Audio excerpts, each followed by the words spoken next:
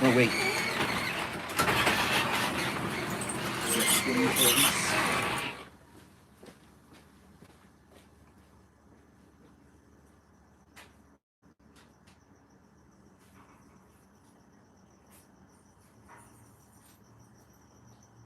No, I don't want to. Oh my, oh my. Yikes. I mean, ho ho ho ho. He. Me huma. Me homa. Oh, hey, I'm Benjamin James Magrdichian. And this is a live stream experience in a garage. A garage. But it's not just here in this one space of the internet. This is actually a live stream on YouTube that is joinable on the TikTok. You can join this live stream just by joining in on TikTok. The live stream experience isn't, limited to one place and space of the internet. It's in like 3 places and spaces. I'm on Twitch, I'm on YouTube, and I'll be on TikTok in a moment where you can join in and be part of the conversation as a, live stream viewer or even participant. That's right, you can participate in this live stream experience if you join in on the TikTok. Now, I do have a moderation tool thing happening here where we've got the bots, the programs, and the algorithms and the AI on Twitch and on YouTube. And they will also be present on TikTok. So let's be mindful of how we show up and be in the conversation. Let's keep it a PG live stream experience, even in the chat. If you're coming in to be part of guest night, do be mindful on how you decide to show up. It is documented and recorded for you to be able to rewatch it here on YouTube in this box of a thing for you to be able to revisit whenever you want. It is in these places and spaces you can be part of a conversation that pretty much never ends. It pretty much never ends. Because there's a Discord server that goes on 24/7 outside of the live stream, and this is also guest night, which is really fun to make, but as you can see, we have more technical issues. We'll get into that later. But right now, what we have is the live stream experience starting up here on the YouTube, where the TikTok can be seen, because the TikTok is where we will be putting most of our focus, but I do appreciate people coming in here, and damn, do I love the way this looks.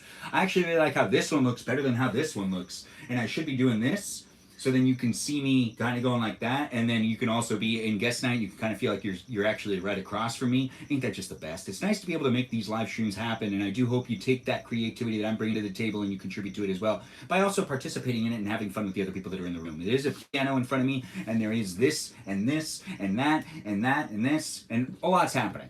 But you can be part of it if you want to be part of it, and you can be a guest on TikTok. TikTok's live stream is going to start up in just a moment, but before I start up that live stream experience, I want to remind you that you can interact in the chat and you can have fun being here with me and the others that are in the room, the viewers that are here on a regular basis. You can be friends with them. You can be friendly to them. Hopefully you are. And if you're not, well, we got moderators, and those moderators are really helping me make the place a safe space and place for anyone to show up and be part of it. It's not going to be for absolutely everyone, but we do have the moderators in the live stream experience helping me create the place and space, and I do appreciate those moderators. The moderators that are here on YouTube are Brandon, Liz, Gabby, Peaceful Kevin, Sarita, Bonita, Danita, Bonita, Juliet, Miranda, Rosanna, Noah, Leo, W, Lauren, Natalia, Jam, Ray the Gatekeeper, our River Otter Sea Art of the group as well.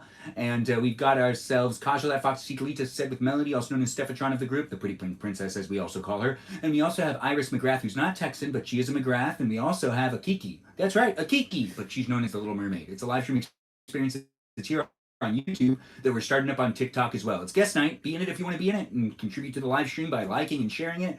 Be a subscriber if you've never been here before. And if you are rewatching it, though, take the time to check to see if I'm live right now and you can interact with me and other people in real time. Yep, that pretty much sums it up. Now let's start the live stream on TikTok. Now I'm going to be staring here a lot of the time, but that doesn't mean I don't care about what's happening over there. And I kind of like how this shot looks better anyways, so maybe I'll just look there and talk to the people that are actually in the live stream experience on TikTok like this. I'm not sure how I'm going to end up doing this. Side profile's pretty good, though. You can get the jawline and everything. I don't know what that looks like from this perspective, but I can check it on this camera over here. I also have some food in this live stream and a Dr. Pepper, but Dr. Pepper's not the live stream experience's sponsor. We don't even have a sponsor. We have an unofficial sponsor. Anyways, let's start the live stream on TikTok as well. Feel free to join in and be part of the live stream experience. It's known as TikTok's Guest Night here on YouTube with me, Benjamin. Telling you to go over to TikTok. That's right, over here to TikTok. Thanks for being here on TikTok. Join in and be part of the conversation if you want to be part of the conversation. Tonight's guest night, so request to join in and be in it if you want to be in it. I'm here for you if you're here for me in a live stream experience that does happen daily for at least 90 minutes a day. I'm trying my best to make it a fun place and space. I'm also on Twitch, where you can see that there's another camera. Well, you can't see it, but there is another camera that can see me from that perspective, and that's the Twitch live stream. But we also have a YouTube live stream experience. It's over here. It's filming going this way as well. That gets the piano, and it also just has me looking a little bit different from a different perspective. So it's the multi-screen experience. We have Just Chill here, and Said with Melodies in the room. We do have already a request from Florida Terp, which I don't remember Florida Terp, but wait, no, Just Chill has requested to be a guest. We'll let you in just a second. Just who is Florida Terp? Says that you've been here for a while. We will let you in a moment. Just Chill. I do want to do the introduction before I let people into the live stream. The live stream experience just started up here on YouTube, TikTok, and on Twitch. We already started the live stream here on YouTube. Here on TikTok, we got to acknowledge those moderators before we start letting people in, and it's going to be a guest night for you to be able to join in. Request to be a guest if you want a slot in the live stream experience. And I do see that, you're still here, Just Chill. You still got your request logged in. I'll let you in just a moment. But the live stream experience is just starting up here in these places and spaces where you can be part of the conversation with me, and you can answer the questions and potentially even talk about the things as we make the place a space for you to be able to engage and interact with others as well. It's not necessarily for any one specific type of person. It's for as many of you as you can muscle it. If you can't muscle being here, then don't stay here. Regardless, we've got great moderators in a chat that's here for you. If you're here for it, you're already on season 2 of Silo. Said with Melody, don't you have a job? How are you able to get through all of that? It's a long time. What is that, like 8 hours? I recommended it yesterday. You watched the entire first season? Anyways, the live stream experience isn't here to judge you. I'm not judging you. In fact, I'm actually more impressed than anything else. Hopefully you come in as a guest as well. It's nice to have you here, Said with Melody. Will your life on the same time as crazy? I'm not sure how to read that statement, but I do appreciate you guys jumping in and being in the conversation. Thanks for saying it over there on YouTube. What a statement. It's nice to have you guys here saying hi as well. Brian, I see you, and I do appreciate you jumping in over here on the YouTube live stream. But as we are here on the TikTok live stream, let's at least acknowledge those that are in the live stream. Hope you got lots of views tonight. Oh, hope you get lots of views tonight. Said with Melody, thank you. Oh, wait, does that mean you're not going to join in? What you're going to do is probably watch Silo Season 2? Understandable. Silo is actually an incredible show. They're not paying me to say it, so I don't necessarily need to talk about it. But Silo is a great show to watch. It's on Apple TV. It is really super fun. Chris, thanks for joining in and being here as well. You're being asked how you are, Said with Melody, but before I continue with this live stream experience, we do need to acknowledge those moderators here on the Tickety Talk. As I already did on YouTube and on Twitch, the live streams here on TikTok are Mikey Milwaukee, Joe, Javier, Bobo Gizmo, Grant that goes by the name I Only Follow Ben, Juliet, Danita DeVita, Dorita Burrito, Lizzie Izzy, Ram, Abby, Banana Fan of Fofabby, Jamie Lynn, Sarah Sarita, Bonita, the Seat, Lita. I also have Ray the Gatekeeper, a River out of the group, a watermelon known as Jennifer, and Kajal, that Foxy Citalita. Is a live stream. Are you going up to talk to Ben tonight? She is asking if you requested to be in it. The ending of season 1 was so good. It really was. If you haven't watched Silo, warning, the first episode is not how the whole show is going to go down. So don't get too attached to all of the characters in the first episode. That's the mistake I made. And then it was like, oh gosh.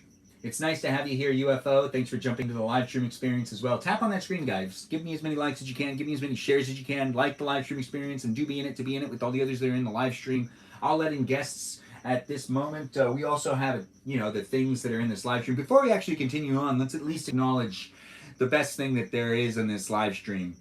Ice water. And that's right, I do have ice water in my live stream because that's the refreshing drink I like to go to when I'm really having a hard time getting myself back into the game, and maybe I need to hydrate my voice and make it a little bit more unique and more, range capable. The hydration is a necessary thing for me to do whenever I do pretty much anything, actually. As a human in general, it's always nice to be hydrated. And ice water is that best way to make it happen. The best way to make it happen. Thanks for the likes and thanks for the shares, guys. I'm here for you if you're here for me.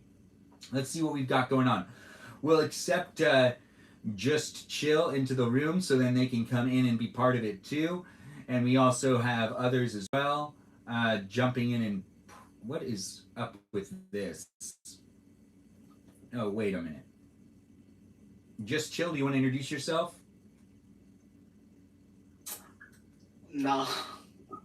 All right. You don't want to introduce yourself in the live stream experience that has guest nights? The whole purpose of me letting you in is so then you can acknowledge, the audience and have fun talking. You sure you don't want to say hello? Hello. Nice. Thank you for saying hi. We'll ask you some questions in a second. Let's see who else is online, and let's invite in some more of these. Dang it, some more of these peeps. We do have the live stream experience as a place and space for those that are looking for hanging out, and we're just gonna invite in some of the people that are here on occasion. Said with Melody, I cannot invite you into the live stream experience. You do need to request if you want to come in. Same goes with anyone else who has an account that is not a public one. What was that, Rain Guy? I'll just say hi to Said with Melody. Oh, well, that's sweet of you. It's nice to have Meow here as well. If anyone has a private account and you want to come in to be part of the live stream experience, you do have to request. I can't actually get you in the room any other way. It's all up to you. No, you've set your account to be that way. Have you seen... I have seen Sesame Street before. Have you seen Sesame Street? Thanks for asking over there on YouTube. What flavors are the chips? We don't have chips on this live stream, but I do appreciate you being in the live stream experience. And if you're eating chips, I hope you're eating the best of chips. Yes. Just chill. Also, our Rain Guy. Are you eating chips right now? Do you have chips? No? I ate some earlier today, but not anymore. I don't have any. Well, at least you had chips earlier today, and that's really what's important. Chips are a delicious snack to engage in, so do feel free to share what type of chips you like in the chat. We are seeing what's going on here online, and we do got quite a bit of people that are actually online, not necessarily watching the live stream experience, but a bunch of people that do follow me on occasion come into the live stream experience and be part of it over there on the TikTok, as you were able to see. There clearly is quite a bit of people online, so we'll see if we can get more people in the live stream. Have play Homesick for... Oh, we don't do any requests, but thanks for asking over there on the YouTube live stream. It's fun to be able to create these places and spaces, be part of it with anyone that's in the live stream experience that's thinking about it. If you're just thinking about it, request to join, be part of it. If you want to be part of it and your voice can be heard and your face can be seen, if you want your face to be seen, but don't feel like you need to do that, you don't have to do that. You can just do your voice if you want. What's up with you too? Thanks for having you at Forging. It's nice to have you in the live stream experience, and hello to you as well. What's my favorite part about live streaming? It's a really good question. Rain Guy, do you happen to know what my favorite part about live streaming might be? What would you say what would you think my favorite part is about live streaming? Eating and making food. Actually, that's pretty close. Yeah, interacting with people on the internet and making food is actually one of my favorite things about live streaming. It does look like we have Iris in the live stream. Iris, are you going to come as a guest? You know what I'll do? I'll still just request you anyways, because I'm like, hey, is she coming in as a guest? We'll find out. Anyways, this is a live stream experience for you if you want to be part of it. Oh, wait, it can't? It didn't let me. There we go. Well, now it did. Do feel free to come in as a guest if you want to be a guest in the live stream experience. Request to be a guest if you want to be them as well. We have Rain Guy in the live stream, and they normally play... You play the Fortnite with us. Do you play any other games, Rain Guy? I used to play Call of Duty and others, but my Nintendo Switch account got deleted, and I do not have any other ones except for Fortnite, Rocket League, and other games on my PS4. Oh. Okay. Is that toothpaste pooping on a toothbrush in the room? Hey guys. It's nice to have Iris here. Hello, Iris, and how are you doing? I'm fine. I'm actually a little bit busy doing some classwork, so I hope it's fine if I'm like mute for a little bit. Yeah, that's fine. It's just nice to have you come in and also say hello. So it is a place and space that you can make it how you want to make it for yourself. You know, just participate when you can. Is there anything going on with you that you want to tell us about? Are you still in Chicago? No, I'm home now. But Nice. not much. After that Chicago visit, I might be moving back to the LA area, which I'm kind of excited about, but like it's not actually real. So it's just something I'm thinking about, especially since my mom put the idea in my head. But I don't know. I hear It you. could be something, and I'm really excited if it actually turns into something. Where are you right now? San Clemente. Okay. And you're thinking about coming to LA for professional Just to move back. reasons? Yeah, school, professional reasons, being closer to family stuff. It's always good. But Yeah. you wouldn't move to Chicago? No. Oh my God, no. Woo. Well, Never again. you lived in Chicago? No, I lived in the Midwest, but oof, it Snow. was terrible. I hear you. Snow and weather and seasons. I'm here in Even California. New York City in the fall is like, not the fall, even New York City in like the winter is, oh my God, it's kind of insufferable. That's the best place to live. Yeah, that sounds like the best. Yeah. I mean, it's interesting how the weather is. Just chill, how do you feel about the weather? I just do not like winter because it just gets too cold. Oh, yeah, that makes a lot of sense. Yeah. It's not fun to get that cold. Mm-mm. Yeah. No. Because since this winter I got sick, so I couldn't do anything for Christmas.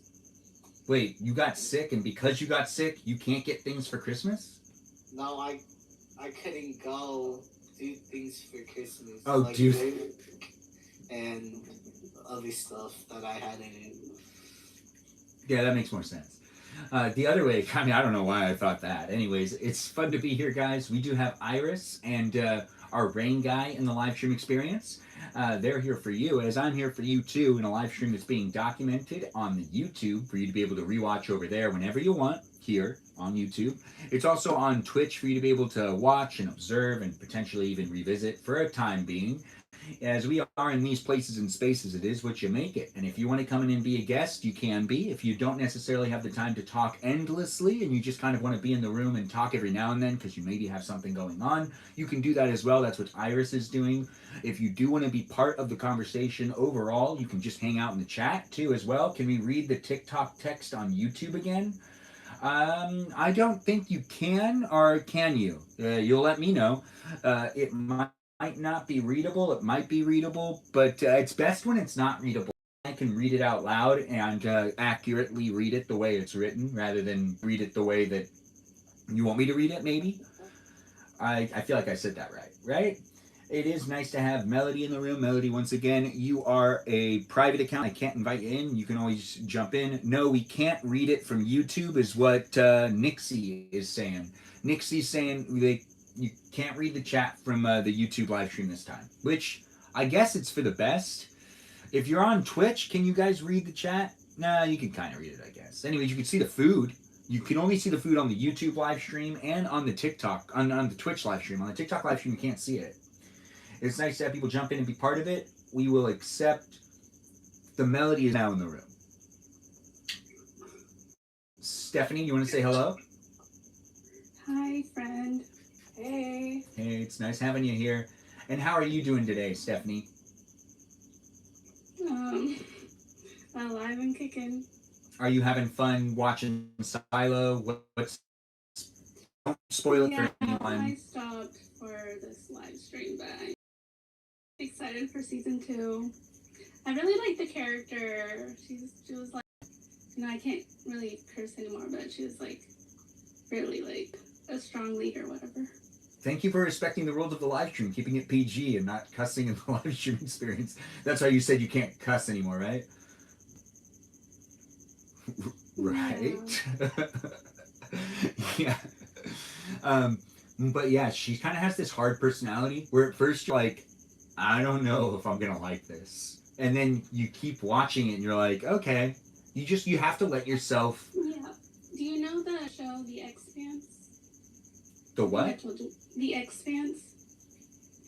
I think I've told you before, but it's on Amazon Prime, and like it gave me the Expanse vibes. So I was like really excited. Like the first season of The Expanse, it was like kind of like that kind of world where it was like about the characters and they were all like stuck in one, but it was like a spaceship or whatever. And in this one, it's like not a spaceship; it's underground. But it was kind of like that vibe. Like it was the characters are really good. Yeah, I hear you on that. I actually totally agree with you on it. The characters ended up being really good. The second season actually is much better than the first season, to be honest. But the second season also ends in a way that you're like, what?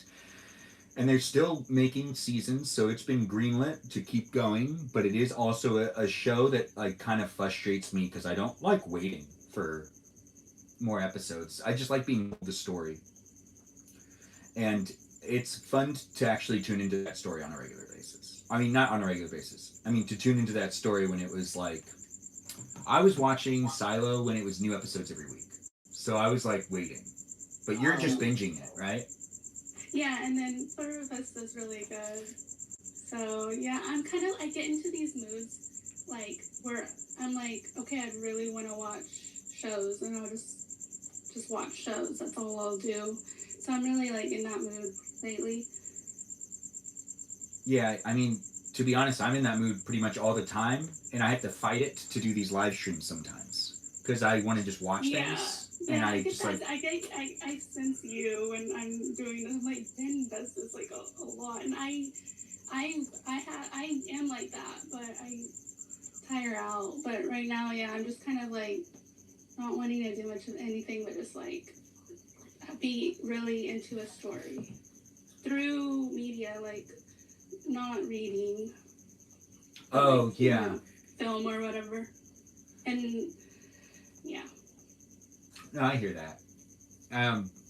If you do want to try reading the chat again on TikTok, it's here now. If you're watching on YouTube, you can see it.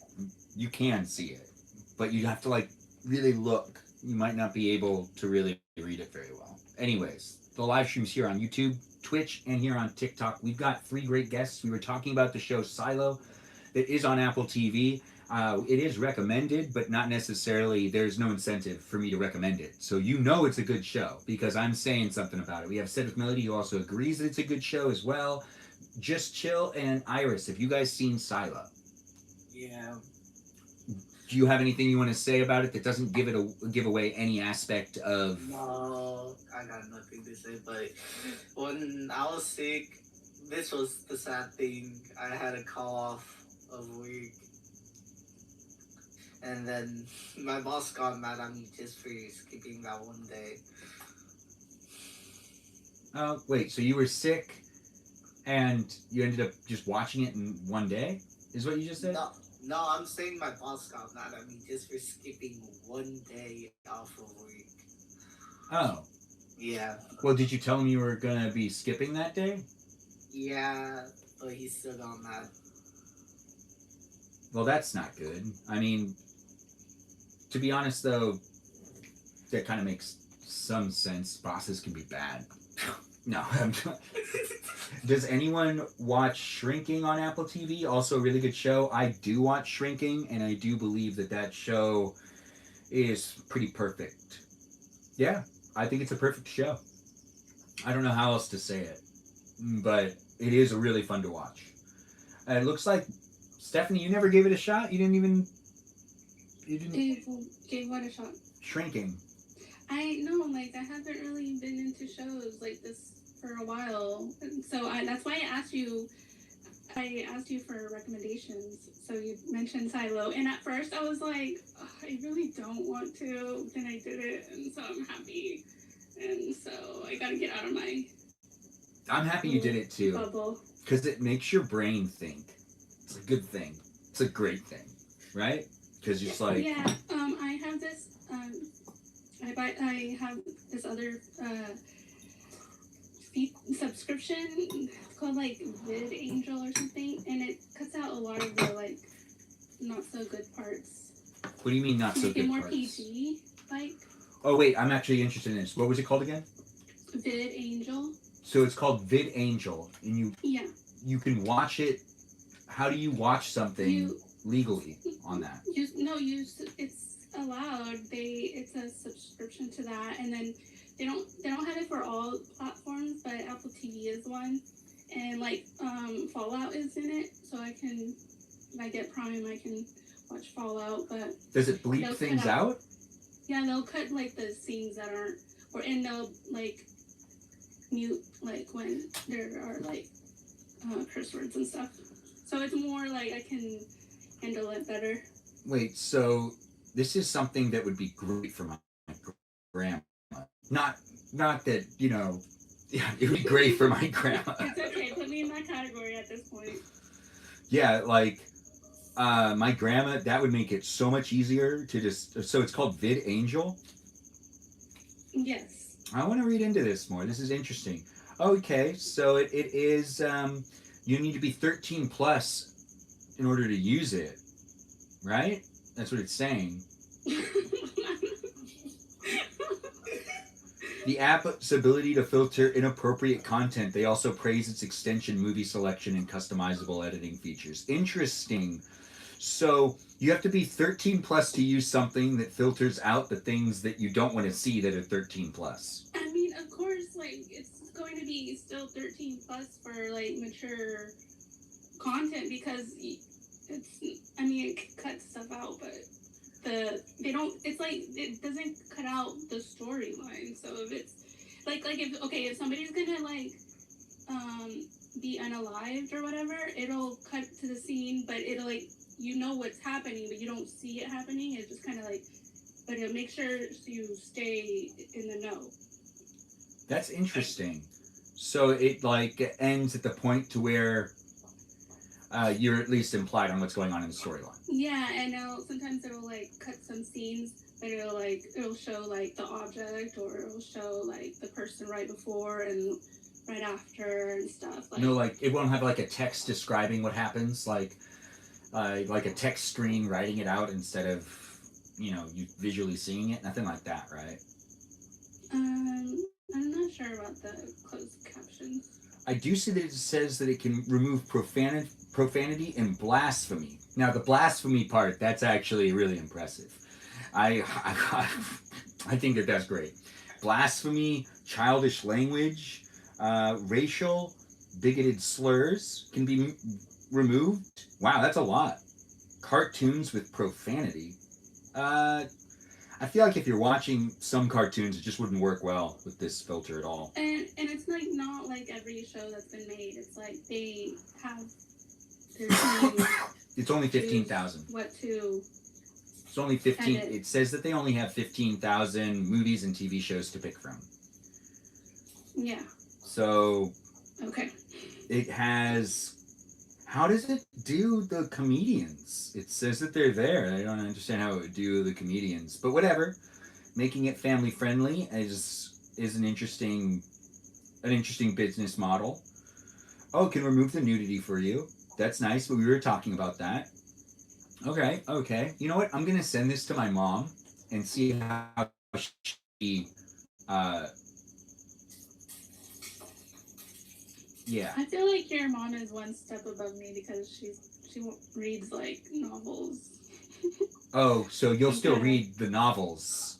Yeah. But it would still be good for her, for the kids and stuff. And honestly, it would be better to probably like show this to even my sisters. It's a good parenting tool as well.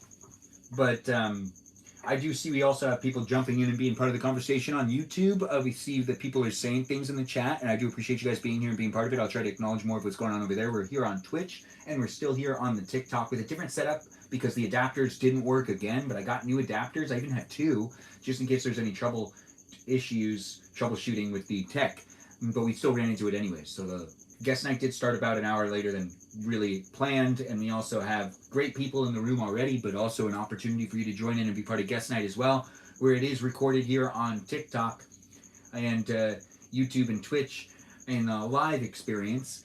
Oh, not rewatchable here on TikTok, but it's still happening. So be in it on TikTok to join in as a guest. It's not that complicated. But if you're watching here on YouTube and you want to be part of the live stream experience and you want your voice to be in it or you want your face to be in it, just join in on the TikTok live stream. It's like a promotion for TikTok on YouTube. Yeah. And I do appreciate people coming in and being part of it. If you guys have any questions for the peeps that are in the room, do feel free to ask the questions. We have Just K here. Feel free to join in too. You're also one that's more than welcome to be part of it. We do also have Jacob in the live stream experience and others as well, just jumping in and being part of it, to be part of it with anyone that's looking for a conversation. This might be the place for you to be in it. We do have no set actual conversations tonight, but we do have hypothetical situations that we'll later get into, kind of like would you rathers, but we'll get into that later on. Right now, what we have is Melody in the room, Iris, and our Rain guy. If anyone has questions for them, now's the time to ask them questions. You can even ask them how their week was. If you don't want to ask them that, that's okay too. If you want to just make accusations and call them out for something, you can do that too in a way, but make it appropriate and let's not make anyone feel uncomfortable. It is fun to make the live streams happen, and drama just happens every now and then. If you're in the live stream and you know the people that are in the live stream experience, outing them isn't necessarily bad, but be mindful on how you decide to do so. You could burn a bridge. Is there anybody that you guys want to talk about that's in your life that you're like, oh, they totally deserve to be mentioned in this live stream right now, positively or negatively? Nothing? That would be crazy. Well, Really. it would be crazy to say something positive about someone you know in real life. Negative. Because you literally just invited people to slander us in the live. I did do that, but I also gave you an opportunity to talk positively about anyone in your life. It's true. I did. Okay, I guess you did. Yeah. Do you want to give a shout out to your mom for encouraging you to go to Chicago? She got her thing, so I'm not going to do it again, honestly. Yeah, well, I thank her more than once. She's just the woman that birthed you. Anyways. Oh, wow. Rain guy, do you got anything you want to add? Anybody you want to give a shout out to? Maybe a loved one? Maybe you want to say hi to your family? Just, rewatchable on YouTube, so they might check it out My later. mom, my parents. My parents and my cousins and grandma. Okay. Melody, you got anything? No, I don't got anything. You don't want to give a shout out to, I don't know, even the bots, the programs, the algorithms, and the AI? I'd rather not summon anyone. That makes sense. Well, what about acknowledging the robots and technology? Are you okay with that? I don't trust them anymore. You don't trust the bots? Does anybody trust the bots? They'll go where the power is, and I don't have the power, so... Does anyone still talk to any of the bots or AI, or have you seen the AI function that's here on TikTok now that wants to talk to you? No. Oh, are you talking about the TikTok chat bot that's sitting above every single button? It's so annoying. Yeah, they're pushing it. Well, is anyone using it? No. I always accidentally click on it. I did click on it. Does it what is it for? Is it just a Google search bar on? I got out of it. I didn't want to use it. I just accidentally clicked on it because I didn't even know it was there. That's how I found out it was a button. It happened 2 days ago, maybe. It's always lurking right above the like button. Just when you want to scroll, there's the exact spot where I scroll. It's right there. Yeah, it's kind of annoying. Is anyone else eating corn? It's guest night, but that doesn't mean you can't eat corn with me. No? No? Yeah. Mine has lemon pepper on it. It's delicious. It really is. Did anyone else have a delicious meal today or something like that? Because this is pretty delicious for me. I'm just making my dinner right now. And what are you going to make yourself? Ramen and some eggs. Oh, that sounds delicious. Now, in this live stream experience, you could be in it if you want to be in it. You could be coming in as a guest if you want to be a guest, but you have to jump in through the live stream experience on TikTok if you're watching here on YouTube. If you're here on TikTok, you're already in the space. Interact in the chat and do feel free to request to be a guest. Just Kay here just dropped by to say hi and has already left us, I think. Or are you still here? We also have Iris and Melody and Just Chill already in the room. So if you have any questions for them, or if anyone has anything they want to give a shout out to, maybe you want to talk about how great of a player Melody is when it comes to playing the Fortnite. She's really good. Ain't that right, Just Chill? Wouldn't you say that Melody's really good? Or Yeah, I try my best, but I'm not that good at it though. Cause I just like to rush into fights. and just go for it. But side with Melody, you are good, love. We should probably play more Reload since we get respawns. Oh yeah. Oh yeah, since we get to like respawn like immediately. But then you have to play more, Ben. You don't get to just hide in a bush. Oh, so now my strategy and my way of playing is being critiqued. Expected. I do like hiding in a bush though. It is fun. It's fun when I make it to like the last when I make it to like the last 5. Mm-hmm. By hiding the whole time. Iris, you're really good too, but you don't play with us as much because you're not connect. Iris, the first 3 games we played together, we got in first, so I know that you're good. That was beginner's luck. I bet they put like when I made that account that same day or a few days ago, and I think they put us in some sort of bot lobby where I was allowed to win for the first 3 times, and then after that, just real players. So like, well, we both had to do things. I had to play. Like I had to eliminate characters. I wasn't just hiding in a bush. So I think we did make it happen. We earned those wins. I gave you my full attention. Which is kind of strange. Yeah, it was. You can rewatch it. You should rewatch it. Don't you want to relive those moments? Fortnite win? Sure. Maybe. But if he never dies, does he have to reload? That's a really good point. Just K here. I think that you're onto something, dangerous girl. It's nice to have people in the live stream. I'll get to know you. I'll add some nicknames every once in a while. It takes me a bit. But we do have the live stream for those that are looking for it. And I am eating some corn, and I do have some pasta and some salad in this live stream for me to consume. Do you have dinner? You can eat dinner with me if you want to eat dinner with me. This is by far the superior angle. I love the way YouTube looks right now. You'll be able to rewatch this whenever you want. But here on the TikTok, I don't necessarily love how it looks, but it's good enough, right? How do people feel about this setup? It's great. It's the same old setup. Typical setup. Hey, why are we making fun of his setup? What? Nothing. Wait, which I feel setup? like you're more up close today. I feel really close to it. Like I'm so close. I'm not normally this close to it, but I have to be in order for me to be in both the YouTube one and the TikTok one. But it's better than the last one I did. I hated the way that one was framed.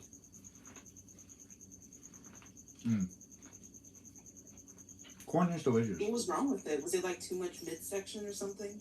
No, it was just Like, they made it was my eyes couldn't really like decipher between both of them because one was filming the other. It's just a camera in front of a camera. You can It's always kind of like you're whispering to us while you're eating. Is it? I love little flying.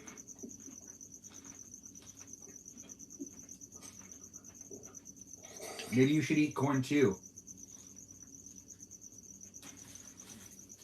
Thanks for letting me know I have a beautiful head, Peaceful Kevin. Always coming in with those good compliments. Now this is done, which, I always enjoy some good, corn, and hopefully you do too. Live stream experience has me eating a little bit of this and a little bit of that. I'm going to eat slowly. I'm not necessarily in any rush because live streams here happen for you to be able to hang out with me and for us to be able to be in this place and space. Let's make sure to keep it as appropriate as possible with the PG live stream experience happening on YouTube, TikTok, and on Twitch. Do feel free to join in and be part of the Discord server if you want to be part of the conversation outside of the live stream. But tonight's live stream experience is guest night, where you can be part of the actual live stream.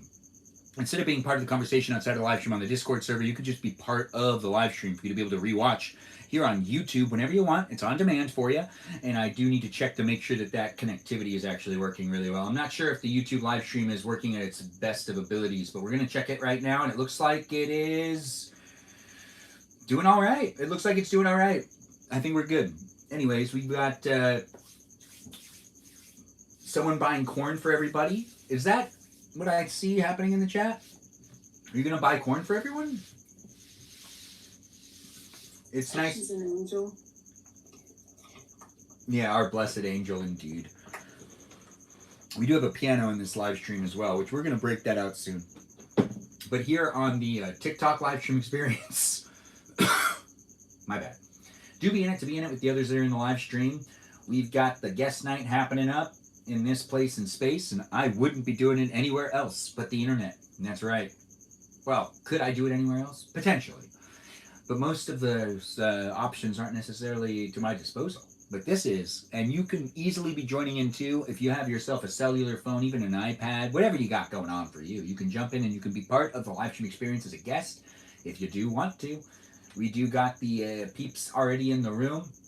We've already talked about a couple of things, and we'll continue to talk about even more things when it comes to hypothetical situations and basically would you rathers. That's kind of where we're going to be going tonight, with some of the questions being, just pretty much typical upon whatever I can imaginatively make up. I guess it's not that typical. When it comes down to you guys being in the live stream, is there anything that anyone wanted to discuss that's of the guests that are in the room? Is there anything that's been on your mind that you were hoping to bring up in guest night tonight? Melody or Iris or Rain Guy? No, I wanted to know, like, did you put anything on the corn? Oh, yeah. Butter and lemon pepper. Okay. Did not guess that. You didn't? Well, No. you could have, right? I think you would have gotten it. Yeah, I didn't think that far. Um, You never really talk about lemon pepper anymore. about lemon pepper? You're right. Yeah. It used to be like key. Because I've been told that some people don't like when I use lemon pepper all the time when I'm cooking, so I got to be mindful of that. Not just Okay, cooking for said me. that she would have got it. I would have got that. I guess she's the bigger fan. No, not according to the hours that people have watched, but we're not going to out you. Anyways, the live stream is here in these places for you to revisit if you want. I'm here for... What was it? For what? I'm here for... I forgot the word. You're here for the eye I'm candy. just here. You're here for the eye candy? Ear candy. You need to be in a relationship then. You're telling me. Why would I? Why would I not want to be in a relationship? Are you accusing me of not wanting to be in a relationship? I don't know. I am pretty picky. They make it look so easy. In Who? movies. They do. Unrealistic. I mean, like, when it comes to using the apps and then the dating apps, it's kind of like a weird transition for. It doesn't really work very well, but it works, but it doesn't work incredibly well. It's confusing at times. Who uses the dating apps? Rain Guy, do you use the dating apps? No. Iris, do you use the? Well, you're in a relationship. No. Did you use Oh my it? God, no. No, I didn't. Melody, I would do be you cheating use if I did. any of the dating apps? No, it's been You wouldn't even use like like 2 years. the Christian Mingle one or anything like that. They have it, and it's just not. I don't know.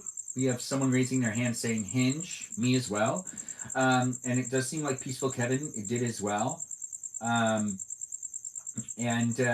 looks like there's a conversation about pickles in the chat. So if you guys want to talk about pickles, feel free to talk about pickles within the chat. We haven't yet brought that up in the actual conversation with the guests in the room, but it is already something the viewers are talking about in that live chat experience on the TikTok. The conversation right now is, a little bit about those dating apps, and from what I've gathered is every time they gather more statistics and tell us how it's affecting society, it tends to always be much worse than previously described. So basically, it's just, not working very well, but working nonetheless for some people, but not really working incredibly well. Yeah, right now I'm hoping somebody pairs me off with somebody. I just ugh. Oh, you're just hoping someone pairs you off with somebody? Yeah, but what was Black and Tan going to say? I was I don't know. Is it like that for like I don't know. What? Is it like that for a lot of people, or is it like When you say maybe an over reporting of just bad experiences? Because like I mean, how often do you hear about people having good experiences, and do they even like talk about it online? yeah, see, that's what I'm saying is that the more that comes out about these online dating things is that it usually ends up being more towards. I mean, I know some people that have actually met their spouse and gotten married, and they have kids now. So You're just like more likely to hear the negative stuff than the positive. yeah, it's the fact and like the weird stats rather than like the good stats. So you're just going to be told a lot of things. But the reality is that if you are a male and you're using the app, your experience is going to be drastically different than what the females are experiencing. Because that even has been documented, even by girls that started like male accounts to try to get their friends' dates and finding how hard it was for them to even just get a meetup with someone when it was just being used by a girl, but having it be a guy's life. Even when I used to let my friends write my so like I used to let my friends write my profile and pick my photos. And it never used to do anything back then either. And it's still something that's documented even more heavily now. And the male experience on the platforms is you have to really try, like really hard. And like the girls can kind of just open it up and potentially there's that news stat that came out today that I thought was really interesting, where it talked about how like Tinder apparently has so the most attractive male still gets less matches than even the least attractive females. So it's really interesting that they had that app that they had that statistic go up. But then as someone that consumes entertainment and that also is looking for headlines, how does that headline give me the encouragement to continue to use these dating apps? I do feel like a lot of the statistics and even the reports on them usually just discourage me to even use the app. Why not lie to me a little bit? You know, would you guys like to be lied to about the success of the apps, and would you prefer that better than being told that the apps are like, you know, drawing down society?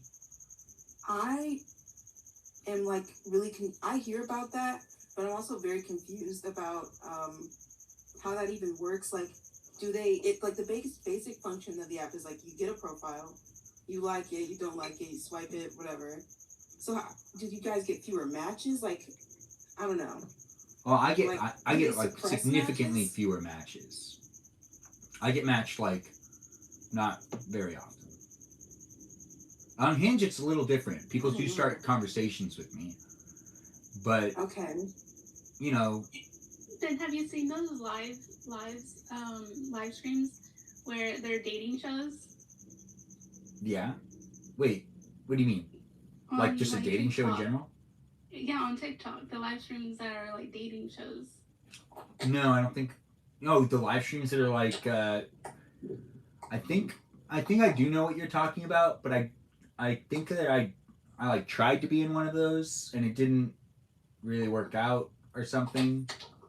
What do you mean? I tried to Was it like one of watch one of those? them and it didn't really work out for me because I was like, I don't know how to engage with this thing. But it was like a date Yeah, night you'll thing. get the hang of it. You get the hang of it. Yeah, I still You'll don't. get more notoriety on these spaces. Okay, yeah, that I guess that does make sense. I mean, as I don't know, as someone that's been using social media, I don't necessarily want every app to be a dating app.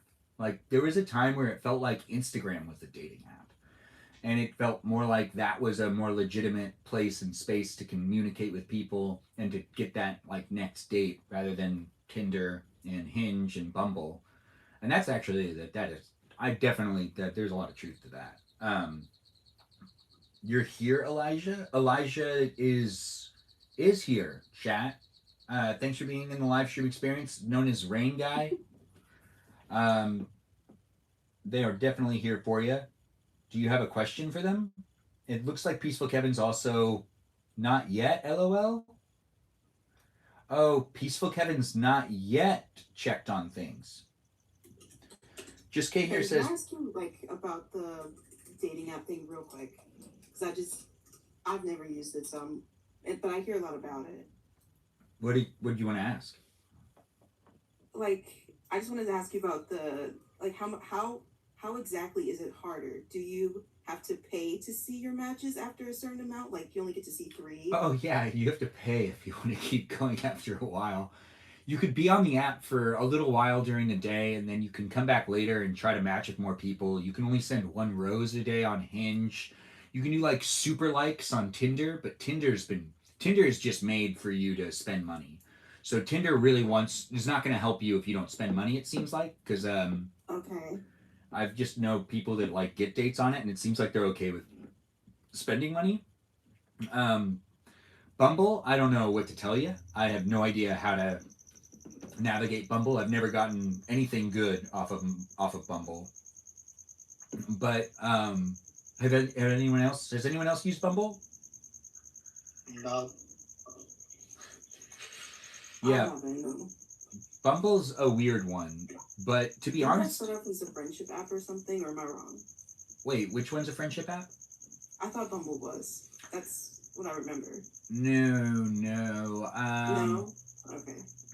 Yeah, there is one like that helps you connect with people to make friends. There's also another one that I used to run into people at. So I used to go to the comedy clubs and I used to do stand up and I used to watch other people perform stand up. And there would be like sometimes I'd go to one and they'd be like, "Oh, are you part of this group?" And it's like, "No." And they'd be like, "Oh, well, it's like a social media thing where it's an app and tells you where you can go to make friends in person, to meet up with other people that are also part of the same app too." I forgot what the app was called, but or it might have been like something that they just subscribed to.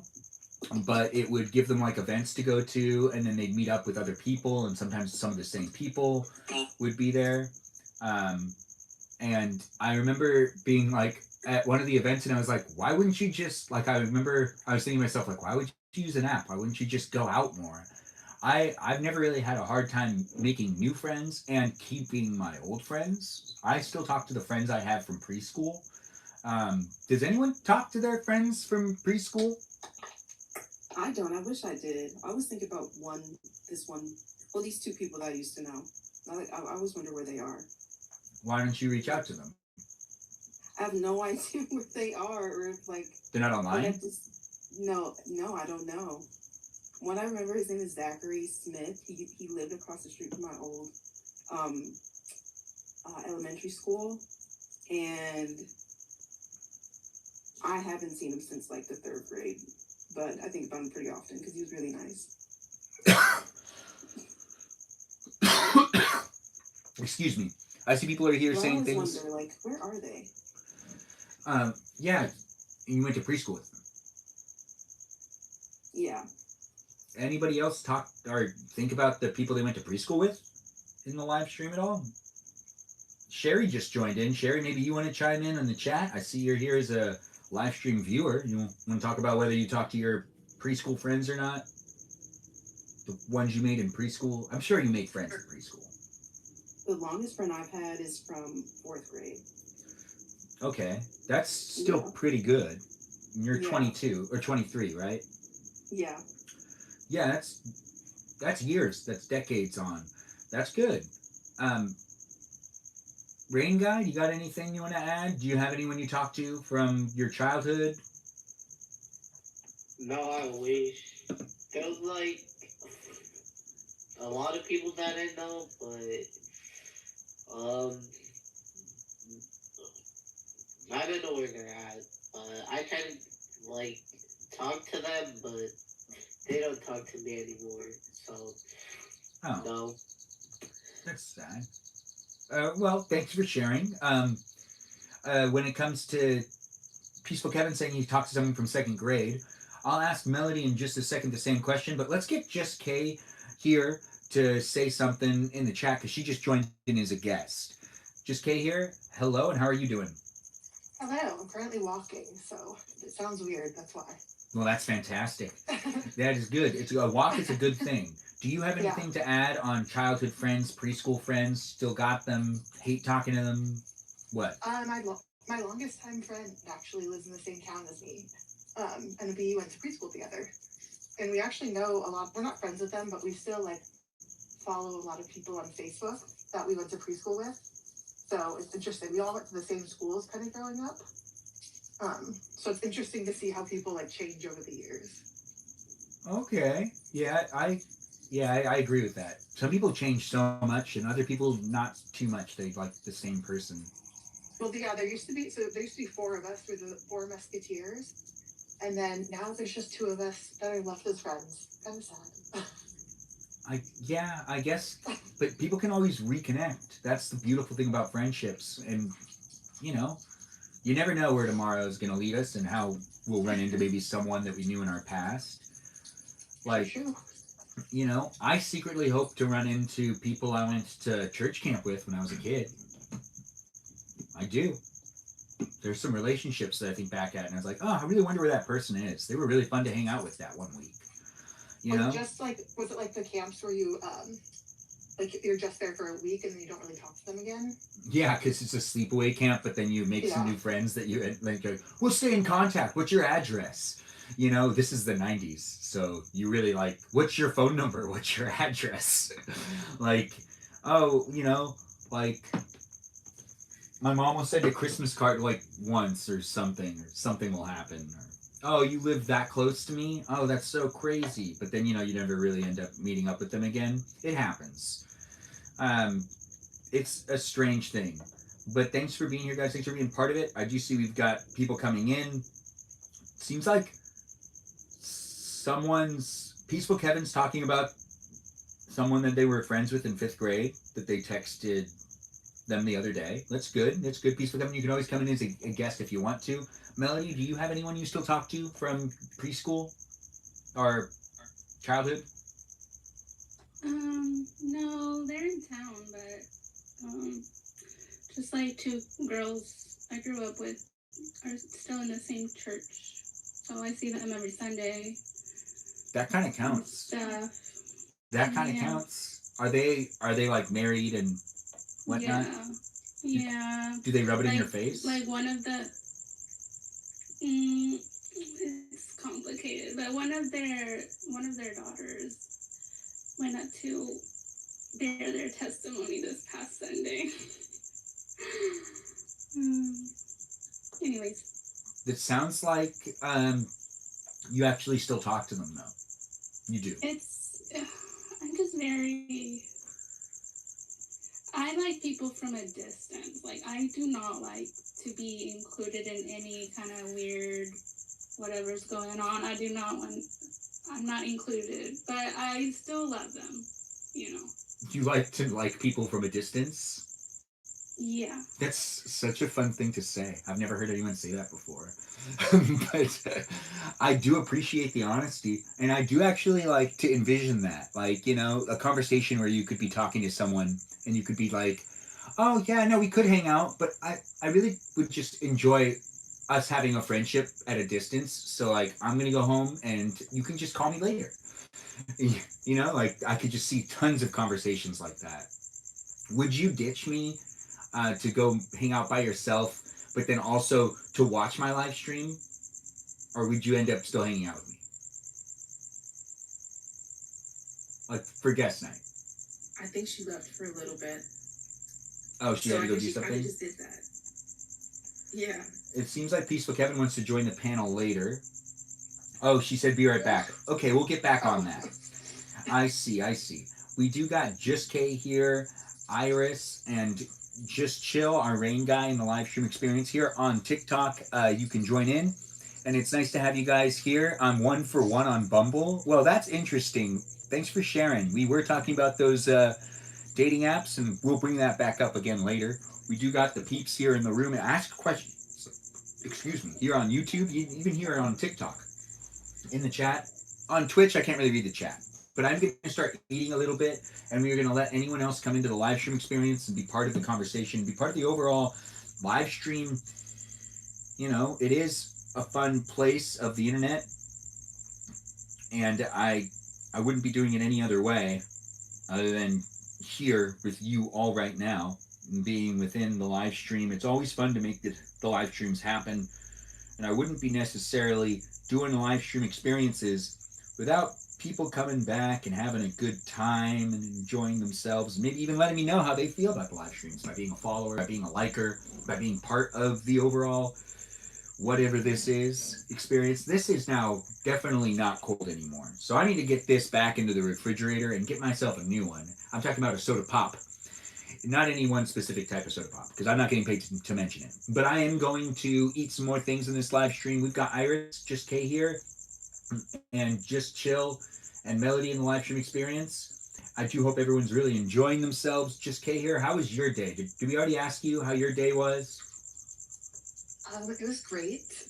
It was just very worky, but I actually just had a semi-traumatic experience. It's not really that traumatic. My dog, we were just walking, and he ate a stick, and I thought he was choking, but I guess he got the stick stuck, like, on his upper teeth, like, between the two molars. It was really, it just happened right now. Wait, why does he eat sticks? I don't know. I've tried so hard to train him not to. Why does he eat dirt? I don't know. Oh, he eats dirt? I've heard good things. I've heard great things. Is he low on the mineral or something? I don't know.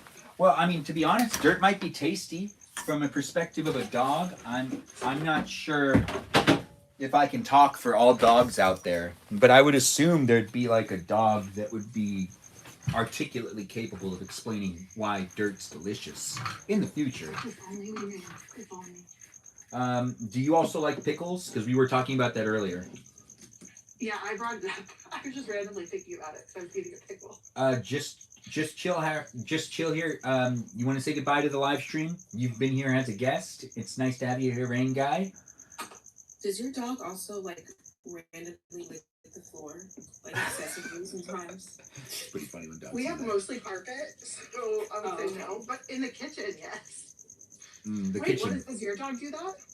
Yes, it's so weird. It's like, I think it is a mineral thing from what I've read online, and he would just constantly just lick the floor over and over and over again for like minutes at a time. And you're like, it's clean, so I don't really know what you're doing. Yeah, exactly. Yeah, I mean, dogs can't really be always explained on what they're doing, right? Hey, cousin and cousin, that's a great name. I mean, dogs like to lick things. That's just kind of how it is. Just chill here. Thanks for jumping in. Thanks for being part of the guest night. I see you just left us. Everyone give a shout out to Just Chill, also known as Rain Guy, who has left the live stream experience. Might come back later. I do hope you have a good rest of the evening. Take care of yourself. It does seem like Melody's decided to come back into the room, which I don't even remember what we were talking about when she left, but we're going to let it continue to go. Yeah. What were we talking about? Yes, I decided. You I decided. made the decision. What did you do? Melody, what was that? You made a decision about what?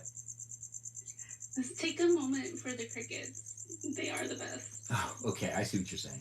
Yes, let's take a moment for the crickets and let's acknowledge how great they sound because they are the musical guests of this live stream experience here on Twitch, YouTube, and on TikTok. You can hear them.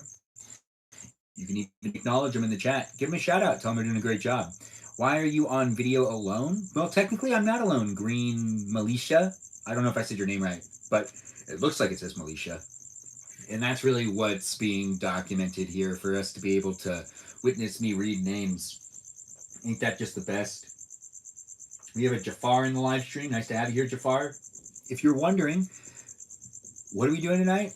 It's guest night. And that is something I do on Thursday nights for you to be able to join in and be part of it if you want to be part of it. It's pretty much a live stream experience that lasts for hours. So be in it right now if you want, or come back later and be part of it later. The live stream experience has the guests that are in it right now, so ask the questions you want to ask. We're going to start putting people on a hot seat in a moment. So we'll be giving them the opportunity to answer would you rathers, which are basically hypotheticals. An example would be, would you rather like sit at a bus stop and wait, blah, blah, blah, blah, blah. Or would you rather like, you know, drive somewhere, blah, blah, blah, blah, blah, blah. All of those blah, blah, blah parts, those are the parts that will be interesting. Now, the not so interesting parts are the basic parts. Sitting on the bench, driving the car. Well, driving cars is interesting. Does everyone enjoy driving cars, by the way? Or do people not like it? Driving is fun, to me at least, only when I'm going long distances, like maybe 3-4 hours away. And But running, doing errands, like only going 30 minutes away from the house and being away for like 4 hours at a time just to go to like 2 places, that's real pain. That's horrible. yeah, have you ever been in an accident or no? No, thank God. I hope it stays that way. Yeah, me too. Accidents suck. They're just lame. Um, Melody, how about you? Do you like driving? You seem like someone who wouldn't want to drive. Yeah, I wish I had a car that could drive itself, but I don't. Oh my God, I do too. Yeah. Yes. I think you want to say you don't Please, yet. make that happen for us. Thank you. You don't yet. But you will. Hopefully the technology out there starts doing more on that. We do like the technology that's in the live stream experience. Big shout out to the bots, programs, algorithms, and AI. Even if the guests don't necessarily fully agree with all of that stuff that's out there, I myself am super appreciative. So we got this happening. Nice to have you here, Holy Ghosty. Thanks for being in it, and thanks for liking the live stream. We've got people jumping in from all over the internet on YouTube, TikTok, and on Twitch. If you want to be a guest within the live stream, you got to join in on TikTok. TikTok is the only place you can join in as a guest. Well, that's not Have you true. guys ever used those Waymos? Is the self-driving Waymos? No. No. Really? How I've- come? I mean, like, I just haven't had an opportunity. There hasn't been a Okay, situation makes sense. that I feel like it's been necessary. True. Okay. I mean, I'm not Yeah, looking for for. I saw a TikTok of this person in a Waymo like getting baked, and they were having that. They said that they loved it, and I'm like, wow. Wait, To you be mean alive to be able to do that. you're not allowed to do that? Well, I don't know. They were doing it like with the vape thing. Yeah. Well, I don't Oh, know if you're supposed to say that word, but yeah. I think that actually does make sense. Like that they'd be able to get away with it. Yeah, so they were just being driven around and having a blast. I would have done that back in my day, but that wasn't an option. Back in your day, I want to hear some stories, girl. It sounds like someone's been holding back. No, that's in the past. Can we get some fun But stories? I'm totally for people, being responsible. I feel like that's not that bad. It's pretty responsible. I mean, if you're not driving, but you're in a robot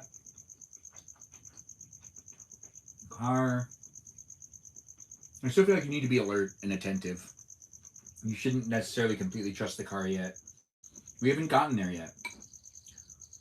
Welcome to the randomness. Look away. What's the randomness?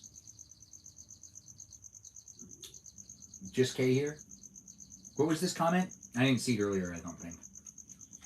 Ben, you're like the epitome of random. What do you mean? Are you sure? I'm pretty predictable in my opinion. No. Right. Well, I'm eating dinner. You could be too. Welcome to the live stream. Sit down with maybe some snacks and join in, where you can question me and the others that are in the live stream. We can also ask them a whole bunch of hypothetical situations, just like the fun things in life, those things that are not necessarily going to happen but could happen. Random convos, predictable behavior. It's so random it is predictable in a way. Does that make sense? Sorry to interrupt. Actually, I do have to go. I'm going to the gym now. I just finished my walk. So, hope you guys have a great night. Well, Thank come you back guys. whenever you can. Thanksgiving. Have fun. Thanks, Just K here. Everyone give a send off to her. Tell her to have a great night. Thanks for being here, Just K. And if you do want to join in, we still got some slots open. Looks like everyone's being real nice to Just K. She was here for a second, and now she's left us. It's guest night here for you if you're here for it. On the TikTok, YouTube, and Twitch environments that are here in these places and spaces for you to take away what you want to take away from it. what I really want to do is open up that soda pop I keep bringing into the live stream, and yet I keep pushing it off to the side. It isn't necessarily being embraced in a delicious drink way with me consuming it quite yet. But it will happen. It will happen soon. I guarantee it. Is anybody else? Every time I tune in, Ben is eating. Yeah, I get that a lot. It makes sense, right? I'm supposed to be doing it at least once a day. But we're going to put this actually in the freezer. And I'm going to set a little bit of a timer because I just want it to be even colder. So let's not forget about the Dr. Pepper that's now in the freezer.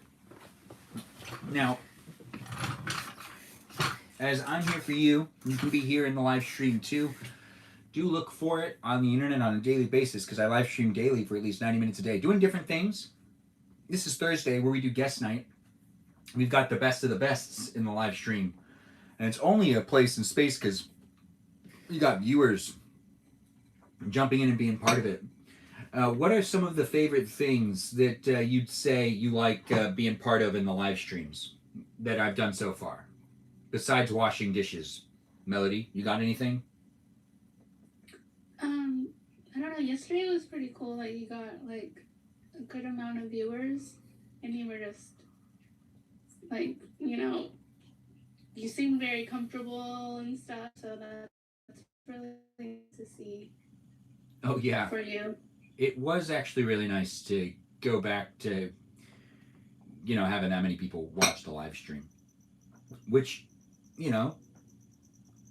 it's normal. That normally only happens when we do the cooking live streams. So, yeah. The guest night's been requested, but guest night still hasn't gone past 20 people. In the entire history of me doing guest night, it's never gotten past 20 viewers.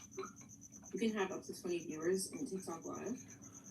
Well, on TikTok Live, it was 50s. It was like 50 people Really? that were in the room. Oh, I'm sorry. I thought you meant like on the chat. Yeah. No. Okay. But I do think that the chat and the live guest thing is good for the viewers that are here all the time, but it doesn't necessarily bring me more followers. Usually Thursday nights, I get the least amount of new followers and the least amount of views. And it's been like that since I made it guest night, which is kind of weird. I put the effort into it, honestly, because you guys keep showing up. So if you guys keep showing up for guest night, we'll keep doing it. Didn't somebody request earlier that you didn't know their username? And so, I understand that the random people could be like trolls and say inappropriate stuff, but it's really tricky. Yeah, it is tricky. Because it's like only returning viewers, and so. Well, when it started, it wasn't just like returning viewers. It was like basically viewers that I was providing them an opportunity to show up and wait. Like, even if you are a returning viewer, it's a risk regardless. You're letting someone into your live stream. But didn't somebody earlier request that you didn't know who they were? Not tonight, but in the past, yeah. There was one person, but maybe I misheard. Was it the guy with the Naruto profile picture? Maybe. I have no idea. There might have been. Oh, I remember. But when people come in and then beg to be a guest, that's the only time it gets weird. There was the guy that came in that tried to do political talk that ended up leaving because he didn't like that I kept making it so he couldn't. I kept reminding him he couldn't do it. And he would be respectful with at least not. But every time he answered a question, he tried to bring it back around to like a political conversation. He ended up leaving, if you guys remember that. I don't know if you guys were here for that. I was there. Yeah, it was kind of like, it was kind of funny. I thought it was funny. You can rewatch it here on YouTube, that's for sure. Well, would you, I don't know, maybe you might not get as many subscribers because it's not as topical. Like, people like to listen to things like, I don't know, inflammatory topics or gossip or whatever. And I see like a lot of streams on here with a bunch of people just talking about like one specific thing. I mean, would you be open to doing something like that? And they have like a bunch of viewers as well. Well, the first time we did the topics of guest night, it was always about dating or stories that had to do with it. So we were like very topical at the beginning. but still, even when I started it, it didn't necessarily bring in a lot more viewers. But like, I'm not necessarily sure Or green screen. how to use it. That brings people in too. Wait, say it again. What if you had like a thumbnail or a green screen that showed the topic that you were talking about? I mean, it's just an idea. I'm not telling you what to do with your stream. It's all yours. We could try stuff like that. I mean, none of that stuff is a bad idea. All that stuff is great. Benjamin, you need to be more open-minded about what. I've always been someone that is definitely doing what I can to be here online, and this is out of the box situation. So this isn't necessarily an in the box situation. More categorized content where it's scripted is, I guess, something I could start to do, but I've been trying to do the more loose-ended type of content. Yeah. But I'm not sure what you're referring to exactly, Drew Who, but about what of the aspect of the live stream are you referring to that I should be more open-minded about? If you want to clarify. You can also come in as a guest if you want to come in and chit-chat a little bit, Drew Who. Oh, ice water is delicious, by the way. If you're not drinking ice water, I recommend it. It's the unofficial live stream sponsor. It's delicious, it's refreshing, and it's something you can make in your kitchen. Is that something you would want to do? Like, discuss something with guests?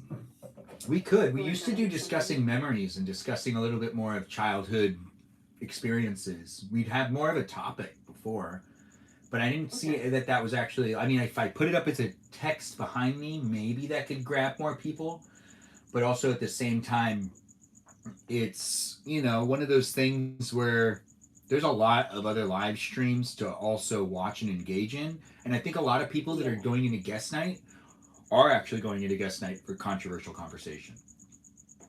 Okay, yeah. Because that's what it just looks like. It looks, and I don't really ever want to have a live stream experience that I watch back and it's like heavy on politics. Because I just don't want to have content like that.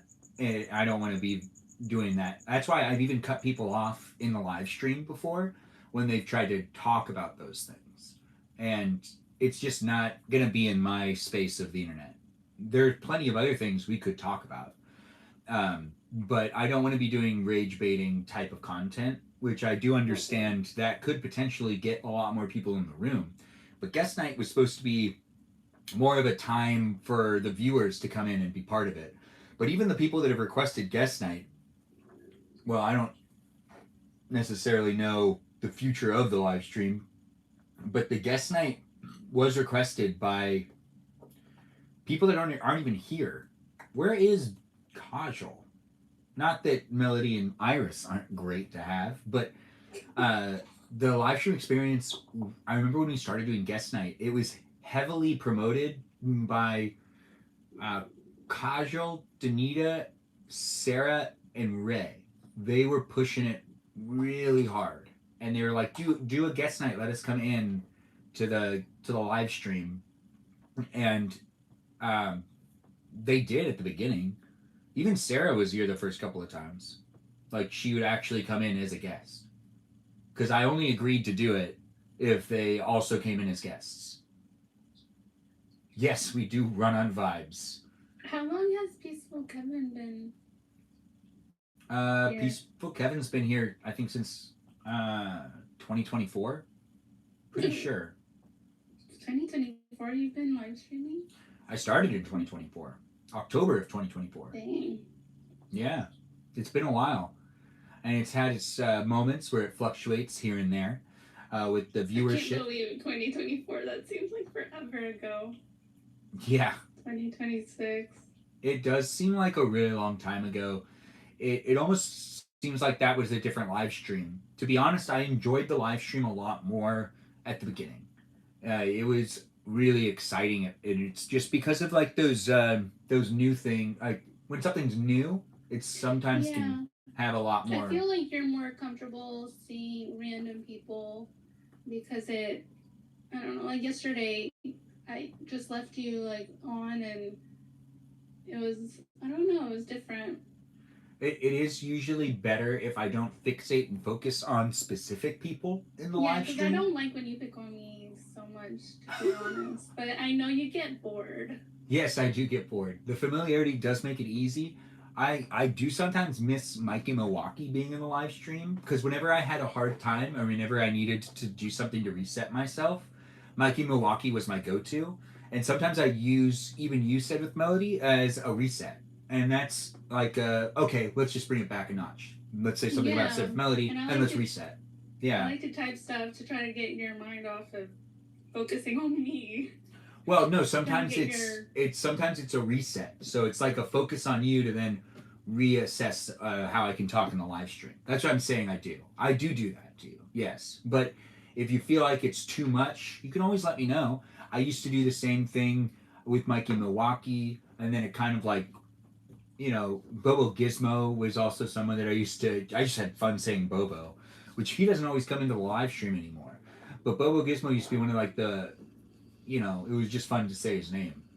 But Said with Melody is fun to say too, and Steffatron, and Pretty Pink I Princess, guess I'll and be Meow one Meow of the Girl. guys. Okay, fine. Meow Meow Girl is really fun to say. Like it's a really fun name. You should coin it.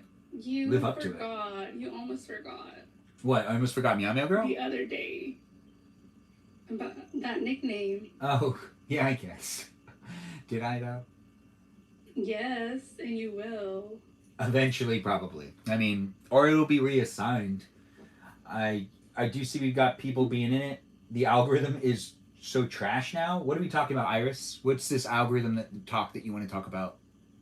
The TikTok algorithm, I feel like it changed. Like all of the videos on my For You page are unrelated to like what I used to watch and what I follow. And now I'm also getting like the most random ads of candy shops and just I don't know, snake oil stuff. They did say I that just can't stand it. they did say that the app completely crashed, so it has to rebuild itself. Like Completely crashed. yeah, that thing that happened like a while ago. They said that there's going to be issues as it rebuilds itself because it was a complete system crash. So they had to like turn it back on or something. Yeah, I've actually stopped TikTok videos. I only really tune in for Yuban, but I've stopped. Like, Wait. I just don't want to. I thought that you said you liked using TikTok a lot. Yeah, but this week I was like, no, it's not.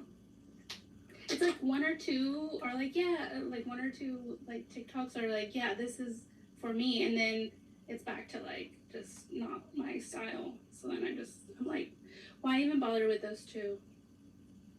That makes sense. Yeah. I'm just trying. I wish my For You page would go back. Sorry, someone's calling my name. 1 second. That was okay. We'll let her finish that thought when she can. I'm here for you. If you're here for me on Twitch, YouTube, and on TikTok, you can observe it on YouTube and on Twitch, but you can be in it on TikTok.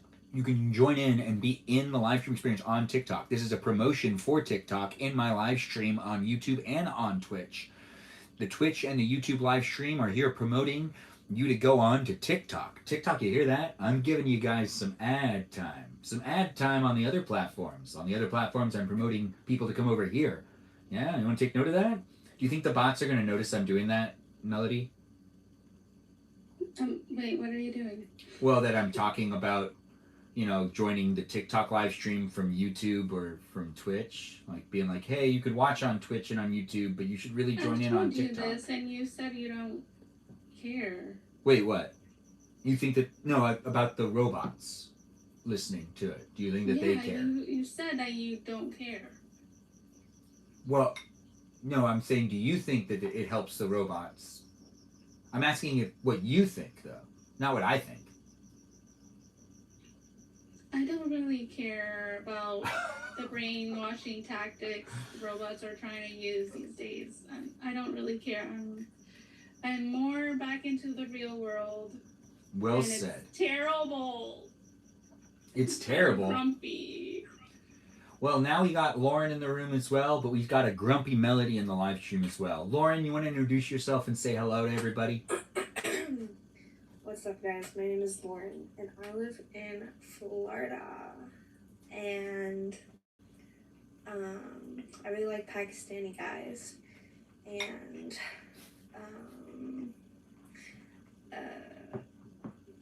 Benjamin is the only Armenian guy I like. Not Uh, like that, but That's so maybe. sweet. Thank you for saying that. It's the only one I've seen. You want to know who's on the TV right now? Let me show you.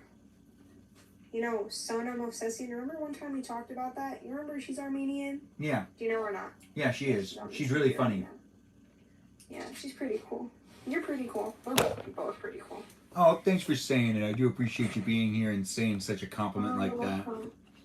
It's really fun to have you jump in too. Lauren's one of the OG followers of mine. She was in Guest Night when Guest Night started as well. And I believe pretty OG. you also live stream. Do you still live stream or no? I did like a few days ago, the past few days, but I was bored, so don't come anybody. It's okay, I don't really do it that often. Didn't you used to battle though? Yeah, but it's because I was bored. Okay, so you really only like using social media when you're bored? No, I only go live when I'm bored. Oh, you only go live when you're bored. Yeah. That makes Or sense. unless I want to talk to somebody Okay, specific. that makes sense. And Yeah. you can invite them in and talk to them publicly. Yeah, with other people as well. It What have look- you been up to? what have I been up to? Yeah, I missed you actually. Yeah, I've been doing my live streams here and there, and I've just been up to the usual, working within the entertainment industry, doing what I can, being outside of the live stream and in the live stream. And yeah. it's always fun to make this happen, but also as I am at my parents' house, today something did happen where I did need to pick up my dad because he fell over. It's interesting. Okay. He's okay, but it was one of those moments where he was almost able to get himself up. It was close, but Right. he needed a little bit of help. But it wasn't a scary fall, but So you saved him. You saved the day. yeah, it still ended up happening. We do have Nice. Melody asking a question. What's your question, Melody? What's this ring thing? Yeah, do you have a ring on? Yeah. Why? Let me see I want to it. see. Is that your right hand? Or Yeah. your left hand? Well, I'm not married. But Are it you looks married? like it looks like a wedding band. Like, get that off It's- my screen. it's my dad's wedding ring. Okay, wow, and okay, yeah. I'm take just that wearing off it then. to No, you're totally like, wear Oh, it. he No. just grabbed it with his hand. what? No, it was one of those things where he's not wearing it, and a little while ago, I don't wear rings very often, so I wanted to see what it was like to wear a ring. Well, I've been wearing it for most You're of the day. cosplaying a married person. No, I'm not. I'm cosplaying Yes, a person yes, that you wears are. rings. No, I'm take that off. I'm definitely wearing a ring to see what it's like to wear a ring, and to be honest, it's really annoying. But I am still gonna do it for the rest of the day because I said I would, and I wanted to see. And my mom's also happy that I'm like wearing it because Oh. my dad does not like to wear it anymore because his hands are just it makes his hands feel he just doesn't want to wear it. But he's old, so it's fine. But I'm also wearing it to just kind of like get a feeling for what it feels like to wear a ring. And to be honest, if I was to get married, I don't think I'd actually wear the ring. I would probably wear it around like a necklace or something. That's nice, right? I don't think I can do it. Like, it's so. Does anyone wear rings in the live stream? Do you guys wear rings? I used to. Yeah. Doesn't it feel weird when you like grab stuff and whatnot? Do you ever feel like you can't like grab things as easily? Yeah, I or- don't like washing my hands. Obviously I have to wash my hands, but it's like then the water gets stuck in between. Like, you're not gonna be taking off the ring every single time you wash your hands, or like you wash the dishes, or like. Plus, it could fall off, depending. Yeah. Like, some of the ones that I've had, I've lost them because they've fallen away. I mean, and then having diamonds on it doesn't really make Right. sense to me. What if the diamonds fall out? Like, Hopefully the ring is good quality so they don't fall out. yeah, but Where's Danita? oh, I don't know. She probably at school. I think she started up school. We also know where Really? Sarita is. Some of the viewers that are Don't know. normally here, I just don't know. But I would Aw. assume that they're somewhere. Kajal also don't know where she is. I But saw Kajal the other day. oh right, Kajal was in the live In my stream. life. Right. In your life. She still pops In by, your life? but I don't know where she is right now. Like you mean Right. for guest night, right? No, I mean in general. Oh, well, we do also Sorry. found out that actually I don't know. I believe that she is still on the Discord server. But you Are can. you? Well, everyone's kind of still on the Discord server. Sarah Cerrito, I to joined see the Discord. Kalita, and all these others that are here and part of it. Who's Laya? She's a request from Laya to be in the live stream. Laya, are you in the chat? I see you requested to join.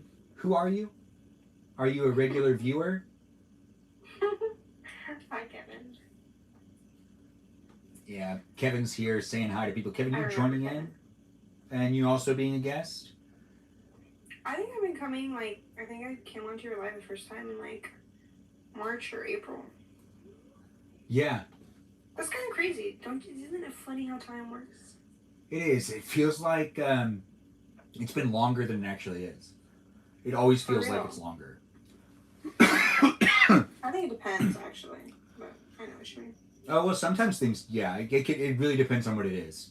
But in this live stream, it does feel like I feel like I've been doing this for like 5 years. But I've really only been Right. doing it for 2. Because you're just really used to it, I guess. I feel like it's gotten, like, You're more good at it. so. Yeah, people keep telling me that. And it's an Or interesting they should experience. continue to keep on telling you forever and ever until you stop. Yeah, Actually, would you ever stop or what? I'd probably do it to some magnitude moving forward, regardless, because it's so easy to do it off of our phones. So in the future, it might be like, something I do less officially or just for fun, if I Right. can do it just like for every so fun. often. Yeah. Yeah. But Laya, I do see you've requested again to be a guest. Laya, do you mind saying something in the chat first before I let you in as a guest on the TikTok experience? You can be here if you want to be here as a guest, but say something in the chat. Give me an idea of who you are before I let you in as a guest in the live stream, because letting you into the live stream is a big step. You can join after midnight Eastern time. Why? Oh, well, that makes sense, Peaceful Kevin. We're waiting for Peaceful Kevin to come in and others as well. If you want to be in the live stream, you totally can be. You can also share it with those that are normally in the live stream. We've got Lauren here, we've got Melody, also known as Stephanie, and we've got Iris in the room. If you guys have any questions for them, feel free to ask them the questions. We do have the place and space all to ourselves, so take advantage of it. Is there anything? Stephanie. Wait, what about Question Stephanie? for Stephanie. Or Melody. Yes. What's the question? What's your ethnicity? My dad is Cuban and my mom is Honduran. I see. Interesting. There was this girl in the Discord before, and I thought her name was Stephanie, but you guys don't look similar. But I kind of thought you guys were the same person for a second. If that makes any sense. Yeah, I can't remember her name. yeah, I have the same picture on Discord. I see. Okay. But I used to be Meowishly. Oh! Yeah, I'm so know. sorry. I changed it because they kept giving me a hard time about being Meowishly. But now he calls me Meow Meow Girl, so Meow Meow Girl. Amazing. yeah. Great. It's much better than Meowishly, right? I agree. Yep. I miss Lily. You know Lily, right? Where is Lily? I don't know. Lily who has the lizard. Yeah. Also went by And Grace. some other person. It's Lily and this other girl, but I can't. Lizzie? Oh my goodness. No, this other one. Oh my goodness. Oh my goodness. Oh, I'm so mad. our Pixie Mist? No. Some other. Oh my. I'm so mad. I'm not actually mad, but I want to remember the name, but I can't think of it. I can keep listing names, I guess, but it's hard. Keep listing names of like people who've been here for a while. They're Miranda Rosanna? Wait. Miss No. Wizex? Michaela Miss Younger. Celeste? No. Well, Celeste named Ray and Natalia. No. Some other person. Come on. Oh, they made a fan account for you as well. I can't remember their name. Oh, I gotta remember. Or wait. else I'm not gonna go to sleep. Well, Oh my goodness, come on. Ray I can't think definitely did that at one point in No, time. another one, a different one. A not different Ray. one. But you No, did it's too. not Ray. I did too, Ray did too, and this other person that I can't remember their name. I mean, do I have to really download Discord to find out? Maybe. Let's Oh my find out goodness. by just kind of brainstorming a little bit. Who else made those edits? It's this like younger person. Come Um, on, oh my goodness. A Leia Ribbon person? No. Because a Leia Ribbon person did say she'd come in guest night tonight, so we'll see her later. Because she has a new account because she got locked out of her other one. I see. Definitely not that. Not me, my. Well, I mean, who else made fan edits? You were the It's you were not the Lily, first it's though. it's a younger person than Lily. They're like younger. Younger than her? Oh my goodness. Oh my goodness. I had it. I think for a second, and now I forgot. Oh, gosh. Okay, it's not Ray. It's definitely not Ray. It's not Danny, Lily, Pixie, Natty. No, none of them. It's no. I know. Obviously, I know her, but it's somebody else. Oh my goodness. It wasn't Mojo Lover, was it? No, it's a girl. Right. It's a they. I'm sorry. It's a they. Oh, was it? Oh my goodness, you're gonna remember. Go on. Was it the Shadow something? No, it was. No. Oh my goodness. Do you know who I'm talking about? It's not I Ren. think I do know who you're talking about. Now I have to can't look. remember their name. Now I have to look. I Was it think Noah? it's the person that went on the Vent channel for Yeah, a bit. that one. Yeah. That one. But Who's I that? don't remember their name. Let me look it I up think it now. starts with a C, but I'm not sure. C. It was like the first person to actually write something in the vent section. Yeah, okay, you got it.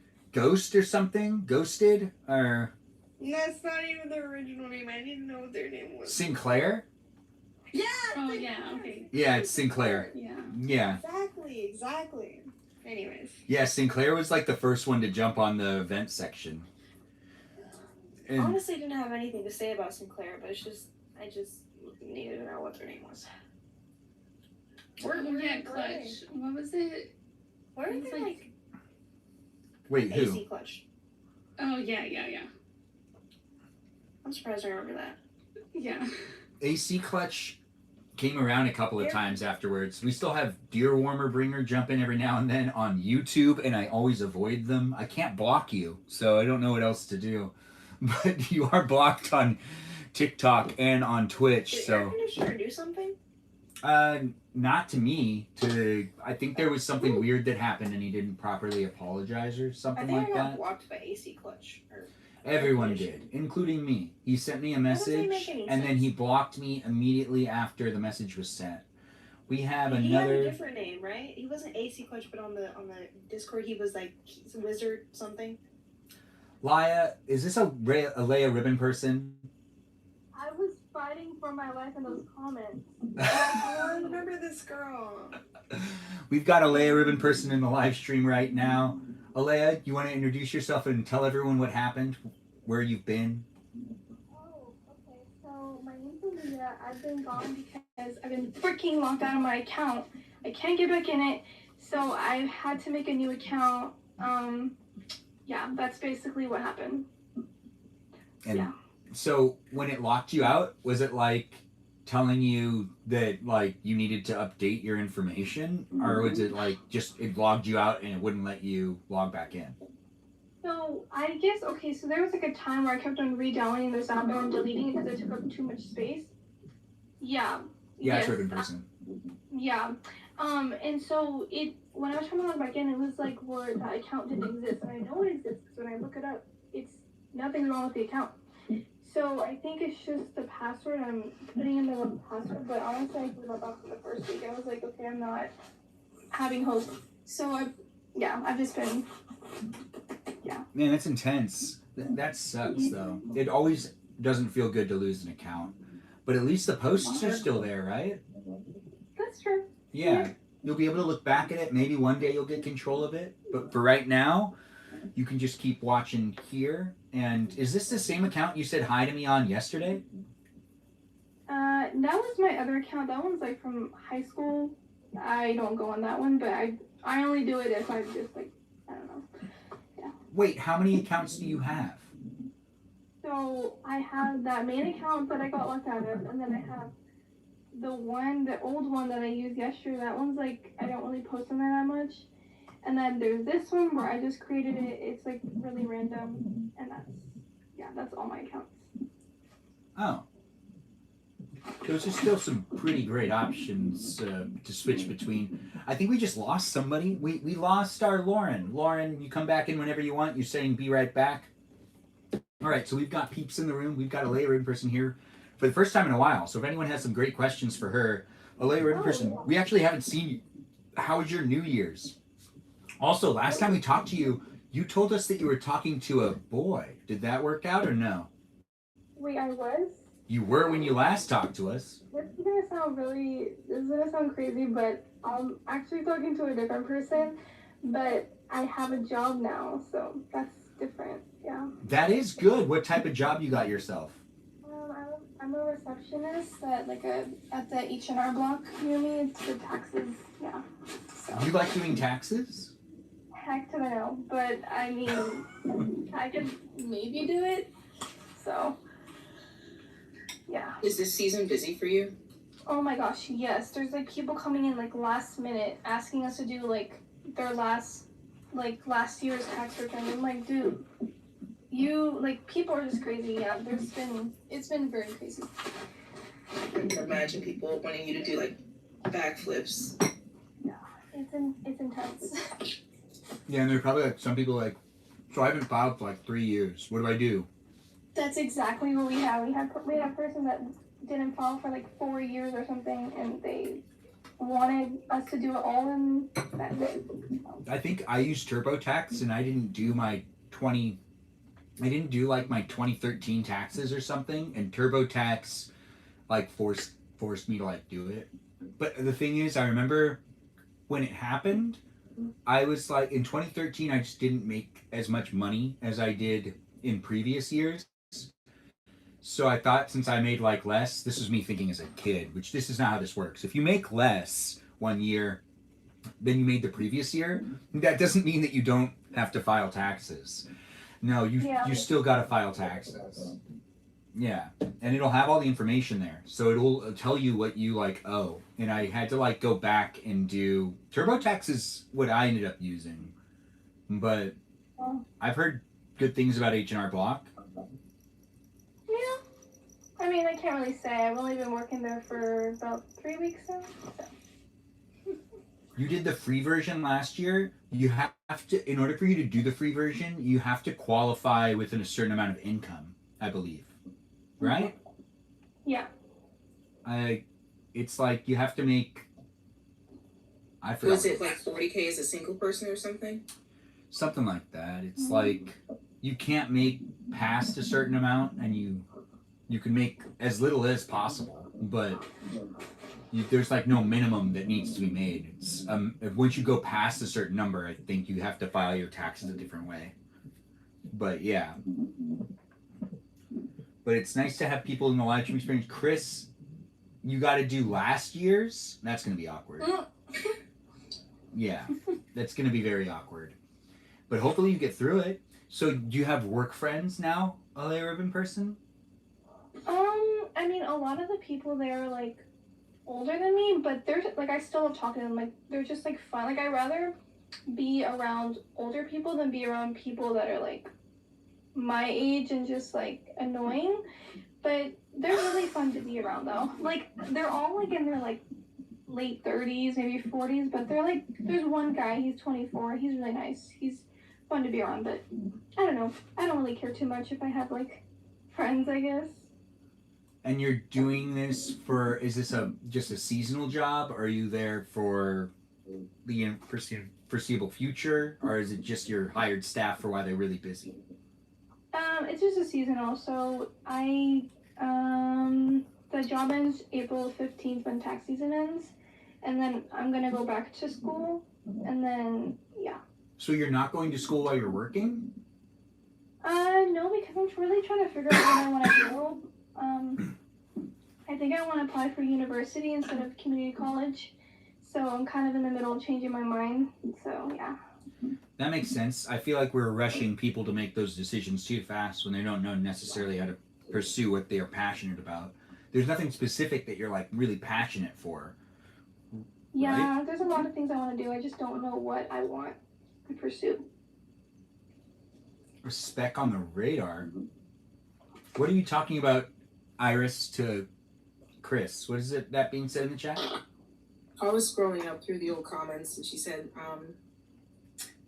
she hasn't done her taxes from last year. Yeah, I think eventually everyone will get audited at one point in your life. Just like, don't be skipping taxes. I think everyone gets audited at some point just because of like they just want to check. But for the most part, most people when you get audited, if you've been on top of your taxes and you are actually doing them right, 9 times out of 10, if you get audited and you've been doing it right, they owe you money. And that's something that ends up like that's a story that I've heard from many people. So if you just do your taxes right every year, when the taxes are done again for them to like double check to make sure you've been paying your taxes correctly, it usually ends up with them having like a couple of things that, you know, you get money back for because you were doing it right. And like then they check it, and it's kind of funny that ends up happening. But it could also go the other way if you're not doing it right. But if you use one of those services, you're probably doing it right. One would say, right? A lay ribbon person? I mean, you work for one, so don't you have to say nice things about them now? I mean, sure. I'm just kidding. Maybe. I mean, if I want to keep my job. Yeah, maybe. Just, you know, like some nice things. It seems like Joe's playing D&D. Nice to have you here, Joe, being in the live stream experience. It is a live stream that's here for you. If you're here for it, we've got a lay ribbon person, Said with Melody, and Iris in the live stream experience. Do ask them the questions and be part of it if you want to be part of it. We'll go through some would you rathers, but besides that, I don't necessarily have anything planned out. What was that? I have a question. Yeah. Does Danny still join the lives? I don't know. I mean, sometimes she would be in them on on Twitch sometimes and not say anything on YouTube or on TikTok. People can watch the live stream without me knowing, so I can never actually say that they're not watching. Because I have friends that even watch that don't tell me that they're watching. So I don't know. But she hasn't interacted. That part I do know. She does not interact in the chat on YouTube or on TikTok anymore that I've seen for the last week. Does she join does she do the Thursday live? Does she join that? You mean guest night? Yeah, I guess that's what I meant. Guest night. I mean this. I don't think she wasn't in last week's. When was she? I think it was just last week's that she wasn't in. I don't remember exactly, but I think that she was here. She was definitely here in January. There was definitely some of the live streams that she was definitely in January, but I have not seen her near the end of January and the beginning of February. I haven't seen her in guest night, but there is a week that I saw her in guest night. I don't know, remember. Iris, Melody, do you guys have a better memory on this one? When was the last time you guys saw her? I haven't seen her in a while. I think she's really busy with work. I think it's been the last 2 weeks, so this would be the 3rd week. She hasn't been on guest night. Saw who? Wait, what? Have I reached out? Ben is married to you? No. Thanks for being Take here. off that ring, Ben. I mean, I'm trying it. I don't necessarily want to wear a ring, though. It just doesn't really work very well. No, but if I switch it to this hand, it would mean I'm married. It's true. This is the left hand, and this is your right hand. From my view, it looks like you're married. Oh, but I'm not. Left hand is on the right for if you're looking at somebody. Oh, right. From your perspective, watching me, it does look like it's on my left hand. Yeah. Yeah, that's a good point. Which will give the live stream experience a different type of vibe. Maybe I'll get more viewers. Maybe. Does it fit on any other finger? Maybe. Not really. And to be honest, I had to use dish soap to get it on. No, you didn't. Yeah, I did. I had to use the dish soap and squeeze it on. Oh my goodness. That's also why I don't want to take it off. Pinky. I don't want to take it off in the live stream because it could be one of those moments where it's just Let me see. Is it purple? What? No, it's loose. Your finger. No, it's like loose. Like it can move around a lot. So it's very loose. And why did you need dish soap? Because it needed to get over the lump of my finger. You know? This thing. Yeah. It wasn't easy. Wait. Okay, show us. No, I'm not taking it off. Like, No, show us the lump you're talking about. oh, this thing right here? It had to get over that. Yeah, it had to get over this thing. This thing. Yeah. My knuckles. Yes. Thanks for saying it. No, that's not a knuckle. No, that's, or I guess it is. Anyways, when it comes down to the live stream experience, it's here for you if you're here for it. Feel free to share it with anyone that you know wants to be part of the live stream, as it is a place and space. I look like Jake Paul. Gosh, why do people keep recommending I look like different people? But thanks for calling me handsome. I do appreciate that. It is a live stream experience. It's here on TikTok and on YouTube and on Twitch. You can interact in the chat in any of these places. We've got great moderators and great people in the live stream experience. And, you know, people are, I just assume some people are, Sarah Sarita Bonita de Citalita has just joined the live stream, it looks like. Sarah joined from a repost. Sarah, do you want to come in as a guest? You can always do so. I can't request you to come in as a guest because, like, you have an account that's private, but you are a moderator, so you can always come in. Feel free to request if you want to be a guest. It's nice to see you. Does anyone have anything to say to Sarah in the chat on YouTube, TikTok? Alay Ribbon Person, you got something to tell her? I missed you. When are you finally gonna come on the guest night? She wants to be mysterious tonight, and she does miss us all. So she's Then at least show her saying that. your wedding ring. So this is my dad's wedding ring. It's not my wedding ring. Well, actually, it kind of is, I guess. But About to say. like, that's because I'm wearing it right now. But it's not a wedding ring that is showing me being taken. No, it's not that. But I mean, like, honestly, if I wore it out in public, do you think I'd probably attract the wrong type of women would be approaching me, right? Yes. Yeah. Wait, why? Because they're Because like, he's not married and he'd be flirting and then the person would think they're married and some people are into that. yeah, Oh, yeah, okay, never mind. like some girls, I think that's like their thing, and it's not necessarily a good way to go about doing that stuff. But it looks like we got peeps in the chat keeping up the conversation. Always nice to see people chit-chatting in the chat. Feel free to ask the questions. I was asked earlier where some of the people are. Sarah's in the room. Sarah is part of the live stream experience, but hasn't been here for a little while. She was one of them that we were mentioning.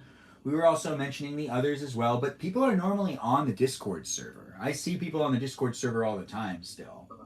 But, you know, when it comes to the live stream, it is what we make it, and it has the people coming into it that Oh yeah. want to be I here. do remember Alea. Is it Alea? Yeah. Oh yeah, Alea? Okay. Alea, then you would be talking and she'd be posting really random, like, with photos. the photo. I do miss that because sometimes it used to be really like hard to keep my attention on what I was doing because the ribbon person would be spamming the like Sarah says, would be spamming the live stream as we were like in it with all sorts of great photos. There were some really good ones.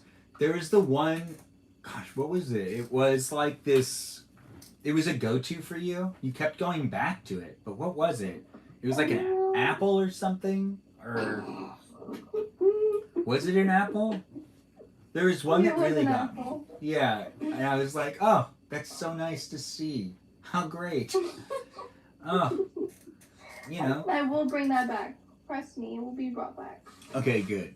And I do like that it was like, so it was Alea and Redacted would kind of go at it with each other and try to come up with really good ones, and they would be changing their profile photos like consistently throughout the entire live stream. Are Sarah, we still going here? wait, Redacted's in, like, deployed, so Redacted will be back eventually, but he can't make it to guest nights. Okay. But where's Danita is being asked by Sarita. Sarita, we don't know where Danita is, but we do know that the live stream experience is here with the guest night, and you can always share it with certain people. You missed Barbie movie night. That I wasn't even there for that, Chris, but I do know what you're talking about. But yeah, Miranda Rosanna is letting you know the deets. Well, I really don't know if she hasn't been here, because sometimes she could be here on Twitch or on YouTube without me knowing. She just hasn't said anything in the chat. We don't necessarily know. Just like with friends of mine in real life jumping into the live stream, I never know which ones are really actually here and not until they tell me later. Yes, she seems like a busy employed gal. As we do have this happening in these places and spaces, guys, do feel free to ask the questions to the guests that are already in the room, and feel free to request to be a guest as well. If you want to be in the live stream and be remembered in my live stream experience, you can do so just by jumping in and then rewatching it on YouTube later on, if you really want to. You don't have to, but I'm giving you the option, which is really what it's all about at the end of the day. Which is great to see people being in it. Thanks for Geezer. Oh, well, it's an interesting comment. But thanks for being here. And we were never talking about attacking anyone specifically. But I do appreciate you being in the live stream experience. Keep it PG over there on YouTube and try to help me create the place and space for others to be in it as well. The live stream here on TikTok has guests in it. You could be a guest too. We've got Alea, Melody, and Iris in the live stream. And when it comes down to the things that we can talk about, they're of the many. And you can contribute to it by asking the questions in the live stream as well. When it comes down to conversations, though, what was the planned thing? Oh, hypotheticals. You know, like... No, I was thinking about a whole bunch of them earlier today. I didn't write any of them down. Probably should have written some of them down. But we'll get into that later. It's brainstorming.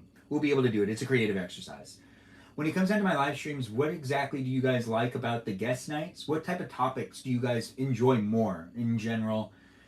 Here in this live stream, we've got guests right now and we've got viewers. Feel free to say things in the chat of the guests. Do you guys have anything that you like about guest nights? What type of topics did you guys like the most in previous ones? Anything? I really like whenever you talk about the entertainment industry or what you work on, or your opinions on the entertainment industry. Those are really entertaining, and just chatting on here is fun in general. Like no matter what we talk about. Yeah, yeah. I honestly don't care what we talk about. It's still fun. So yeah. Okay, that's good. I do like that feedback. It's interesting to have Peaceful Kevin say unhinged topics. We've drifted away from unhinged topics, which were the topics at the beginning of... It was unhinged more when I didn't do guest nights. Guest nights kind of had to hone it in. And it seems like Sarah Sarita Bonita the Citolita is taking us with her into the shower. Oh, no, she's not. She's going to go because she doesn't want to watch us while she's in the shower, which is understandable. You don't have to watch this live stream. But it is nice to have you here, Sarah Sarita Bonita the Citolita. And of course, I was going to say that, but you can take us with you. We can't see anything, but, I understand. TikTok would still see, though. TikTok's a pervert. It's true. They really are. You have church tomorrow? Sarah Ben misses you mucho. Yes, mucho grande? Is that right? Melody, is that what you would have said? And it looks like Peaceful Kevin's also saying Meow Meow Lady is mean to me, which I disagree. Well, it's tough love. Right? That's the best way to say it. Thanks for letting me know I have a masculine facial profile. I appreciate that. Yeah, I appreciate that compliment. It's a very good compliment. Muche Grande Frappuccino. Yeah, that sounds about right. It looks like Peaceful Kevin's getting all hot thinking about Sarah Sarita Bonita the Citolita, which makes sense. That girl's spicy. If you guys have anything you want to share and say to Sarah before she leaves us, she might be gone for months. The girl doesn't show up Oh, every day did anymore. you look what Sarah said? Well, about what? He better. About what? Wait, About what's... you missing her. Oh, yeah, I do miss her. She's been in the Sarah room a lot. flirting is the best for you. Yes, I do miss the Sarah Sarita Bonita de Citalita, and every once in a while I do mention that our Southern Indian girl isn't in the room, and I go, "Where is my Southern Indian girl?" And then she doesn't show up. It's just kind of how it works. I'm okay. Are you okay? Anyways, did anyone get sick recently? Did anyone have this flu thing? No? They said that they're I've been sick like 3 times at this point. They said that there was the worst flu season. And I don't know, do people have stories or anything? I haven't gone sicko. Melody, you got sick, right? No, nobody's coughed on me or anything. Thank goodness. Oh, you haven't, like, touched a handrail and then touched your face or something? Nothing like No, that? not intentionally trying to get sick.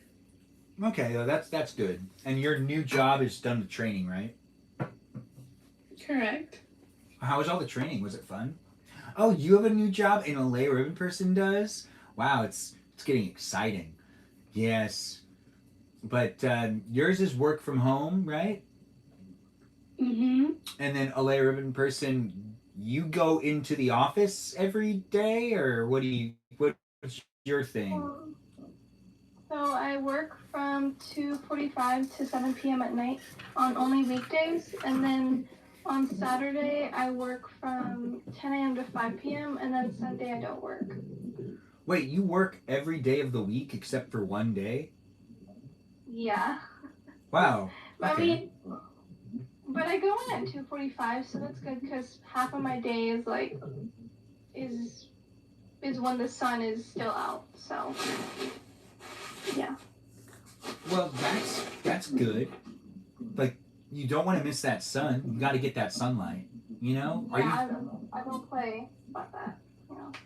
Are you curious about Iris's spray-on tan method? Would you ever do a spray-on tan? Because Iris is huge on spray-on tans. Ain't that right? Who's I? Black and tan. Very. You have it down to a T. So wait, Iris, do you do spray-on tans? Or is that just me making up stuff? No, I do. Okay. All right. And where do you recommend getting a good spray-on tan? At home in your room. In my room. Yeah, your room. Okay. I didn't know you did that there, but that's always good to hear. You can do it in your own room, but doesn't it get on stuff? Isn't it like a spray can? No, it's foam. It's You just foam? put it on your body. Yeah. Excuse me. Sarah Sarita Bonita Citalita came back just to say hi to Natalia and Lily? She's in your walls, Ben. Dang it. It's nice to have Lily in the room. Lily, you've been asked for. A lay ribbon person, did you see that Lily's here? Wait, no. Lily. Wait, Lauren asked for you. Lauren was here earlier, and Lauren asked for Lily, I think. Not you, right? Did you ask for Lily, a ribbon person? Who's Lily? Yeah, Grace. Grace is Lily. Lily is Grace. Oh, okay. Oh my gosh, Grace. Yes, I miss you. Yeah.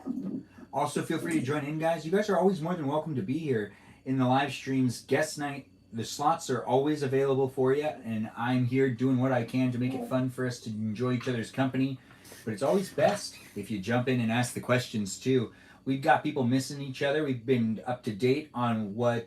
you had to come back for my divas. Okay, Saritas. We've got Sarita here, being here with the divas. And you guys are potentially referring to yourself that way if you want to. It's all up to you.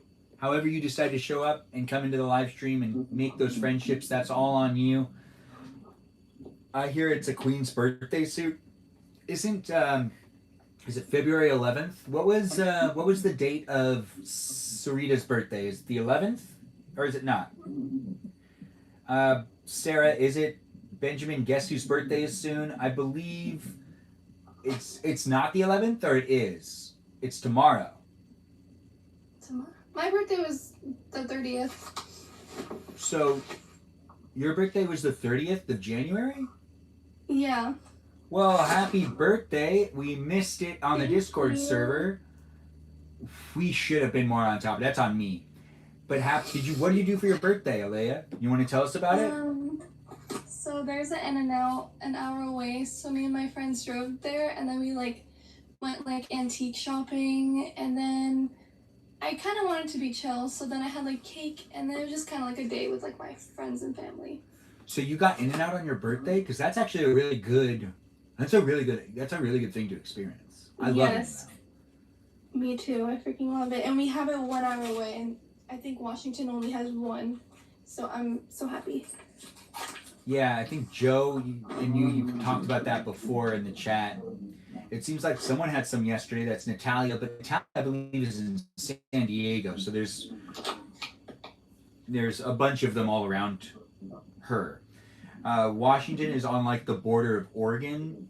Yes, we've talked about that before, and that's always interesting to me about how people really go out of their way to go to In-N-Out. An hour drive, I can't imagine that. Mine's 5 minutes away.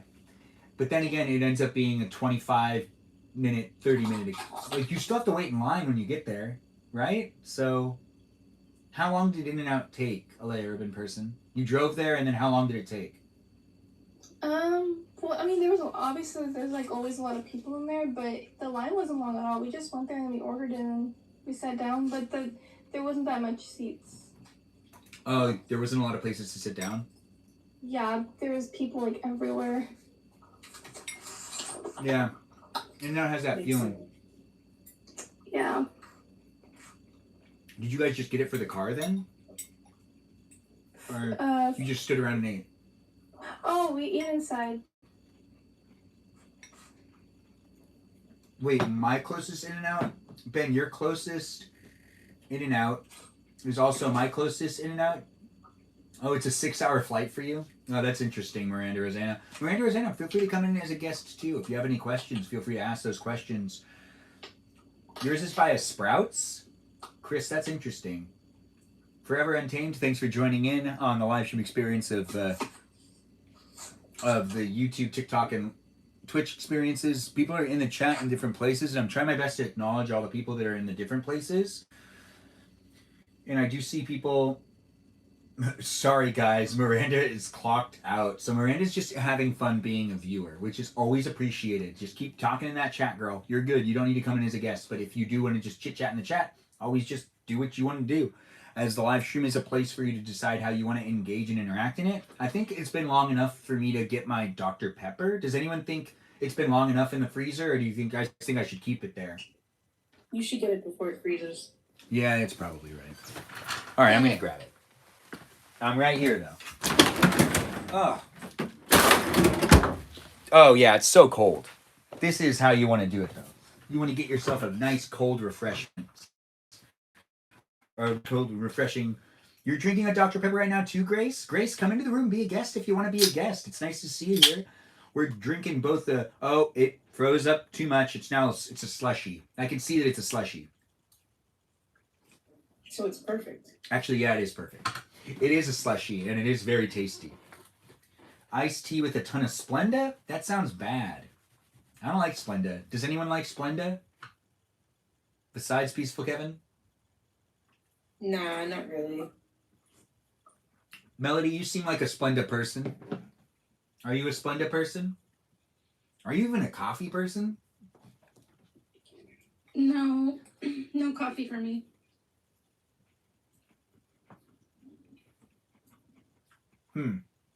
And no tea. I think was he talking about tea?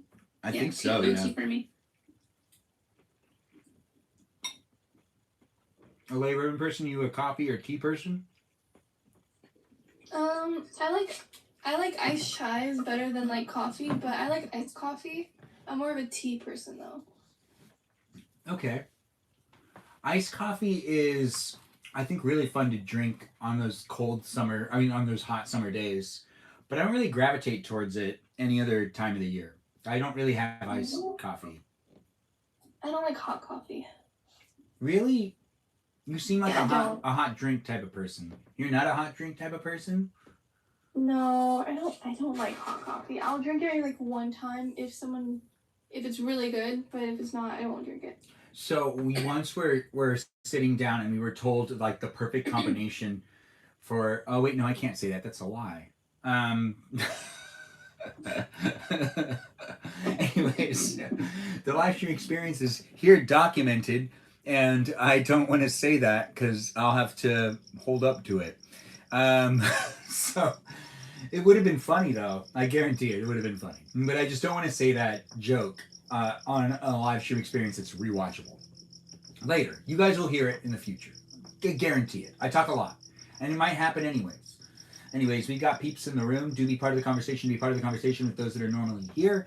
It is a place that you can also share with your pals. We've got some peeps that are here on a regular basis. I don't know who's going to come in as a guest as well, but we've got some of the best guests in the room. Feel free to ask the questions. We've got a ribbon person, a Melody, and an Iris in the live stream. The Melody is a Stephanie. The Iris is black and tan. And how did you get into spray on tans, Iris? Black on tan? I got into them after getting a real tan. It was a bit too painful. So why was it painful for you to get a real tan? Because I got a sunburn. Right. And it just wasn't worth it after that. No. All the cancer risk and stuff is not worth it. So it does make sense. After testing a few spray tan bottles, I found the perfect one. And yeah, I didn't find the perfect one, but it works good enough. It's not orangey, right? No. Just checking. No, it's bronze. Okay. So it's not orangey. It's not orangey. If I was to use a spray-on tan, which brand would you want me to use? I think. Let me see what I have.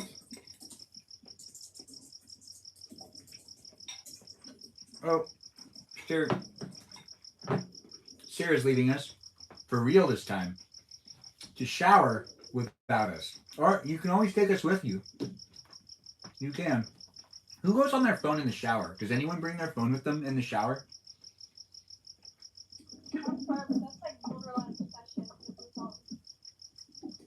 Actually, every time I've done it, it's usually for a YouTube video that I like couldn't stop watching that had like 20 minutes on it, and I'm like, oh crap, I have to go to work, but I also want to watch this 20-minute YouTube video. And then it doesn't really work. Wait, what? I thought you meant like scrolling, like people actually bring. I don't think you can do that because like the soap and the water, scrolling while in the shower doesn't make that much. It would like freak out your phone. Okay, that's something. I was like, that's like actually clinically obsessed if you're going in the shower and scrolling on TikTok. Well, but like you guys are listening to music or like watching YouTube or something. or like I think when there was like some sort of big thing that happened in the news. I forgot what it was, but I don't necessarily talk about things that are serious in the live stream anyways. But whatever it was, it had my attention. And I remember watching a video while I was taking a shower. And I remember like leaning my phone up on like the soap holder and like carefully washing my hair so I didn't like splash my phone as well. Wow, it's really killing you? Yes, like you'll be talking, like you're talking now, and then I just see the wedding ring pop up, and I have to just deal with a lot of married people, and then I'm like, you're not married. But a boy can dream. A boy can dream. Oh my goodness. Well, I'm not jealous. I'm just like way caught off guard because I haven't seen you with a wedding ring, and now you're talking, and the wedding ring pops up, and I'm like, why? those of you that are just tuning in, this wedding ring is not my wedding ring. And it's on my right hand, but it can be perceived that it's my left, but it's not my right hand. Yeah, because if it was married, that would be Sorry, Molly. It's medication. I'm sorry, man. You're all good. Yeah. Thank you for. I heard voices over here, but I kept knocking over there. I'm not sure. Oh yeah, no, you're all right, man. I really do appreciate you. So I sign right here. Anywhere is fine. Okay. Anywhere here? Yeah. Print it or? Print, please. Oh, I got you. You get a couch delivery in the middle of this or something? I mean, it's what, like 8 to 4 at night. Thank you very much. Take Yeah, care. you have a good one. Thank you. He's doing married people things. Marital stuff.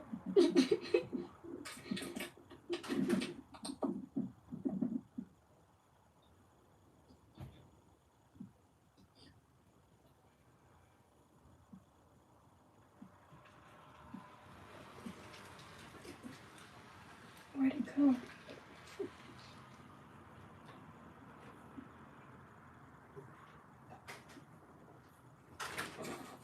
Hey, was he cute? That's funny. Ow. I am so sorry about that. So it looks like my mom passed out, which is good. Oh. She's asleep. Which means that the garage door closing and opening. Well, I mean, the garage door opening didn't wake her up, but the garage door closing might have. But she is able to fall asleep, so I had to take care of. So my grandma's on hospice, for those of you that don't know that already. And my dad's been dealing with his health and his cancer treatment as well. So there's a lot happening in the house. So there's constantly doctors coming over here and nurses, and there's always medication being dropped off. And what just happened right there is I needed to step away to sign off on some medication that was dropped off. Because it sometimes ends up being things that are like really intense, like pills and stuff. Like there's chemo pills and stuff too sometimes. I don't know if you guys are familiar with these things, and I have mentioned it a couple of times, Peaceful Kevin, but I don't necessarily linger on it because I don't think he likes hearing about it, which I don't think I like hearing about it either. So it's one of those things that we just kind of deal with it as it goes along. But cancer is not one of those fun things to deal with as a family. The hospice thing where my grandma's like being taken care of and we're like taking care of her, that's kind of fun sometimes, but not necessarily a great thing. But it is also fun to have like people around. Life is beautiful and horrible at the same time every once in a while. But it's not horrible, but I mean, it'd be horrible if he was dead. He's not. So, like, it's much better to have him around than not. But we do have some great things going on in this live stream experience, and those are some serious conversations. So we're not necessarily going to linger on the family issues of right now, but as I am living at home, one of the things that have made it a lot harder for me to feel good about leaving at times and moving out is the current situation that my ma is dealing with. But she's able to fall asleep tonight. She looks like she's passed out. So I'm not going to disturb her. My grandma's already in bed, which means that like I just need to be mindful that I need to go in there and check. Probably like an hour or so. I don't know. I should probably check to make sure everything's okay. Sometimes my grandma decides to get up and go to the bathroom, and she shouldn't do that. But she forgets that she can't. Well, she doesn't forget she can't. She just thinks she can do it, which is different than forgetting, you know. But my mom's health is that of a 70-year-old woman where she's getting older, and that's going to catching up with her more and more, and she's kind of okay. Fair enough, like good enough. Anyways, we're not going to fixate on this conversation. We're going to do some other talks and some other this and that's. It's always nice to have people in the live stream experience, and if you want to be a guest in the live stream, you can request to join in. Thanks for being here, and thanks for being part of the live stream experience, and I do appreciate you saying sorry to hear about my dad. Yes, it's all right. Everything's good. Yes, right now I do Johnny pleased, but I don't know how to refer. Oh, we've lost our ribbon person. Come back to us. It's always nice to have Alea come into the live stream. I hope she comes back to us soon. Thanks for being here regardless. We've got Melody and Iris still in the live stream too. We're going to ask some questions and we're going to talk about the things. Are my parents proud of me? Yeah, well, right now they're really blessed to have me around. That's why I'm also here. Thanks for asking, Johnny. As it is part of the live stream experience. No, we kiss each other on the cheeks. But if you kiss your dad on the lips, I'm not going to judge you on that. But thanks for being here in the live stream. It is a lot. Do people kiss their parents on the cheek at all still, or have people completely stopped doing that these days? Because I feel like some people don't do that anymore. You guys don't do that? I do. Yeah. But I think, is that guy like, are they trolling you? Oh my god. They say they could be, but like, trolling is by perspective. I have to feel like I'm being trolled in order for them to be a troll. I just think they're asking questions. And I secretly think they kiss their parents on the lips because they're asking if I do it. And sometimes people ask me questions to kind of like try to justify them doing those same things. Just checking, with it. My mom gives me a cheek kiss sometimes. Now that's nice. My parents do love me. They tell me all the time. Nick Woods, nice to have you on the live stream too. It's nice to see people are here. He sounds like nice. Oh, thanks for letting me know. It's a nice outfit. It's not a full suit, but it is still a good suit experience. Anyways, we're here on TikTok, YouTube, and on Twitch. Rewatchable here on YouTube. It's been 142 minutes. 142 minutes. We've got the peeps in the room. And we're definitely doing it in these places and spaces where I'm just making sure I got everything. What was I looking for? Oh, right. I want to check on things in a little bit. But before we do that, we should put people on a hot seat, but we're still waiting for Kajal to join in too. I'm not sure where she is. What were you saying, Iris? I just read Peaceful Kevin's comment. The last one that went. Which is what? That's why I like older men? Is that the one that you were saying? Yeah. Do you like older men? Wait. No. But you have a boyfriend that is the same age as you. My age. Yeah, there we go. Yeah, there we go. We just need the confirmation. We can't assume these things. You got to ask these things. Melody. Well, I've known them since junior high, so. Oh, that's a long time. Older. Yeah. Yeah. Melody, do you have that question? About what? Do you like older men or younger men? Or same age? I definitely do not like people younger than me. That above me or the same age, I'm okay. My ex was 4 years younger than me, and that was not a good idea. So I'm not doing anything like that again. I hear that. That makes sense. I don't necessarily know how to communicate with some people that are younger than me in general, so it's different for each generation, but conversations are weird. For the most part, in person. Not so much online, though. Do you too, Chris? Nice to have you in the live stream experience. It does seem like the right type of people stumble across my live stream, though, that can have conversations with me and be in it. He's scared to look at the chat. No, I've been interacting with the chat a little bit here, Johnny. Please, it's nice to have you in the live stream. I don't know how many comments you left. Use some confidences. Not sure if you're not really making much sense in the chat, but I do appreciate you being in the live stream. What I read out loud with you saying things in the chat is going to be what's remembered. If I don't read it, then it's not necessarily going to be remembered or acknowledged. So yeah, if you write a whole bunch of different messages and I don't read any of them, and then I read the messages you left later on, then I'll be able to, interact and whatnot. But we've got people saying things over here.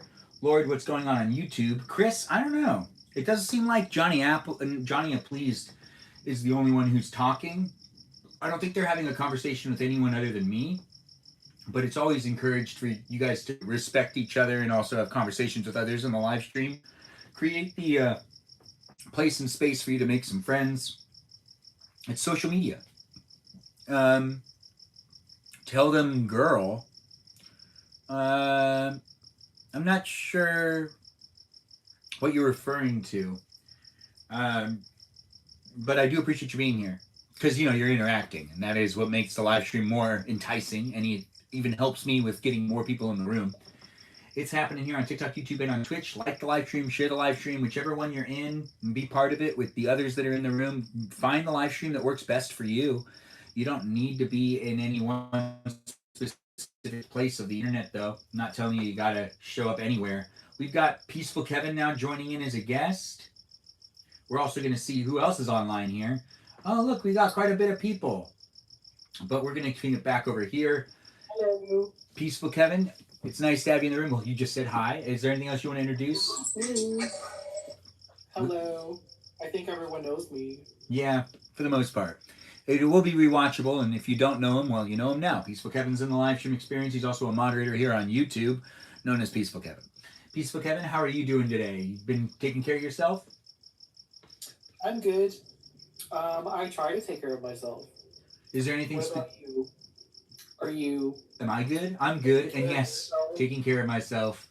The one thing I need to stop doing, though, since I've been doing more intense workouts, which have been a little bit better in general, but it makes me kind of feel like I can eat endlessly, and I can't. So, like a couple days ago, I ate cereal at like 2 a.m. because I was like, oh, I could definitely do this. And then I went and laid down and then I threw it up. But like, that's just because, is your cat on your lap, Peaceful Kevin? This is being asked by Melody. You can just ask. Rosie is laying on my lap. Melody, is there anything you want to say about that? No. Ben, Really? You should get fiber pills, like psyllium husk. Why? It really helps with your appetite. What's it called? There's psyllium husk, and there's also dextrin powder, but it helps keep you full. Oh no, I don't want to do that. I grew up on I grew up being diagnosed with ADHD and getting Adderall, and I hate it when you feel like you don't want to eat at all. It's just a stupid feeling. Like, well, it's not a stimulant. It just like helps you get satiated. I know. I just don't want to suppress the fact that I just don't want to make bad decisions. Like eating cereal at 2 a.m. because I decided that, I can have this as a midnight snack. And then, I have one bowl, and then that one bowl turns into 2 bowls, and then I have some milk left over, so I put in some more. What about carrots or something? Healthy snacks. I mean, healthy snacks are still unnecessary for me to have it. I need to stop eating at night. There's no reason for me to eat and then lay down. Well, junk food is not going to fill you up. Well, yeah, but in general, I don't need to eat at night and then before I go back. Like if I wake up late at night and then I decide to go to the kitchen and eat a bowl of cereal, that doesn't help me in any way. We want you listen to your body. On a GLP-1. Melody, what's the GLP-1? They help with the appetite. Yeah, Ozempic. It blocks your hunger hormone. Wait. Would you get flagged on you for talking about that? I'm maybe. Not sure. Yeah, that's why I said GLP-1. I don't know. Yeah. It's like for health reasons. Have any of you ever taken it? No, I don't need it. In fact, I don't have appetite sometimes from my medication because it's kind of a stimulant. Wellbutrin. Oh, Wellbutrin. Why do I remember that? It increases norepinephrine, and it can suppress your appetite. I took So sometimes Wellbutrin. my stomach will be rumbling, and I'll be, and my brain is like, "You're not hungry." It's so weird. Oh yeah, Chris knows about Wellbutrin. Yeah, Wellbutrin I think is what I was taking to quit smoking cigarettes. I think that Wellbutrin's amazing. It's making Yeah. my life so much better. when I stopped vaping, I took Wellbutrin I think for a little while. There was something I took. Good job, Benjamin. Yeah, well, no, that was a long time. Yeah, I appreciate that, but it was a long time ago. But I believe it was just like this one day where I was like, there has to be something I can take that would make this easier. And like, hey, that's something I could take. I was reading about how nicotine and other plants, how they evolve differently, and like nicotine's a and like tobacco's a poison, and like our favorite gardening leaf, it was making like animals like whoop like it was making animals loopy so they wouldn't eat the plant, and then like tobacco was poisoning the animals, Wait, and they so just evolved differently. they ate the one that was poisoning them, but they avoided the one that was making them loopy? Is that what you're saying? Yeah, well, there's a lot of insects in North America, so that's why tobacco was like a thing here, and then like in other continents, like our favorite green leaf evolved. Yeah, I mean, I think that tobacco is an American. It's the Americas. It's a product of the Americas, right? It wasn't grown on other continents, was it? No. How did England get it? They don't grow it there, do they? Trading Yeah, or because stealing. I guess. But there's the same thing for like what coffee and for right? Isn't coffee? He is hella fine, Lorax. Well, host hella fine. Oh, well, thanks for letting me know. I do appreciate people coming in and being all complimentary and letting me know how attractive I am at times. It is fun to do these live streams. Prior to live streaming, I had no idea. No clue. But Too bad you're married then.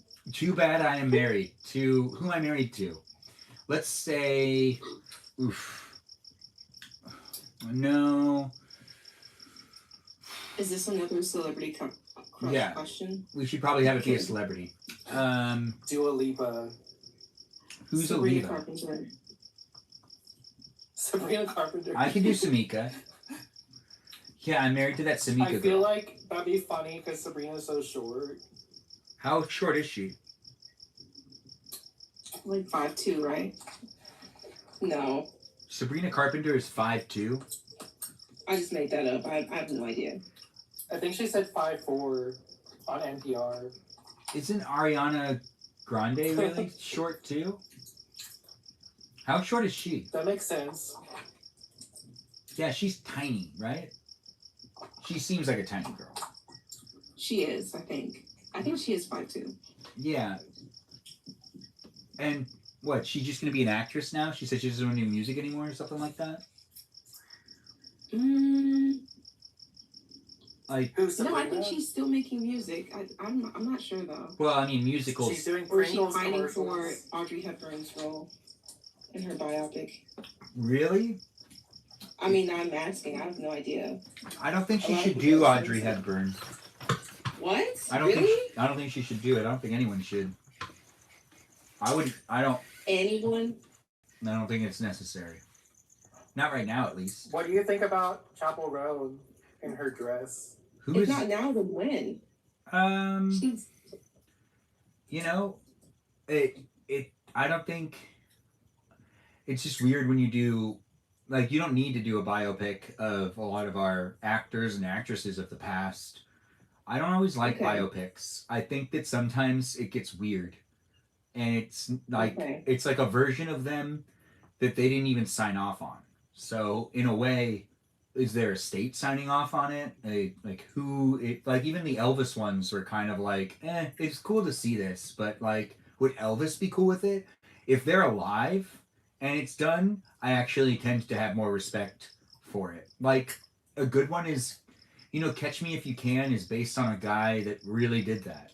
So he's still alive, and the actor was able to talk to them and work. Actually, a really good example I is love that movie. that movie's great. Catch Me If You Can is a fantastic movie, but a great example would be I think gosh, what's it called again? It's with Jim Carrey basically like lost his personality while playing Andy Kaufman in a movie that was called gosh, what is it called?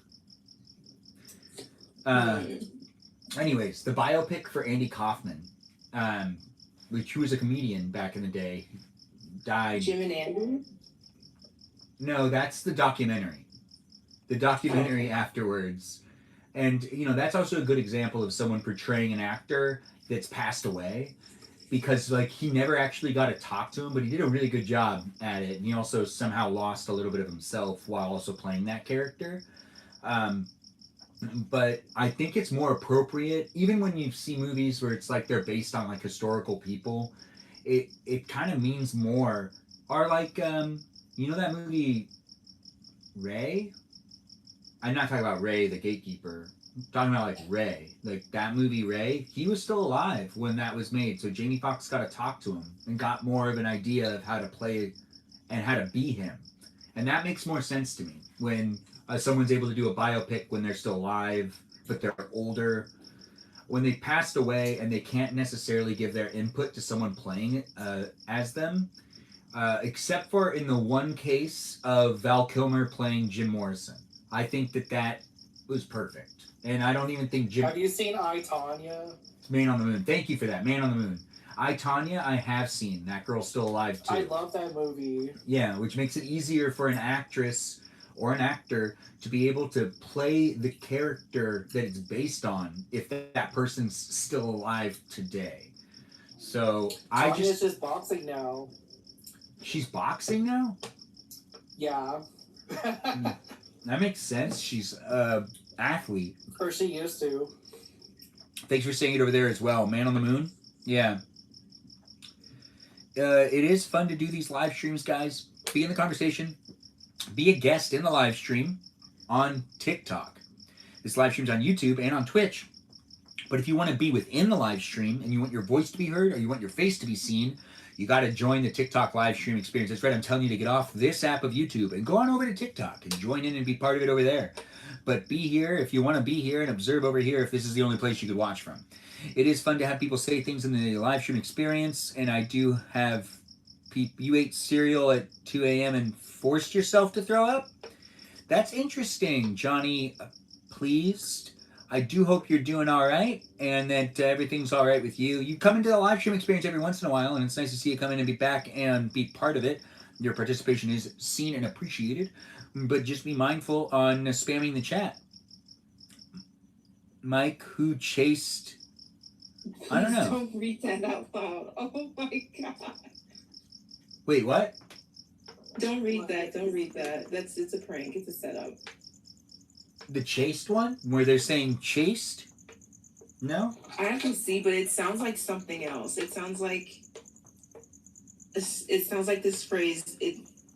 Oh my god, I'm not. You don't have to read it. You don't need to say it either. We're all okay. Everything's fine. Yeah. If you guys were... This is looking out for you. Yeah, no, I appreciate it. I do appreciate people looking out for me, and making the live stream experience a special place in space is only possible because we got viewers that actually care about being here. And overall, people just jumping in and being in my live stream, which also contributes to it being great and a good place in space. It is a lot of fun to be here in this place in space. If we do got moderators in the room on YouTube, I don't know if it's PG, but it feels like it is, but I could be wrong. There was something that was said that might be questionable. I don't know which of the moderators are here, but do take a gander and let me know how you feel about the live stream experience as it is happening live. You can always ask the questions. You can come back and be part of it. We had a Leia Ribbon person drop by. Maybe they'll drop by again. We're still waiting for that Kajal to jump in. I'm not sure where Kajal is. I'm not sure where Danita is. We're waiting for anyone to come back and be part of it if they want to be, if they've left and already been in it and they decide to come back. Like just Kay here has already been in the room, but you know, if she wants to come back. We also have Kiki not in the live stream because she feels under the weather. She did notify us on the Discord server. It's true, she did. You haven't seen what, Peaceful Kevin? I haven't seen whatever they're talking about. The commercial, the Man on the Moon. Oh, the Man on the Moon is the Andy Kaufman movie with Jim Carrey. Which Dave Chappelle had a funny story about meeting Jim Carrey, and it just sounds like Dave Chappelle met Jim Carrey at the wrong time because Jim Carrey was like method acting. So Dave Chappelle was like, you know, I wanted to meet Jim Carrey, not Jim Carrey as Andy Kaufman, which it's just a joke you gotta watch on your own. I can't deliver it because it's not my joke. It's his, and it's his story. But I do actually think it's a hilarious little story that he tells, and it's in one of his stand-ups. Is anyone a Dave Chappelle fan, or are people wildly not a Dave Chappelle? Melody, you watch a lot of stand-up comedy, right? Iris, what were you gonna say? I kind of am. The thing is, though, I don't watch his specials a lot, and I feel like I'm missing out. There was a few. Well, I don't think I need to mention those, but I do like Dave Chappelle overall, I guess. I love Wanda Sykes, if we're picking a black comedian. We weren't, but we could if you guys want to. But well, he is black. Yeah, she definitely has that going for her. You wouldn't have. I would have assumed that you like Whoopi Goldberg more than her, but no, Peaceful Kevin. Whoopi is cool. I watched that movie. That's where she's the psychic. What's that movie called? That was so good. I don't know, but I do like those nun movies that she was in. What were those called? Sister Act. Yeah, those were funny. Like those were really good. She just had to like hide. Ghost? Oh, Ghost. Was she in Ghost? Yes. I don't remember that. That movie is so good. I don't remember the movie very well, and I've seen it a good amount of times, but I actually don't. Oh my god, we should watch it. Maybe. I mean, there's so much to watch these days. She's Why played don't a you psychic. support me, Benjamin? Never said I didn't support you. Why don't you ask? Oh my god, yeah, I would love to watch that. He doesn't support any of us. Melody's always quick to say what she has on her mind. Your selection sucks. I mean, yes, you could I put it have into rights, Ben. You will not silence me. I won't silence her. I can't do it. I just can't. I can't do that to her. No, she's our Melody of the group, our pretty pink princess. And do listen to my mods, guys. Thanks for being here on the YouTube. Keep it PG. Mods are here for you if you're here for them as well. Like the live stream, share the live stream. We are here on the TikTok where Kajal has finally decided to drop by. I wonder if she'll actually be in the live stream experience as a guest, but she is here as a viewer right now. I can see she's dropped in. So nice to see you here, Kajal. Shout out to you. Always feel free to join in if you want to join in as a guest. We're here in these places and spaces, acknowledging each other's presence. And it is, what do I do now? I'm not sure what you do now. But Johnny, please, it's nice to have you in the live stream. You make up your own decisions. It is fun to make these live streams happen. TY, thanks for joining in as well. It is fun to see what people can come up with while we're also in this live stream, whether you're commenting in the chat or potentially even just joining in as I don't know, you could be just toothpaste pooping on a toothbrush, or you could be something completely different. I do appreciate you taking the time to be the toothpaste pooping on the toothbrush. I used to see this image every day. Like it used to be my profile image for a lot of different things. So it's funny to see it being used by you, Iris. And I do prefer it. You're welcome. Yeah. I mean, did you 'Cause I really? do miss my pretzel. Do you really miss your pretzel? Because you were really hating on pretzels. Just a little bit. But I you, hate pretzels, but I miss that one. so why is I that miss one? the pretzel too. Of course, Melody would say that. Like, not surprised. But I am honored to have you guys here giving me your honest opinions. Is that an honest opinion, Melody? Or do you... Yes, I really don't like looking at this image. Really? Yeah, I get avoided a lot. It's kind of like, you know, it's like one of those images you see that you kind of like, you feel like you shouldn't be looking. You know, like, do I look away? Or do I look? Or Yeah. do I look away? Why do you like that? It's so funny. It's so funny. It reminds me of this one time. My nephew used to poop on this like pooping potty thing when he was learning how to poop, and he would just sit on it to make sure he didn't have accidents or anything. And there's this one time that I have a picture of it. He's sitting on it in the front yard because it was during COVID, so like everyone had their own designated areas when they came over to my parents' house. And there's my sister's area. One of them had like the front yard area like dedicated to them, and my niece is holding his hand while he's like just sitting on the toilet, concentrating, trying to make sure to get it all out so then he can like go back to having fun. And she just looks like she's just holding his hand like kind of like a come on, let's get up and let's go back to playing, like, but she's like waiting patiently, and it's just like the cutest of photos. It's one I can't wait to like one day, because it's like it's a very appropriate photo. You're just sitting at the toilet, you can't like see anything, but it's going to be a funny day in the future where I go shout out to my niece and nephew and use that photo to acknowledge them in the future, in like a future post, because it's funny. Or like my niece Veronica has a really, really good video of her meeting Princess Jasmine at Disneyland. And this was when I took her to Disneyland when she was like 5.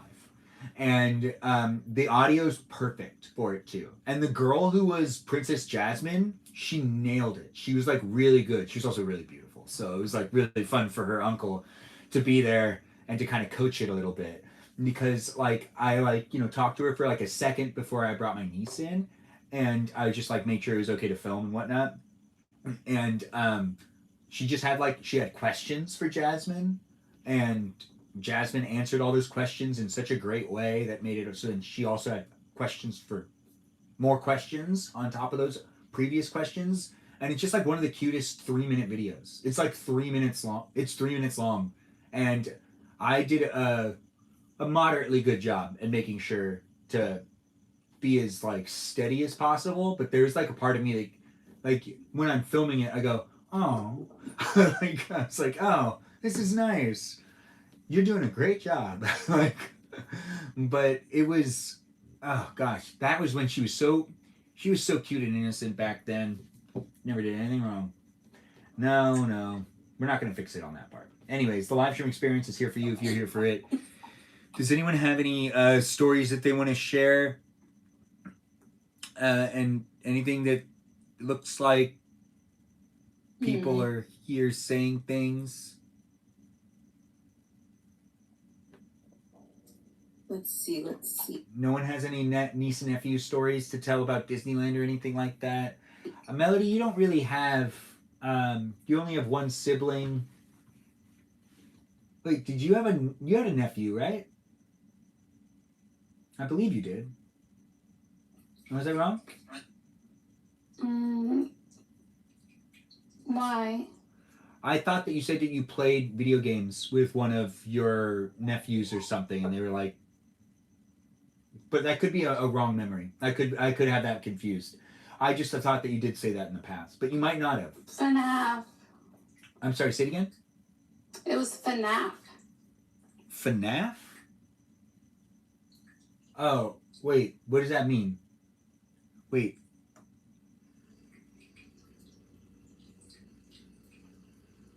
Yeah, thanks for telling him to relax. I do appreciate that, Iris, over there on YouTube live stream. But No problem. yeah, it can get really weird over there. It's a fun place and space, but let's keep it fun for everyone to be in it too. I see we got Moonlight Prince joining in, and Sarah's back. Do feel free to request to be a guest if you want to be a guest in the live stream experience. It's always nice to have people jump in and be part of the conversation. It wouldn't be what it is without viewers coming in and being in it within the live stream experience. It is always the place and space for us to get to know each other and for us to have a really good time, in my opinion. I don't.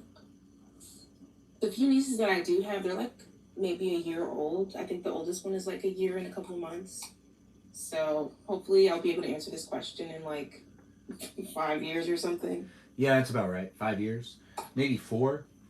Disneyland is free up until 3, I believe. It's 1, 2. I think it's like 3. Like 3 or after you pass 3 years old, I think you have to pay to have your kid go into Disneyland.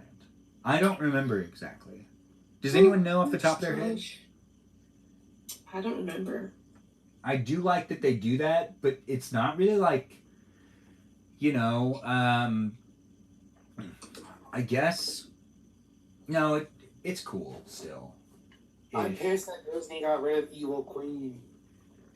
Oh my god, me too. Wait, they got rid of what? Sabrina, she was the Evil Queen. They got rid of the Evil Queens because she was too popular. What does that even mean? Yeah, what is this? I don't understand. Evil Queens? The Maleficent, I think, queen. Yeah, yeah. The evil character at Disneyland, she blew up on TikTok, and she's fabulous. And then Disney was like, "Oh, you're too popular," and then they just got rid of all the evil characters, and they're like, "It's seasonal now for Halloween." They fired her? Yeah. What is she doing now? But just like everyone, they fired everyone. They fired everybody?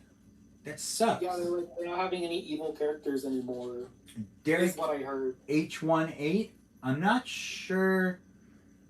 Derek H18, you don't even follow me, so I'm not sure if I should let you into the live stream. You want to just talk a little bit in the chat? Let me know who you are before I let you into the live stream experience that has the guests in my live stream able to talk to me and able to talk to the others that are in the live stream. This is for returning viewers and new viewers of mine, as you can interact and be in my live stream, but you got to interact with me a little bit before I let you into the room, because I have to have some sort of venting process, or I'll just let in completely random people and then all of a sudden it gets weird, like that one guy I let in. You guys know what I'm talking about. There's that one guy I let in that it was kind of weird, and we made sure to remove them.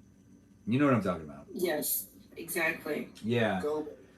There's also been people that have been underage in the live stream, and when we find out, no minors are really supposed to be using these platforms to begin with, even though this isn't marked as an 18 plus live stream. The overall experience on TikTok tends to gravitate more towards an adult audience, and even they themselves don't necessarily know what they're doing, it feels like. So be here on TikTok if you want to be here on TikTok as a guest. But keep in mind that it's documented on YouTube. So if you show up and, you come in with a username or something, it's going to be documented. It's fun to see you jumping in and being fun. Thanks for being here, Jayhawk. Thanks for being part of the live stream experience and being so supportive and encouraging. It's nice to do these live streams. Wouldn't be what it is without peeps coming in and being in it. We did get a Derek H18 requested. Meow, you can always come in as a guest. If you want to come in as a guest, you can get to know us as well. Meow's been here for a couple of live streams at least. And yes, I am a dude. Wait, no, how am I, dude? Oh, yeah, I'm good. I'm good. Yeah. Anyways, it's fun to make these live streams happen. It's guest night. Contribute to it however you see fit. We have peeps in the conversation that have jumped in numerous times, and new people always dropping by as well.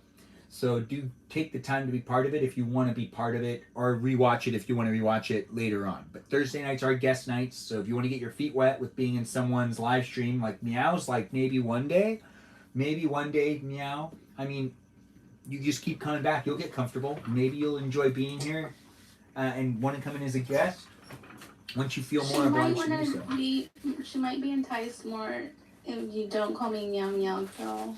I don't know. I think that She can be the meow. let's let her Meow Meow Girl. Sorry, Meow Meow Girl is asking Meow Girl. No, yeah, you might not want to talk for people. Said with Melody, she's saying no. So it's interesting. So she agrees with me. No, she says no. Like she doesn't want to be the Meow Meow Girl. She wants you to be the Meow Meow Girl. Her name is Meow. Yeah, but you know, if her name was like You Meowishly. don't want to confuse things. Well, Meow There Meow can is. only be one meow. Well, no, Meow Meow's two. That's right. It's not Meow Girl. It's Meow Meow Girl. Because it would be too confusing if I called you Meow No, Girl. it's like because you're then you'd think. double speaking when you say meow meow. Okay, I see where you're coming from. You have some great points. You're almost convincing me, but I think you need like more to it for me to be convinced. I don't need so much recognition, you know that? Oh, you don't like the multiple nicknames? This is your live stream. Yeah, I never questioned that. Peaceful Kevin, do you ever question it? I think Meow Meow Lady is adorable. Yeah, me too. She really is. Yeah. Oh gosh. Did you hear about when she used to be called Peanut Butter Lady? She hated it. She hated it when she was called Peanut Butter Lady. Well, I'm talking about the name. Oh, She's adorable too. yeah. Women. I'm peanut butter if you're jelly. I am jealous all the Also time. intimate. Yeah. Jelly is actually really delicious. Does anyone use jelly in the morning when they make themselves a, toast or something? No? I never eat breakfast, but that sounds delicious. You never eat breakfast? What about I have McDonald's some breakfast? sourdough bread. What? You don't eat McDonald's breakfast? Oh, occasionally, but I usually don't have an appetite in the morning. Oh, okay, that makes sense. I really do like McDonald's breakfast. I don't have enough, but Bagel sandwiches. Enough? yeah, I Oh don't my have God. enough. I don't have it enough in comparison to what I want in life. Do you It's have it? like I, from time to time, maybe on road trips, but casually, no. It's just too much on the stomach, and it's expensive too. Well, it's not really expensive. But you don't It's get just- I think everything. personally- You get like I know, I know. just a like- little sandwich. Yeah, even just the sandwiches. For me, they wreck my stomach. Make me feel horrible. Like after 2 hours. Well, why don't you just skip breakfast then and get the lunch? I mean, I just don't get McDonald's in general. Oh, that makes sense. Does anyone want to share their breakfast order if you do get McDonald's in the morning? My favorite is the bagel sandwich. Okay.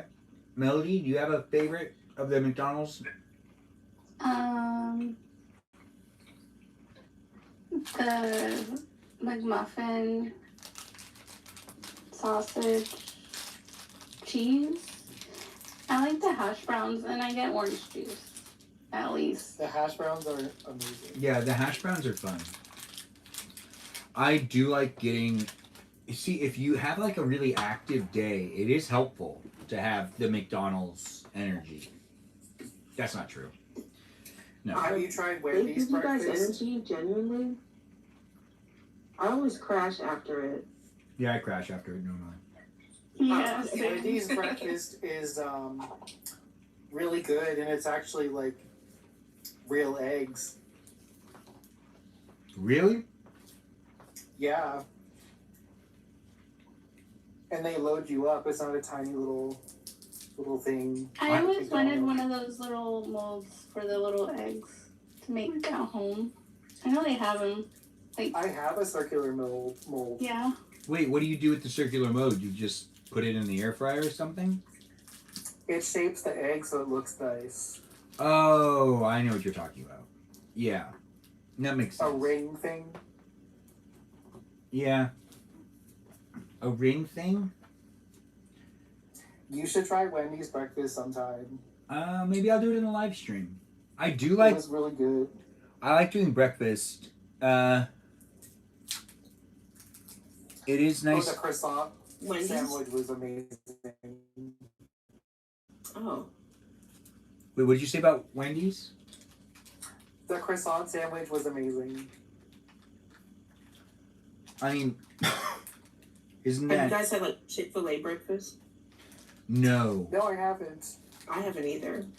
I should try that though. I have a I'm thinking about it. friend that I works. usually Chick-fil-A avoid them. breakfast.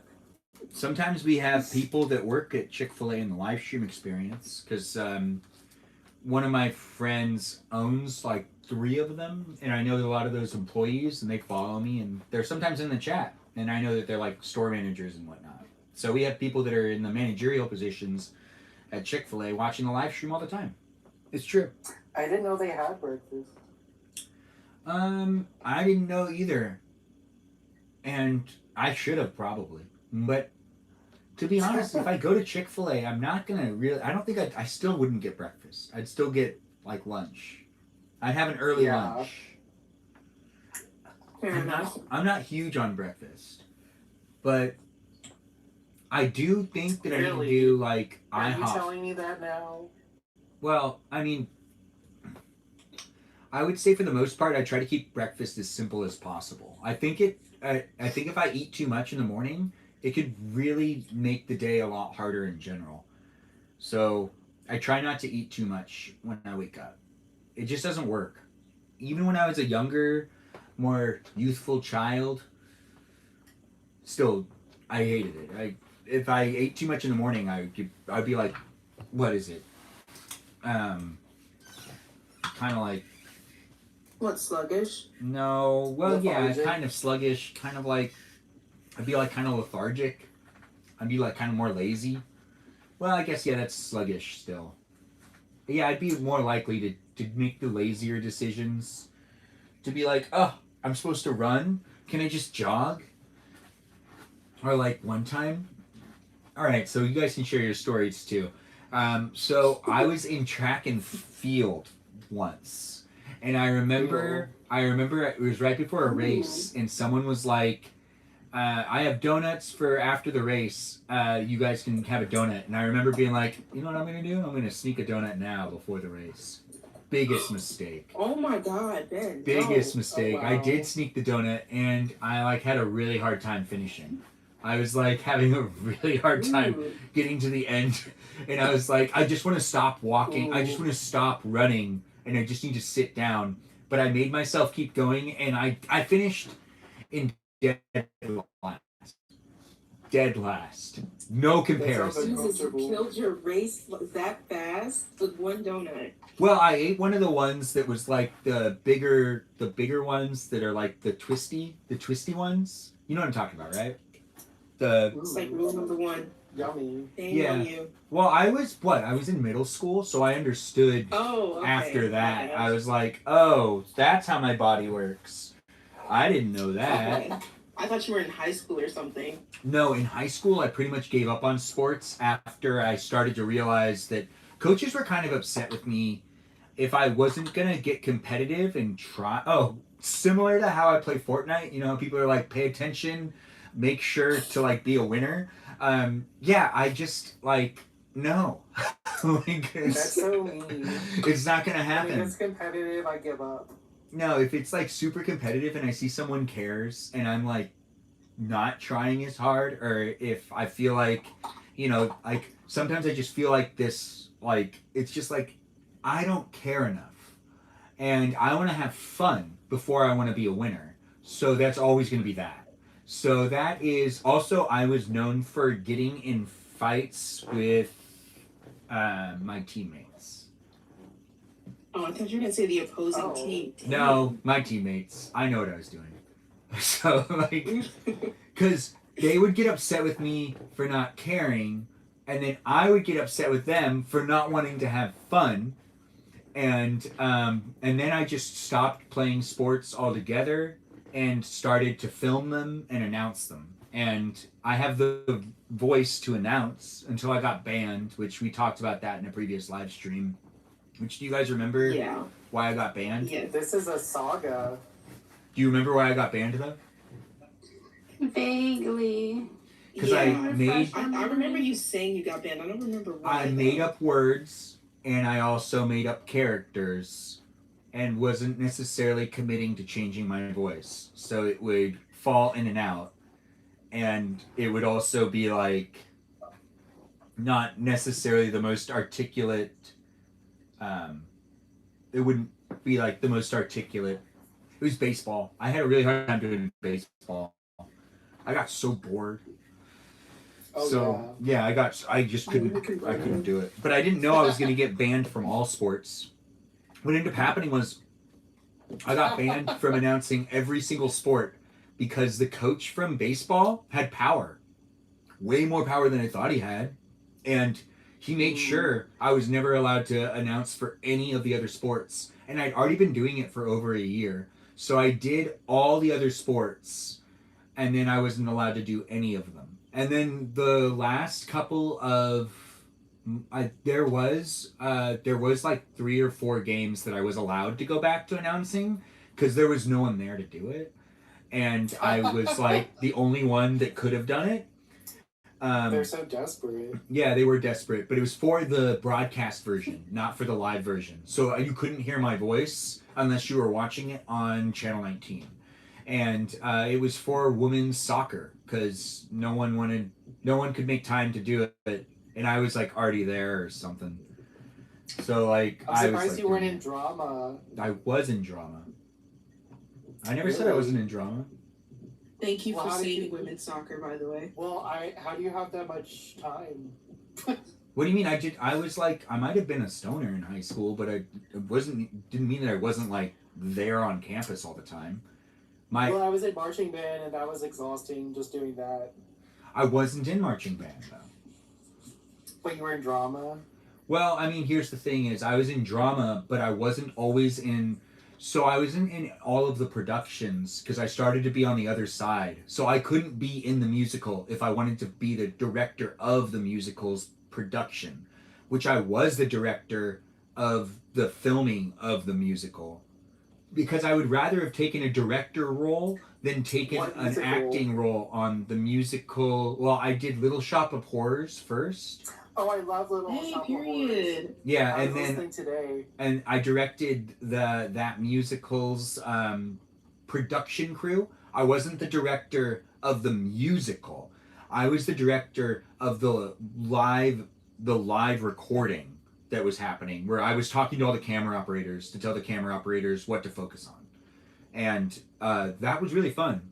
I also had like a panic attack and like a breakdown multiple times, to where it was like, because it was me learning, so I was having like a hard time trying to like tell everyone what to do, and then after the second act, you kind of get a hold of it, and you're like, okay, I get it, I understand how to do it. I was also really young, so I was like trying to learn it. And then On the Way to the Forum is the one that was the best. So On the Way to the Forum was a musical that I could have been in, or I could have filmed it. And I really just wanted to film it. Then my senior year, I think it was Cats. And I was really happy to film that. I didn't want to be in Cats. Oh, fun. I did not want to be in Cats. I think it was Cats. And I was like, I don't want to be in this. But I definitely want to film it. But On the Way to the Forum is the best one I did. Because that was like right in between the sweet spot of me also like in high school being responsible. And I made a behind the scenes video that was just like really fluid, like it just flowed really well. It was like it was just really it was like a little like add-on to the DVD, but it was like one of the best videos I've made. Still to this day, I would say that is one of the best videos I've made because it was so much fun to make it, and it just felt very natural because what I ended up doing was I like told everybody how to like treat me as a camera. So like everyone's just supposed to look into me and talk to anybody that's in your life because I'm a camera. You could just talk to your mom if you wanted to. And it was like I got really like authentic reactions from people, and people were just having fun talking to the people in their lives in the video. So it's a behind the scenes, Wow. but they're just like talking to me, and I was like, just imagine like the person you want to talk to the most, and like talk to me as if I'm them. And that's like what I did to do the behind the scenes little video that's like 10 minutes long. It's not a long video, but yeah. That sounds Awesome. really sick. Yeah, it came out really well. I still have it's online. You can rewatch it if you. Yeah, I could rewatch it. You could watch it for the first time, but it has less meaning to you.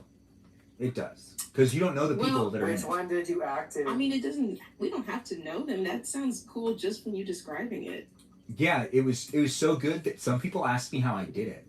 There was my teacher. I remember my teacher was like watching the cut when I was done, and he was like, "How did you get people to do this?" And I was like, "Well, I told them to do this and this." And he was like, "Wow, it came out really good. I can't believe you're able to do that." And I remember he was like,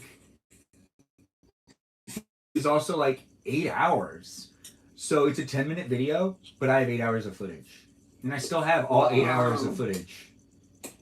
It took me a while to get the things I was waiting for. I would just record and wait.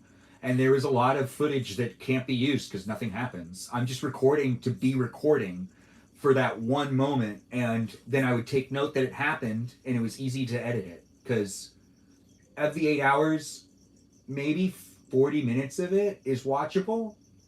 Maybe. But a lot of it was me waiting. Just waiting. That sounds like one of those animal documentaries, and they just wait for like 3 days to get one, like a little clip of like the animals. Yeah, there is Like a also. spider walking by. I guess I could say this. I think I could say this now. There was a lot of footage of the teacher who is one of the one of my favorite teachers growing up, and one of the most influential teachers on my life is my drama teacher Benny. But there was a lot of footage of her being really if you went to San Marino High School and you know what I'm talking about, she was a lot sometimes, but then her and Mrs. Hanson together sometimes there is some footage that I really couldn't use because of how they would just be very straightforward. All right, it would just be mean. There was just footage that was just like them being really mean to people, and like Aww. the thing is they were just stressed. Honestly, they are some of the most creative people I have ever talked to and gotten to like learn from, especially when I was young. Valued every like actual, even the bad incidences where I was once yelled at very, very intensively about just like not taking theater very seriously, which is actually very true. It was like I'm more of a in front of a camera guy. I mean, who takes that seriously? I mean, I just was really like, People do. yeah. Do you know Jinx Monsoon? Who is that?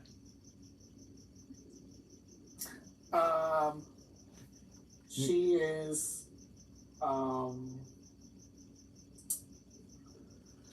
a transgender woman. Who's Jake? Wait. And she's been I've seen her on TikTok, and she's really funny, and she was in the Mary Todd play. What's this person's name again? Jinx Monsoon. No, I don't know who that is. But they're in a play? You would love her. She's so crazy. You live above her? No. He said I would love her. What? Oh. Yeah, you Looks would like love that. her. She's She's really unhinged. Meow is. Oh yeah, she's been interviewed by that one girl that's like super skinny and pretty. Anyway? Yeah. That interview Oh. is amazing. Have you seen that? Who? Benjamin has to see that. What is this? Wait, who Who's Z-Way or who's Jinx? Both, actually. Who's Jinx Monsoon? Wait, so we also have wait, I want to see this being said by Meow. Meow, what are you referring to? Copenhagen? I don't know what that means. But thanks for being here, Fluffy Kitten.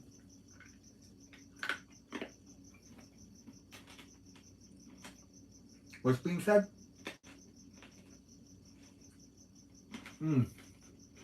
Dum-dums are...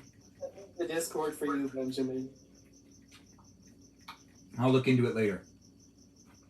Thank you for posting it in those places and spaces. Look at us having a good time. It's guest night still here in this live stream experience. We've almost made it to 200 minutes. That's right, 200 exciting minutes of guest night here on the Tickety Talk if you want to join in and be part of it. That's right, join in as a guest on TikTok. It is here on YouTube and here on Twitch, which is fun to make and create. Do I wear wigs on occasion, every once in a while? Do you not wear wigs? I have a blonde wig somewhere. Do you not have a blonde wig? Do you guys have blonde wigs? Iris, you give me like the I have lots of wigs vibe. Like you got purple hair, you got red hair. Is this right or am I wrong? Very wrong. Okay. But I do wear like extensions or weaves sometimes, but they're not colorful. Not like that, at least. They're all natural colors. Would you for me or would you not do it for me? I would definitely not do it for you because it requires a lot of work, and it would have to start with me first. That's a good point. She has her head on straight. She really does. When will you wear wigs? Well, I mean, Halloween's coming up this year. Maybe I'll have a costume with a wig. Sounds like people want that. I think they're quoting this one interview. God, what was it? Lord of the Rings? Oh. Yeah, where they like all wear wigs. They did wear wigs. This seems so Black close. and tan. No, Red, I can't move this. What were you Do going to you say? have Anna? any tattoos or piercings? One second. Wait, why do you want to know if she has any tattoos or piercings? Because you asked her about colored hair. Oh yeah, that's a really good point. I didn't think about how those two actually correlate with each other. But you don't have any, right, Melody? Do you? No. You've been thinking about it though. The way you said no made it sound like. It's past my age. Really? Is it really? Is there an age group? I'm past that age, is what I meant. Oh, I you're think. past the age of rebellious I get tattoos vibes? No, I didn't mean it like that. Okay. It wouldn't be a good look for me. Like, I just feel old. Why do you feel old? You sound I don't young. know, Ben. Think about it. Well, you don't sound old. You sound like someone that is, still figuring things out as a child. Yeah, and am I taken serious? Yeah. No. What do you mean? You don't feel like you're taken seriously?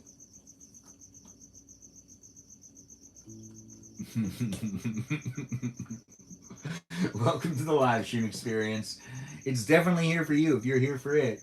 And we're having fun getting to know the people that are in the room on a daily basis because I do my live streams for at least 90 minutes a day. But this is guest night where you can interact and talk to the other people that are in the live stream. You might not be able to talk to Iris right now because she's running after a dog because the dog got out. That's right, the dog got out. Is there anything you want to say about that, Peaceful Kevin? How do you feel about Iris having to take care of a dog that is her roommate's dog?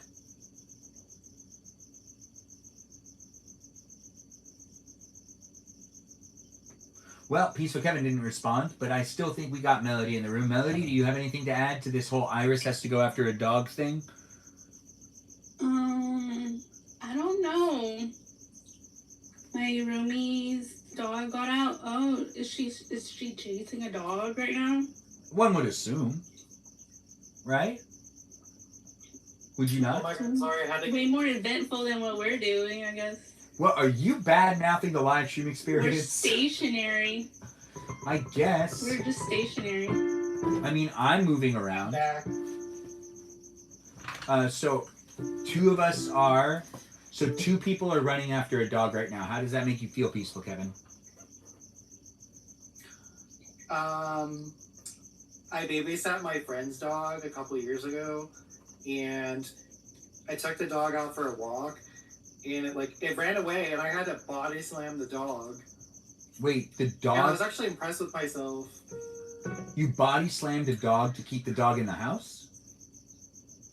The dog went outside, and it was going to run in traffic, and the adrenaline made me superhuman or whatever, and I body slammed the dog. Whatever keeps the dog safe. Myself.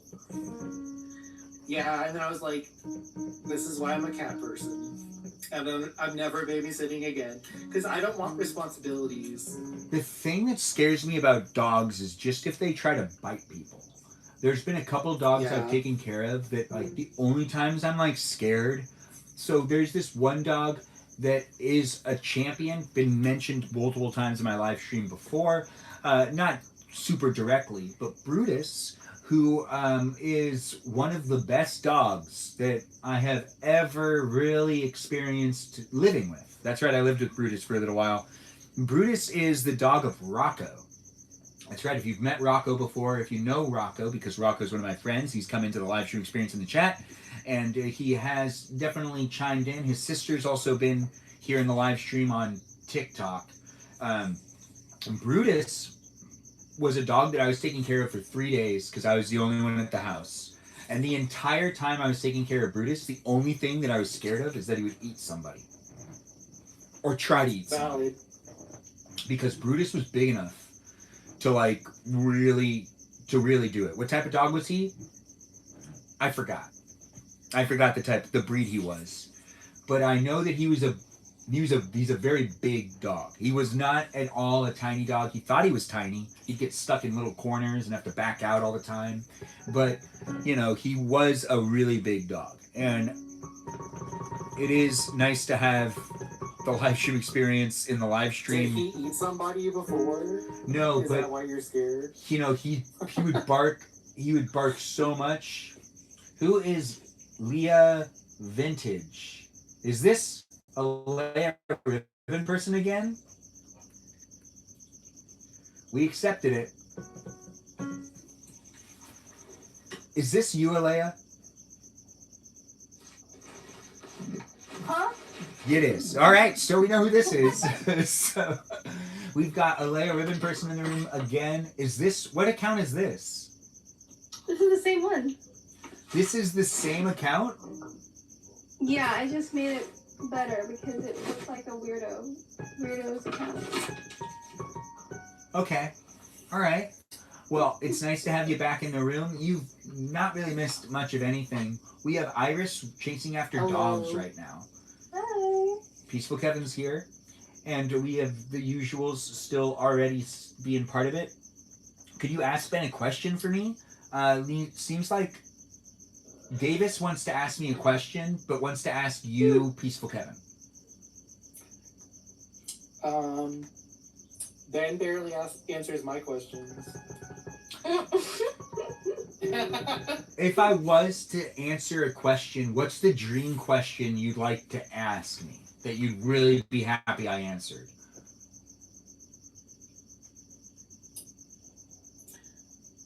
I don't know. Anybody? I feel like I know you pretty well at this point. That's a good point. Or what question have you felt like I lied about that you wish I would give you an honest answer about? I might regret this, but is there anything that people have been like, I asked you that question and I don't feel like you gave me the honest answer? Anything? I don't know. The way you, what you want to tell people is your business. So,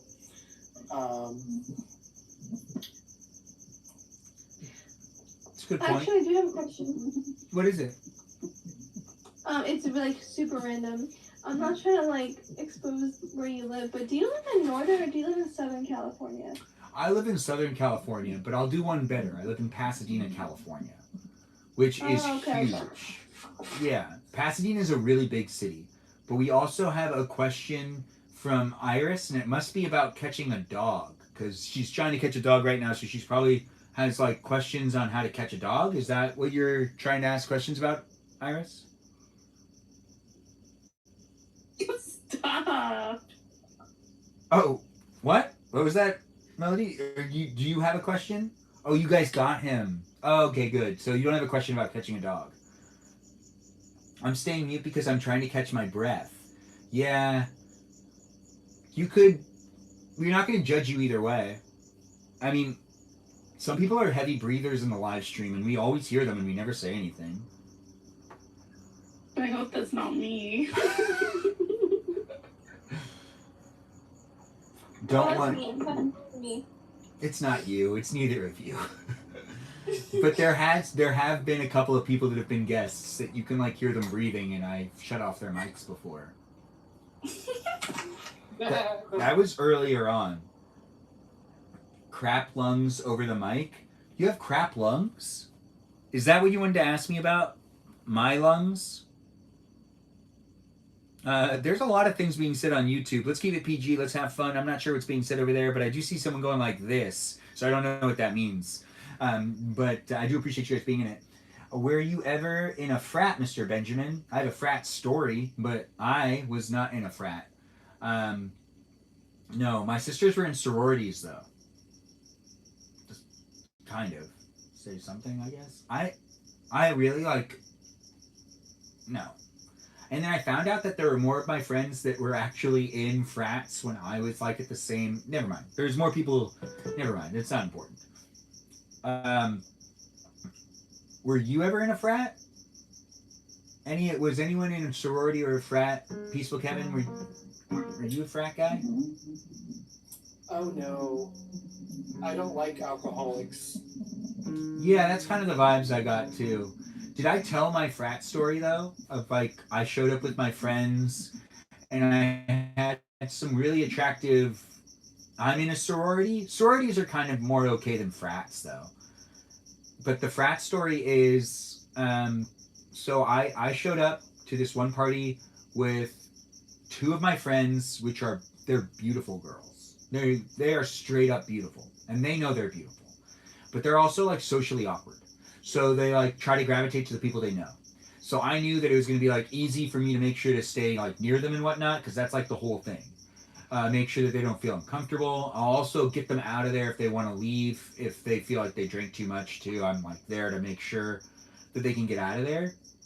And I was there with also another one of my friends, but he like went ahead and was like hanging out with like the frat guys in like a different part of the house.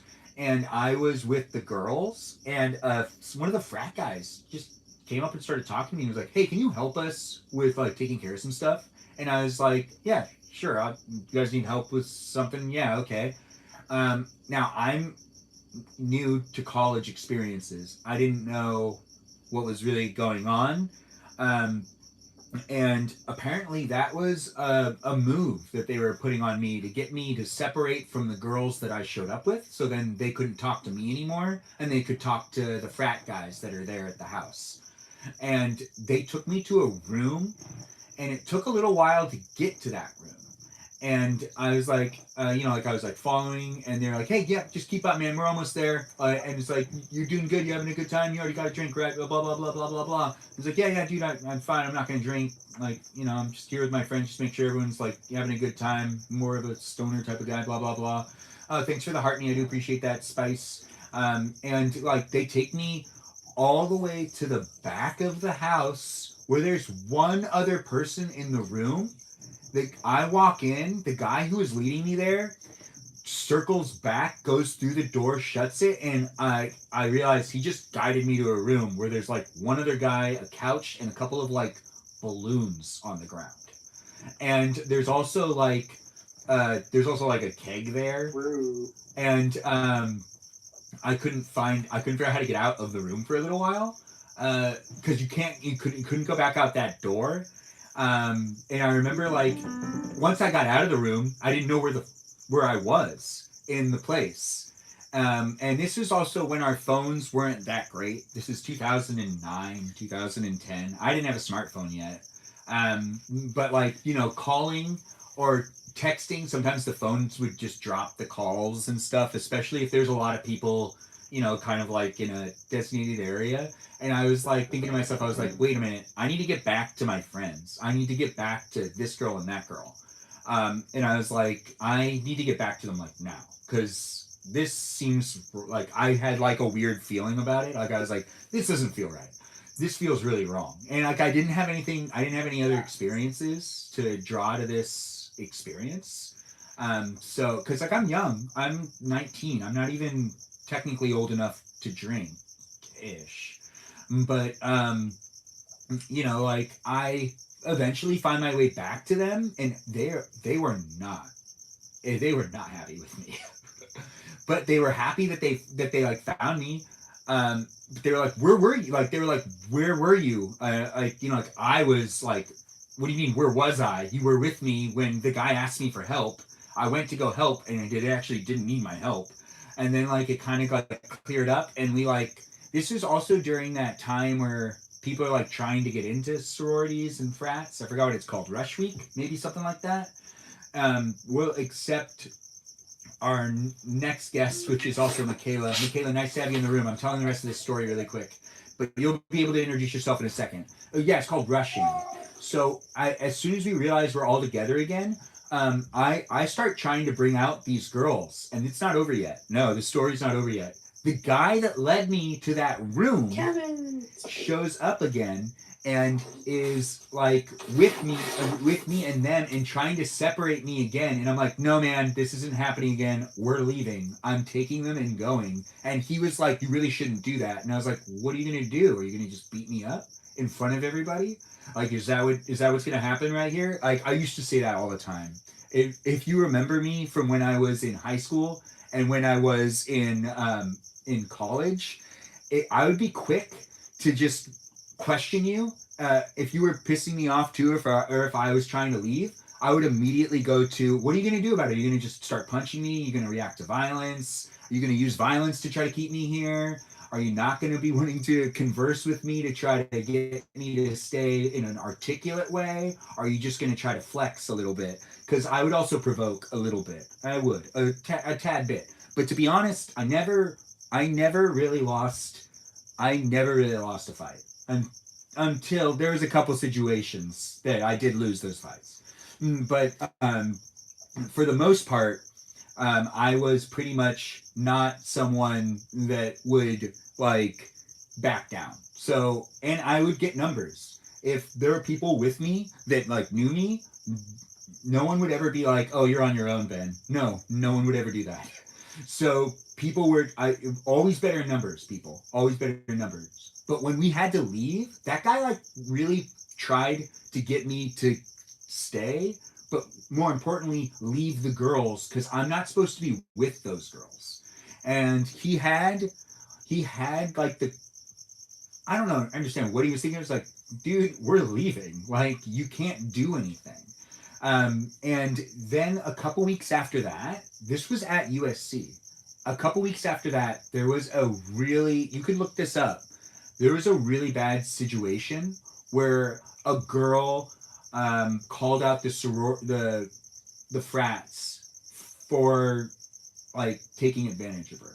And we have to leave it at that because I can't necessarily say certain words. But like USC kind of had like an issue with their frats, and the frats are all put on like an intensive watch because there was some pretty bad stuff that happened. And I was just happy to not hang out there. I didn't care for frats. That was the worst. If the experience was better, if I was like, oh, frats are cool because like these guys are all looking out for each other. If I felt that in any way, I would have had a completely different perspective on frats moving forward, even in college. But that's not what I felt. What I felt was, man, they're just trying to get my friends away from me and to separate me from like my pals. That's not something I want to be a part of. No. But yeah, that's the story. We now have Michaela, our twin medicine woman, in the room. You want to say hi to everybody? Michaela? I'm getting over a cold, so my voice sounds a little silly, but hello. It's nice to have you here with that silly voice. You're here on YouTube as well. Keep in mind everything we say is recorded for people to be able to rewatch on YouTube and on Twitch. But it's wait. What is this wait? Can you ask something? That depends. What would you want to ask? Is that Iris, my black and tan of the group? Yeah. Go ahead. Do you remember the name of the frat, or at least the initials? No, I don't, because I cared very Does little. ATO sound? Oh, okay. No, I wouldn't be able to do it. I do know that the frats were like different after, like the frats that we went to go to that party. After that situation, they weren't like allowed to do that they anymore. disband them? They weren't allowed to throw parties anymore. For the rest of that year, like they weren't allowed to throw parties. It was like a pretty big deal. They like lost their abilities to like do stuff, and then the sororities picked up the slack. And I went to going to a sorority party is much better than going to a frat party. And like the theme feels better, the house feels clean. Yeah, the house feels clean. Yeah, and you know, like it just feels better. Whereas in the other one is like there's trash cans everywhere, full of recyclable materials. You know, yeah, it's kind of awkward. Davis has a question for you on YouTube. Who? Davis has a question they've been trying to ask you, and they put it on YouTube because it got filtered. How do I keep that waist snatched? I don't understand what that word. What do you mean? What's snatched mean? What do you mean by snatched? Maybe I should read your whole comment. I don't know if you'll see my question, but when you're being such a big eater, how do you keep that waist snatched? I don't know. Genetics? Working out? That is like the Energizer Bunny. I think it's because I like do a lot of stuff. Do I play jazz? No, I don't. But I could maybe one day. We've got great peeps in the room. Feel free to ask the questions to all of those that are here. Not just me. We've got a ribbon person in the... Wait, what waist? Wait, so Alea ribbon person, what do you think about this?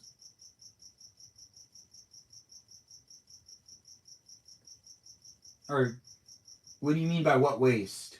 Do the snatch thing?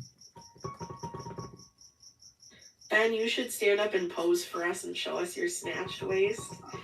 What is a snatched waist? It's like it's a silly way of saying like someone who's got like I think people mostly use it for women, but I guess it can apply to both genders where it's like, ooh, that girl's waist is snatched, where it's like slim. Oh, you mean like an hourglass shape? Probably, yeah. When it's commonly referred to for women, ooh, girl, her waist be snatched. You think of someone with like a narrow, defined waist. Being as the way these cameras are framed for me to be sitting down with eye contact, if I was to stand, you wouldn't necessarily be looking at my waist. You know, it would be right below. It'd be right below my waist if I stood up right where I was. I have no way. I don't have any way to do that. Yeah, and that would be against the platform. That could get me flagged. So I'm not doing that. But I'll keep it in mind for future live streams. What? After the live stream? Maybe. I mean, I'd have to reframe the shot because I don't have it be. It's not head to toe. It is for when I'm sitting waist above. So if I was to stand, it would be waist below. It would be right below the waist going down. So it wouldn't necessarily work. But I could maybe make it work later. Yeah, we'll see if we have time. It's 10:18. Oh yeah, hours ahead of us. Now we've got the best of people in the room.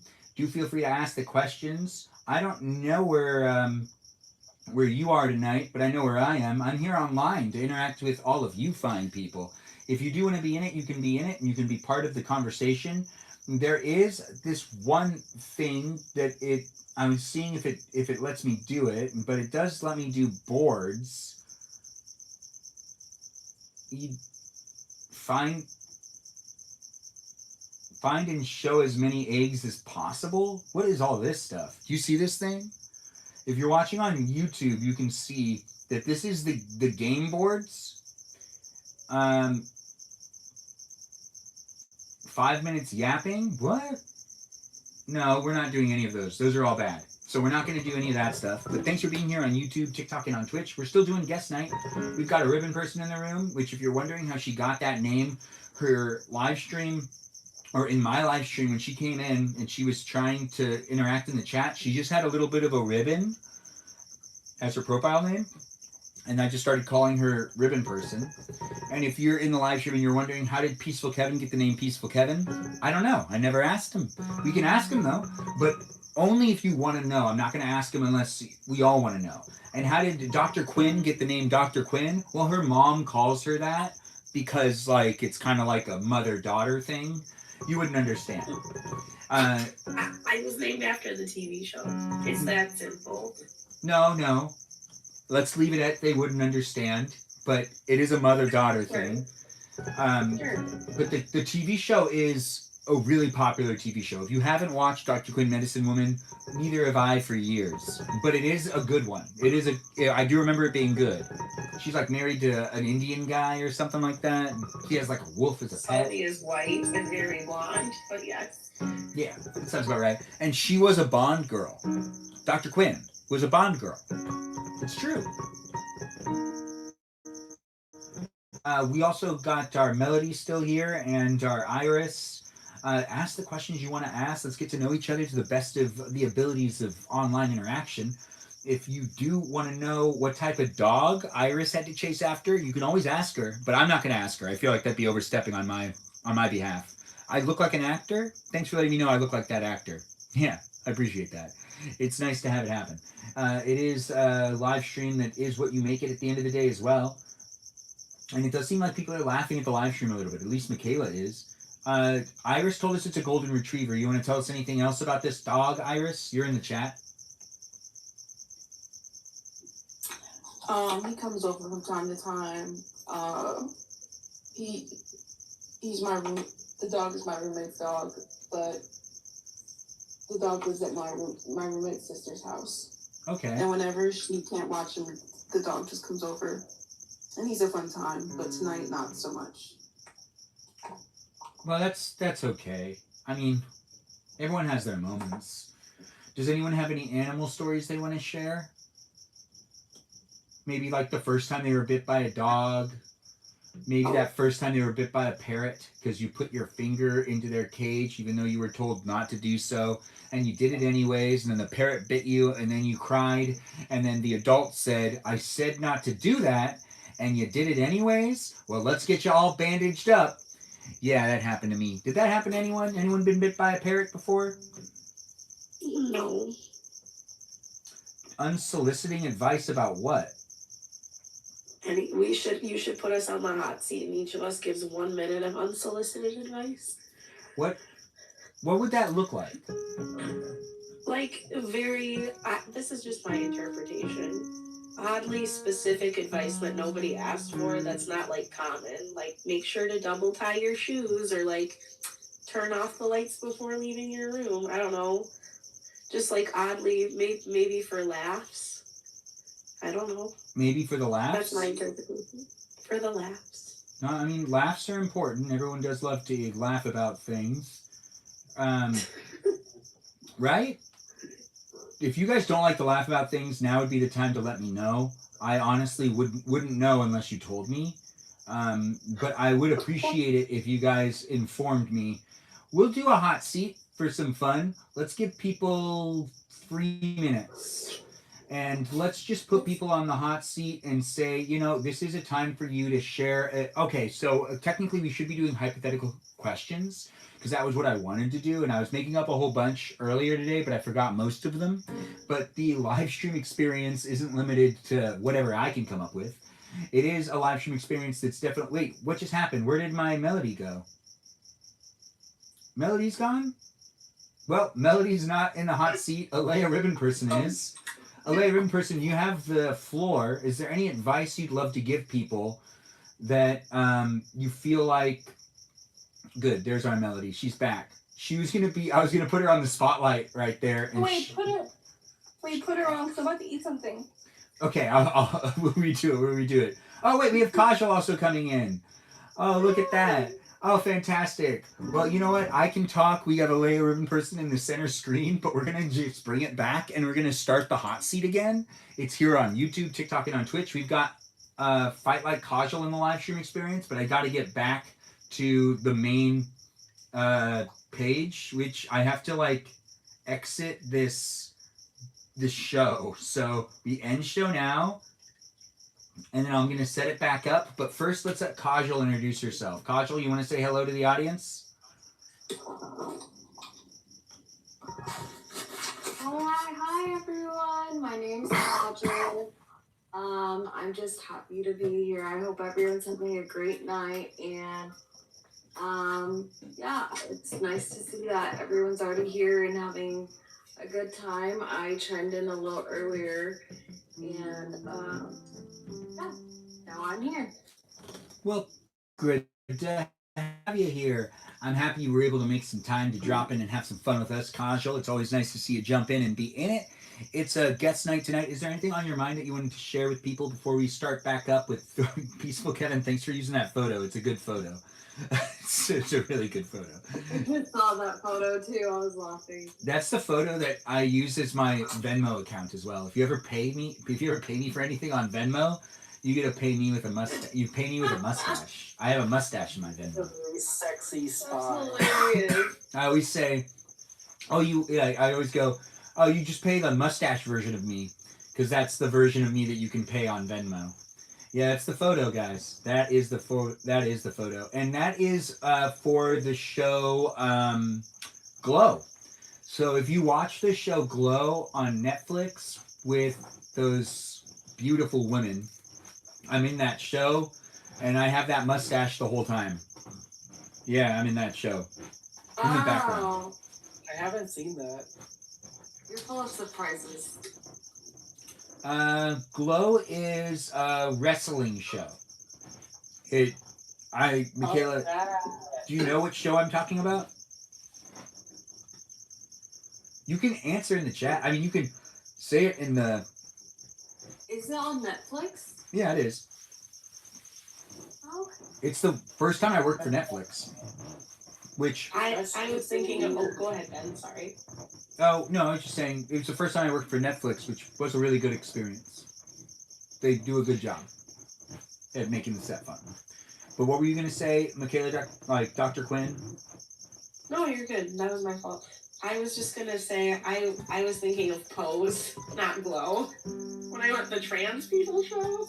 Wait, what's the trans people show? It's called what? Pose. Never heard of it. I thought Ben was with his Borat mustache from Pose. Could you imagine? Pose. Well, I was like, oh, Ben. Ryan Murphy made the show? What else did Ryan Murphy make? Pose is amazing. I'll have to look into Pose. I have not heard of it. I've seen a couple episodes. It's really well done. Made me tear up a couple times. But when I thought Glow was Pose, Ben, I just imagined you walking down the street in your Borat mustache and like one of the main characters going, honey, that mustache is not it, or just something funny like that. I could just see like you as an extra being poked fun at for your mustache on that show or something. I don't know. That makes sense. I'm normally. Does anybody get the vision? I think that the term people used to call me when I was like younger, and I would work in things. People used to call me like an otter all the time, and I never really understood what it meant. But I did find out later. It was like a LGBTQ thing. Like I would be referred to as like an otter all the time. And they'd be like, you are like the otter. Like people would come up and tell me, you are such an otter. Or they'd be like, and I'd be like, what does that even mean? Like, what does it mean? Michaela, the An King otter? Medicine Woman, is asking. Okay. Man. What? Oh. What was it again? It's like a skinny, hairy man, I think. Oh. The twink is like hairless and very youthful. Kind of. Oh, I was gonna ask. I was like, is it a variation of a Twinkie bar? But no. It's a bear. You think he's a bear? Oh yeah. I never got Ben? that. I was called an otter all the time, not a bear. But Well, now you're a bear. that What makes are you, Kevin? that makes more sense to me though. The bear makes way more sense to me. The otter never made any sense to me. Yes, I'm becoming a bear. Thanks for being here, Sky, and jumping in. We've got a lot of really great guests, and I do appreciate all of them. Let's ask some questions. We're going to put some people on the hot spot. They might be eating sandwiches. They might not be eating sandwiches. They might be having candy. They might not be having candy. I myself want to check on some things, and I want to put some people on the hot seat, but also want to give an opportunity for those of you to ask the questions and for us to have the conversations happen. I believe what we were going to do is give 3 minutes for people to give just like raw advice in life, like really just off the head advice. And we're going to do that still, actually, because I kind of like the idea of us doing that. And we're going to just make sure that Said with Melody goes first, because Said with Melody always likes going first. To get it out of the way. So, Said with Melody, you got 3 minutes of, the talkity talk stuff. So you're going to get 3 minutes, Said with Melody, to say all of the best advice you've ever been given or advice that you think people should be hearing. Floor is yours. Advice. I don't know. If there's someone that is Stay thinking, in school, kids. okay, that works. That's some good advice. If you were to give advice to someone who is asking about cheating on a test, how would you give them advice to cheat on a test? Oh, you wouldn't give them advice to cheat on a test, would you? No. So would you tell them to study hard and to pass it by knowing things? Or would you tell them write it on a Ask tiny little for piece of help paper? Really? Beforehand. Okay. Have you ever cheated on a test? I don't remember. So that's kind of like a... One time I did, because English was not my subject, but my friend was, in AP classes and stuff, and she had a paper, and she got, a high grade on it over, I think it was, Lord of the Flies or something like that, and then, so I tried to copy off her paper, but I got, a lower grade than her, so it was, a waste. I thought, if I copied, some of her ideas from her paper, I would get a high grade like her, but I didn't. So I don't know if the teacher knew that I was, copying. Well, do you think the teacher liked you? No, she was a grade or two above me. Oh. I don't know. Well, sometimes I feel like teachers graded based on how they liked people, especially since I wasn't always I did not get involved with teachers. I noticed that now that, kids are very involved, and I always kept my distance. The only close teachers I had was my percussion teacher. I don't remember his name, but he was cool. But his wife was in the band class too, but she was a teacher for the flute or something.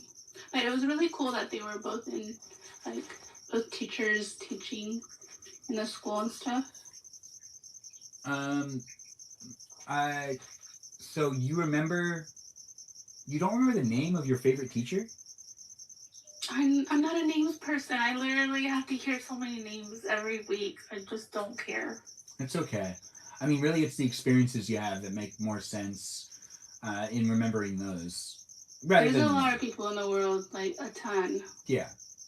Thanks for sharing. Your time's over, and we've got a layer ribbon person jumping back into it. Are you still eating a sandwich, or are you good to give some advice? I'm eating a lollipop.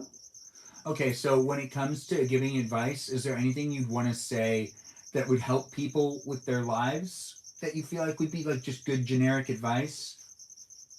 Or maybe just random advice? Like don't put anything up your nose type of advice? I mean, let's see. I would say just don't be so serious about things. Like I feel like people take life so seriously. Like it honestly is not that serious. Like we're literally just on a floating rock. I know it's cringy, but like it's true. Like people are just so serious all the time. No, I totally agree with you. That's why I try to do these positive live stream experiences where we don't talk about anything too serious. When it comes to serious conversations, though, what's the one you avoid the most? And what do you have as tips to avoid those types of conversations? Like, do you not want to talk about certain types of feelings? What is it that you try to avoid conversations with? Do you have any advice to help people avoid those conversations as well? I hate when people. Okay, well, it's okay to ask me like once in a while, but I hate when people's only source of conversation is to ask what you want to do or like what you do for like work. Like I hate those conversations because I feel like my life is not centered around school and like a job. So usually what I do like to avoid it is just like change the conversation, like talk about something positive, just because I hate when people only talk about that. Okay. So do you have anything else that's like that? Or do you have any other tips and tricks on how to like, I don't know, avoid even like, just like unwanted conversations? Or how do you get out of conversations that you start to feel uncomfortable in? Because that could help people. I usually just talk about something positive. Like I change it to like something that I don't know, like the news or something. Like I don't know. When it comes to like you trying to change conversations with certain people, is there any types of people that you feel like you just need to get rid of them? Kind of like how it looks like we just got rid of someone in the live stream apparently. Do you know Al Maximoff by any chance? Wait, me? Yeah, do you know them outside of this live stream or not really? No. No, why? Because they were being kind of mean. I'm not sure what they were doing, but they were being kind of rude in the live stream, and I accepted them in as a guest, but now they've left again. Oh, I think they started sending messages when, I don't know who was talking first, but they started sending messages. Oh, right. It's time. Hello, what's the prompt? So, you made up the prompt, Michaela Dutch Good Medicine Woman. Okay. So, unsolicited Alea, advice. thank you for chiming in. You'll be able to talk again when we get back to the main group. But for the next 2 minutes, we've got Michaela on the track. Yeah, go ahead. Floor's yours, girl. I like how I'm like, let's do this prompt. Also me. Well, you made up the prompt. So, what advice would you like to give? Okay, so maybe you should give advice to somebody that's dealing with someone that they don't like talking to. How would you tell that person to be able to like deal with that person? Like, what advice would you have for them if they're like, I hate talking to this person? Oh, so there's something called. I've got. Oh, go ahead, Benjamin. Sorry. No, you're talking. You answer it now. Mm-hmm. I would recommend something called the gray rock method, where you don't emotionally engage with the person, and this would be after like truly coming to terms with why you don't enjoy talking to them, because sometimes it is something that can be worked out. Sometimes it's them, sometimes it's you, sometimes it's a mixture of both. But if you like truly believe in your heart that this is a person that you just can't mesh with, understand, or try to get through to them, you can Google it, but gray rocking is essentially like giving neutral answers without inviting emotional responses, or like giving the other person, especially if they're, I hate throwing this label out, but toxic, a chance to engage on an emotional level in a way that could like facilitate the reason you don't like talking to them, right? Yeah, I haven't heard someone say, what is it, gray rock method in a long time. But yeah, It's true. Here, say Everything. something to me, Ben. I'll gray rock you. No, I'm good. You continue to give advice. Like, go ahead and what other I guess I advice could do you do have? that. I don't know. I really don't know it. I'm not sure. If someone was to always buy you a sandwich that wasn't made the way you liked it, how would you confront them about it? What type of advice do you have for people that buy other people food that are always getting their orders wrong? I mean, that's not something I really think about, Ben, so I'm not really sure. Oh, it's a hypothetical, though. So if there's someone that got your order wrong and they did it for the second time, how do you deal with it? I mean, I would just let them know in an honest way. Are you sure? I think so. You wouldn't lash out at them? You paid for the sandwich. Each time. That's an interesting question, Ben. That is interesting, isn't it? Well, she lost the rest of her time because, we're moving on to the next person. She only had 3 minutes, but now Black and Tan, our Iris McGrath of the live stream experience, gets to answer or phrase motivational advice. What type of motivational advice do you have? God, I don't even know. Let's see. Can I answer for you? I'm just joking. No. Go ahead. They won't be buying. Balance is important in basically everything, God, how do I say this? What?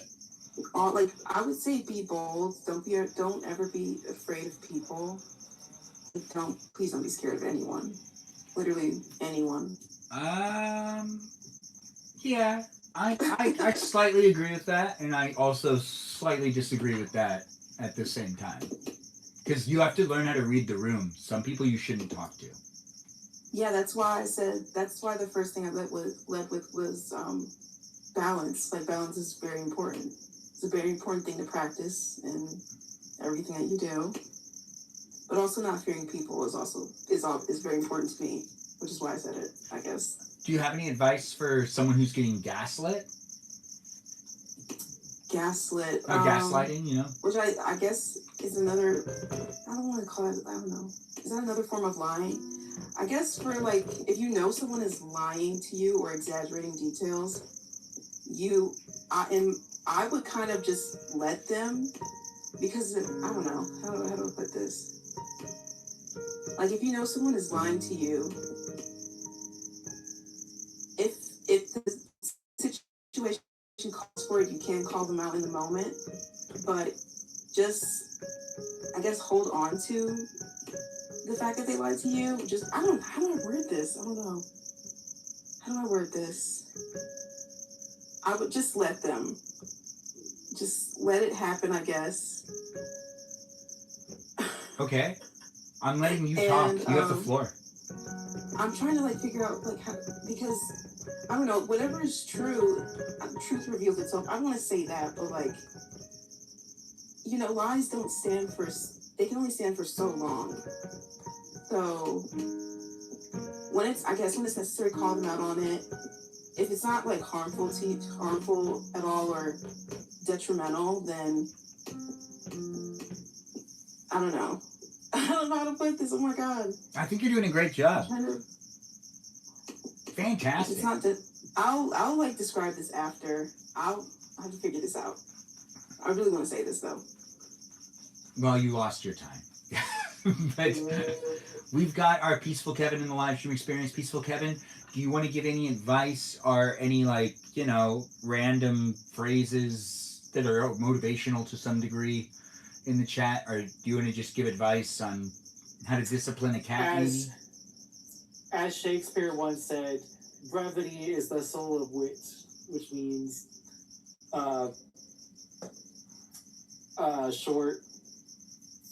short thoughts, or anyway. Being short is actually good. Being short brief. As a height? Brief statements can be more influential than a whole paragraph. That's true, actually. Simplicity is more, less is more kind of thing. No, I hear you. That's from Hamlet. That's from Hamlet. And that's a quote that I really liked. But what would you like advice about?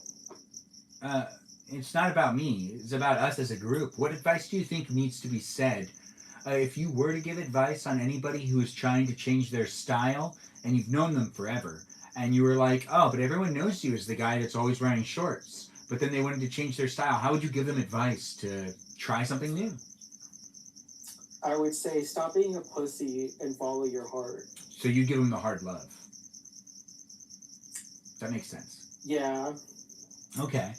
If they were to critique your style and you needed to defend yourself, what advice would you give to someone else who needs to also defend themselves for dressing the way they dress? I don't understand the question. So if you needed to defend your outfit, like let's say you were wearing sandals with a suit, and people were like, hey, you really can't wear sandals with a suit. How would you have defended yourself in that moment? And how would you advise someone else to defend themselves in the future by making a fashion no-no?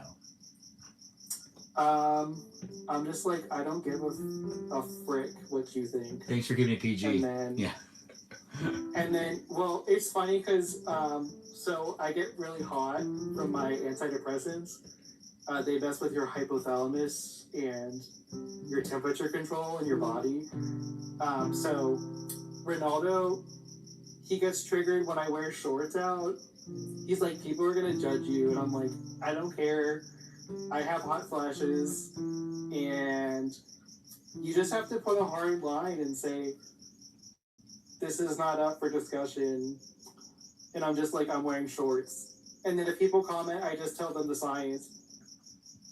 Okay. Well, now we have Kajal in the live stream experience taking the floor to talk to us about advice. So Kajal, is there any advice that comes to mind that is like an inspirational quote that you think about every day that keeps you going? Anything like that?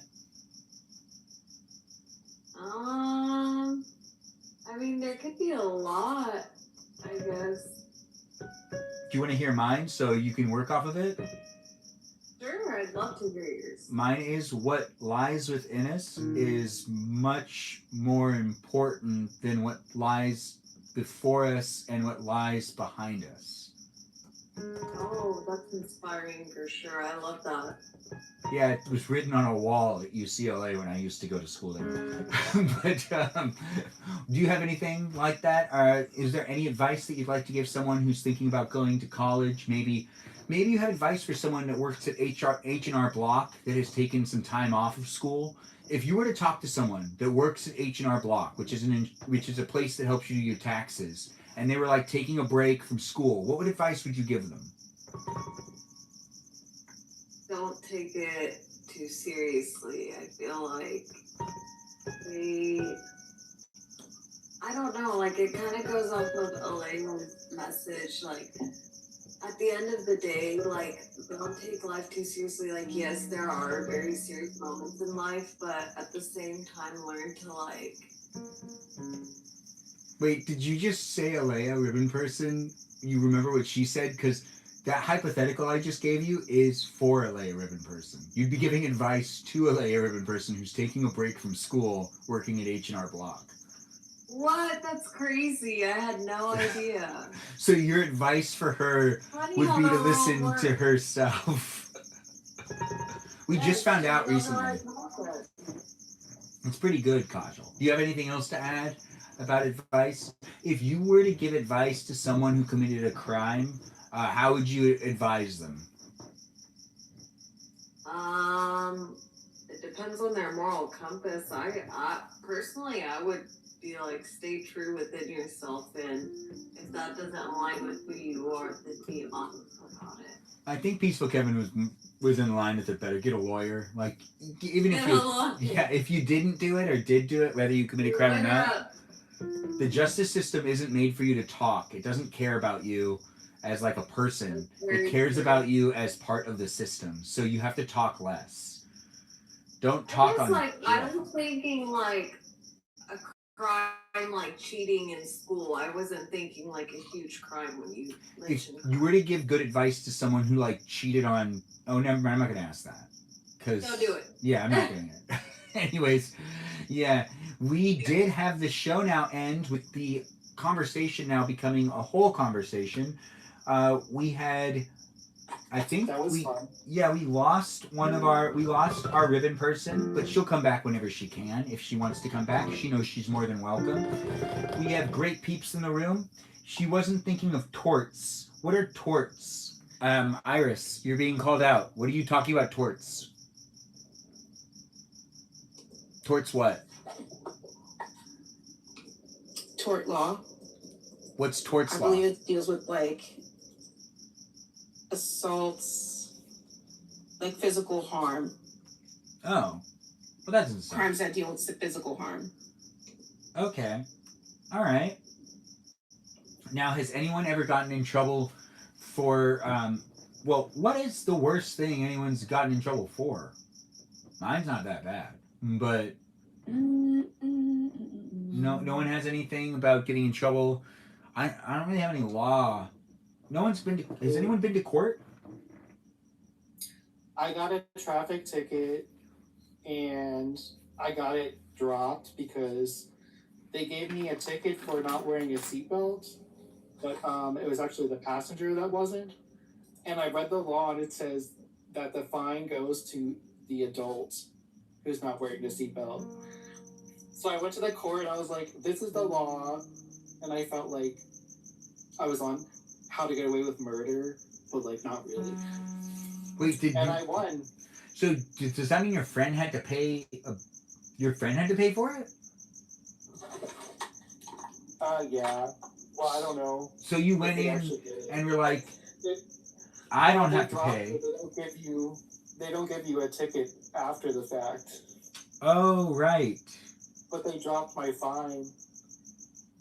That makes sense. I once also showed up to have a ticket excused because, well, the cop told me to.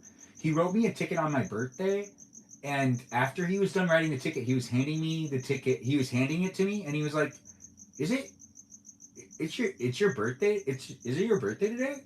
And I was like, "Yeah, it's been a pretty bad day, but this is at least I'm not at work anymore." And he was like, he handed me the ticket. And he was like, "Just show up to court on the day, and I won't show up. So you won't have to pay. If you just don't pay it and just show up in court, and I won't fight. Like just." And then he was like, "Happy birthday," and he like left me. But he definitely wrote me a ticket. I was going 5 miles. No, I think I was going 6 miles over the speed limit. I was not speeding.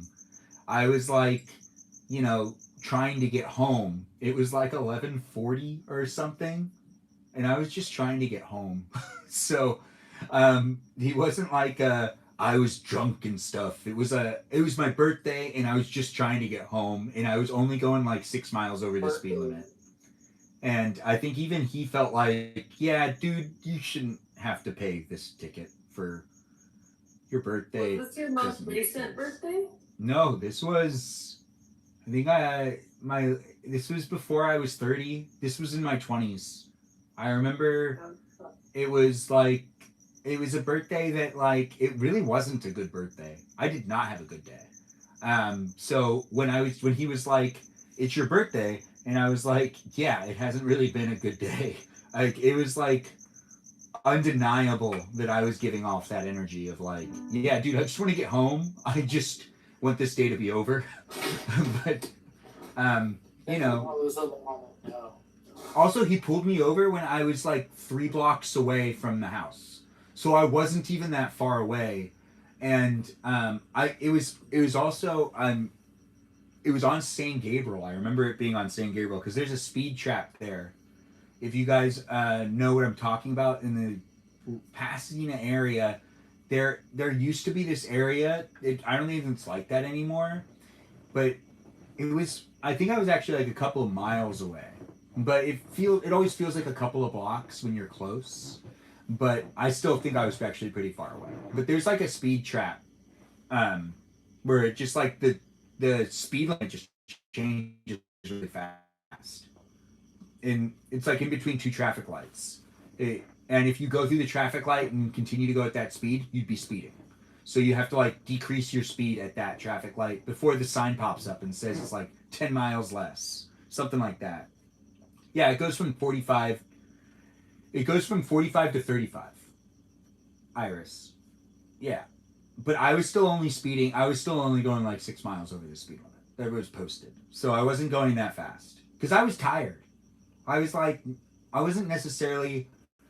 I also wasn't under the influence of anything. I had nothing in my system. I was completely sober. I was just like, I was existing, basically.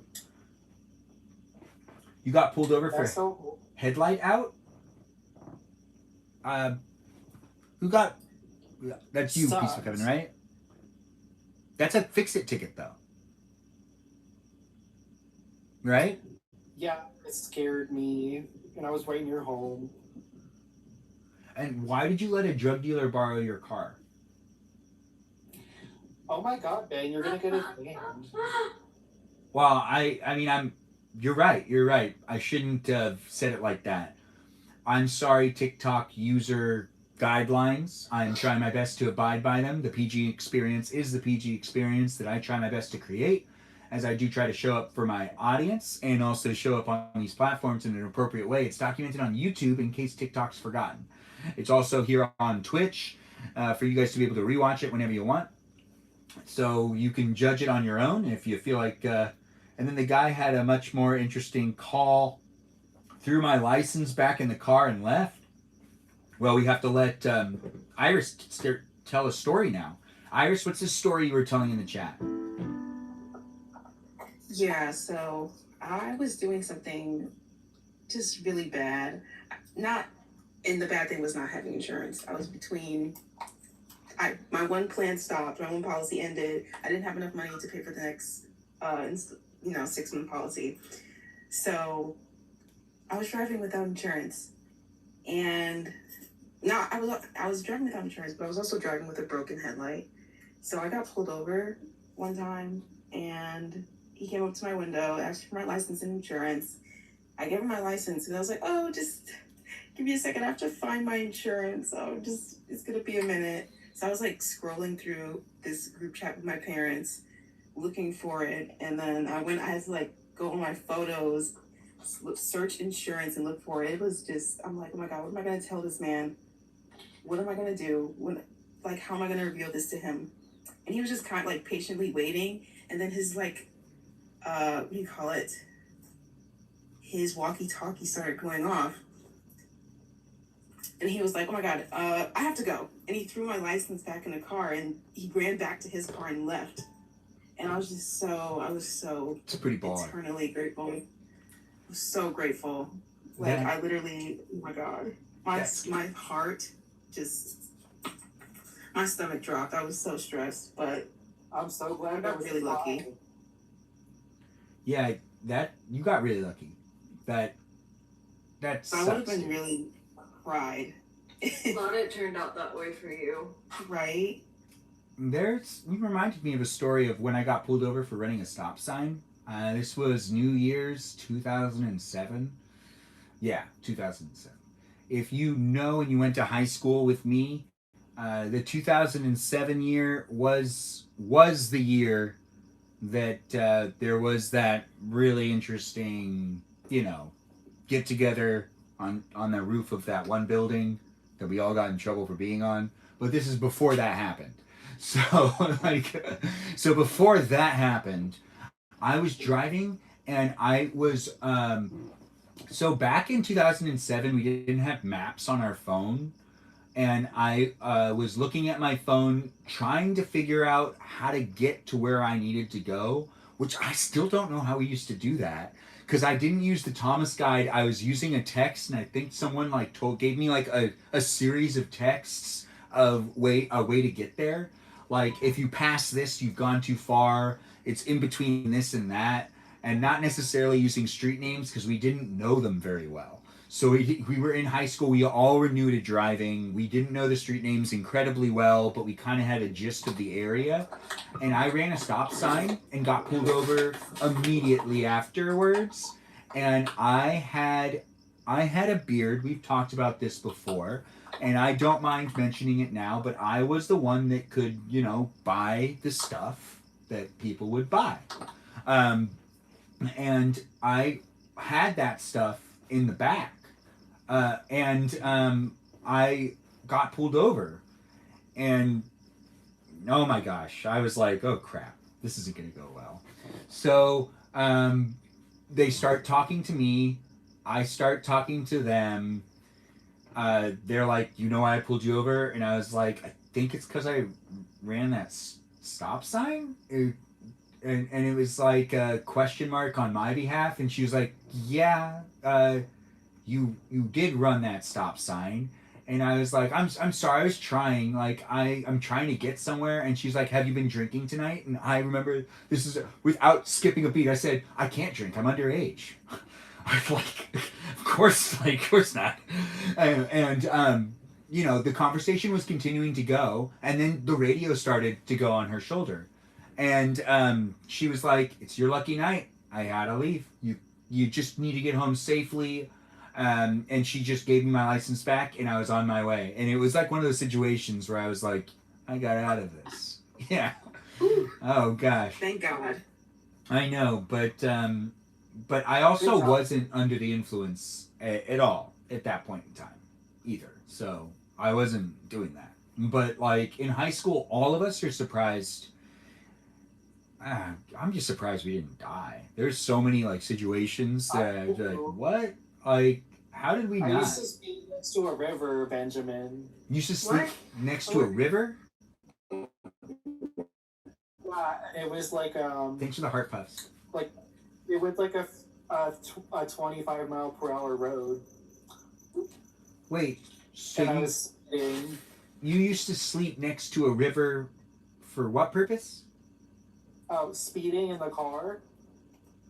Wait, how does that? So you were speeding in the car, so you would sleep next to the river?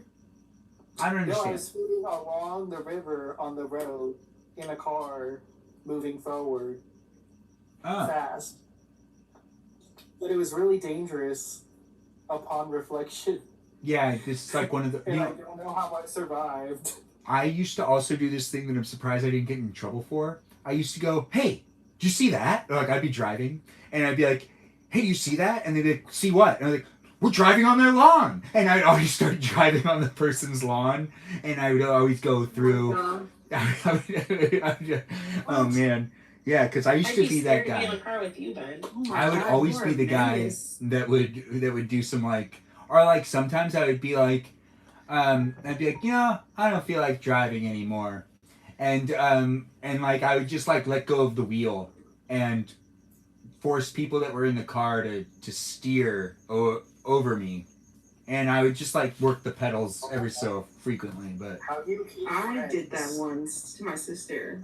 yeah, I just like, I'm not. She like backseat driving. Yeah, I'm not doing it. it. Pissing me off so much. I would literally slap you. Wait, who just dropped out? Did we lose our Melody? Melody, where are you? Not my Melody. Not Stephatron. Stephatron, come back to us. Do you have any like car stories to tell about you living dangerously? Good. Melody's coming back. Melody, do you have any dangerous stories?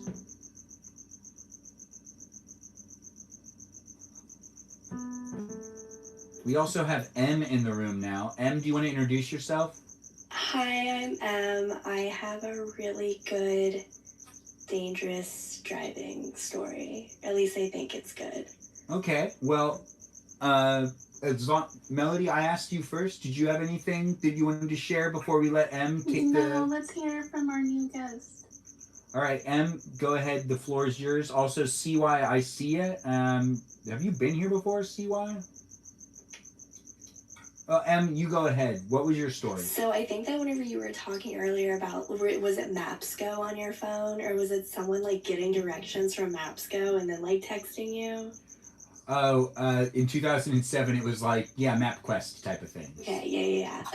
Okay, so like a good one that I had was, so I graduated a year early from high school. So all of my friends were seniors in high school whenever I was a freshman in college. So I knew like where to get everything. And I was rushed. So I'm from Dallas. I'm from a suburb of Dallas, but I went to school in Dallas, like Dallas proper. So I'm going down the highway. I have like the party supplies, we'll call it that for TikTok, in the back of my car. I'm 18 and I've got the party supplies to take to all of these kids who are about to graduate high school. Because I had friends who were, 21, 22. I had friends that were even older than that. That's just how like college is. You have people like in your 40s sometimes, like in college. So I was driving down the highway and I'm exiting. By the way, this is like a pool party and I was wearing just like a bikini. And so I'm exiting off the highway and I was like late and I'm the one with like all the party supplies. So I'm like freaking out. Well, as soon as I pull off the highway, I see a cop and I don't even I just pull directly into like the next place to stop because I know he's going to pull me over and he follows me in.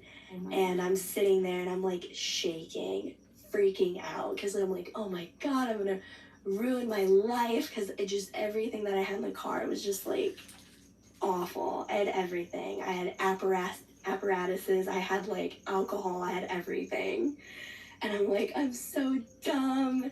And the cop like comes up to the window and he's like, is there any reason why you were going 102 miles per hour off the off ramp and it's a 35?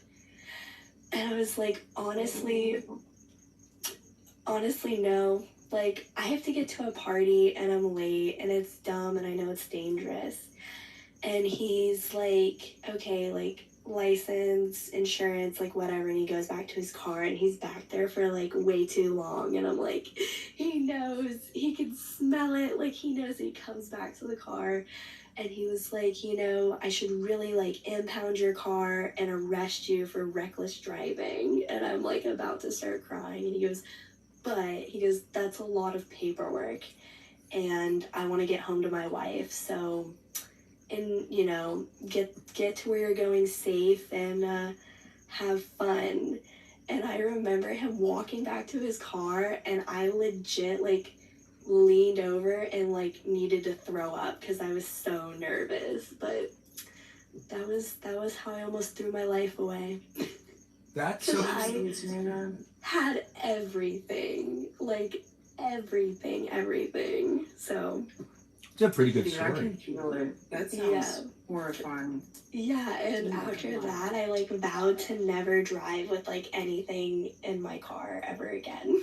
Also, that was really fast. So, did you also vow not to drive that fast again, or do you drive that fast? I still drove. That's the bad thing is, I was a really reckless driver. It wasn't until I had my first child that while I was like pregnant that I was like, you need to slow down. Like you just need to leave earlier and like not do that because you're gonna have like a baby in your car. And I haven't been in an accident in like many years, so that's what it took. That's a really good story. Thank you for coming in and sharing that. No, I've actually been dying. I want to know, does anyone have, this is good for people who grew up in like the early 2000s, like before Ring cameras and like early internet days that were like, because you were like, how did we not die in high school? And like, that's how I felt. Like there was a girl whenever I was a freshman in high school who was like dating a guy who like made fake IDs and we like went to some sketchy apartment. Like there were so many times where I was like, oh my God, I should have died. And like, I was just wondering if anyone had any like crazy stories like that of like should have died experiences. So I was once told that someone was gonna come back and shoot me once because I got in a fight with a guy from Compton. And now this is in the 2000s, so Compton meant something back then. Are you from LA? Yeah, so Compton really did mean something. Okay, so, are you from LA or are you from the Valley? I'm from Los Angeles County, so I'm from Pasadena, so it would be considered more of the Valley. Yeah. Okay, yeah, okay. But there was a party at one of my friends' houses. We're not going to say the name of that person. And one of my other friends, we're also not going to say her name. She Was brought it P. Diddy? no. This is high school. Well, I guess he's a weird guy, but no, this is in the Pasadena area. This isn't like a fancy. Well, I guess it is a fancy mansion, but yeah, I guess it was a fancy mansion, but it was not. It wasn't a. Anyways, Oh my god, Ben. that's not the point. It was a family's house where the family knew that it was like okay. There was like a couple of houses where the parents just kind of wanted us to not be like it was like a sanctuary house, as in like the houses that let us do stuff that we shouldn't have been doing anyways, but the parents were like, well, they got to do it somewhere, might as well be here. Well, this one got out of hand. The guy from Compton had his friend with him as well who worked at Enterprise. I remember that because he was the only one wearing a tie in that moment. He and his friend, the guy was from Compton, and he was kind of like hitting on one of my other friends because she brought him there, and she was kind of like, oh, this is like the guy I kind of like right now. And he like showed some disrespect towards one of my friends, and I was like, yo, man, you gotta show some respect. And he was like, you're telling me to show respect? And I was like, yeah, you gotta show respect to, like, don't make fun of him. He's a really good guy. And this guy, like, came up to fight me. And back at that point in time, I was really good at, I was really good at with just fast reflexes. I was just very fast with reflexes. If you tried to punch me, I was really good at being fast on my reflexes. And he tried to punch me, so I hugged him. I dodged the punch, and I hugged him hard. Like, I made sure that he was, like, stuck. And he was stuck. He was freaking out. He was like, dude, let go of me. And I was like, looks like someone needs a hug. Because I was a positive person overall in general. And if you were there for that situation, you probably were like, Ben, why did you let it escalate? Which is, yeah, I did let it escalate. I wouldn't let go of him. The guy needed a hug. He was feeling like he needed to react violently, and I was feeling like we need to react with hugs. And I was basically saying that. And, oh man, people worked hard to pry me off. And his friend worked hard to pry me off, the guy with the tie, who was like cool at first, but he was like, dude, I thought you were cool. And it was like, dude, you guys are the ones that are trying to start a fight. I just think that we need to hug this out. And enough people came by to pry me off, and to where everyone was kind of like taking, the guy never was able to land a hit, but the guy did say he was going to come back and shoot me. And I was like, if you want to shoot someone who wants to hug you, and like, honestly, I look back at it and go, yeah, I dealt with that right. But to be honest, I was kind of scared for the next couple of weeks. So I didn't go out to parties for about 2 more weeks. Like, I just didn't show up to parties for a little while. You're just jealous I can read Michaela? What's going on in the chat? Are you guys talking about something? You guys talking about baby oil again? There's a lot going. Disgusting. Wait, so does anyone else have a story to add? I gave mine. Why would you want that over your hotel room? Wait, what hotel room? I think I have one, but I'm not. I don't know. P. Diddy, hotel room, oil. That's all I can say. Lots of oil. Well, I mean, mine is more of like a... Wait, no, how did that come into my story? Are you guys talking about something different? I don't remember. No, I asked about like things that like you did whenever you were younger that like should have gotten you killed or could have gotten you killed. I mean, that was a fight I should have lost. I should have lost that fight. The only reason why that fight did not escalate is because I wouldn't let go of. I like wouldn't let go. He couldn't do anything. he was stuck in a bear hug, which I still actually advice that I do have for anyone that's young, that's in high school, that's even maybe in college. If you do feel threatened, and you can hug someone that is trying to punch you, and it does make it a lot harder for them to continue to hurt you. And if other people realize what's going on, maybe I think the won't word you're get looking hurt. for is restraining, not hugging. Oh yeah, it is a restraining. That girl though that I got in that girl in that other story I told before with the girl in rehab, that was restraining. That was restraining. That wasn't that was not a hug. That was to prevent her from trying to continue to beat me up or whatever. But this guy that I was giving a hug to, it didn't feel like I was restraining him. He could still move his arms. He just could only go like this. Oh, okay. Yeah, which was pretty funny. He was like, dude, like, I remember because it was like, he like try to like slap me a little bit, and I was like, nope, no, we're gonna hug. You embrace it. Embrace the hug. Let the hug be what the hug is. So cute. And I think even at that time, I probably made comments about Care Bears and stuff and gummy bears, because I did always want to talk about those animated TV shows. And I'd be like, remember the morals? Remember the morals from the TV shows we were watching growing up? Blah, blah, blah, blah, blah. Anyways, Iris, you had a story you wanted to tell. What was the story? Well, it's not my story. It didn't happen to me, but so that's why I don't know if I want to share it or not. Oh, you can change the names. Change the names and all the details. The whole story, it's fine. Yeah, just change everything about it. Is that redacted in the room? Is that what you do, Benjamin? Change all the details? No, I tell the stories pretty straightforward. I'm not trying to hide anything.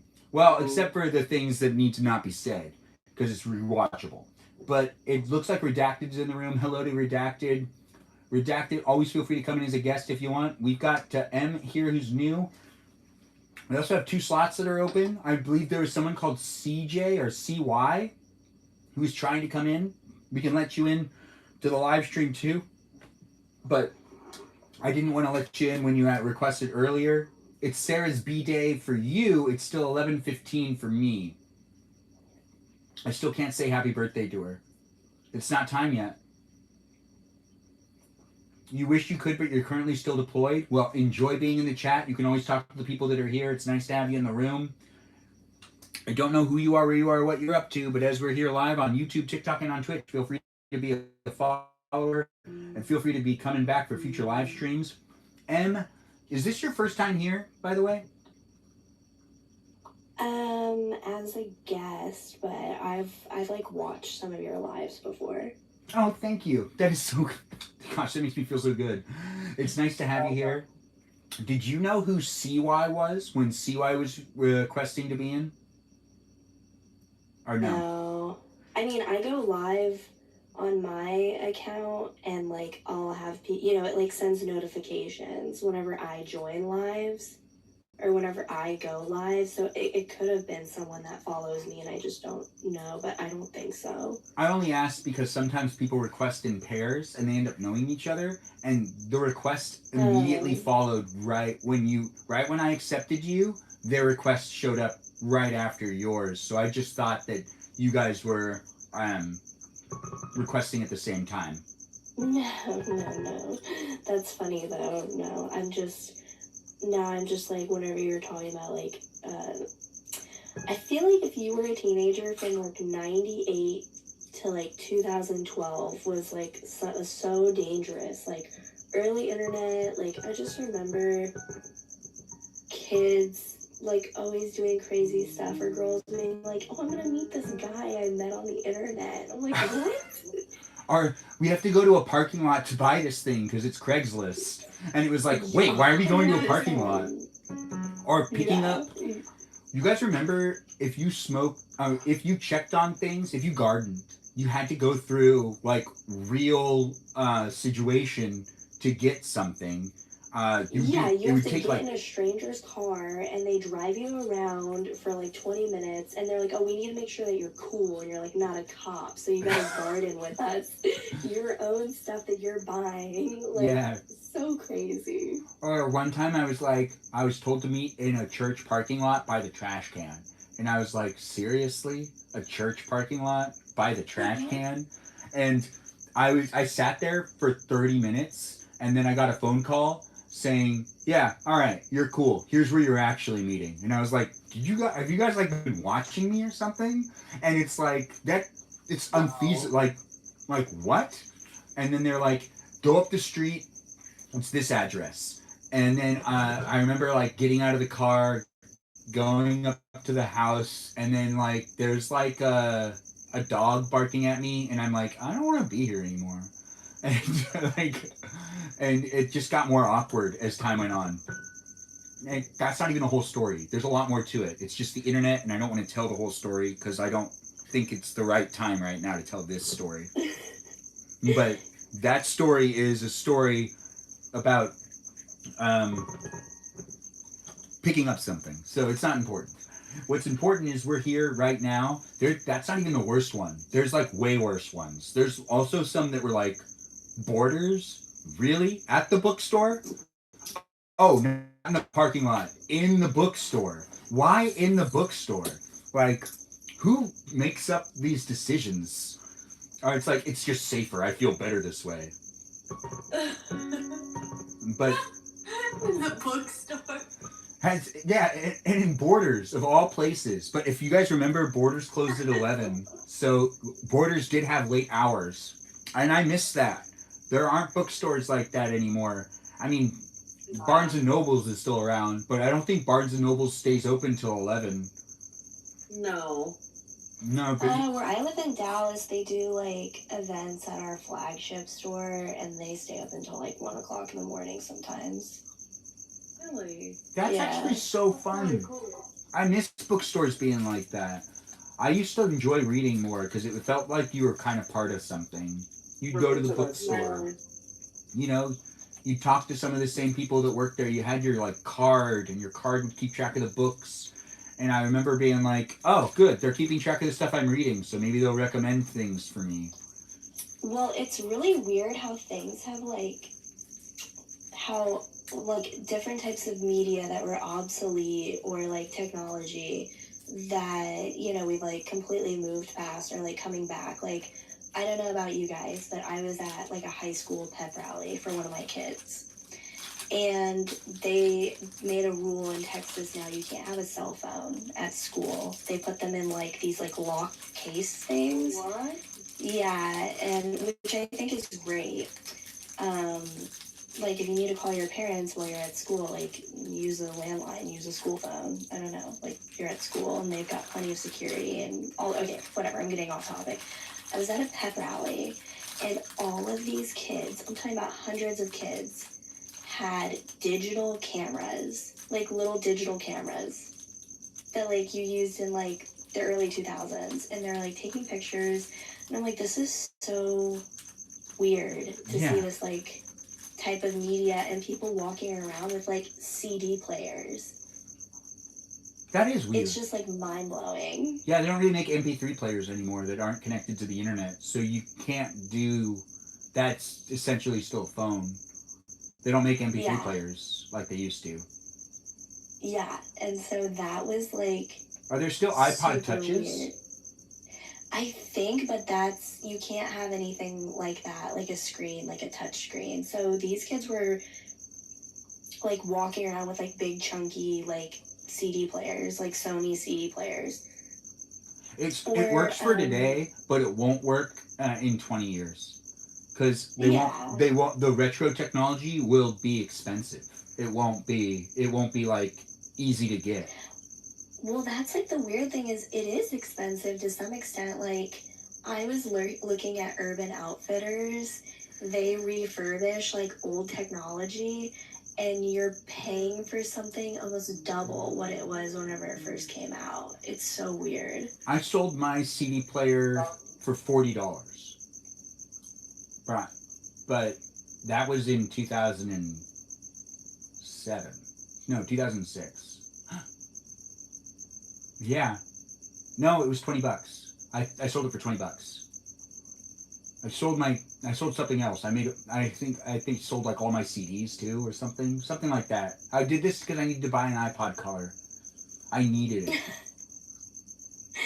Like, you definitely needed it. I That's didn't valid. want it. I like really needed it because it could play. You could play like TV shows on it. Like movies and yeah. And I uploaded like a whole bunch of Futurama episodes onto it because I had the first season on DVD, and I learned how to rip my DVDs onto my iPod. And man, Okay, is this unique or did you? Oh, you said you just had the first season. I was gonna say the Futurama box set. I remember it came in like skinny, like CD cases, like super skinny. no, that's the second release. Wait, no, that's the first release. No, you're right. It did come in. The second release is when it would open up like this. Yes. The first one was the skinny cases. Yes, and I just remember like being like, oh this is the future. Like skinny CD cases. Because like I had never seen anything like that. Yeah. For like a TV show or something. I had the first season, then I got. So I remember Circuit City. Circuit City had the exclusive release of the 4th volume of Futurama's release of the 4th season. It would only be available at Circuit City for like 2 weeks until it was available at like Best Buy. And I remember getting to Circuit City and buying the 4th volume the day it came out and then coming home to watch it. Because I ended up having all of the volumes. But the 4th volume came out last. And it came out before the show was revived. Like years before it was revived. Yeah. But that is so crazy. Yeah, like I remember looking it up online and having it on a calendar of what day it came out. I remember calling ahead of time to make sure I would be able to get it. And I remember people showing up. And I remember that feeling. Am I going to be able to get it on the day that it comes out? Or are they going to sell out? That doesn't happen anymore. You don't get that feeling. Like, no, and I miss like camping out for things. Like literally camping outside of a Best Buy. Or like that stuff is not necessarily necessary anymore, but it used to be. Oh, it's definitely not. Now you can pre-order and it just gets shipped to your house and like. Where's the magic? Where is the magic? It's gone.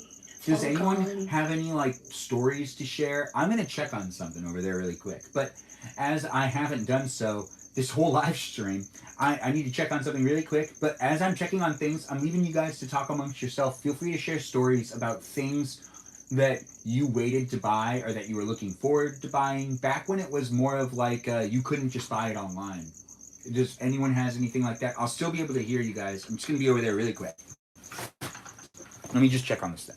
Bought a flat screen monitor. You waited in line for a flat screen monitor? 7. Back when they were really expensive. Back when they were plasma? I saved up for one. Did you like just wait in like a super long line and where'd you get it, like Best Buy? You're talking about waiting in line. I just got it online. Oh. But, no, Kevin, it's about waiting. It's about before you could buy things online. I just heard, what were you excited to buy? Okay, but like... And that was it. I would never wait in line for anything.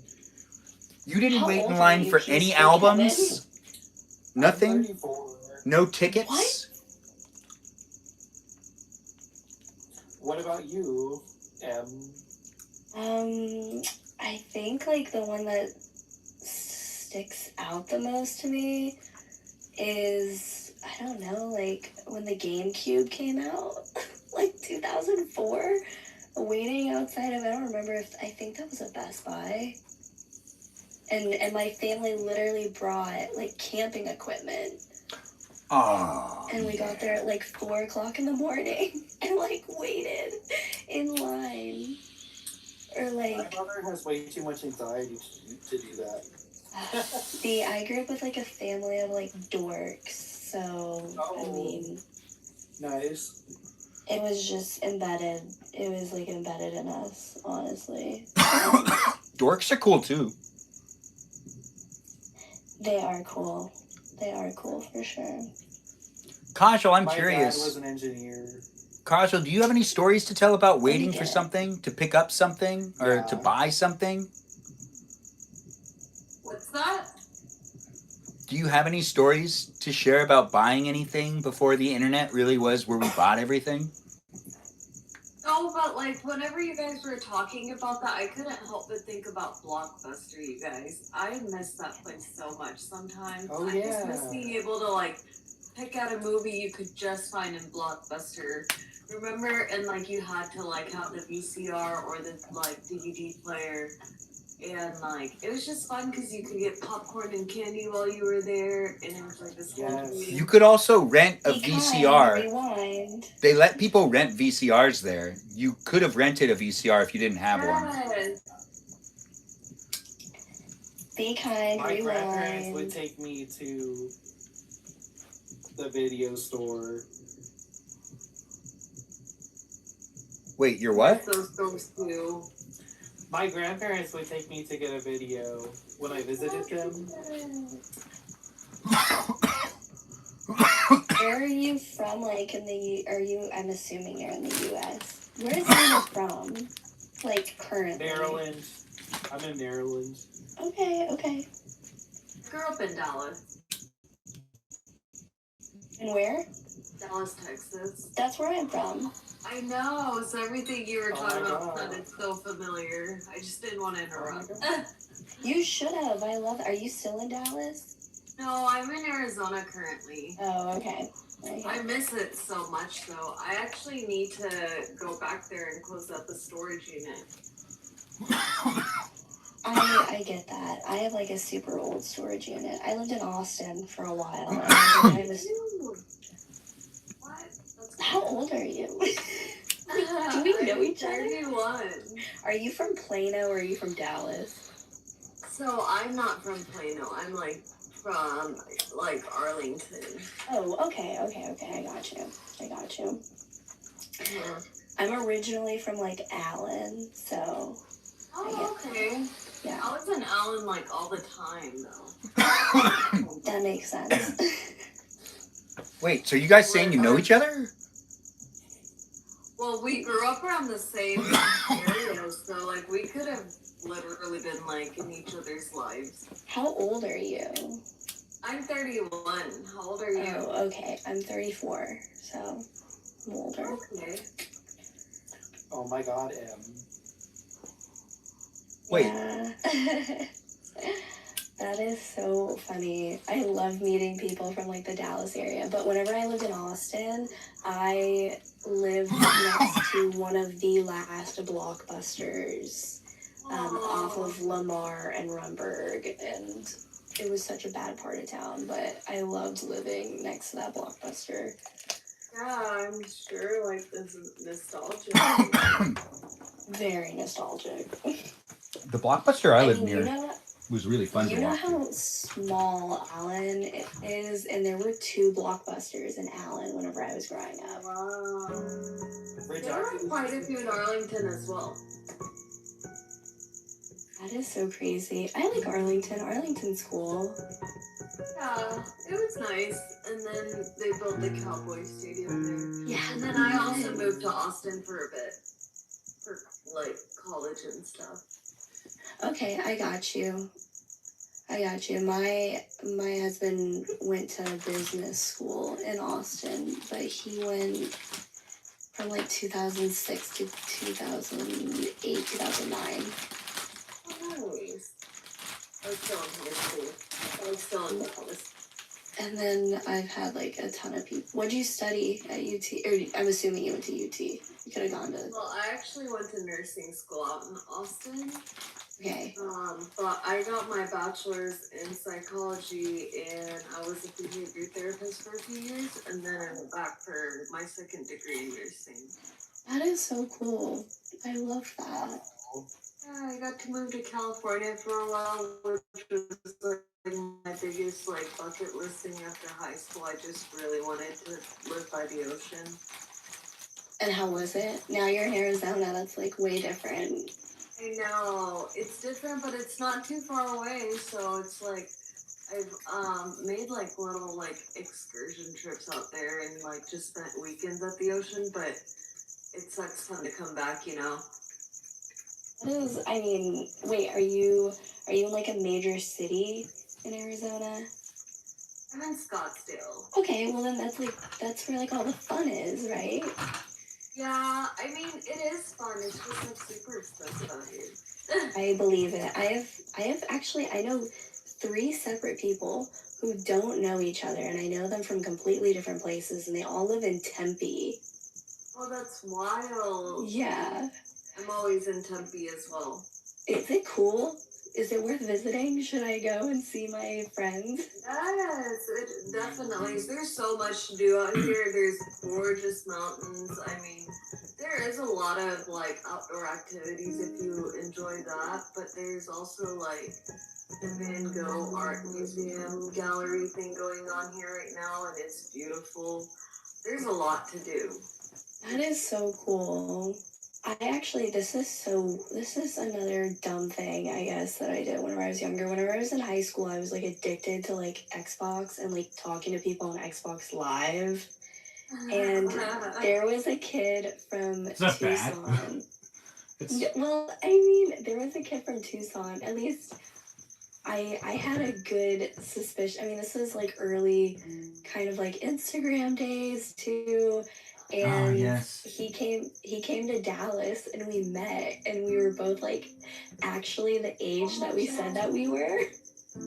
Oh, that's really rare. That's very rare. It was so rare. I'm glad that worked out that way for you. It did, but it was so cool. But what was actually like so crazy is like I think we only kept in contact for like another year, and then it was one of those things where like, you know, his Facebook has gone like not in, he just has like not updated it in like probably 10 years, and his numbers changed. I'm like, that's so crazy that like I talked to this person for like years and then met them in person, and then like, you know, just life goes on.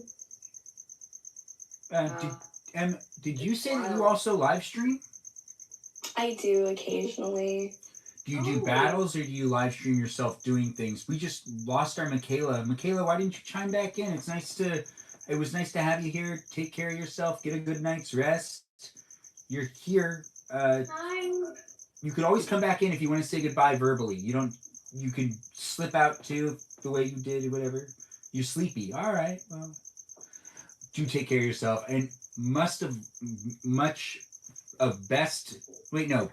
wishes and best of luck for the things that you're dealing with outside of the live stream. Aren't those things that you didn't mention? But you did slightly mention them in the chat. But we know we'll be updated more when things are dealt with. But good luck with all of what's going on in your life. So take care of yourself and get yourself a good night's rest. Okay, good. Everyone give her a good shout out. Tell Michaela that we hope only for the best. It is actually a great place and space for you to be nice to each other if you're looking to be nice. If you want to be a troll or a hater, please don't do that. But if you do it, I mean, we'll just think less of you. So the live stream experience would definitely run around in that kind of sense where it ends up really just thinking less of you as the hater and the troll. But you can come in and try to make it seem like we are off base. But I'm just here trying to make it a fun place and space for you to be able to hang out with other people. So let's be nice to each other and let's enjoy each other's company. It is fun to see people jump in and be part of it. Em is also someone we're talking to that's new in the live stream that I'm curious though. Em, I cut you off a little bit right there, but you live stream. What type of live streams do you do?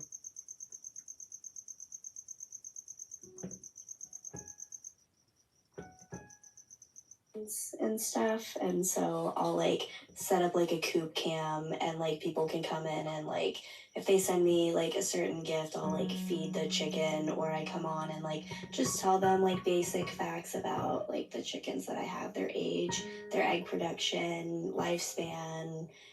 I've named all my chickens, like, you know, they're very I paint my chicken's toenails on live and like do things like that. So. Do you really do this? Yeah. Okay. Well, that's me also being an echo. This is pretty awesome.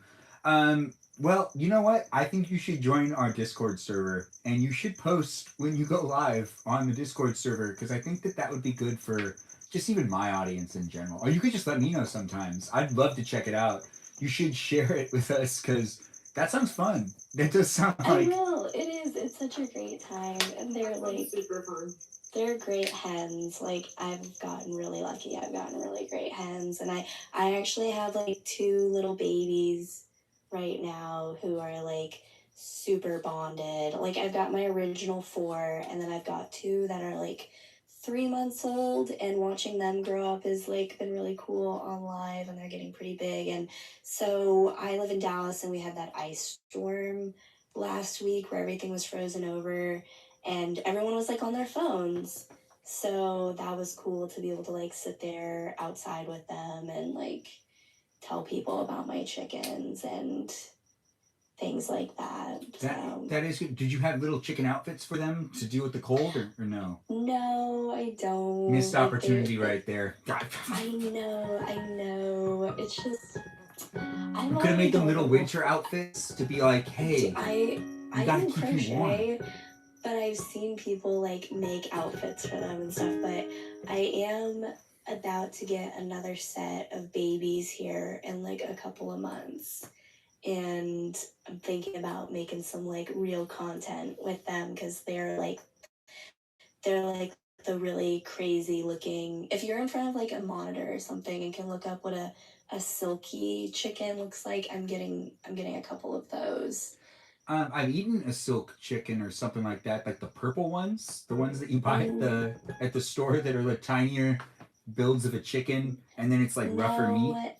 They look almost like they almost kind of look like an ostrich. They have parts of them that like are kind of hairless, and then they've got like a big like poof ball like on the top of their heads. They're like very.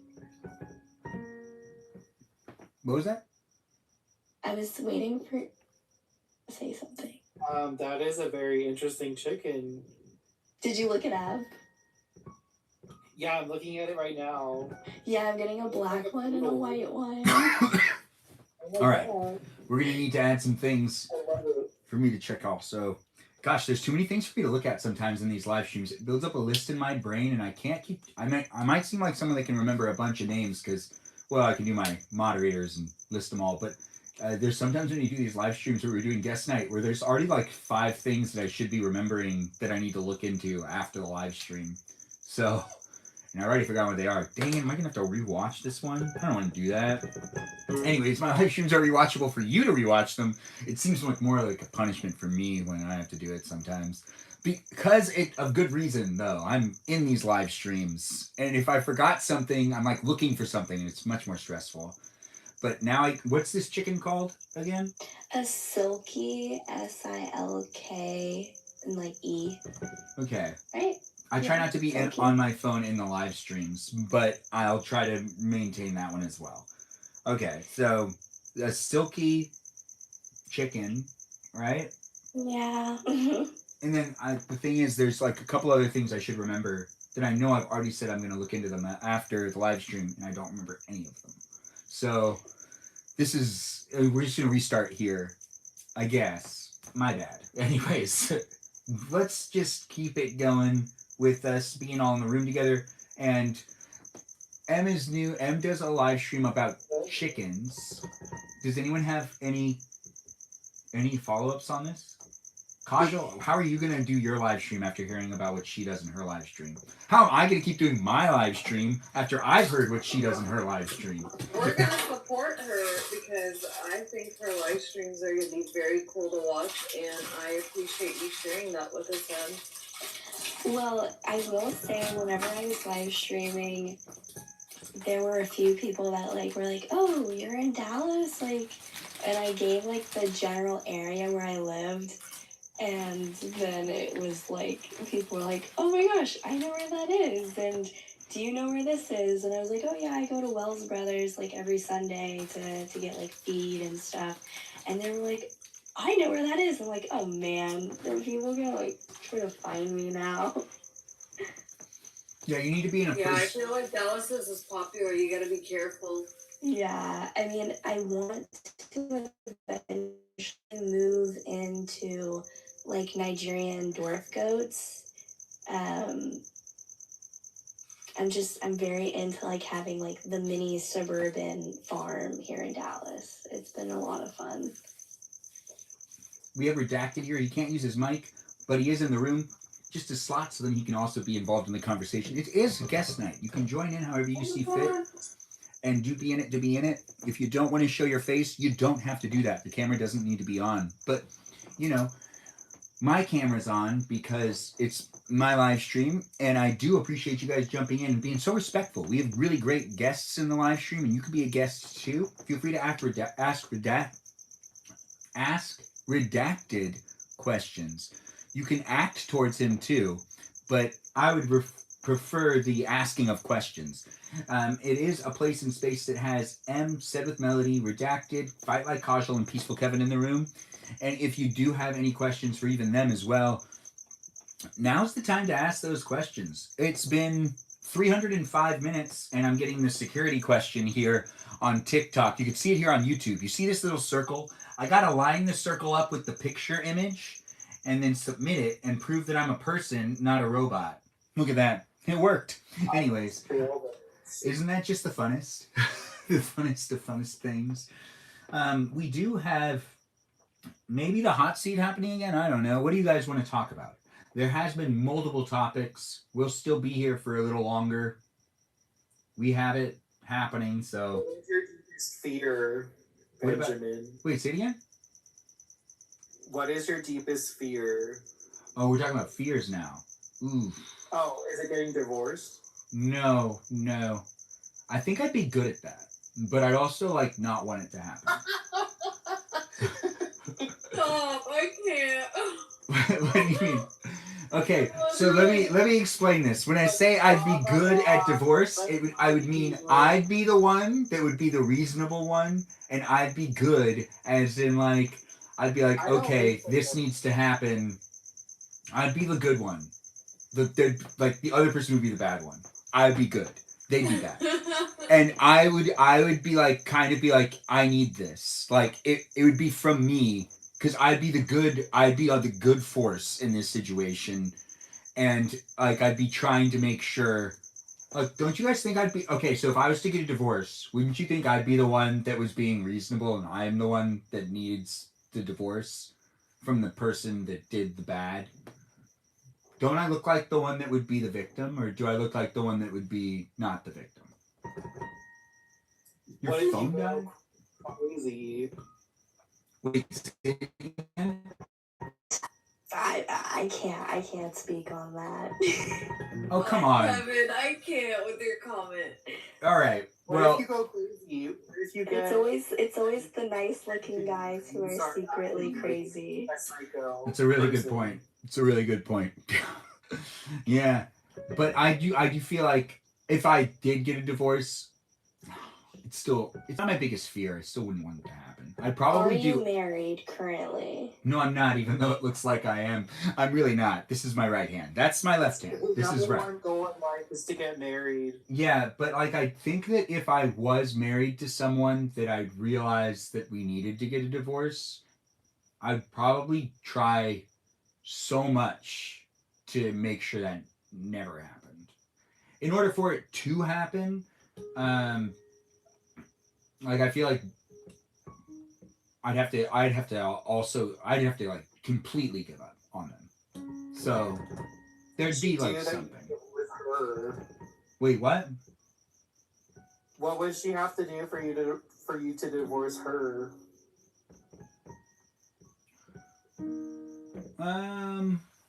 Well, I mean,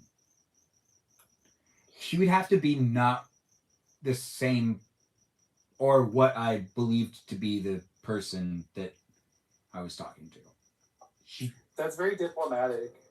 I mean, it would have to be like Well, eh, I mean, what can I put up with? So I might be able to put up with a lot. So I might not. No, I can't put up with a lot. Yeah, Well, it I'm would. getting It would be really hard. divorced, It would be really hard. and Wait, say it again. I've been divorced, and you kind of just stop. You just like, and this, and for me, it was just like we drifted apart. You stopped caring about each other. Yeah. So it was easy, and neither of us have assets, so Oh, Sorry. it's the okay. divorce was easy. Divorce is pretty easy. The only people who Sorry. make it, the people who make it difficult are people who have assets, I feel like. Oh, who had? Well, like yeah, that's like custody of kids and stuff like that. Yeah, custody, like shared property, things like that. You Shared know, that's, property is a huge one too. yeah. Yeah, I Well, think. you don't have to be a dick about it. Like, I would You say, can as both someone, fight to the death. To I get was, I divorced someone who had already been divorced twice, and I will tell you that half of nothing is nothing. So there was nothing for us to fight about. It was like open and shut. That sucks. That's exactly. Wait, so like literally nothing? Well, I mean, yeah, he didn't have anything, and he was like significantly older than me, so it was it's pretty open and shut, I would say. Like we were like, I was like, hey, you did something crappy, and then I retaliated and also did something crappy, and this is like not healthy, and this is just like not gonna work. And we live in Texas, so it's there's like no fault divorce. There's no alimony. There's Huh. it was pretty easy. That I guess that makes sense. I I've never been married or divorced, but learning about this stuff is interesting. I've been in like the the oh your mom's getting married again seat, and oh that family got a divorce area thing. Good night, Iris. Oh, good night, Iris. Iris, your phone died. We did see that, and then you didn't request to come back, but you should fall asleep with us on because we have really good voices. Imagine falling asleep to not just me, but Peaceful Kevin, Kajal, Set of Melody, M, and Redacted, well, who's not talking but is in the chat. Just like listening to our voices. Imagine that. There's a lullaby. And then you can have a dream about all of us, and you can dream about us potentially, like, I don't know, maybe like, ooh, maybe we could discover something, like a massive tomb underneath. I will Nevada. say something that maybe people might not be able to agree with, but I think from what I've noticed from the many, many people in my life who have been divorced is that like typically men don't want to get divorced because they don't want to be like childless and like alone and like die alone, and women want to get divorced because they don't want like basically to take care of someone and to waste like their youth or like their good years with someone who is just going to drag them down and like not be there for them. And I feel like that's like very common. That's what I've heard from like the dozens of people who I know who have gotten divorced, and then when they get remarried, it's like, they finally found someone where they're like, yeah, I don't feel that way. I don't feel like I could ever, feel like this person would leave me or bring me down or whatever it is. Wait, so the men don't want to get a divorce because they don't want to be babied? Or wait, what was it? Men typically, I feel like, from like my personal experience and from people who I know, men don't want to get divorced because they don't want to be alone and they don't want to be childless. So they'd rather like have someone and like put up with it. And I think women put up with a lot more before they get divorced because if they have children, at least I think that they put up with more because they don't want to separate their kids. They don't, they don't want to Yeah, miss out on like that's pretty their kids' accurate. lives. Due to the fact that we've all been living in and society, I think you're right. That makes sense. yeah, and also I think that women are more scared of like wasting their youth or whatever it is on like a guy who's doesn't care about them, or those things. Like, I don't think that women are scared to be alone, because I think it's a lot easier for a woman to not be alone than it is for a man to not be alone. I mean, like, I would agree with that to a degree, but I would also disagree with that in the sense of the amount of support a woman usually seeks compared to the amount of support men tend to seek. Because women I talk agree a with lot that. with each other and are like, they're all. I have 3 sisters who consistently call my mom. My mom has to talk to 3 daughters all of the time.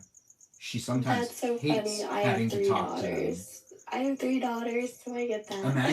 Imagine when they're older and they're all like demanding time with you, but like with the guys, it's not the exact. We also, like, I've listened to my sisters talk, and like what types of conversations, like, it's different. It's not the same thing. There are major differences in I will what's say being looked though for. that divorced women, I think, whenever they go back out and date, it's a lot easier than divorced men, from like my experience, because like when divorced men are out there, like, what'd you do? People are like, what'd you do?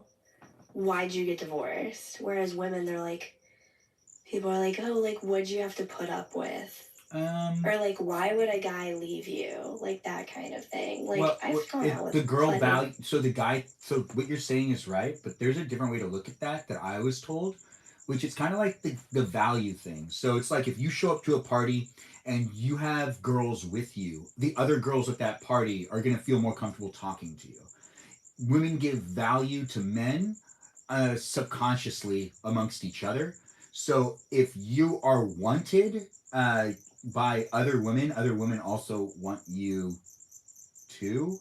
This is just how I was explained this, and that also applies to, like, there are guys I've talked to that have been divorced, that they're like, being more forward on the fact of like it's important for me to like show up to not have that be mentioned.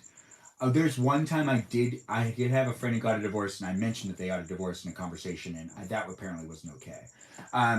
I wasn't thinking. I just was talking, and there was one person that was there that wasn't part of our group that didn't know they got divorced. It doesn't matter. That's not important. What's important is that I was able to not feel like a jerk because I apologized and didn't really intentionally intend on doing that. I do not think that you're in the wrong, because I think that's weird if someone's not mentioning that they're divorced for whatever reason. I think that that's a little strange. That's like a personal conversation though. That's not something I should disclose to a person. Really? Okay, I don't think I should disclose to you that someone I know is divorced, right? Or do you think I should disclose that to you? Well, if you're like having a conversation and like this, I don't know. I don't think like being divorced is like that crazy if there's like nothing to hide. Like with my first ex, I was like, yeah, I'm divorced. And people were like, why? I'm like, he was 27 years older than me. Like, what would we have had to have talked about?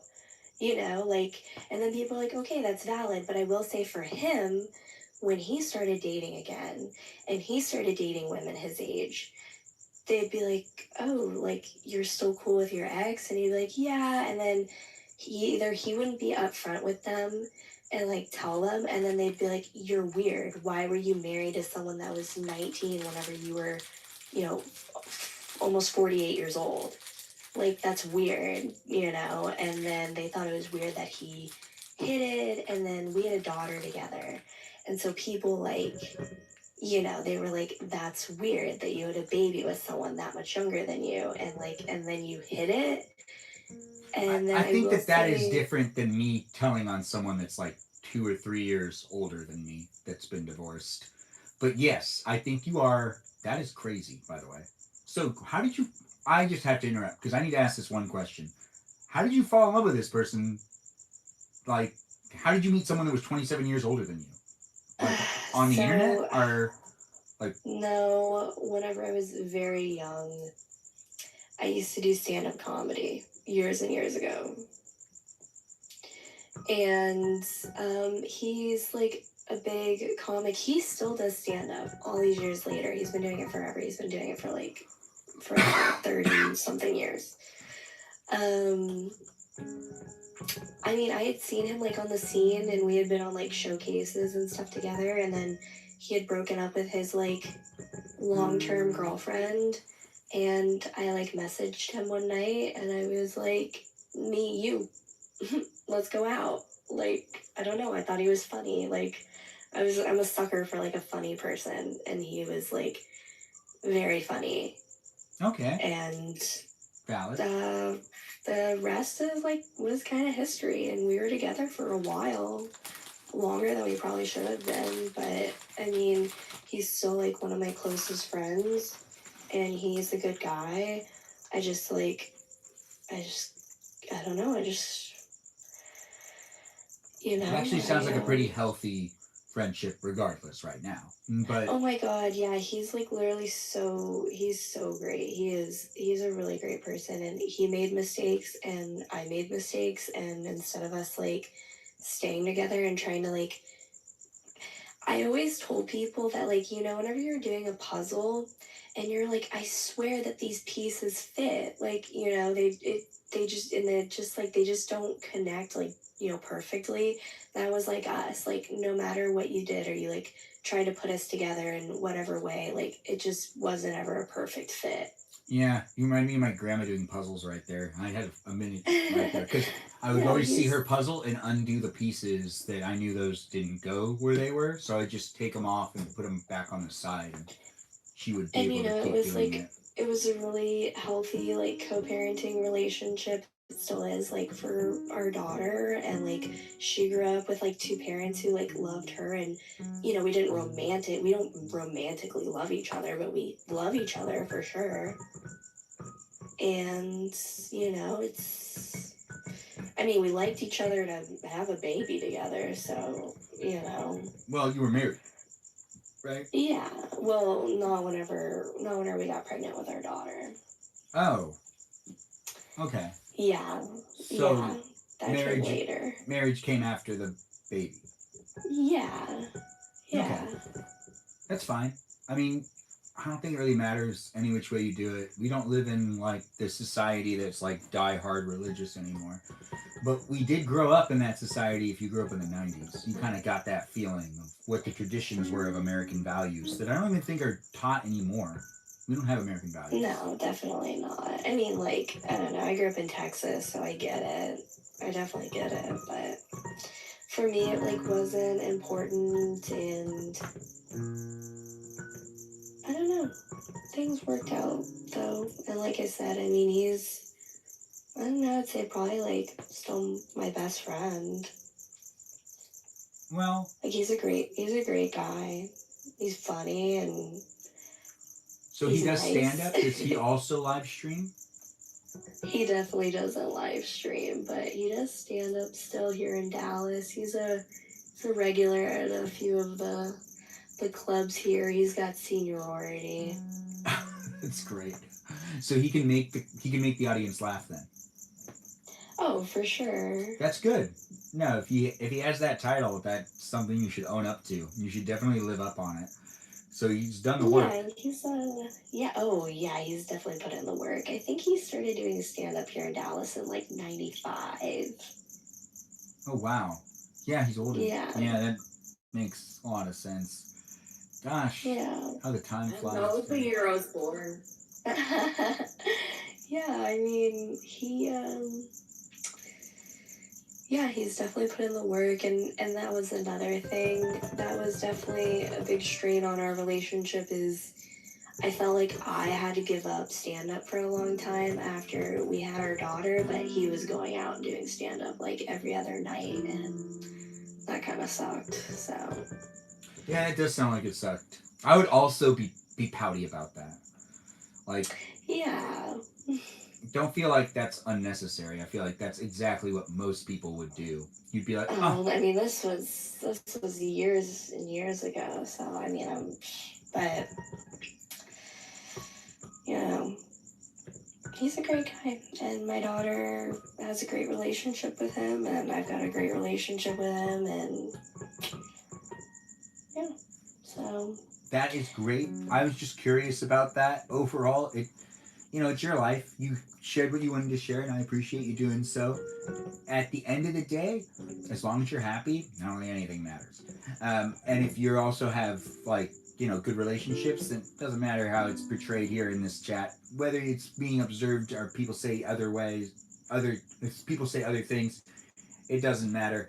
I think that you got yourself a good little life with those chicks as well. So you have your 3 daughters so and you have great. chicks that are just like part of this routine. Do your daughters ever make appearances in your live streams or not really? I tend to keep them off of like TikTok. Like I've got a family computer in our kitchen. That's like how my kids have access to the internet. They don't have phones. That's pretty awesome. They don't get much screen time. The family computer thing takes me way back. I remember when my mom kicked us off so then she could play solitaire because there was really only one computer in the house. So, Yes. And now everyone's on their devices and everyone can be playing like the same game or different games. When before it was like, oh man, you had to get the chair if you could get the chair to sit in front of the computer because it was a big deal. Yeah, for sure. That's so funny, but I keep my kids like super busy in activities, so they don't really have time for any of that stuff anyways. So Yet. Eventually it'll have to be introduced into their livelihood. Eventually. I mean, I would say that they have it in healthy doses. I mean, obviously, like, whenever my oldest starts driving, like, she'll need a phone. Like, that's a no question about it, but what type of phone, so though? They can get all sorts of phones out there. The type of phone is important. Because you're not just introducing them into being able to like leave the house. If you end up, because I was thinking about this too, because it's like you're raising kids and you're not letting them use technology until they get a car. You're also giving them the ability to walk out into the real life in ways that are they can get very far away. They can go and explore now. But then you're also giving them the ability to explore the digital world that they did not have access to prior, because I keep thinking I'm not going to let my kids use a lot of technology, but I'm trying to figure out like what's the balance to make sure that they don't also get like overwhelmed, because it'll be overstimulating.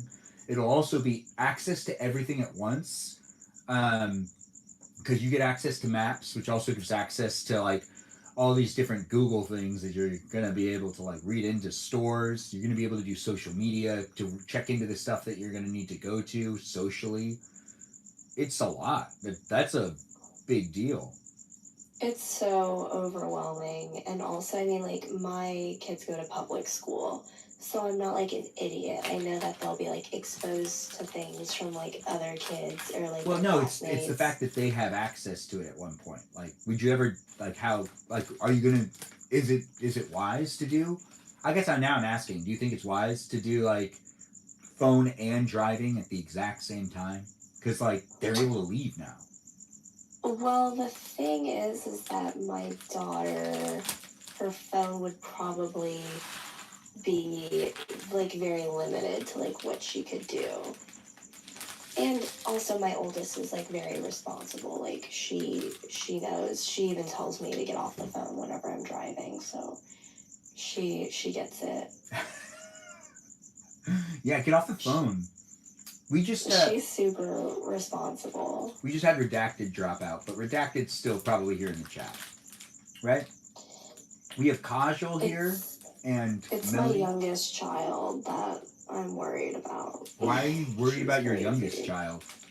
Because she's crazy. She's crazy. What type of crazy?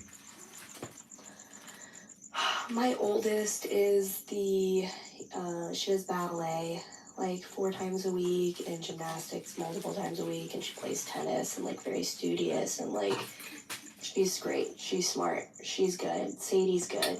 All right. Molly, my middle child, is like super shy. Also like very smart, very bashful. She'll be okay. Charlotte, Charlie. She's just... These are great names, by the way. You did a good job. Thank you. Yeah. Thanks. They're all named after... Their first and middle names are all women, like, in our family, so... Oh, that's cool. That's how my name is. Not women in the family, though, but named after people within the family. Yeah. So, they've all got good names, but Charlotte is very, very, very, very pretty. And she knows it. And, That's a good way of saying that you have a daughter that knows that she gets everyone's attention. Because she's that pretty. Yeah.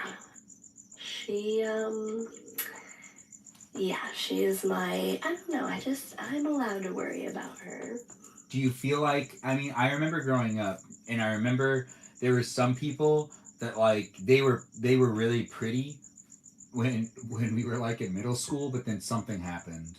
And then there was another girl that ends up passing them. I think that she'll only continue to get prettier. What do you mean something happened? Yes, like something happened. Like, I don't know what happened there. Like, there's like the whole something happened. They used to be like the cutest and everyone had a crush on them, and then all of a sudden it's like, oh, they just kind of stopped. They just looked the same. Or like... Oh, Benjamin. Charlotte is my, like, very much, like, girl next door, you know, skateboards, but, like, very girly. Oh, that's Avril Lavigne? Is she like an Avril Lavigne? Is that what you're saying? Avril Lavigne's still, like, a little bit too tomboyish. Like, this is like Regina George if she was like cool and relatable to like guys. Okay, all right. I get that. That was perfect. You did a great job. Yeah. So like guys are like boys. Boys are like, oh my god, she's so relatable, and she's like very pretty, but she's like cool, and so I hate that. So you don't want her to like go out? I can't say anything, or else she'll like tone it down a little bit. Yeah, no, and yeah. Or we could just all hope that something happens, and it's like, I don't know what happened, but it was like, you know, you'd be like, oh no, what a shame, you used to be so cute. Like, there is this thing though that like we all will have phases in our life, but some of us, I guess, it's just like I could see that being a thing, because a lot of people, well, like, it depends on, like, I don't know, there's just like a lot of, like, I'm gonna say it, and this could be controversial, but I did talk about this once, and it was kind of like, you know, there was that movie Logan that came out that had that girl that was like, you know, like, that was like Logan's daughter, and I remember when it came out, I was like, oh yeah, this girl, this is the best she's gonna look. And then it was like, you know, like, she looks cute now, and when she gets older, it's like not gonna translate, and like, I ended up being wrong. But it's like, you never know what like someone's gonna end up looking like when they get older. But everyone always looks cute when they're young, so it's hard to tell how they're gonna look when they get older, because it's like, you know, everyone can look adorable at like 12, but then when they become, even when I was like a little kid, I think I looked really good, as in like really adorable and cute when I was like 4 and 5, and then I'm just awkward for the rest of that time frame. And then I started to look good again. Well, and then I grew my hair out because like I was in high school, and I'm just, you know, it's hard to tell what people are gonna look like when we get older too. And there's like some people that I went to high school with that, like, you know, they like didn't go through puberty until they like went to like college, basically. Like their body didn't form into like what they like. They didn't like grow up. Like they were just, I don't know, guys and girls. Where it was kind of like, eh. Did anyone else feel like they kind of like grew up and grew into themselves in college rather than like in high school? I've looked the same since 15, so I really haven't I looked. mean, Yeah. I'm still in college, so we'll see how far I grow into myself. Actually, yeah, you're probably still growing into yourself. Kobe Murray, I don't know if I follow you or if you follow me. Kobe, you want to say something in the chat before I let you in as a guest? I do see that you're here in the live stream experience, maybe even here on YouTube. But yeah, like growing up, everyone looks adorable, and then I don't know. There's these photos I have of my nieces and nephews when me and my sisters all agreed, oh, this is the best time to take photos of them. And now we're kind of like in that time frame where it's like, oh, they're starting to get braces, and you know, everyone just looks youthful and cute, and they look funny. And they also This have is giving me smiles. hope. I hope that Charlotte has a humble phase now, but There will be a humble phase regardless. It might. I hope so. I feel bad for girls that go through the phase when guys stop giving them as much attention. The world can be cruel, but there is like the girls that are like I like, you know, I've talked to some people about just like some people being conscious about their age and like how they were treated differently. Some people that gained a lot of weight later on in life that used to be treated a completely different way, but now that they gained a lot of weight, they're not treated that way anymore. It's an interesting thing. There's all sorts of different aspects. Yeah, I actually experienced that myself after high school. Oh well. What happened exactly? What are you saying? I used to be very very active and like really be able to take good care of my health, and like I was like finally getting into this shape that I wanted to be, and like I was really proud of my progress and stuff, and then out of nowhere I got thyroid cancer and gained like 130 pounds within a year. I couldn't even carry my own weight. Like it was really bad. But it's just wild to see how you're treated differently in two different phases of your life. It really did show you how people do view certain things. And then whenever I went through like chemo and all that and like radiation, I still had the weight and all that. But once I was past all that, I worked really hard and I like walked 10 miles every day. I did the gym and like I ate very strict and like lost a bunch of weight, and I got treated differently again. And so it was like wild to see the different phases. That's what I was kind of saying when you said like people will treat you differently depending on where you are in life. Yeah, I grew out my hair and had my beard really long, and that was interesting to also be treated a little differently. The people, people weren't treating me that well in some situations, and I didn't really notice. I didn't notice it until I shaved it all off, and like I was so unfamiliar with it that I didn't even bring that conclusion into consideration until like I had shaved it all off. But I grew out my hair really, really long during COVID, and I grew out my beard past 8 inches, so it was like really long, and that gives a different I couldn't even perspective. imagine that. Yeah, it's a different style. I do have a lot of photos of it, and I took a lot of photographs, and I learned how to braid my beard and stuff like that. But it's not. It's kind of weird too, because there were times where I was like treated better too. It felt like, yeah, those photos. Yeah. But for the most part, it only got better when I started playing with it. So there was a long time where I just had like the long beard, and then I started playing with it, and when I started playing with it, I started cutting it more and more until it was gone. So it was just different hairstyles until it was no more. But I don't know what it's like to have long hair without having a beard, because I made sure to let those both like I still had parts of my beard left when I was long-haired. Anyways, we've got guests in the room. We're still here for a little longer. It's been 338 minutes. It's guest night. Normally lasts for 400 minutes. And that is so wild, though, to think about.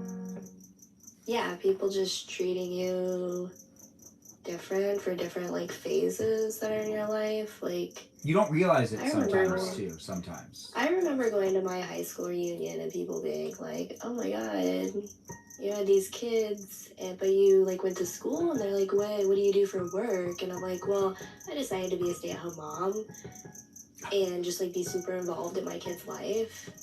And they're like, oh, well, that's kind of a waste. I was like, why was it a waste? Like, I think what I chose to do, like, I enjoy it, you know? Like, maybe it might not be as, like, fulfilling as having, like, a career, but I don't know, I enjoy it, so why does it matter? If it fulfills you, that's different. Yeah. I will say, someone had come to see me after I had my daughter, and they were like, whoa, they're like, Emily, you're so domesticated now. And I remember, like, that making me feel, like, really crappy for some reason. Huh. It's just the word domesticated. I know, I just like It's a weird it. word you use. Yeah. No. I went to my high school reunion last year, and I remember this guy being like, oh my god, Taj. Oh my gosh, you lost the weight. I was like, that's the first thing you have to say to me, like. And it's so weird because I feel like in his mind he probably thought that was like a compliment, but that is like not. He thought I was going to just fall for it. He like asked for my number by the end. I was just so turned off by the idea of all of it. I was like, I can't believe you just said that. Yeah, that's pretty. Yeah, that is pretty low. That's. After years of not seeing each other, he like even checked in on me during my cancer journey. He was kind. But then, like, the first comment he said when he saw me is like, oh, you look so beautiful now. Like, what did you think of me back then? You know? Like, I mean, he didn't necessarily say anything mean, but it just makes you think, like, that's the first thing you said. I genuinely was like, how are you? How has your life been? And he was just like, I see you lost the weight. You look so great now. And I was like, oh, wow, thank you. The one thing that I've been surprised about in life is how people like tend to like come around in people's lives and be oblivious to how to respond to certain things. It's interesting. Yeah. Like you think that they like at least have some way to navigate that without it being like cringeworthy. It got worse. I had a PICC line in, so that's like a central IV line that does treatment for you. Because I have like treatment going on and stuff. But he goes, oh, what's that new cool gadget on your arm? And I was like, oh, is he talking about that thing that's like over here? Right? Yes. Yeah. Yes. And he was like, oh, I thought that was some sort of jewelry. I thought you were just trying to be pop. I was like, yep, you know me. You know me so well. It seems like it'd be really annoying in jewelry, though. I just feel like people don't really think before they say anything. Oh, I definitely do that He was sometimes. just putting his foot in his mouth over and over again. Yeah, I definitely don't always think before I talk, but yet there is a barrier of what you shouldn't like say. That's because you have values, Benjamin. Thank you. I do appreciate that. That is actually a nice thing for you to say. We do got quite. They're hard-coded in your nervous system. Yeah, to be honest, when I do my live streams so my grandma listens to my live streams, and because she's like in the same room sometimes, and for me to keep it PG is something that would like if I wasn't doing that, I don't think my grandma could handle it. So I was like thinking about. It's just interesting how I do try my best to make it as like appropriate as possible, but I slip up every once in a while. But I don't think she notices when I slip up. I think it's like just above Seashaw? What's Seashaw?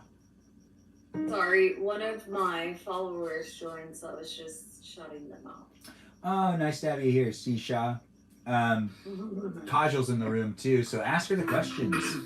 You can also come in as a guest if you want. We've got M, Redacted, Stephanie, Peaceful Kevin, and Kajal in the live stream experience. Stephanie, you've been kind of quiet. Are you asleep or are you still here or you're just being a fly on the wall? We're just checking on her. She may have fallen asleep, but she can always tell us if she's awake. You can be asleep in the live stream. There's nothing against that. It's it's here for you if you're here for it. Be in it how you want to be in it. It's not necessarily for any one specific person. It's for as many of you peeps I could fit in here as I can. We do have the live stream happening here for a bit longer. I want to go inside and get a snack because I'm hungry. But I don't know what I want. What are people snacking on right now? Anyone snacking on anything? I just had cereal. No. You just had cereal? Well, should I have cereal? Is that what you're saying? Should I be eating cereal? I think you should have some cereal. I think cereal is a really great snack. C-Shot, that was nice of you to give her a star map Polaris. Oh, thank you. It was nice to see that on the screen. So thank you for sharing and thank you for spreading the love. It's nice to have you guys supporting the guests, as it is a place and space that we should all be supporting those that are jumping in and being part of it. So tonight's the night you can give more attention to the guests and more attention to your voice in my live stream. If you're watching here on the YouTube, you can be in the live stream on TikTok. You just can't join in as a guest here on YouTube. This is a piano, and I'm not taking requests. But I am someone that doesn't necessarily know how to play the piano. You can't see the piano if you're here on TikTok, but we do got the peeps in the room, and it does feel like the right time to give the viewers, as in the guests that are in the room, the floor, because I'm going to actually walk out really quick. I'm going to go into the house and get a little bit of a snack, and I'll be right back really soon. We've got M, Redacted, Said with Melody, Fight Like Casual, and Peaceful Kevin in the room, and I'm sure they'll be able to keep us talking about something. What do you guys want to talk about, though? Well, I'm not here. Oh, wait, I'm leaving already. So it's up to you guys.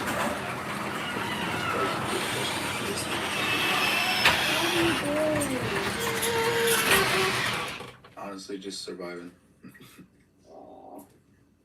Yeah, just taking it all one shift at a time. Yeah, I can imagine. Well, it's amazing that you're able to be here with us tonight. I am glad because you've been so missed. Yeah, I know. Being sent away wasn't exactly on my bucket list for last year, but it's kind of something that just happened. My brother got sent away. Really? Where to? I don't know. His wife won't tell me, but they live in Germany, and she said he's been gone for a while to somewhere else, and it's very mysterious. It is probably something that falls under operational security. They probably aren't allowed to say where they are, which is the same case for me. I wanted to ask you so bad, but I figured you couldn't disclose that. Yeah, it's a highly sensitive. Especially on. Yeah, it's sensitive information, so it's not necessarily something I can say freely until I'm done. Oh. That makes sense. Well, we're always thinking about you. I know I am, and sending you all the hugs and positive thoughts and prayers that I can. Yeah, I try not to speak too much on what I'm doing because what we're doing is highly politicized currently, just because of where we are and what we're doing here. So it's kind of one of those things where it's like I probably shouldn't open my mouth about it, just in case someone doesn't feel. Yeah. I guess like it's a good thing, or that they don't want to hear about it. Good night, Em. All right. Good night, Em. Night, Em.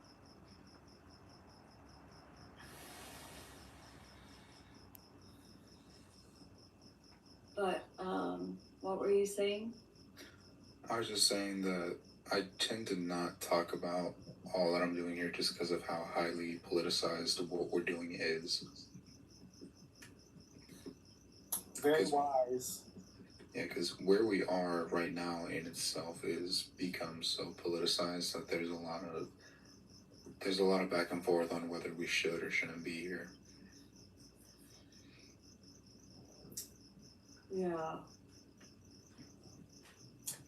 I won't try to guess. I'm probably not going to give you the answer either way. No, I'm just kidding.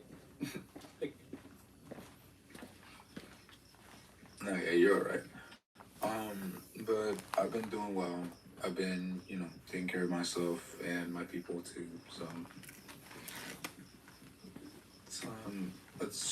I'm trying to think of I'm not trying to make this vague, but at the same time, I'm trying to think what I am allowed to say and not necessarily allowed to, disclose. Don't say anything. That's fair.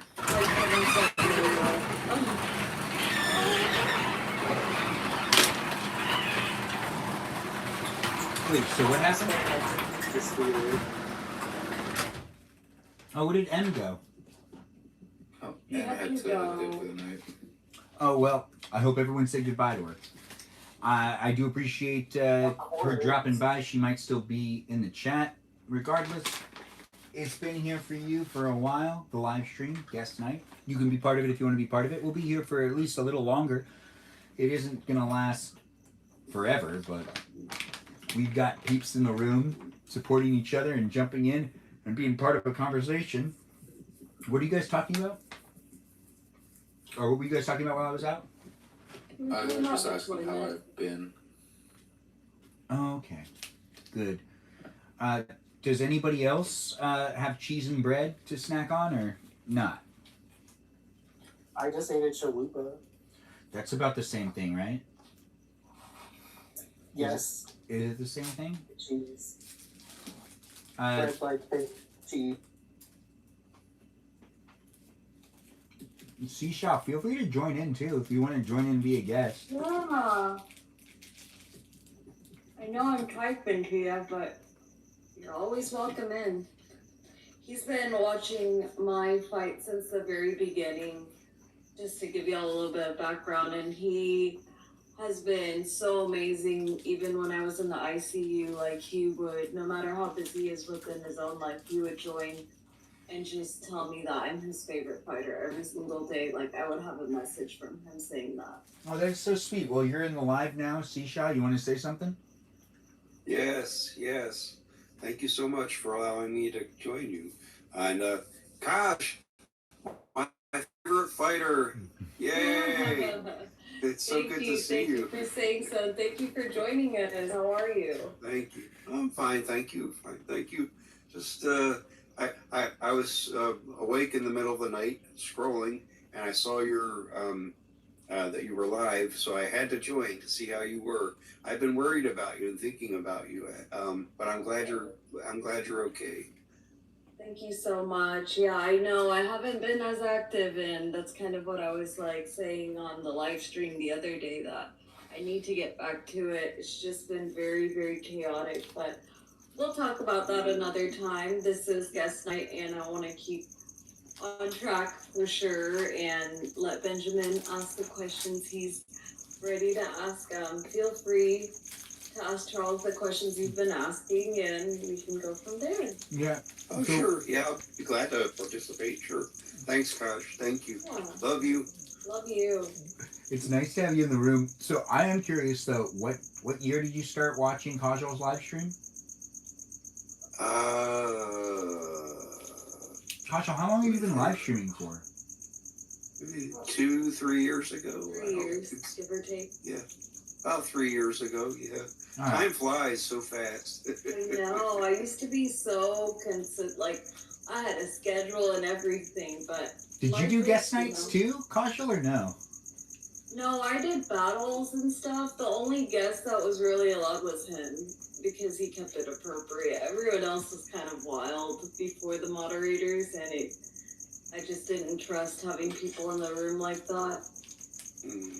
I understand entirely. I know exactly what you mean. Yeah. Well, this is a But fun space and Kaj- place, guys.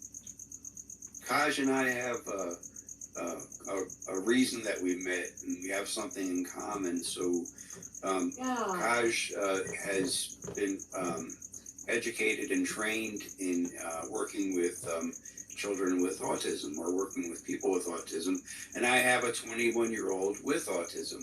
So, but I didn't know that until a few years after we'd met. But then it was like, wow, that's so interesting. That's like a reason that we somehow found each other. We connected Always over nice to have the the phone. connections. We have Iris liking the live stream again. Iris, you want to come back in as a guest? You're watching Black and Tan. I see you. You're in that chat. Liking the live stream experience. You can always come back. Why did you leave us? You were like, do I need to go to bed? Anyways, we've got the peeps in the room. We're talking the talk. We do have some fun peeps here. If you do have any questions, feel free to ask those questions in the chat. I'm not going to play Crocodile Rock, but thanks for asking over there on the YouTube live stream. I don't take requests because I don't know how to play the piano. Well, I do, but therapeutically. Not necessarily a logical way, more of just for fun. And it is here in these places and spaces that you can be part of this one specific live stream that actually isn't that specific because it happens weekly, every Thursday. Join in to be part of it if you want to be part of the live stream experience. It's guest night. It has different people jumping in at different points in time, and it is a place and space that allows up to 8 contestants. If we want to call them that. It's a live show. Yeah, there's no real prizes though, so I guess you're not competing for anything. So that's just what that is. Anyways. It has been happening for a while. Peaceful Kevin, I see you're paused. Are you all right? Did Peaceful Kevin step away? No, Peaceful Kevin's here, right? Okay, good. Did we ever find out if Melody was awake or asleep? All right, that answers the question. Yes, the live stream experience is here with Melody potentially asleep. We have a ribbon person in the live stream experience. A new ribbon person. Is this the same ribbon person or a different ribbon person in the live stream right now? I'm just a little curious. It says a ribbon joined the live stream. Is it ribbon person or is it just a ribbon? It's a ribbon, isn't it? All right, it's a ribbon. Anyways, the live stream experience has me getting to know those viewers of mine as well as I can. Time and time again, the live stream shows up for you. And me showing up for you too with the questions and the talking. Do we have any big topics that people still want to, discuss tonight? I'm not sure.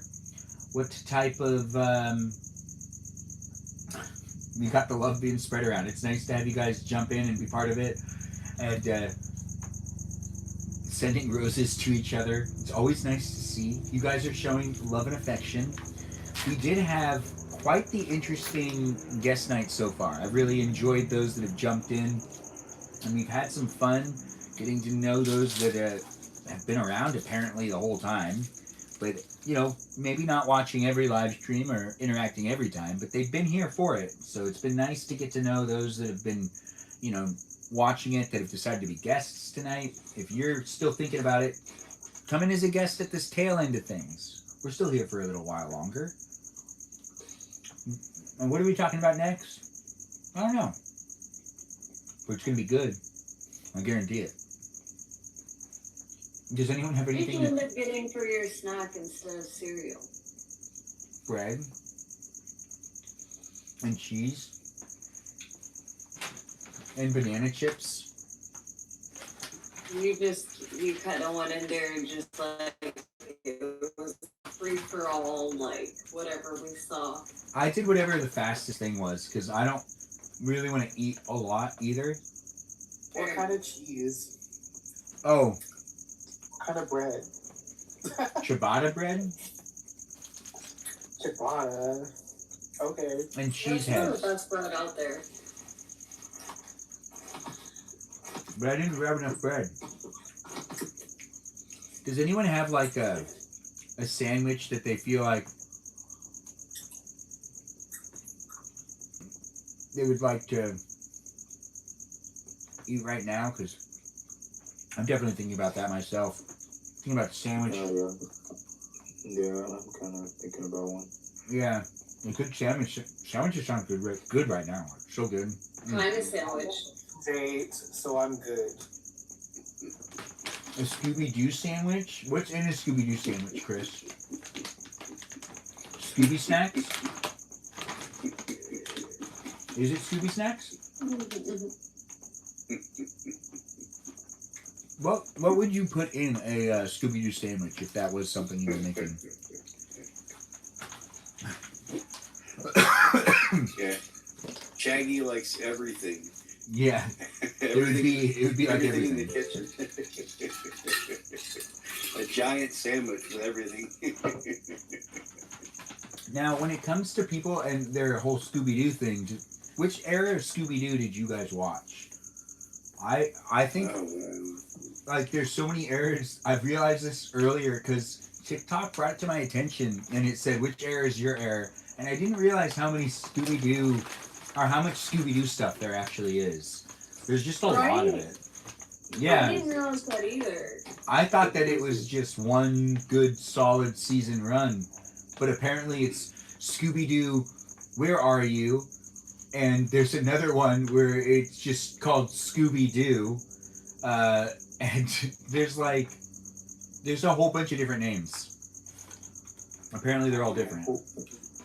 Which one was the animated series that aired on Boomerang? Because that was honestly the one I grew up on. Yeah, apparently that's what I'm talking about, is that the ones on Boomerang are all different. They weren't all the same. They were all different decades. It's which decade did you grow up with that one being the new Scooby-Doo adventures of your childhood? But whether you watched them or not when they were new, they were still made while you were a kid. I guess I have a theory about that, about series like that. So they're geared mostly towards kids, right? Like Scooby-Doo, Lilo and Stitch, movies like that, like characters. So I think they reintroduce them about every 20 years because they want to capture a new audience of kids. Because anyone that's ever had small kids like I have, my kids are older now, but you know darn well you end up watching those movies a million times. Once your kids get into them, they get the Scooby-Doo or the Lilo and Stitch or the different characters, and you also get you get the joy of bringing your children to those movies, the kid movies, and trying not to fall asleep in the theater. But you know what I mean? Yeah, I do. It's like a marketing thing. Like they've got like a whole. I mean, people keep having kids, so there's always younger people, like toddlers, that are going to be into, or 10-year-olds that are into cartoon characters like that. So they keep reintroducing every, 15 to 20 years, which would coincide with what you were just saying. There's different versions of Scooby-Doo because of the way it's being reintroduced periodically. It makes perfect sense to me. Would you agree? Or yeah, that's exactly how that is. I mean, I honestly thought it was interesting though when I sat with my nephew to watch something that I used to watch 100 times over, and I couldn't pay attention to it. I fell asleep. I used to love watching it. I was like, wait, but why can't I watch it anymore? It's kind of like this has actually happened to me with so Star Wars Empire Strikes Back is like one of my favorite Star Wars movies, but I can't stay awake anymore. I'll fall asleep while watching it. I've seen it that many times that my brain will just, unless I watch it in pieces, I can't make it through the entire movie without falling asleep. And it makes no sense to me. It could be in the middle of the day. I'll still fall asleep. Right. I think something like that it relaxes your brain and it's a distraction and it helps with like nap time. Like I was 12 years old and I saw that movie in the theater, The Empire Strikes Back, and I remember how it was such a big deal because the original Star Wars was such a big hit. At the time, I was 9 and I saw that in the theater as well.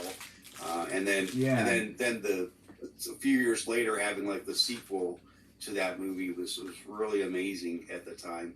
But I know what you're saying. You've seen those movies so many times that you know exactly what's going to happen. And it's more like a relaxing thing at that point. That's how it is for me. Like sometimes if I'm having trouble falling asleep, and maybe other people have the same experience, I'll put on a movie, but I'll put on a movie specifically to fall asleep to it, and it works for me. It works. I don't know, like so maybe it's the same thing for you or other people. I'm sure other people do the same thing. I know some people like to watch, like say, listen to podcasts for the same reason because it helps to kind of relax your mind and it distracts you, and then it helps you to just kind of drift off to sleep. So. Yeah. Like, that's just basically, I think, the science of our brains to see something that we've seen before. And you just kind of like feel that rhythm to boredom too, where the wait, did we lose Peaceful Kevin? Peaceful Kevin, are you out? Did he say goodbye in the chat, or did he just get disconnected? A mayo and banana sandwich? I didn't even read him say that. That is actually a really good comment on the sandwich that he'd be craving. So a movie that is therapeutic for you is like comfort food for your brain, kind of, or your psyche. Yeah, it definitely is. It's an interesting. You are here. Okay, good. You're coming back into the live stream. Peaceful Kevin, do you have a movie that you fall asleep to? Aliens. The second one? Why would you? Why that one? That's the James Cameron one, right? It's the screaming. Like, it gets to you? No, it relaxes me. Oh, okay. Is it the cast overall? It's the cast, isn't it? Oh yeah, Sigourney Weaver is amazing. She really is. Did she just kiss a 15-year-old boy in a movie, it looked like? What was up with that? Did anyone watch the newest Avatar movie where Sigourney Weaver's like childlike character kisses like a 15-year-old boy? Avatar made me fall asleep. Yeah, I mean, is that who played the clone Avatar? Was that Sigourney Weaver who played that character? She's in the newest one, which is called Avatar Fire and Ash, which she plays two characters. She is playing the younger version of herself, while also playing the older version of herself. The younger version of herself is like her clone daughter. I know it's complicated. There are no spoilers here. I'm not spoiling the movie. But there's like this scene where she like kisses this 15-year-old boy, and I don't know if it's actually was it her that, because isn't she like 70? Should she kiss like isn't that like not? Do we just lose Redacted as well? Redacted, you could always come back. I mean, what about? I mean, everything's so AI now. It can just sort of. Yeah, that's why I CGI. really don't know. Do people still say CGI anymore, or is everything AI now? Well, yeah, CGI and AI are still they're drastically different. But I hear you. Okay. The CGI, they do the programming, right? Yeah, CGI is made by people. Well, I mean, an AI could perform the tasks of creating like an animation or a CGI, but then it's seen as different. It's not CGI. It's just AI, I believe, because that's how that works. We're gonna find that out later. It's nice to have Mikey Mike in the room. Thank you for being here. I read about 10 years ago that they're planning to make a total of 9 Avatar movies. Does that sound accurate? Because this one, no spoilers, but clearly it's open for sequels the way it ended. There's like 5 that he wants to do. So James Cameron wants to do 5 movies. But I think there's story for it to go beyond the 5 movies. because he Sure. really wants to build a universe that then people keep making movies for, similar to Star Wars. But the thing is, it's too expensive. Hollywood doesn't work that way anymore, so he's gonna have to rethink this. He's even already said this. He's been very forward. He understands because he's worked in this industry for a long time, but he also knows that movies can employ a lot of people. But the way it used to work was if you were making money, then usually you could just have a bigger budget and make more of these movies that make more money along with having a bigger budget. And it doesn't really, like, the math isn't working anymore for the way that the studio industry works. And the studio industry knows this. Like, money is money. It's a really weird situation. But people aren't really going to the theaters like they used to, and the box office is kind of strange, and all the numbers are lesser than where they used to be prior to COVID. So the best box office year we had is like, right before COVID happened, 2019. It was different. Right. So do they still make as much? Do they still generate as much money through streaming now, or is it not the same as through people actually physically going to the theater? Well, I know exactly what you mean. Yeah. They spent all their money on apps that didn't really exist before, so they had to build them. So they all went into debt, massive debt. That's why Paramount had to sell. And, like, to be honest, Warner Brothers has to sell because of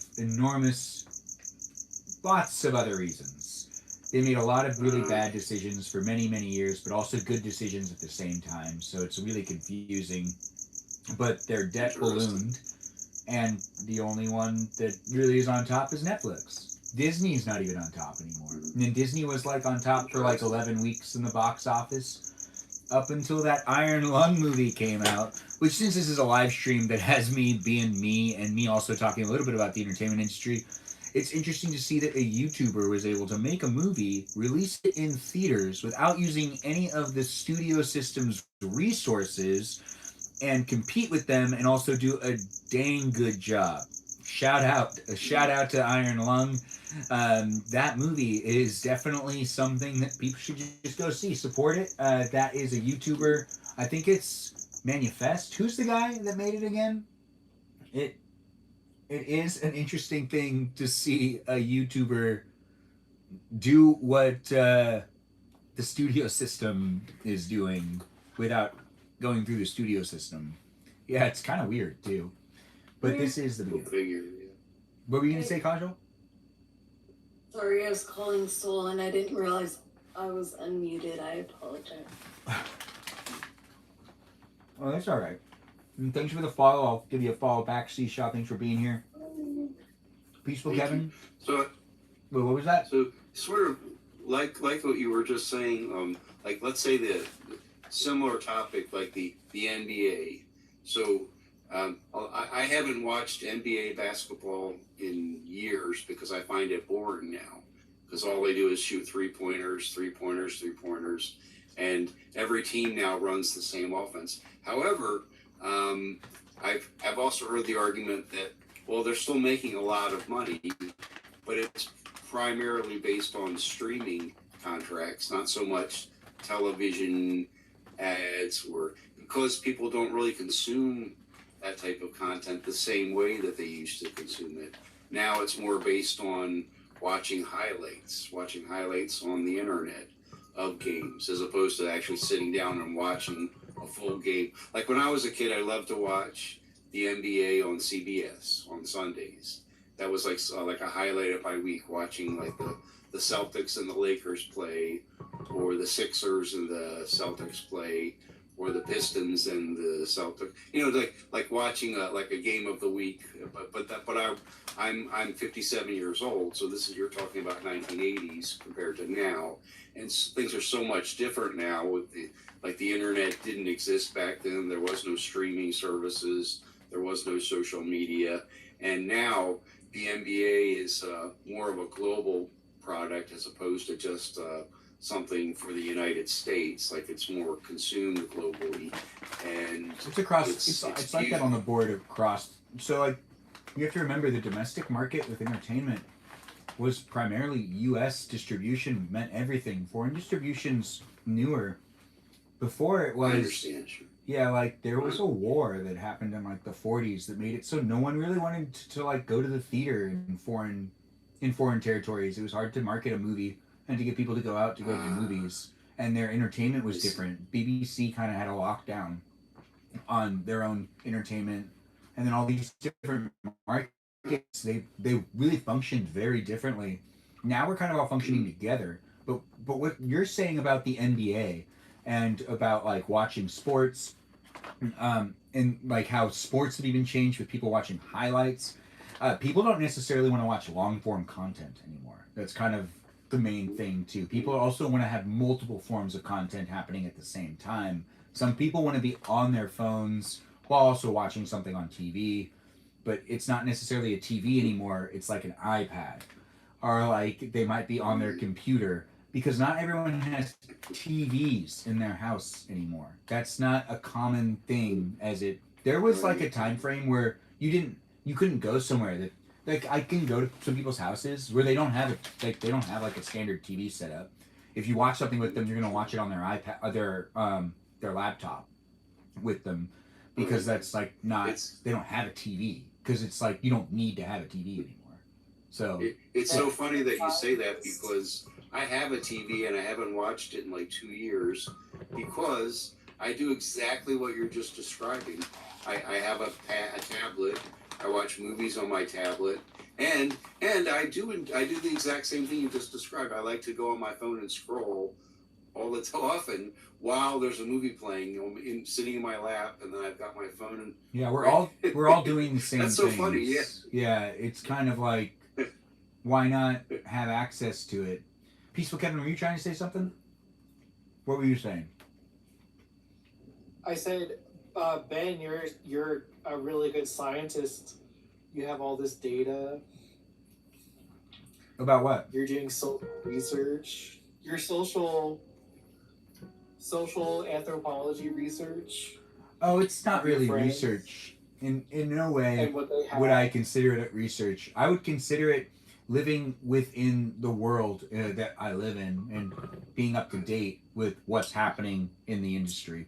It doesn't really feel like research because it's just news. I hear you're saying research. What I see it as is like keeping up with the news. But if I dive backwards and do like history stuff, I would see that as like research. But if you're staying up with like current events, it just feels like current events. Like, I mean, reading into things though, I guess that would be research. I mean, you have observations. Yes. Yeah. No, that would. So. Yeah. Well, I do work within the entertainment industry. I just don't like making the live stream experience topical. I've never heard that before.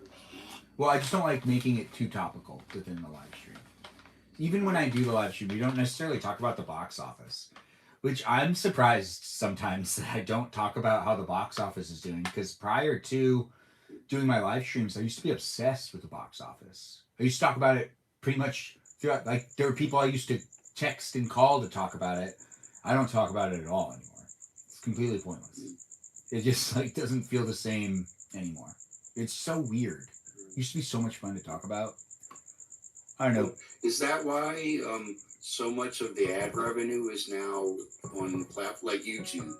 Like YouTube runs ads, and it's the equivalent to what used to be ads on TV, but now they've transitioned over to internet-based advertising. Is that what you're describing? Yeah, in a way, we're here on YouTube, where you just explained it pretty well. That's true. That is happening here on YouTube, where it's more like a traditional format, where it does have the ads attached to the content that would be otherwise seen as TV shows, I guess. It's a lot more than just the like it giving ads. It's just the format itself with the online content. I think the only The only platform that really makes money that it makes sense to me is YouTube. The other ones don't make that much sense. Even here on TikTok, it doesn't make that much sense. Right. Yeah.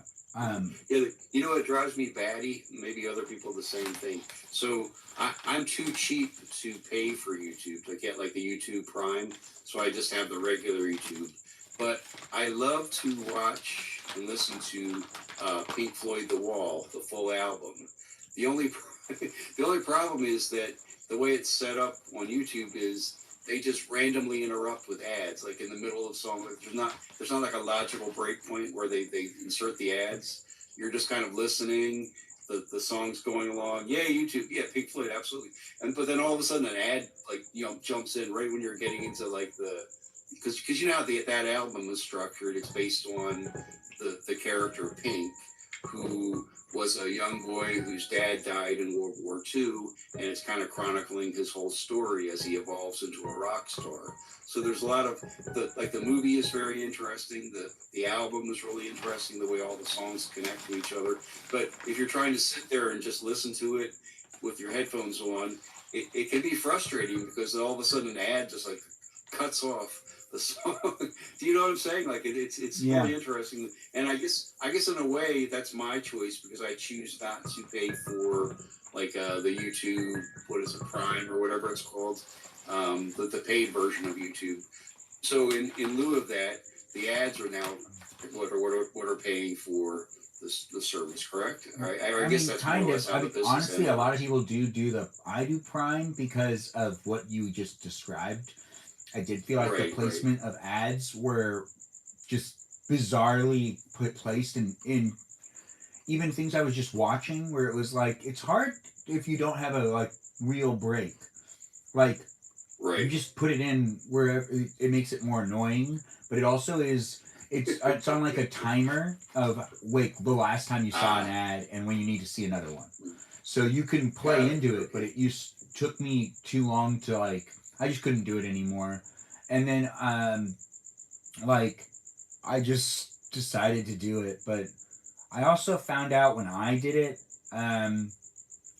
like I didn't pay for like Spotify. I don't pay for like Spotify or any of those music things like the Apple Music one. I don't pay for that one either. But when you pay for YouTube Premium, they give you YouTube Music.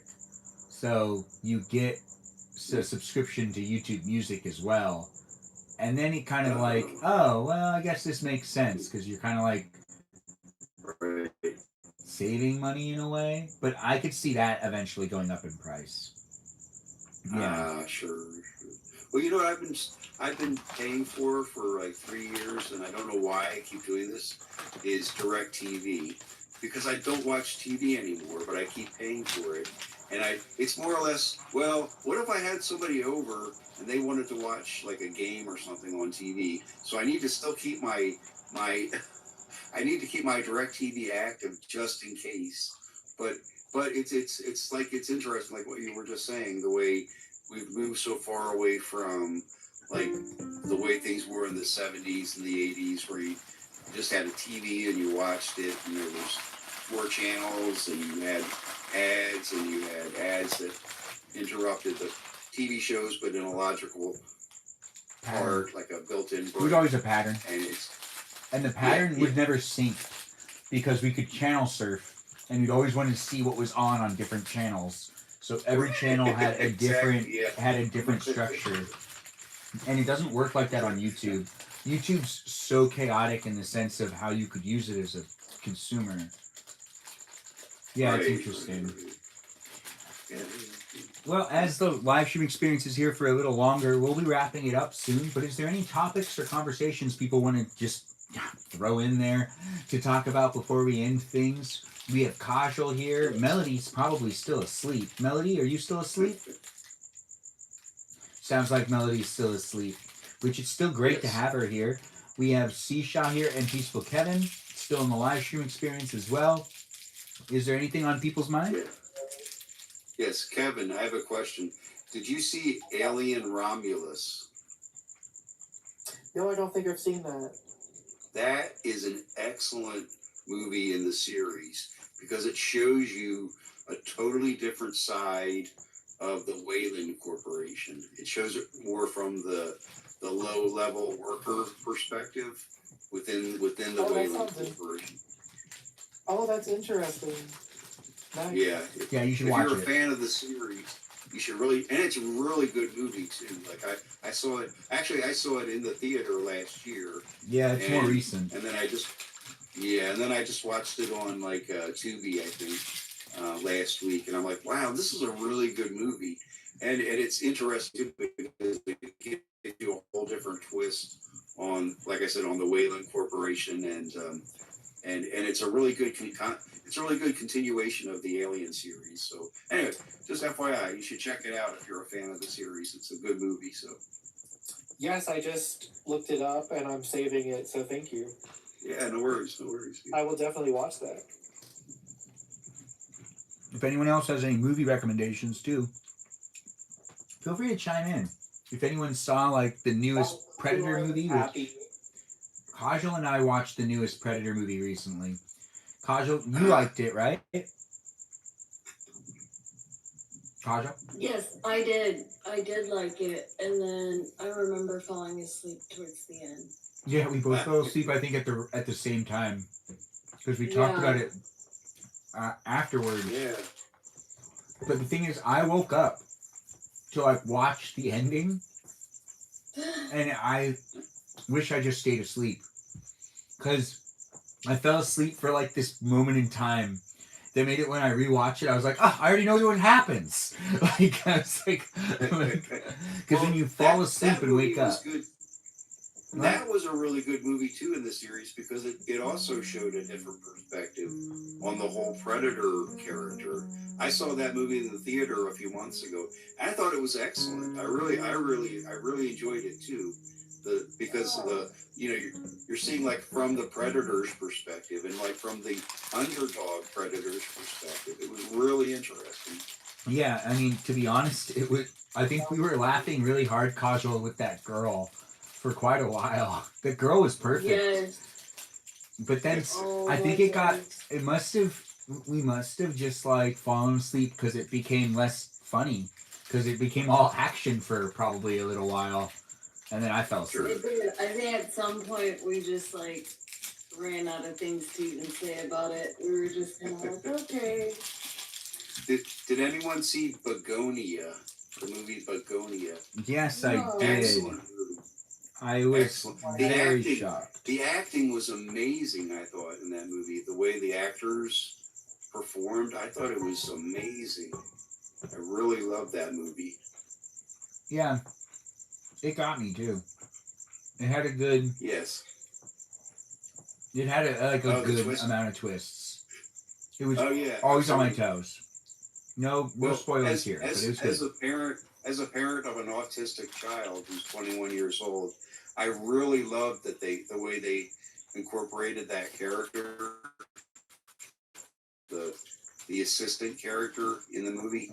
And I don't know the guy's name, the blonde-haired actor in that movie. Oh, the guy. I thought yeah. his performance was phenomenal. I thought, like his facial expressions. Yeah, he's really good. I forgot his name, but he played a young Matt Damon in a movie years and years and years ago. And he played a young Matt Damon and looked more like Matt Damon when he was young than Matt Damon looked like Matt Damon when he was young. There's like a whole thing about it. I forgot what movie it was. What movie was this? Gosh. I don't remember exactly, but it was at the beginning of Matt Damon's career, so it's one of his first movies. It was like weird too, because it's always weird when someone. Was that movie with Matt Damon's first movie? It was with Brendan Fraser when Brendan Fraser was like a football player, but he was in like a boarding school. Do you remember Brendan Fraser's very first movie? And he was like being discriminated against because he was Jewish and like some sort of waspy boarding school. And Matt Damon was like the bully / quarterback in the football team. I never actually saw the movie, but it was Brendan Fraser's very first movie, and he it was probably around like 1990 or so. No, I don't recollect Anyway, that. I gotta actually look into that. That sounds like something I would have watched. Yeah. Yeah. I used to be a big I don't remember the title, but yeah. fan of his, and I was like always confused as to why he stopped like making movies. But then we all found out later on why. But that was an interesting story. But as we are wrapping things up, is there anything else people want to talk about before we completely stop the live stream? We're at 388 minutes, which means we're 12 minutes away from 400 minutes. Which means we're stopping pretty soon. And then I get to go to bed. Benjamin, are you familiar with Oscar voting? Like, how do you know how that works? How is there a committee that decides who gets awarded Oscars within Hollywood, or is it based on? Well, I mean, the unions fans, the unions are all like the way the industry works is there's unions and there are people that are involved in the unions, and the unions provide you the ability to vote for the Oscars because the unions are all tied into the Oscars. So it's just everyone that works in Hollywood votes for everything in Hollywood, but not everybody gets to vote. And then the people that also do get a vote sometimes don't necessarily vote with the intention of what the rest of the country's feeling because they didn't really see the movies. People have admitted that they voted without watching movies. It's a really weird process. To explain how it works, though, I should do like I should do like a little video that explains how the Oscars work, but it is weird. It's not straightforward. It's like you can't win. You can't just like easily win. You have to vote, and then you have to like have your street cred there. There's a whole bunch to it. It's I understand. it's a really it's kind of complicated like and colluded system. Is it like quasi political? Not political in the sense of politics, but political in the sense of sort of pressure to vote a certain way based on what the union wants you to do. Well, I mean, it depends on like you need to put in your time and you need to be part of like you're new, but your role doesn't fall into the classical category that we need it to fall into for you to qualify because it's not what the Oscars are gonna be okay standing behind. You did a comedy that year at the same time. And the Oscars don't want to be associated with giving it to someone who did something that was. There's all sorts. It is a political thing. It's do you remember the Hollywood politics? Seinfeld did an episode where they were making fun of the movie The English Patient because the one I think the year it won an Oscar, but all the characters were like, I can't watch it all the way through. It's so long and boring. Like. I remember seeing that movie. I thought it was very boring. It was very hard to pay attention. I see. Yeah, I never watched it, but I remember it was funny that Seinfeld made fun of it because they were like, I tried to watch, I can't sit through it. Yeah, I remember we watched it for class when I was like in middle school or something, and we'd watch it in sections and we'd have tests on it. And if we didn't watch it in sections, I don't think I would have remembered like anything from it. Got it. Okay, sure. It just wasn't. Also, I felt forced. I don't like feeling forced to watch things. No. Happy birthday to you. Thanks for being here. Happy birthday. Yeah. 1, 2, 3. Thanks for being there on YouTube. It's nice to have you in the live stream experience. We are here on YouTube and on TikTok and on Twitch. Yeah, what was that? Thank you for allowing me to join your live. I really need to go back to sleep now. Well, take care. Kaj, I love you. I love you, Kaj. It's great seeing you, and take care, everyone. Okay. Take care. Good night. Yeah. Thank you for being here. Everyone give them a send off. Say Bye-bye. goodbye to them Thank in the you. chat. Bye. Ta-ta. Thanks for joining in and being with it.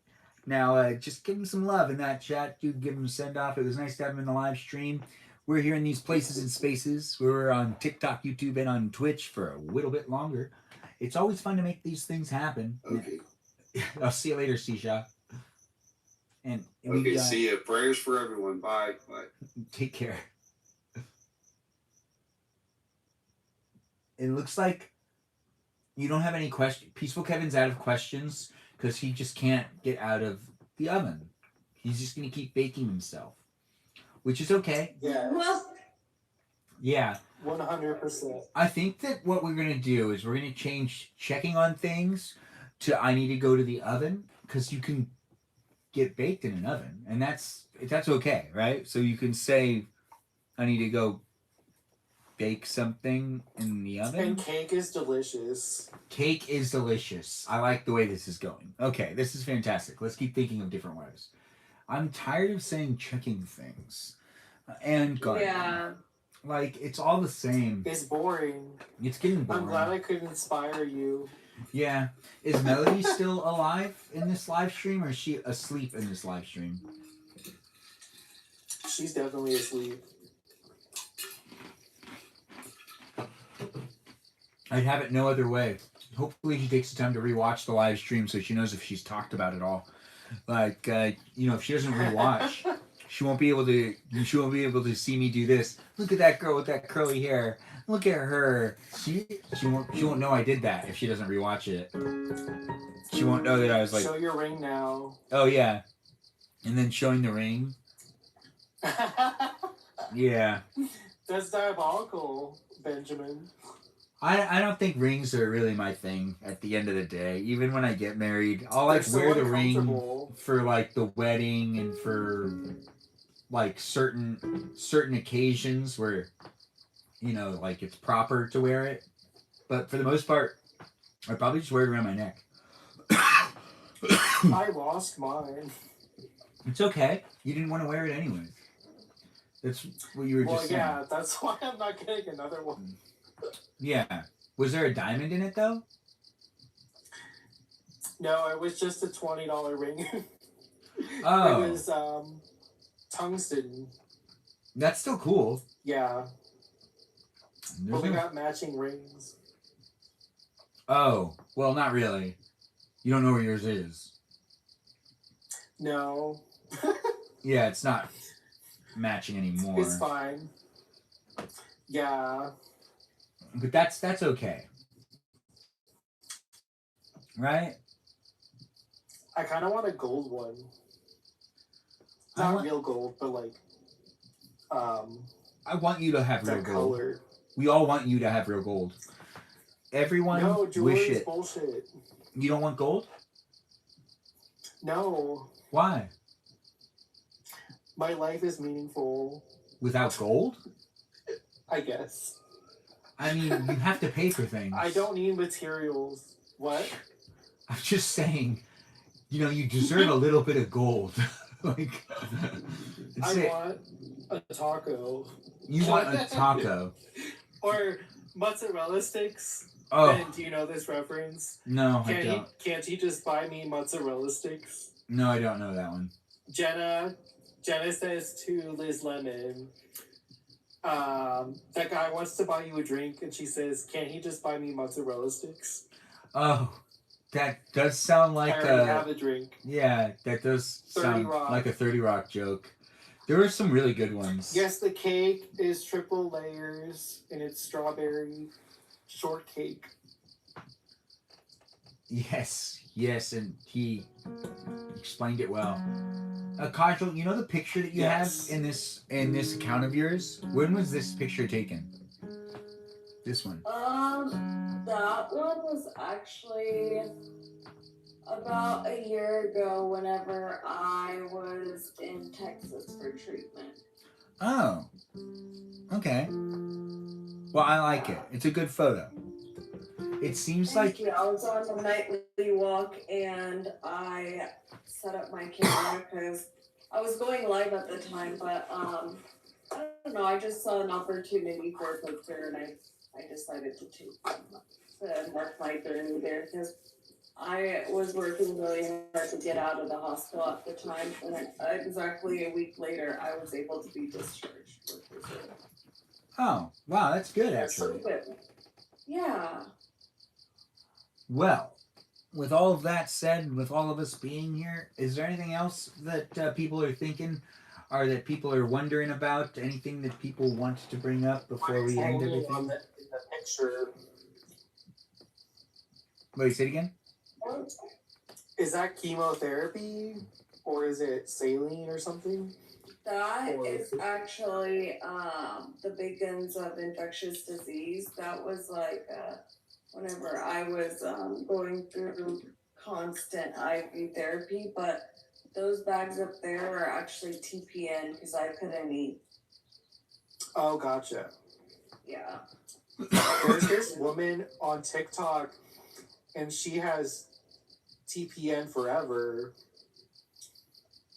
Oh, bless her. It's tough.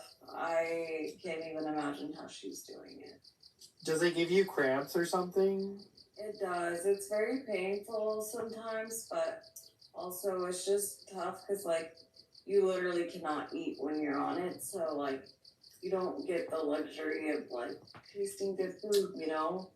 Wow. Oh, that sucks. It puts things into perspective for sure. I was that way for about 6 months. So, yeah. Yeah. We've come a long way. Now I can have ice cream and all the good stuff. And Yay. I'll definitely listen to What's my your favorite body when I flavor? like it. I love cookies and cream. Yum. Good. Yeah. My favorite is like a vanilla. Ooh, delicious. That Like is good good. vanilla. Not that shitty vanilla. What, French vanilla? Or real vanilla? Like if it's a cheap vanilla ice cream, no. No, thank you. There's like 3 different types of vanilla ice cream, right? There's real vanilla. Tillamook has 3. Oh, okay. Yeah. Tillamook has 3, and I always don't know what the difference is when I get ice cream. There's like French vanilla is the one where old-fashioned vanilla. you don't want the French vanilla is what my dad would say. No to the French vanilla. It's like sweeter or something. Oh, it is. Yeah. Yeah. So you don't want What's your the favorite flavor? Yeah, you don't want the French vanilla, you want the other vanilla.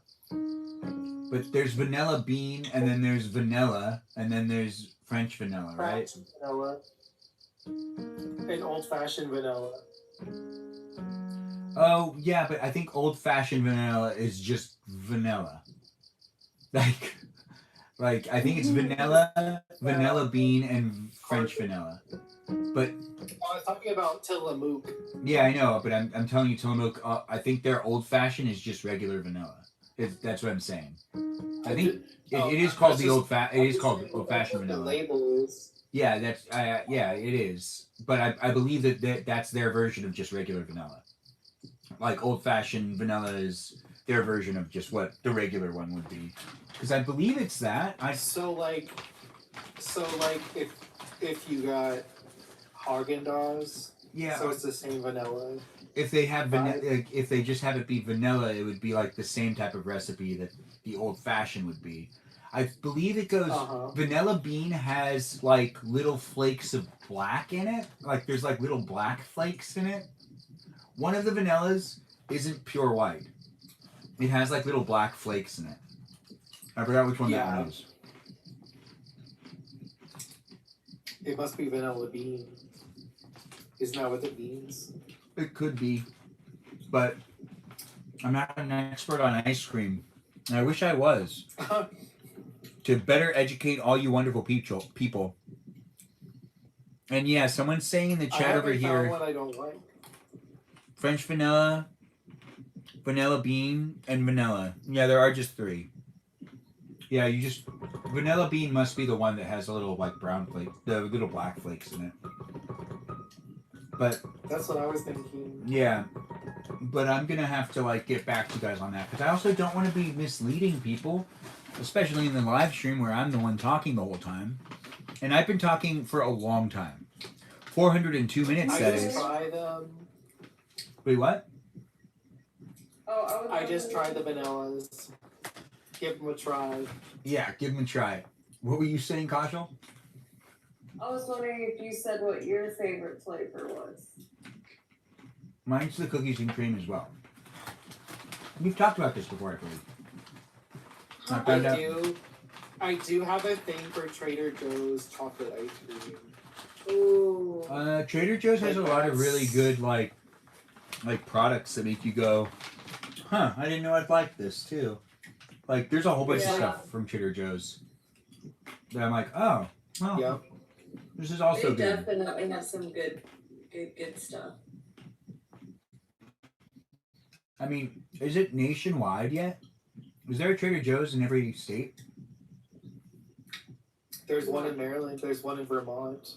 There's one in Florida. Yeah, then that means there's one in Minnesota. There has to be one in every state then, right?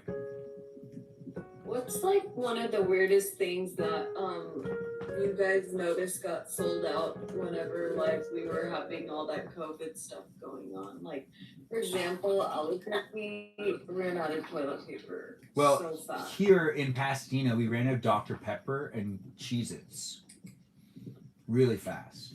Like, did you get all the Dr. Pepper? No, I went to the store and it happened, and there were signs like apologizing, but the inventory on Cheez-Its and Dr. Pepper were the only things that were sold out pretty much always. Like they were just gone. You couldn't get them. You couldn't get them anymore because like everyone had bought them out. The Cheez-It section was. That's the only time I've been to the grocery store that I really feel like I should have filmed some videos, because it was the only time I've ever been to the grocery store, still to this day, where there were entire sections that ended up getting like cleared out just of inventory because so many people were shopping that day, and like you had to get there earlier in the day because like the inventory would just clear out on certain things. But the two things that I never saw restocked after they cleared out, like they got restocked definitely, but I never made it in time to get any of it, was the Cheez-Its and the Dr. Pepper. We didn't have Dr. Pepper. I kept getting Cherry Coke or something like that. I definitely didn't get any Dr. Pepper for quite a while. I was really sad about it. But I made do with not dying. Wait, what? I was in Minnesota and I didn't notice that there in Minneapolis. Wait. I didn't notice any shortages. Not one thing? Well, I mean, it makes sense, I kind didn't of. look at everything. Like, I live in an area that has a lot of people. With the stuff I buy. Yeah, just like the amount, the concentrated population densities here in the Pasadena area and all of Los Angeles County, it makes sense that like things sold out. Because like, it's just too many people. That does make sense. Yeah, it's just a lot of people live in one area. And no one was used to having to buy. So when this happened, also, there was still a good amount of people, including my mother, who didn't really buy things online. They just didn't. And there are now, I don't know, nobody who doesn't, like, also there's this thing that happened while I was working. So I noticed that I couldn't do my job right when I was working for people as a freelancer, because I would like kind of go around and be able to get what I needed to get at local stores, and Fry's was still around and stuff. And I mean, I could do my job. I just didn't like buying things online.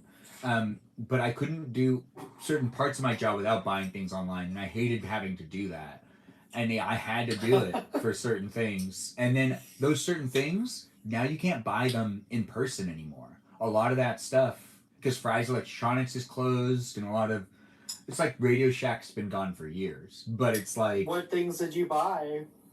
No, they were all things related to production, like making sure to get all of the things you need to be able to actually put together a production, including like sometimes building sets. I needed to buy a whole bunch of different types of fake types of trees, and normally I would just go and buy that stuff in person, but I had to like buy it all online. And it was just like, I can't go to Michael's and shop around. I need to like buy what I need.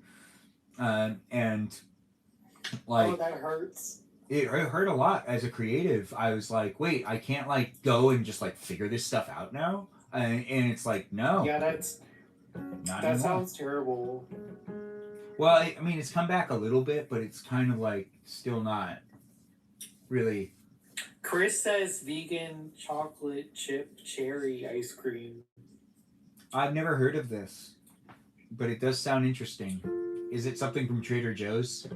Because it kind of sounds like it's a Trader Joe thing. Or Whole Foods. Ben Ben and Jerry's makes that. Really? That's Cherry, a lot. Cherry Garcia. That sounds Vegan. really delicious, actually. That's what that sounds like. Trader Joe's. Oh yes, that ice cream is amazing. I ate like a whole tub of it in like 1 minute. 1 minute? This vegan ice cream, Ben, it's so good. It tastes like real ice cream. Well, I'll have to look I've into never that. encountered that. There's like that one friend I have that was like, you gotta try this cheese. It's vegan cheese. And I'd be like, what is this? How does this work? And I didn't like it. I didn't like it. But I get it. They don't get to have Chris, cheese I agree. anymore. Ben and Jerry's vegan tastes like slightly flavored ice cream. That's interesting. It's Yeah, nice their to have... vegan ice cream sucks. Wait, whose ice cream sucks? Ben and Jerry's. Their vegan ice cream. Oh. Does anyone Or use it used to be really bad. Amazon Fresh to get food? Yes. Once. Interesting. How was that? I think. I don't know. I got spices and a few things, and I don't know if it was Amazon Fresh, but the stuff came within an hour. That was pretty cool. That does sound pretty good. I normally don't really get things off Amazon, but I've heard good things. I've heard really good things. Yeah. I've just been doing it because I'm dead inside. No, you're not dead inside. You're just confused. Well, this is a live stream experience that's here for you. What? Are you okay? You're not dead inside. Right? Well, I'm just like low energy. So yeah, it's okay. It's been really helpful. Yeah. You're gonna be fine. Gabe's here for you now. Ain't that right, Gabe? You just joined in. Oh. You're a new viewer. Gabe, feel free to say fine. something. If you want. You don't have to, though. Alright, they didn't say anything. Anyways, the live stream experience is definitely a fun place in space. Gabe's came back. He came back in. Gabe's here again. Gabe, you want to say something? Let us know you're here for it. We're ending it soon, but I do see you jumped in. Yeah, Chris, people drive me nuts at the stores. They like block the aisle.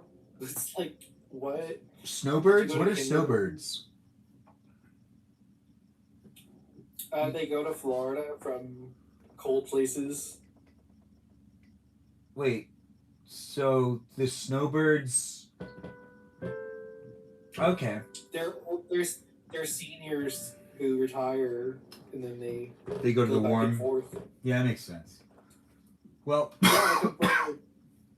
we made it to 411 minutes, which is well over that target, which means it's basically been... That's right. That's 7 hour time. 7 hour amount of time for me to hang out with you and for you to hang out with me in the future. The person is complaining about people in stores. Or brother, please. Yeah, I mean, he is complaining about stuff, but that's Peaceful Kevin. He's complaining about it in a very peaceful way. He has that art. Ain't that right, Peaceful Kevin? You always complain about things peacefully, right? What are they saying, Benjamin? You should read the chat. You know that it's over there on YouTube. I read it. I read it out loud. I read what they said. They didn't say anything different than that. Or did they? They may have. Anyways, the live stream experience is a lot of fun to have and create. And as we're gonna wrap it up, we'll give Just the Ellie. we'll give the Just Ellie 281. I'm sure that you've never had a negative experience at a store ever. Don't let them bait you, man. You're better than this. They didn't bait you. I'm responding Perfect in timing. a conversational way. Bruce Lee, thanks for being here with the perfect timing. They're letting you know that they're not as sensitive as you are. Are you going to let that continue to motivate you to converse, or do you think you'll be like, oh, I don't need to respond to that? What is your reaction? Tell them to stop projecting their own emotions that they haven't dealt with. That's a response. Okay, so you wanted to respond to it. Okay, so you're responding to them. He's letting you know that you should go to therapy is what he wants you. He wants you to know that you should go to therapy. Has no place in your heart. Yeah, so only you baited them they'll well. only set you back. Yeah.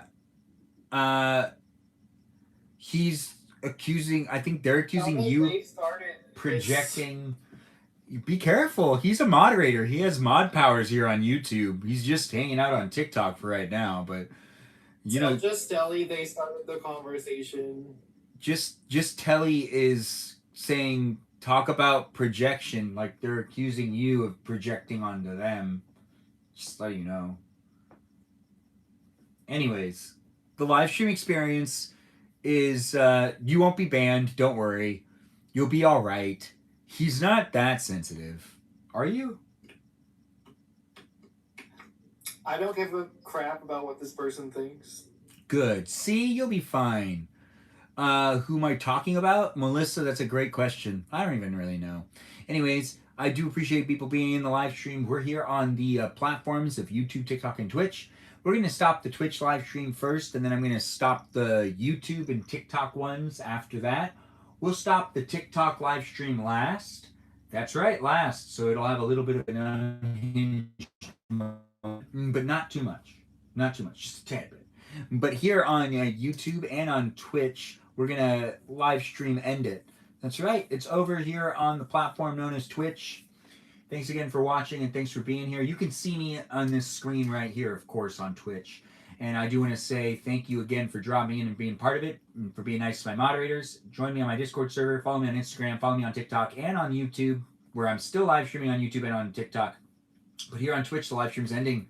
If you're rewatching it, check to see if I'm live right now. But if you're here in the live stream experience and you want to say goodbye to the moderators, I appreciate it. You also say hi to them, maybe.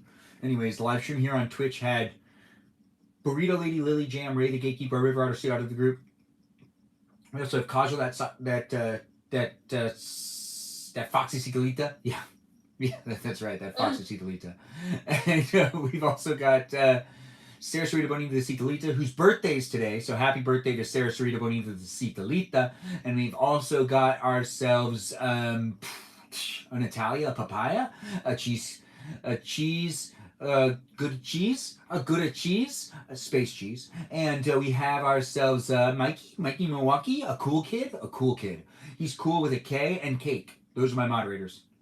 Over here, goodbye to the Twitch live stream experience. Thanks again for watching, and once again, happy birthday to Sarah Sarita Bonita de Cicalita. It is her birthday today. Give her a shout out. Do it on the Discord server if you want, or say it in the chat here on the Twitch. Thanks for being here and thanks for being part of it. Toodaloo. Guest night was lots of fun, wasn't it? Bye-bye now. Taught those peeps on Twitch. But we're still here on YouTube and here on TikTok, so don't you worry. Don't you worry. Now, it is Sarah Sarita Bonita de Cicalita's birthday, and that means that you can give her a shout-out on that Discord server. You can even say something in the chat right now if you want. Kajal, do you have anything you'd want to say to Sarah Sarita Bonita de Cicalita if she was rewatching the live stream on YouTube? Yes, I want to wish you the happiest birthday and the best year ahead. You deserve nothing but the best. My Cita Bonita, I know you're busy, but we're all out here wishing you the best and sending you the biggest hugs and all the birthday love. Happy birthday. You hear that? Happy birthday. And I see people are already celebrating her birth of day on the Discord server, where people are just, throwing in those comments, and I'm going through and putting rabbit ears on everything, because, that's just kind of like how it works. Everyone kind of has their spirit animals. Yeah, she's a bunny in the live stream. Anyways, give a shout out to our bunny, Sarah Sarita Bonita de Cicalita. It's always fun to have people acknowledge and say happy birthday to people that aren't me sometimes. I do like it when people say happy birthday to me, though. So, that's just being said. But that's not necessarily what's important right now. What's important right now is we acknowledge the girl that has put so much work into the Discord server. She really has. She's put a lot of energy into this live stream experience. She hasn't been joining in so much in these last couple of weeks, but she still does drop by just to say hi.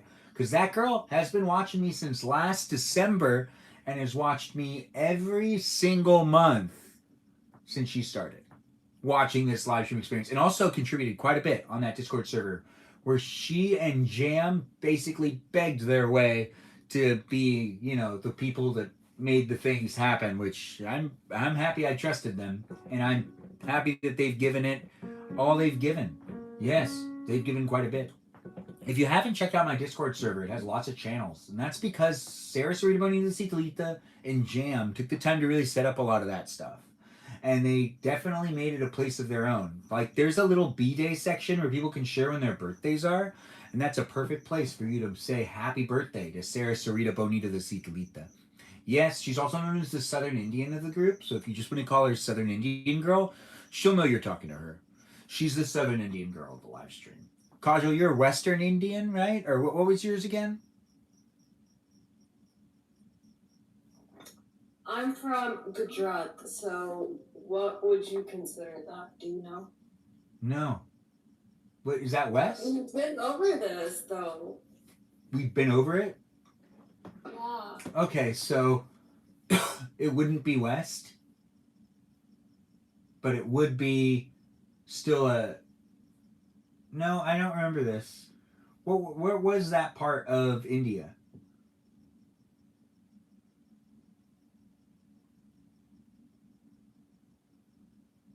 Ashley Le6, thanks for being here and joining in. I don't think I said your name right. Sorry, my internet is like doing that thing again. It's okay. But what would it be considered? Would it be considered more northern India? Like towards the mountains, I guess? Or would it be... I wouldn't say I'm Western Indian. We're more so like East Indian. East Indian? So quite the opposite. We're Patels are East Indian. Okay. That makes sense. India is so big. India is big. Like, that's why I thought you would be able to guess it. I don't know, because, like, you were, like, very, like, opposite of exactly what I want. Because you keep asking if I'm Western Indian, and every time I do say, no, I'm actually Eastern. Well, I think what it is it's a lot easier for me to remember West because I'm on the West Coast. So I'm always thinking everything's going to be West Coast, West this, West that, because I'm always, like, favoring my own Westness. Because I mean, I can't fault you for it, and I appreciate you asking. Yeah, because I'm a big fan of the Wild West, too. That was all Western. Oh, gosh, you always want to be on the Western side when you're in the Americas. But east side of India is really cool, too, I've heard. Like... It is. Yeah. It's definitely beautiful. And it makes sense. Like... Well... I don't really know what parts of India would be the best, so I wouldn't know that in general. But it just sounds like it would be, you know? Because you're from there. So that's good enough. Yeah, so it's just like how it is, right? My entire family actually went to India just last year, and I had major FOMO. Because you didn't get to go? I did not get to go. I had been fresh out of the ICU, and they were leaving in like 3 weeks. And so it was very tough to deal with behind the scenes, but that's kind of why I went off of live streaming. It was a lot to deal with. My entire support system was out of the country. But I got to see them enjoy it to the fullest, and I was just so happy to see it because they were out there for a huge wedding. Oh.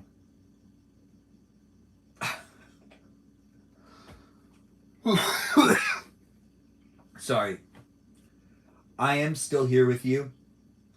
Something made me laugh also looking down, but that's just because there's so much love on that Discord server we got going on, and it's always fun to see it.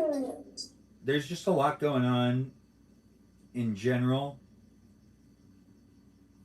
and um, the Discord server can get distracting at times. I normally have a pretty strict rule with myself not to use my phone while also in my live stream, but it doesn't always work. No, because I'm not always listening to myself. Because I'm a rebel. I can't handle the Discord. It's okay. It's not for everybody. You don't have to do it if you don't want to. But I love it. It's so hard to focus on there. There's so many conversations. Like, it's great.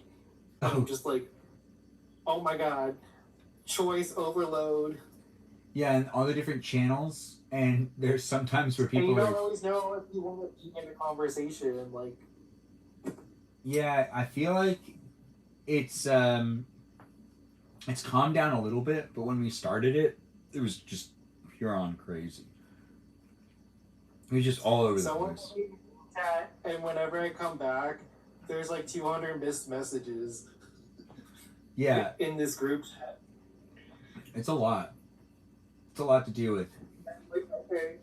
I'm just like, hi. That's all I could say. Yeah, it's a really fun fan club environment.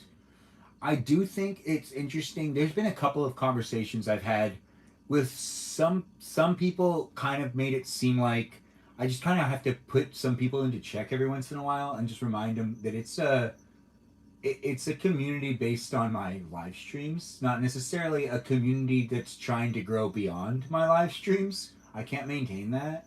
So, like, that doesn't make sense to me. But if you can always keep it in mind that it really, like, that's why I needed to start saying it's a fan club community. They can exchange numbers. Yeah, because it was getting kind of, there was a couple of parts where it was like, people were like, it can't be like this on here. It needs to be really, like, organized, and we need to make sure that it's safe for everybody. And I was like, yes, to a degree, but remember, it's not a community that's like gonna grow to be something other than my fan club community, because it's attached to my live streams. Over policing stifles creativity. Yeah, because it was getting policed to a point too that I was like, I don't know what to do here. Or like, there's been some drama. They deleted my message and it was super innocent, like, not against the rules. What was your message? I don't remember, but it was PG. I do see sometimes. I have seen overmodding before, but I can't tell if it's them doing it to each other. I can't tell sometimes. I really don't know. But like, Also, what? Also, I joined on Fight Like Kosh because my main account won't let me comment on your live streams for some reason. It says unable, like sometimes like I'll try to reply to people and it'll say your comment was not posted due to live streams settings. Yeah, to be honest, that's been happening a lot too. It happened today. It made me realize that there was something going on. A Ribbon person, when she entered the live, she said that she'd been writing in the comments telling me it's her. And I know that I've been looking at the comments and I didn't see it. There was a time where I needed to go back through my so on this platform of TikTok, there are these keywords that can be rooted out immediately. And I talked about this one other time, but it was there's sometimes just things that you can add in so then they get filtered out like immediately. And there were too many keywords that would filter out people's comments. So it would immediately like remove your comment if you said that. And no one would even be able to like read and review it because it was already a keyword was used that would flag the comment to be removed. And then there's like all of the mods can mod each other kind of, and the thing is, Kaja, you shouldn't have any restrictions because you're a moderator. So there shouldn't be anything going on that that should make it that you can't interact in the chat. But I had literally typed out, hi, how are you doing, and what's for dinner tonight? And I tried to type it 3 different times and it would not let me. yeah, see, and then there's some things I can't explain because I have no idea, like how the app works to filter those things out. But it's important that you've mentioned it because we're here on TikTok. That's also being documented on YouTube, with us being here, remembering this and bringing it into the conversation. So we're documenting how it is to use TikTok, which TikTok's kind of like, it's been going through some really weird growing pains. Let's call it that. It's growing, and it's going through some really weird growing pains. Because even as someone that has so if I'm on my Balavoon account and I'm in my account, also on your account. So if I'm on my Balavoon account and I say things on my Balavoon account, and I was watching, so I found this out when I watched your live too. So casual, I was watching your live one time, and I was on as me from Balavoon and as me from my Benjamin Magrdichian account. My Balavoon account couldn't comment. It could. I would write the comments out, I would send them, but then I would look at it on my other account and be watching your live and would notice that none of the comments I said as Balavoon came through onto the live stream. That makes so much sense because sometimes I would like ask you something and not get a response, or vice versa. Like there was one time I was in your live stream and you were like, Kajal, is that you? And then Kevin had even like put in the chat, Kajal, and like I was trying to reply to both of you guys and it just would not let me comment. It just wouldn't let me. Yeah, and I think Peaceful Kevin's gone through this a lot too. Peaceful Kevin had a lot of hard times trying to get through in the chat in the past. Yeah, I can see on my other account, and I watch it to see when my comments get blocked, and it's the weirdest sentences. That makes sense. Because there was a time where I asked if he was okay because he was so silent. The thing is, he probably wasn't. He was probably like raging over not being able to comment. He was probably trying to get through, but he didn't. Yeah, he was probably not okay. Sometimes I can't figure out any way to make it work. You can break it up so you can send it line by line or like bit by bit, and it doesn't block it that way. A letter at a time. Yeah, one letter at a time. I mean, to be honest, I still need to go back through my moderation tools here on this platform of, TikTok, and here on YouTube. I really don't know how to manage the moderation tools quite yet. I need to look into that more. But here on TikTok, I need to go back through it and double check the keywords, and also like double check people's abilities, see who still has mod powers. The thing that I've also been reminded, and it's like, you build up relationships with a bunch of moderators and stuff, but you need to pay attention to the moderators and how they feel and how they're in the live stream, because they're coming from their backgrounds as well. So they might be going through something in their life. They might not be aware of what they do sometimes as well. You don't know what's technically going to happen in a live stream, what type of things could trigger types of people. It's a relationship game. So I need to like figure out some aspects of like AC Clutch, who isn't in this live stream right now because he's not also really a viewer of mine anymore, but he's actually still a moderator on the Balavoon account. He still has mod powers, but he didn't block the Balavoon account, but he could potentially go into the Balavoon account and, just block people or just restrict comments if he wanted to, until I do something about that. And I need to make sure to do certain things about that. Also, there's like fragile ecosystems online, but they're also really resilient. Wow. So if you get flagged too many times, or if there's too much suspicious behavior, it ends up working against you, not working for you. So I have to be more mindful on that. I do notice though that when all my moderators are in the room, if our majority of my moderators are watching the live stream, it tends to stay at the number that that it's at when they're. It doesn't tend to get a lot more people in the room. It just stays at the moderators that are there, and I feel like the live stream itself just kind of like doesn't keep sharing it. So you'd think that they want you to have moderators, but I don't think they do.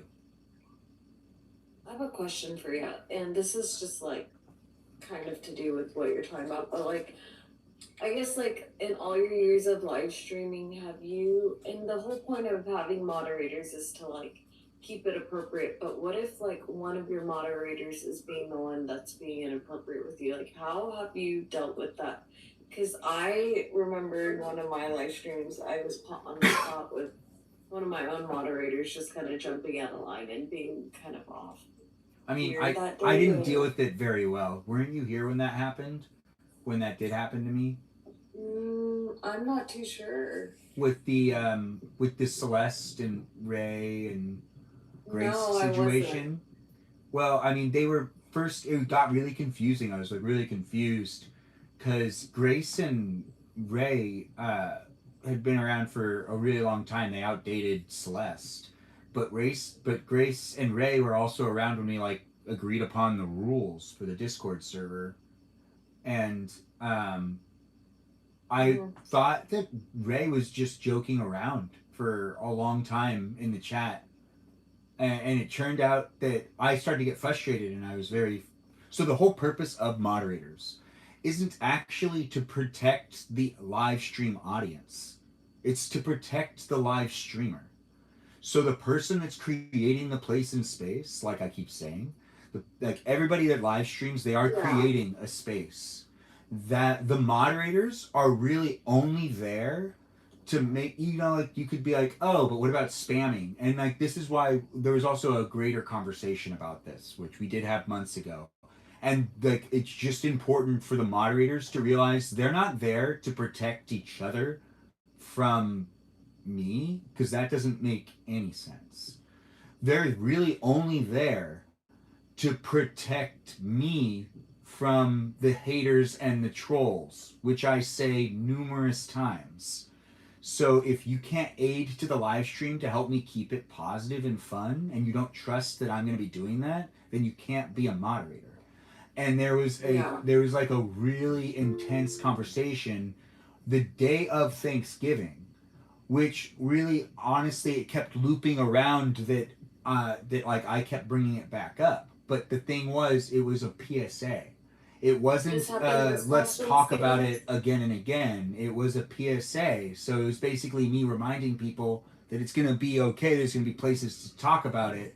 But I didn't realize that my moderators that were in the conversation too weren't necessarily picking up on how they needed to help me, and they were showing up really defending one of the live streaming viewers and demanding like some sort of justice. And then it bled from there into the Discord server when we were watching Stranger Things, which was such a weird timing. And I really just kind of lost. I almost, you don't remember me talking about this? I almost like lost faith in my own live streaming abilities. A part of me was like, I don't think I'm gonna live stream anymore because I saw. I remember that. Yeah. I didn't know why. Oh, it got really bad. It was not good. It's a situation I still don't. Bob his second. I don't know who you are, but if you want to come in and be part of the live stream, what do mods get out of modding? I hear you. I don't know. That's why I always question why people ask to be a mod sometimes. But I think they do come in hoping to contribute to it, to kind of get the people that are trying to say the N word, or the people that are trying to say something racist to some degree or sexist to some degree out of the live stream, because like it bothers them. But the purpose of a live streamer's moderators is to help the live streamer try to make the best type of experience they can, not necessarily like there was like a little bit of confusion, I think, upon how people needed to show up for me as I'm and the thing was, the problem that was at hand was one person was asking to be a moderator and I was saying no, and people weren't letting me say no. People were like advocating that I say yes.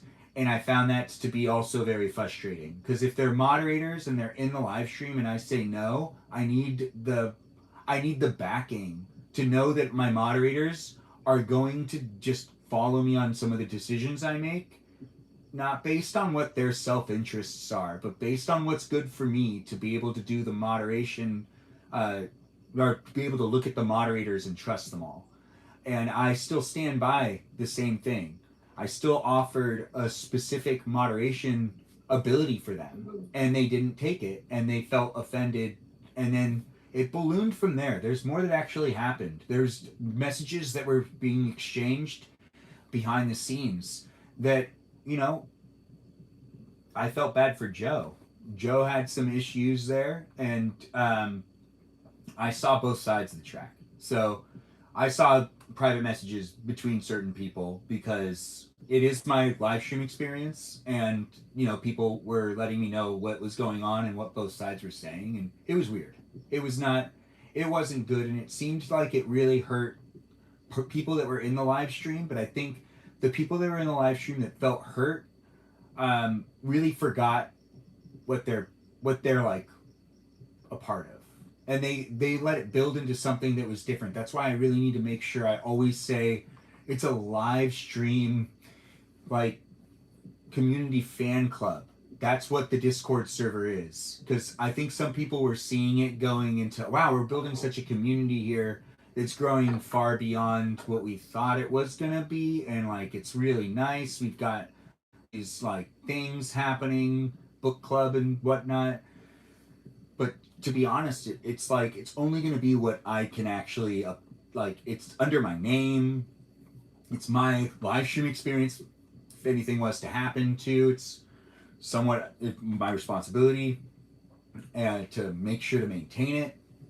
And if the wrong people are like, you know, managing it, eventually I need to deal with that. But I think it's still the right people right now. But I still haven't dealt with that situation that happened before.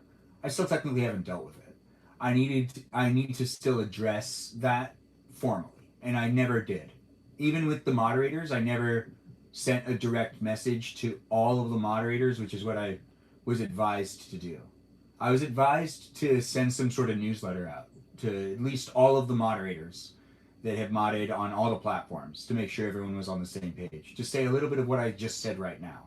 But I decided not to. Well, you almost stopped live streaming. I'm so sorry. I didn't mean to cut you off. No, I was basically done right there. I did almost stop like I was thinking about, I was like, I can't do it if they get like, because my live stream audience is 18 to 24-year-olds on TikTok. But here on YouTube, it's 24 to 30 something year old, or like 25 to 30 something.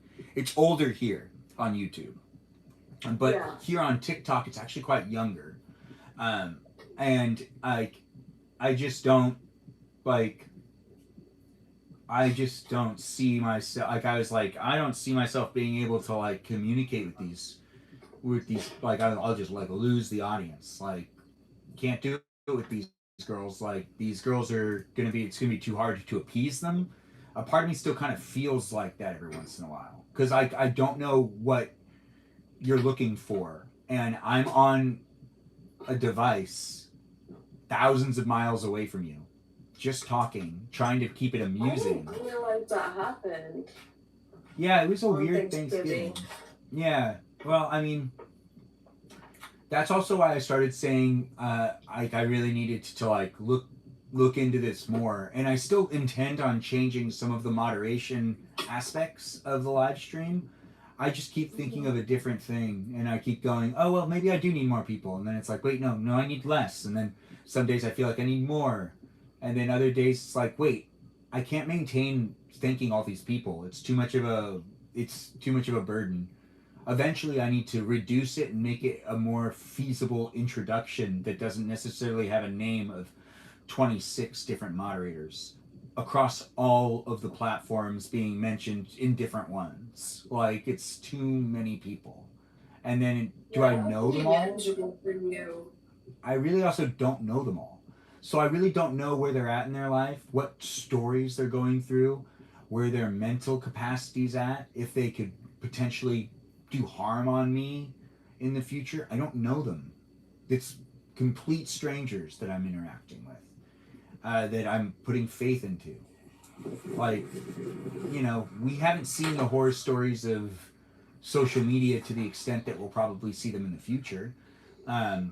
Looking back at certain things, but this is part of the social environments of today, and you know, we're not sure it's going to have a huge impact on us, but it was really like sad though, because the Discord server also hasn't felt the same since that little thing. The part that confused me the most though was the part that we had rules.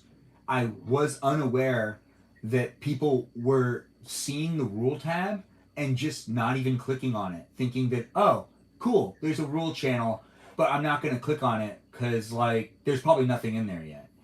And there was someone, yeah, like, I was, like, told that maybe we should post the rules there. And I thought that that was all just a joke because a part of me was like, no, we have people that are, like, you know, I had, like, there was a moderator that even said there should be rules in the rules tab.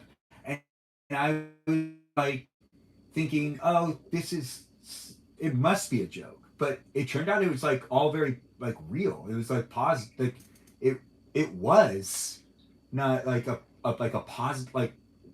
positive conviction. Like they were positive that there's nothing there. And it's like we talked about the rules that were going there. Jam was very thorough with setting up the Discord server along with Sarasrita Bonita Citalita. A message went out to everybody that was a moderator that was like, hey, let's do the rules. And the rules, I honestly thought were being enforced. I thought that they were acknowledged, but it let me know that they really weren't even being. It made me feel kind of bad for Jam too, who spent so much time and energy in it and like collaborated with the rest of the mods, and it seemed like they were all quick to kind of forget that it was there. No one was saying go there until I brought it back up to people's attention, not knowing that they were like serious. I don't know. Sometimes I can't tell with the audience like what like people are like, oh, you're being so mean, but then it's like, what am I saying? It's being mean, and then there's no direct examples, and it's like you can always like just tell me or send me a clip of what was mean. You can take a clip. You can really take a clip from YouTube. You can do like as you're watching. You don't need to like really take a mental note of it. You could just click that clip button and you can make a clip while you're in the live stream, and you can take your own clip and you can send it to me and say this is what I'm talking about. But no one was like doing any of that. And also in response to that, I believe it was like one of, I don't want to name drop everybody, but there was one person that was like, and don't tell me to rewatch the live stream, just write it out here for me so I can like read it. And it was like, what are you doing? Like you can't tell me how I'm going to be doing this live stream and be a part of it if you're not going to be putting in the energy. It's like there's like it's already there. Like it was like a really weird moment because it was just like these like it was like three, it was only three of them, but three of them were also being observed by the other half that weren't saying the rules are there. None of them said that. People like even Danita forgot all about the rules. What was that? Peaceful Kevin? Good night, I love you. Well, we love you too. Good night, we love you. Pete, take care of yourself, okay. Peaceful. Heart. Give Peaceful Kevin a shout out. You're falling asleep on us. Yes, I am. Well, but it's 5 a.m. here. Oh wow, it's much later. Yep. Well, get yourself some good bye. rest. Bye, Peaceful Kevin. Everyone say goodbye to Peaceful Kevin. We're still here for a little longer, but Peaceful Kevin ain't. Bye, good night. Have a great night, Peaceful Kevin. Thanks for dropping by and being in guest night. But to get back to what I was just saying, to complete the thought, there were numerous people that I felt like would chime in to be like part of the conversation that really just sat on the sidelines. Where I was like, but you're moderators. I saw the moderators be incapable. If there's a problem with a moderator, and you're asking for advice on that, here's the one thing that I've been thinking about. I honestly don't know what I'm gonna do. If I have a problem with a moderator within my live stream, I've already seen that the moderators kind of stand by and observe. They don't involve to mod a mod. No moderator is gonna mod a moderator. It I've already seen it. I've already seen that fail. They won't mod the moderator. They'll also be super sensitive to the moderator, almost so that it's like, wait, are you going to make sure the live stream's safe for me to create?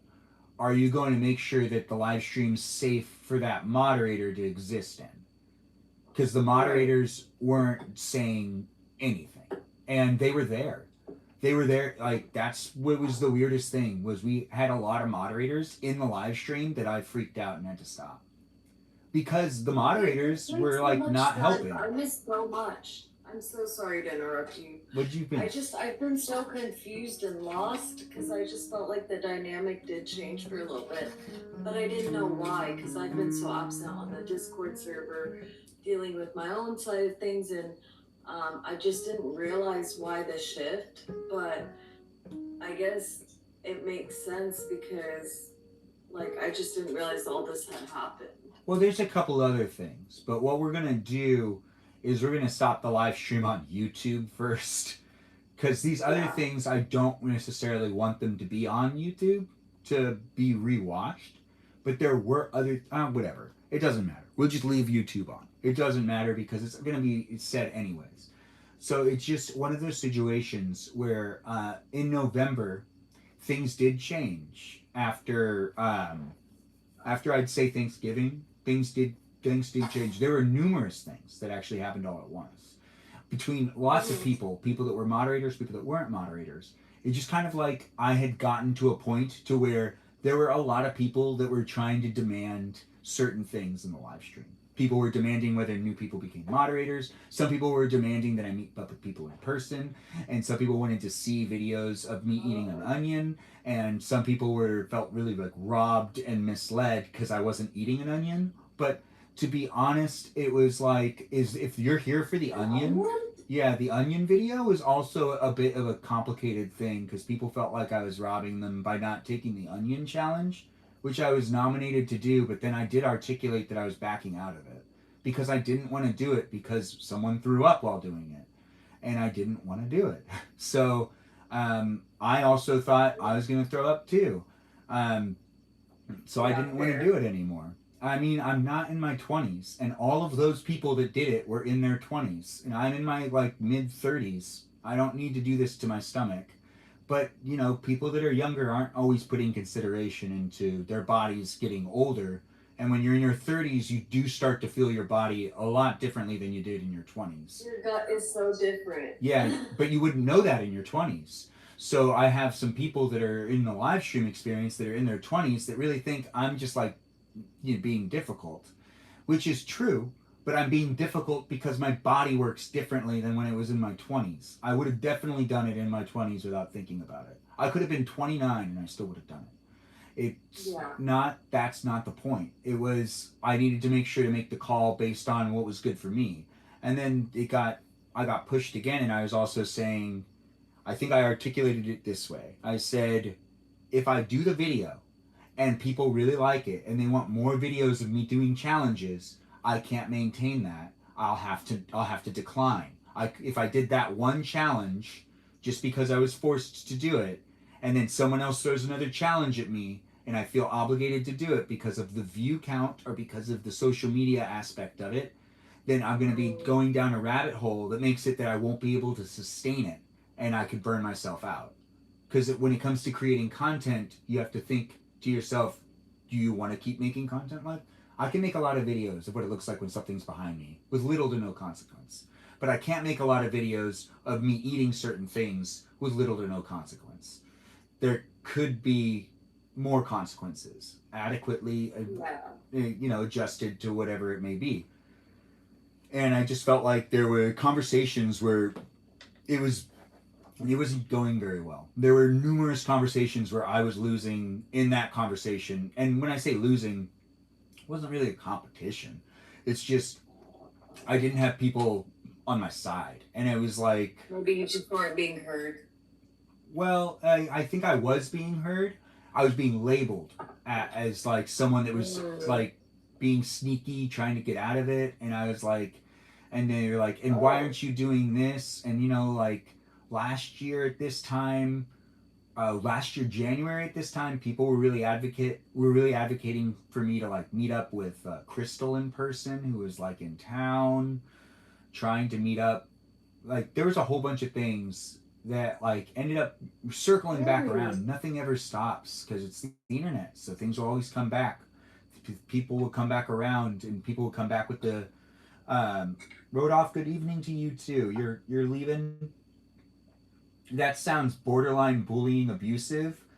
Chris, I would say from what I've talked about in therapy, yeah.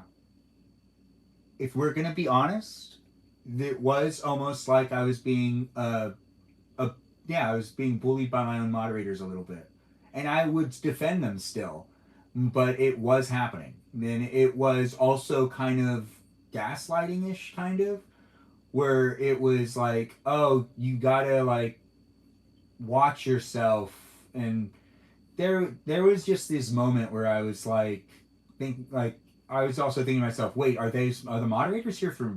There was a moment in time where I was thinking, are the moderators here for me? Are they here thinking that they're protecting each other from me? Because they were actually verbally saying in the chat and in comments that they were protecting each other from me. We got to protect the Citalitas from Ben, and oh, get behind me. There was a lot of that where it was like I was trying to keep it playful and fun, but there were aspects of it where it would get to a certain point to where I'd be like, I don't really know where to go with this conversation, because I don't know if you guys are serious or if you guys really feel hurt or if you don't feel hurt, because it kind of all lost meaning. That all happened within the month of November and early December. It led into quite a different. It had a different tone. There was like 3 weeks of it being weird. So November, the Thanksgiving was Thanksgiving was like the end of it. It started before that. So it started the week that I got back from New Orleans, and there started to be like a weird vibe. There was things being said for other people. People were standing up for one another, saying things for other people without people communicating it on their own, which was kind of weird too. Where it was like, wait, so are you advocating for them, or is this what how they said they felt? And it's like, no, I just feel like they'd say this, and it's like, but you didn't talk to them first. You're telling me to show up better without asking how they felt, and there was a lot of that type of crap going on. It was weird. It was emotions finally got to a certain point. People were attached to the community in ways that were beyond what I could appease them with. I'm not making community outside of my live stream experiences. I'm making community to cater to the live stream viewers, but cater to them in a feasible way that, this is a community that you could potentially like have fun in, but don't put too much emphasis on like the type of people that are showing up, what we can allow, what we can't allow. All of that, as long as we follow the user guidelines of the platform itself, which are still very basic, those user guidelines are pretty good. You add a little bit more onto there, and you just make sure to remove politics and topical conversations, and all of a sudden you got a really good environment. That's really all that's all it needed to be fixated and focused on. Nothing too outlandish, nothing too political, and that's all I've been trying to do. And I feel like there was like people wanted more, and it was also explained to me that it was like, well, you're not giving us enough drama. And there was someone that said that, it was like, you need to give, we need more drama, we need more what was it, we need more stories in the if you don't make up, or if you don't make up, it was like something about the lore. I forgot what the comment was. It was, there was someone who was like, we wouldn't do this if you'd write more like lore, and it's like, what? Like, okay, so I made like a balance of the Discord, and I couldn't maintain it. I do see that from observation. By posting so much in the lore section at first, I gave people a sense of fake, like a fake personalities for each one of the live stream viewers. That was also like fun, kind of like, you know, just fun, but I couldn't maintain it. So I can't, if I'm gonna write all the time, it's better that I write for projects that are in the future rather than write on the Discord server. Even though I like the Discord server, me writing long stories on the Discord server doesn't always seem like a wise thing to do. I'm doing long live streams and I'm providing the Discord server for you guys to talk afterwards. Not, I can't maintain both of that. I can't do long live streams and maintain long, lengthy stories on the Discord server at the same time. It's like one or the other. I can't technically do both. And one that's more feasible is this one. The one that you can be in at the same time as me. And you can talk to me. Which makes it so then there shouldn't be this level of miscommunication even on the Discord server. The Discord server got so weird, and I didn't understand why people were having like a hard time, but it also seemed like others were trying to figure out what was going on too. There, it was a sense that I don't know how to explain it exactly, but I think the best thing to say about it is I have not necessarily fully learned how to coexist with the Discord server. Um, that gives an element that I have not yet fully figured out, nor do I know if that will be able to last. I have no idea. It really depends. I just feel like they're growing, and I don't know what your view on this personally is, but ever since I've live streamed, I've had a hard and fast rule where, like, I love my viewers, I love them endlessly, but I have a rule to not meet in person unless I know you, because I just feel like if I meet one person, I'm going to feel bad and want, like, if somebody else requests to meet, then, like, I'll feel bad because I met the other person and I'm not being kind or fair to the next person. No, that's exactly how I don't want to feel start that train if it's not manageable in the future. It's only manageable. I feel like I've made this statement before, and I do mean it. And it is like, as someone that works in the entertainment industry, I understand the need of networking and how it's important to meet up with certain people. But you need to be working within my line of work in order for you to actually meet up with me. Keep it professional. If you can't meet up with me in a professional sense and being like, oh, but we could both collaborate on like a social media video. It's like, well, did you go to any film school? Have you been posting videos every day? Did you grow an audience? Right. Are you just asking me to do it with you because like we have some of the same followers or something? And it's like that's not helpful to me. Although it could be, but to be honest, it doesn't make me feel that comfortable.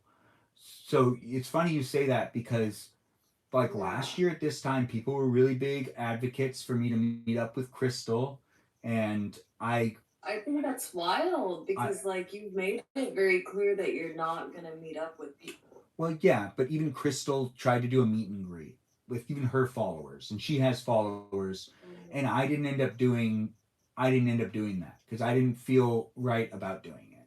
But then the rest of the time.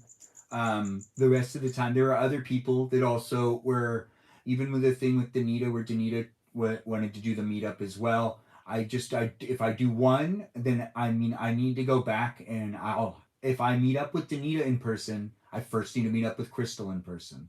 I don't have a reason not to. Crystal is here in Los Angeles. So if I meet up with Danita before I meet up with Crystal, I would see that would be an unfair move, and it could hurt her feelings. And I don't necessarily want to do that to Crystal. Crystal was very nice. supported the live stream at the beginning of the live stream. She was one of the first people watching me. She used to be here every single time. She did even join in on guest night when guest night started, and she was patient and she was nice. And she consistently tried to meet up with me. She invited me to go to Hawaii with her. Very great Wow. offer for her to say that, to go to that wedding. Um, I didn't.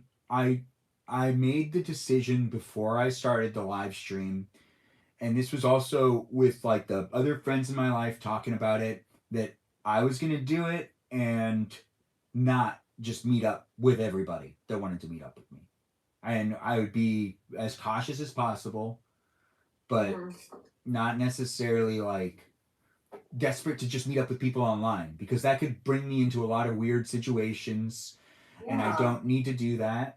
And I should be able to do the live stream without feeling pressured. And that came up a couple of times also in November, where people were asking and advocating as to why I hadn't met up with some of the people in real life.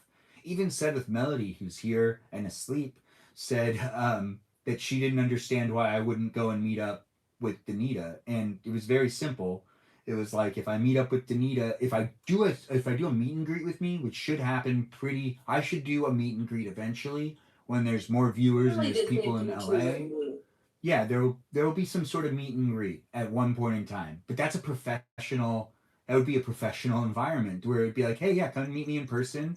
I'll be handing out wallet-sized photos of me, so you can have a wallet-sized photo of me, something like that. Like, I don't know, like I'll figure it out when it comes along. But I verbalized how I felt in November about not wanting to do a meetup with anyone, and I got pullback on that from my moderators as well, where my moderators were saying, no, you should. And it was like, you guys aren't here to convince me to do things that I've already like communicated I'm not going to do. You're here to reinforce what I'm communicating I don't want to do, so then I can do my live stream and feel supported. Not like, it's not a collaboration live stream in that sense where my moderators get to decide how the live stream kind of pans out, because this is my life in the live stream.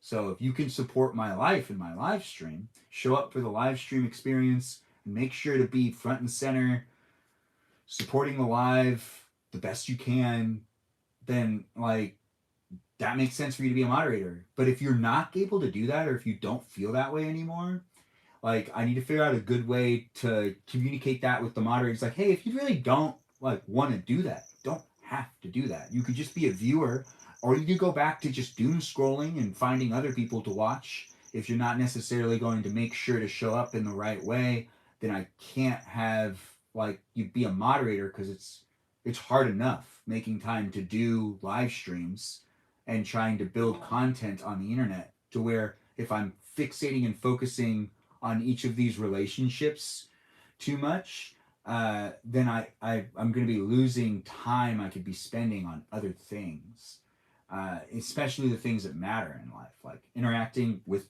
my nieces and nephews. And there was one time where I remember we had the family was over, and I was stuck on my phone because I was like stupidly going through all the crap I needed to go through, and I needed to deal with some stuff. And we had to block a guy.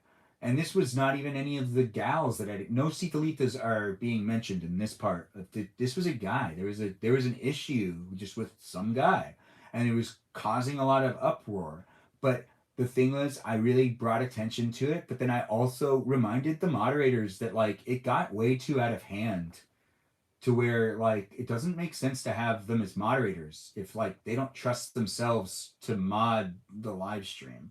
And if they're gonna like have these long conversations and send lots of messages back and forth trying to figure out what to do, then maybe like you guys should just be viewers, and like I can find other people to figure out what to do without having to talk to me for, because like if I'm on the live stream for 4 hours, but prior to that I was invested in the chat and what was going on within the Discord server for 6, then that makes it that I spent 10 hours on just my live stream, which means that that's 10 hours that could have been spent also doing other things. And I have like little Yeah. kids that are growing up that aren't, you know, gonna stop just for me to like deal with certain things. So something I kept telling people when I was running into issues in November was I kept reminding,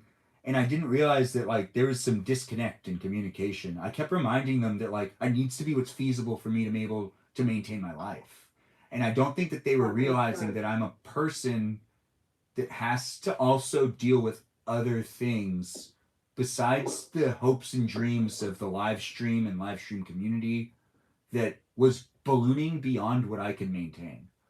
And it was, that would be crazy if people were telling me to meet up with others.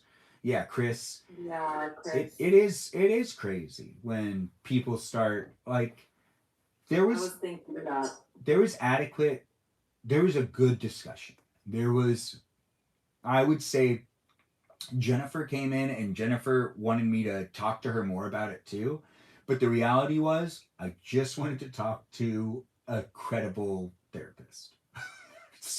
We're just being honest That's here. fair. So I didn't want to talk to the live stream community about what was going on in the live stream because it didn't seem appropriate or helpful to me. A part of me was like, You wait, if still you had talk. to process it. Wait, say it again? You still had to process everything that was happening. That was a lot. Yeah, and then on top of that, it was also I had just relocated. So it was like Yeah. I was already like still living with all my stuff all over the place and like it just, you know, I might have gotten back from a great little vacation, but I felt like I was being kind of pressured to move my live stream in directions that didn't make sense to me. I was being told to do an onion video pretty much every live stream I did. When we getting the onion videos, what people would say in the chat. And then on top of that, there was a little bit of drama between me and the different moderators that were already in the chat. And then there was me not always picking up on whether moderators were confused or understood how they were supposed to show up. And it was like, there's rules in the Discord server. And I just felt like people really like went weeks without even thinking that there were rules within the Discord server that really just kind of like said what was not and what was allowed. It was very clear. It was already well established, and it was being asked of me to establish it again and to make it even more clear. And it was like I didn't know how to address that, and I was being asked by the moderators themselves to make it more clear, thinking that they also were like reading the same rules I was reading, and I was also thinking to myself, okay, how am I going to make this more clear? And then it dawned on me that they just forgot that there were rules that were written up on the Discord server. Every single one of them didn't seem to like think that there were rules there, or like I didn't have, like Sarah usually has my back. Sarah was very quiet for all of it, but she's a good girl. That's why I think too. She just didn't want to rifle up anything. But I thought it was weird too that Sarah wasn't telling people or reminding people to read the rules. And you know, like it was interesting. I was very shocked, and I still am shocked because it also taught. I did learn a couple of different things. It was you can one of the biggest things I learned is I can give these. I can give a bunch of people moderation powers, but that doesn't mean that they're gonna remember everything that they have already contributed to or that they're doing within the live stream. They might need to be reminded. They don't necessarily have the ability to maintain like this, oh, I'm here for like not just entertainment because I've decided to be a moderator, which I still question people when they ask to be a moderator like why? Like you come into my live stream and you basically have to like work. Like, oh, that's not good. Like that's not good. Like, you know, we're going to take that out and oh, got to remind this person to be more appropriate. So I got to say something now. I can't just watch anymore. I got to say, hey, remember keep it apart. What? I think a lot of it has to be wanting to be shouted out. Yeah, I could do it. See, the thing is, some people have talked to me about my shout outs. There is going to probably be a moment where I switch it and the shout outs go to viewers that pay a lot and they won't be viewers that are not paying. And that's probably That's going to fair. be the truth of it in the future. It's like if you want to shout out, you have to be a paid subscriber, and by being a paid subscriber, you get a shout out every time. And I just have to, you know, I can make the change now. There are paid subscribers, but I don't want to. I like thanking the moderators. It's fun, but the moderators might get a scroll text at the end of the live stream, or just a still screen at the end where, and these are the moderators. Like they did all they could. We appreciate all of them. Blah blah blah blah blah, and then shout out to all the people that like are paying to have their names said in my live stream because they're such great supporters, and which is something that would be fun to do, even here on YouTube. YouTube, that's the way YouTube people have told me to do things, is that I should really only be, so not TikTok, but people that I've talked to about YouTube, the YouTube world, I shouldn't be just mentioning my moderators. I should be only mentioning really those paid subscribers and listing them off by name because they pay to get exclusive access to things, and yeah, they can send me direct messages and whatnot. But this live is still going strong. It's almost 6 a.m. for you. It's almost 3 a.m. And it's been 474 minutes. This is one of the longer ones. But to be honest, I'm kind of happy that you asked about this, Kajal, because this has been on my mind quite a bit. But I've truly been lost, to be honest with you, and so that's why I was like, you know what? If he has it in his heart to share, awesome. If it's not something we talk about, that's okay as well. But I have been a little bit lost because like I went MIA due to my own personal health, but when I came back, I just noticed that the energy had shifted, and I didn't know why. yeah, to be honest, it was inevitable. There's no way I could have maintained the energy that was in Last time I was here, you were still playing Fortnite with Ray. Yeah, Ray not playing Fortnite, that really has to do with me also not necessarily paying attention. Because Ray wants to win. And I know, Which is fair. yeah, when Ray started playing, she knew the name of the game with me, and that was, hey, I'm just kind of here to play with my nephew. But then when I started playing more with the people that are in the live stream, not just my nephew, then it started to be, hey, we're here to like play the game. But I can't be a serious gamer in my live streams. It's just not the, I can't put on that fake persona. It would be very fake. It would not be authentic at all. So if I was to put on like a gamer persona, even here on YouTube for the like future of my live streams, that would be pretty fake of me. That's not who I am in real life. So it would be a straight up character. It wouldn't. It would be me putting on as much of a show as I could, and I could do it. If I do it, understand it's not, that's not like me. Like I don't really like playing video games for longer than, well, if there's no people in the room with me. I grew up on GoldenEye and us playing Super Smash Brothers all on the N64 together in the same room. I'm a gamer when it comes to it being a community thing where you're physically with people. But when it comes to it being online, it's very hard for me to pay attention. Very hard for me to feel like it's fun, because it's not the way I grew up. It's just not. But I did do Call of Duty, and that's different. That had its own thing with it. That evolved over years, and that's why I could have played that's why, but Fortnite isn't Call of Duty. It's like a version of Call of Duty that it's more campy, and then it has more color. But it's really not Call of Duty. Call of Duty was like a thing that was happening in society where Xbox Live was new, and there were games you could play, and Call of Duty was one of them. And it was something that you could also like sit with someone else, and like it was just different. It's not the same. It's a different feel. Yeah, but I don't think Ray watches the live streams that much anymore either. But Ray got pretty mad at me because I called her the problem. So, and when I said the problem, I remember that Danita tried to play like Fire Brigade a little bit and was like, "Oh, but you don't really mean it like that." And I had to backtrack a little bit because I could see that Danita didn't want me to say Ray was the problem. But I already verbalized Ray was the problem.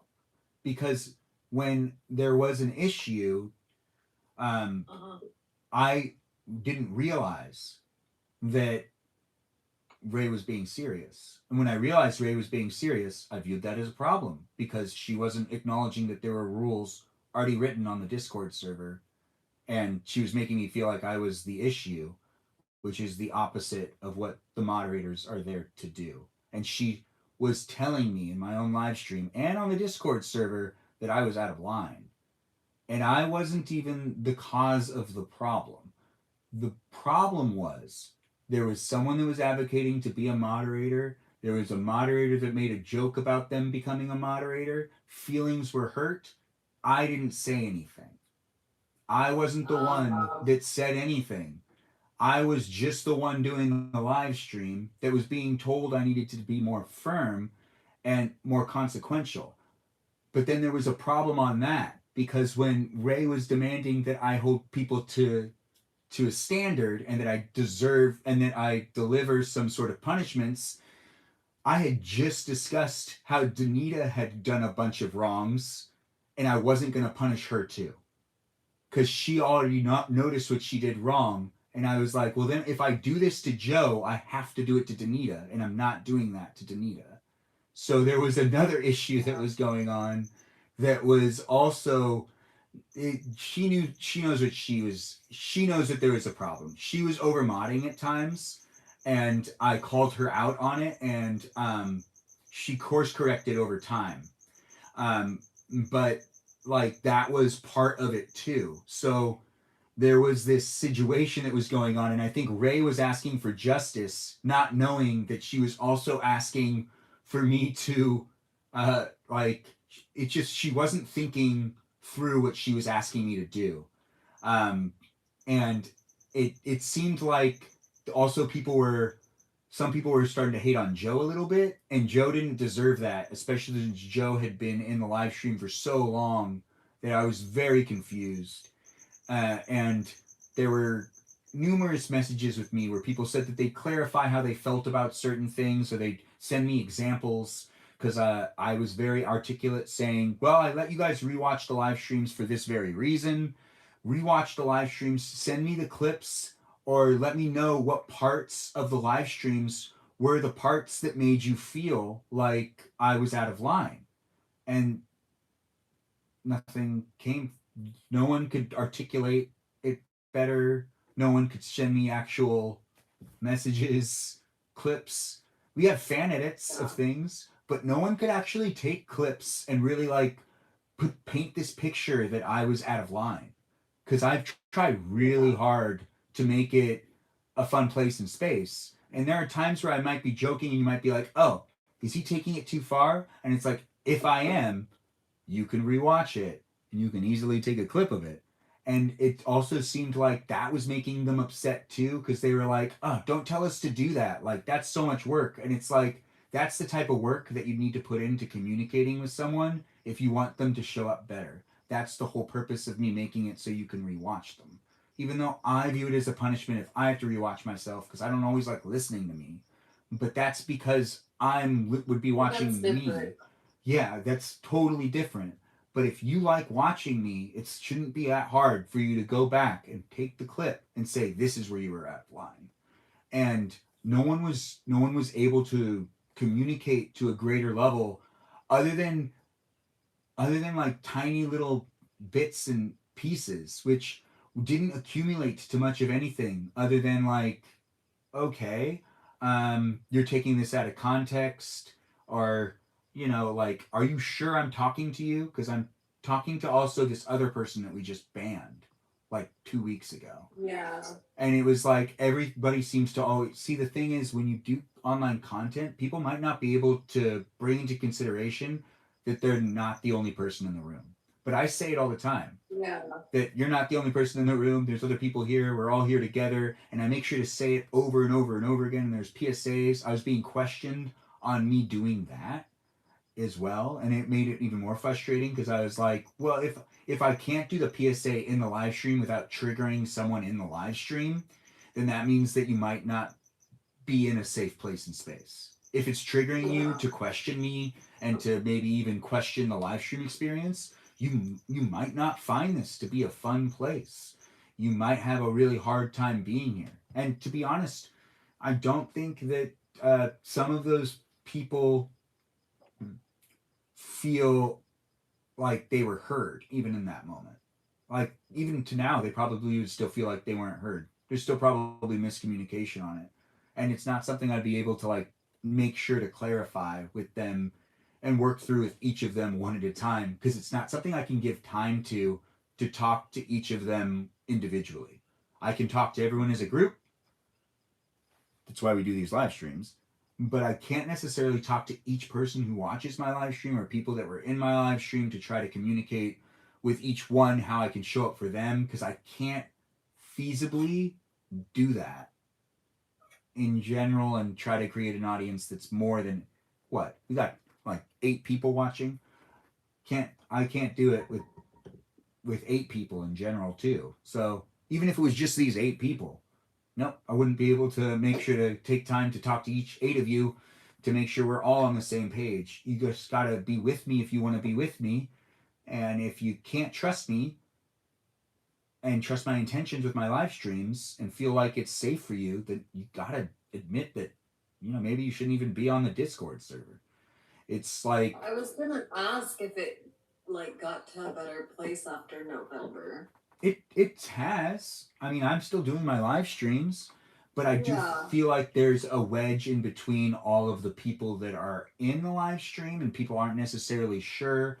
I also feel like the involvement of the people that have been in the live stream experience is always a fragile thing too. Like if Sarah's not here, people keep asking where Sarah is.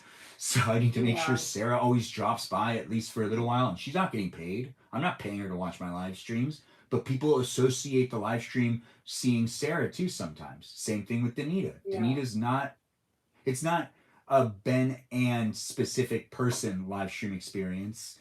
It, like people ask where you are sometimes too, Casual, but you're also, Casual. You're here. Like you're right here. And I'm right here. And then this is like my little space. And it did feel like, there was also this disconnect of how I maintain the followers I have. And it's like who my audience is.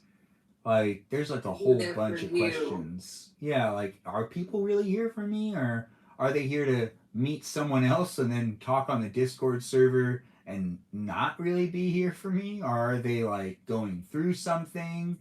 Like, to be honest, it would be weird to do like the live stream without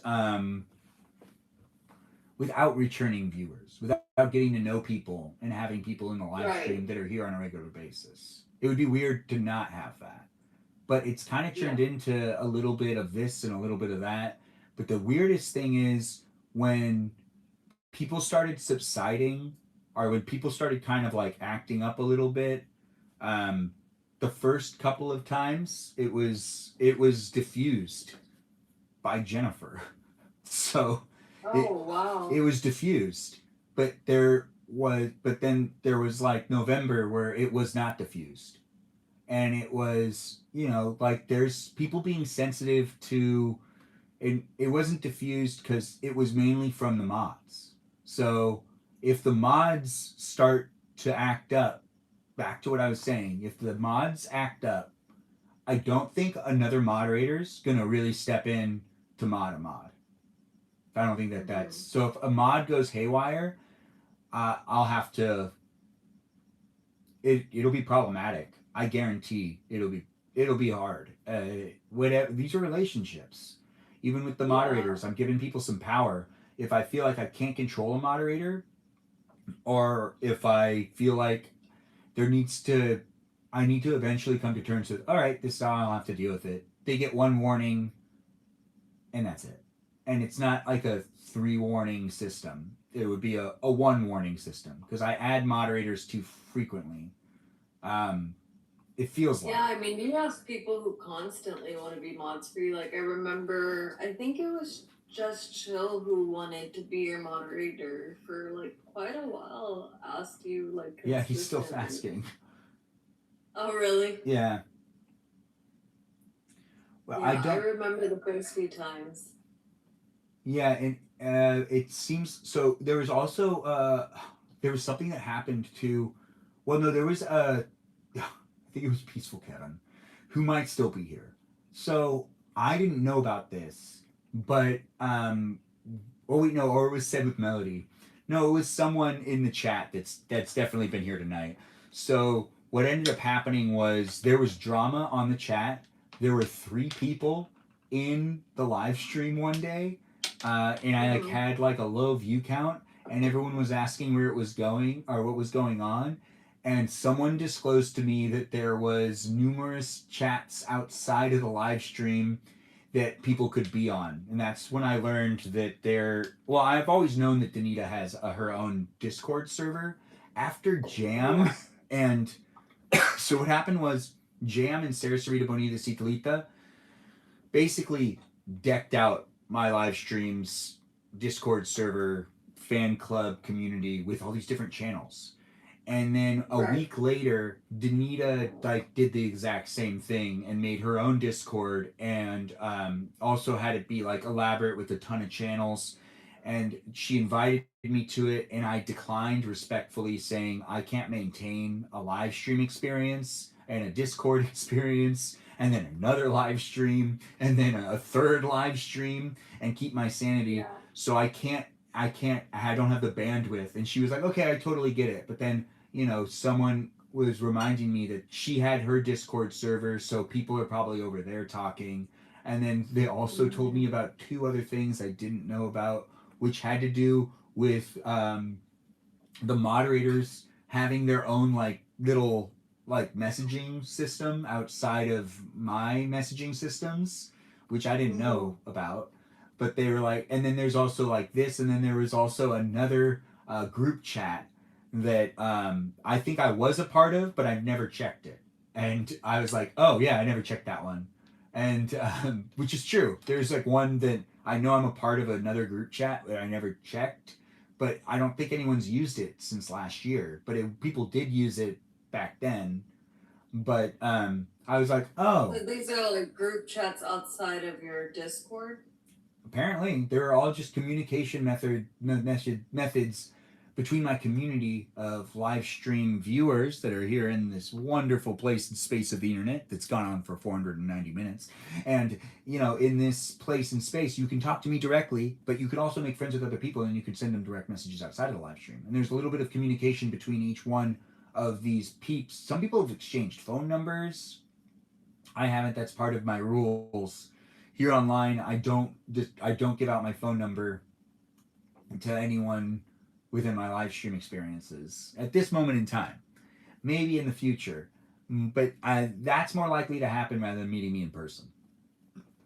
The phone number thing, but like I knew that a bunch of them have kind of like exchanged. Some of them have met up in person. Like people have met up with each other, and that brings a level of communication too. But the one thing I worry about sometimes is the younger girls in the live stream that might be putting too much emphasis on the community, because they could be making it into something it's not, that I won't be able to maintain, and then I'm going to disappoint them, and then I won't be able to rebound that. They'll have their feelings fixated on the fact that I did them wrong, and I won't be able to do anything about that. Young feelings are even more confusing than anything else. That is where it's at when you're developing yourself. Yeah. So, and there's also the aspect of having moderators be of all ages. The fact that I have moderators that are below 25, I don't know if that's wise sometimes. Because they're not anywhere near my age. They're like 10 plus years younger than me, which could be problematic because they're going through times in their life where they're figuring things out, and it's tough when you're in college. I remember it very well. It is tough when you're growing up and you're between 18 and 25. 18 to 25 is crucial moments for your personality. You really grow into who you are between 18 and 25. And then 25 onward, you're just trying to make it work. That's it. Mm-hmm. After you figure out who you are, you're just trying to make it work. And it's a trial and error situation. You're going to be uncomfortable. You're going to be comfortable. You're going to understand you don't like certain things again, and you're going to try new things. But 18 to 25, oh, anybody who's above 25 that's in the live stream hasn't quite yet left the 18 to 25 part to be able to really look back on that. But you might be able to relate to someone that's 18 to 25, but you've freshly gotten out of it. So you can't really reflect on it super well, and you need to give them, you could be protective for them to a degree, but this isn't a place that is going to be sheltering people to try to make it like, oh, well, let's make sure you have your space to talk in my, ecosystem. That's also why I'm not sure how certain sections and channels of the Discord server are going to continue on. The vent section might not be something that I would encourage in the future. That's a public. Yeah, it can be very place. heavy. It's also public, so it can be revisited. And if someone goes through something that an example, my sister has a moment in her life where I'm not saying what happened, but we don't say what happened because it's not something she likes to talk about. So it's in her college years, there was just something that happened, and it was a dynamic of the family that was very strenuous. If she vented about it in a Discord server that we could have read about it later on in life, or look back at it later on in life, it would be problematic to a degree that would be confrontational. I think eventually we will have to clear the Discord server a little bit from certain things because of just how things will age. They won't age well. Some things are going to be embarrassing for people to look back at too. And they might be like, not so much. But, there's a good amount of things that are within like the realm of my live stream and the universe in which this is that I can only do so much, and I want to make sure to keep people's expectations within the spectrum of what is a reality. What is a reality is I can show up and do a live stream every day. What isn't a reality is I can't appease everyone and make the live stream how they want it to be. I can't even make all the videos that you'd want me to make. I'm going to make the videos I think I can make and that I think will work, but not necessarily the videos that are being demanded of me, which I can't maintain. If I can't maintain it, I shouldn't do it. It's just a reality, and it's a big check on how I used to think when I was younger. It does prevent me from burning myself out by making sure not to do the things that I can't maintain. I could do them for a little while, but if I can't maintain them, they'll burn me out. And if I get burned out, I'm an adult. I can't just not work. I can't just not do things. There's this one girl I worked with one time.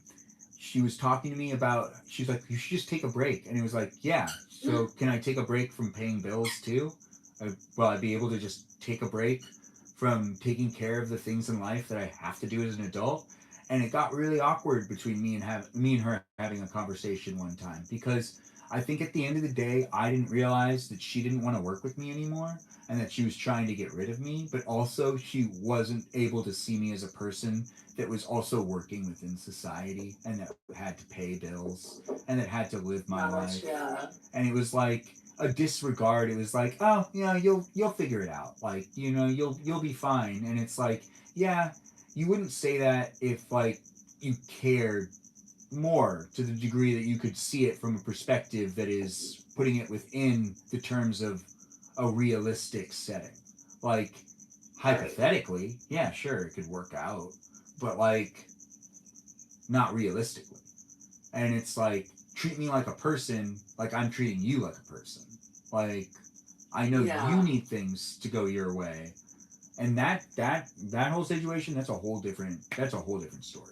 But that is a great example of a disconnected conversation with someone who I thought was a colleague and a friend who clearly was not there for me. They were there for that, which also taught me whenever you're in any working circumstance, even if you work within the entertainment industry, it's a little different.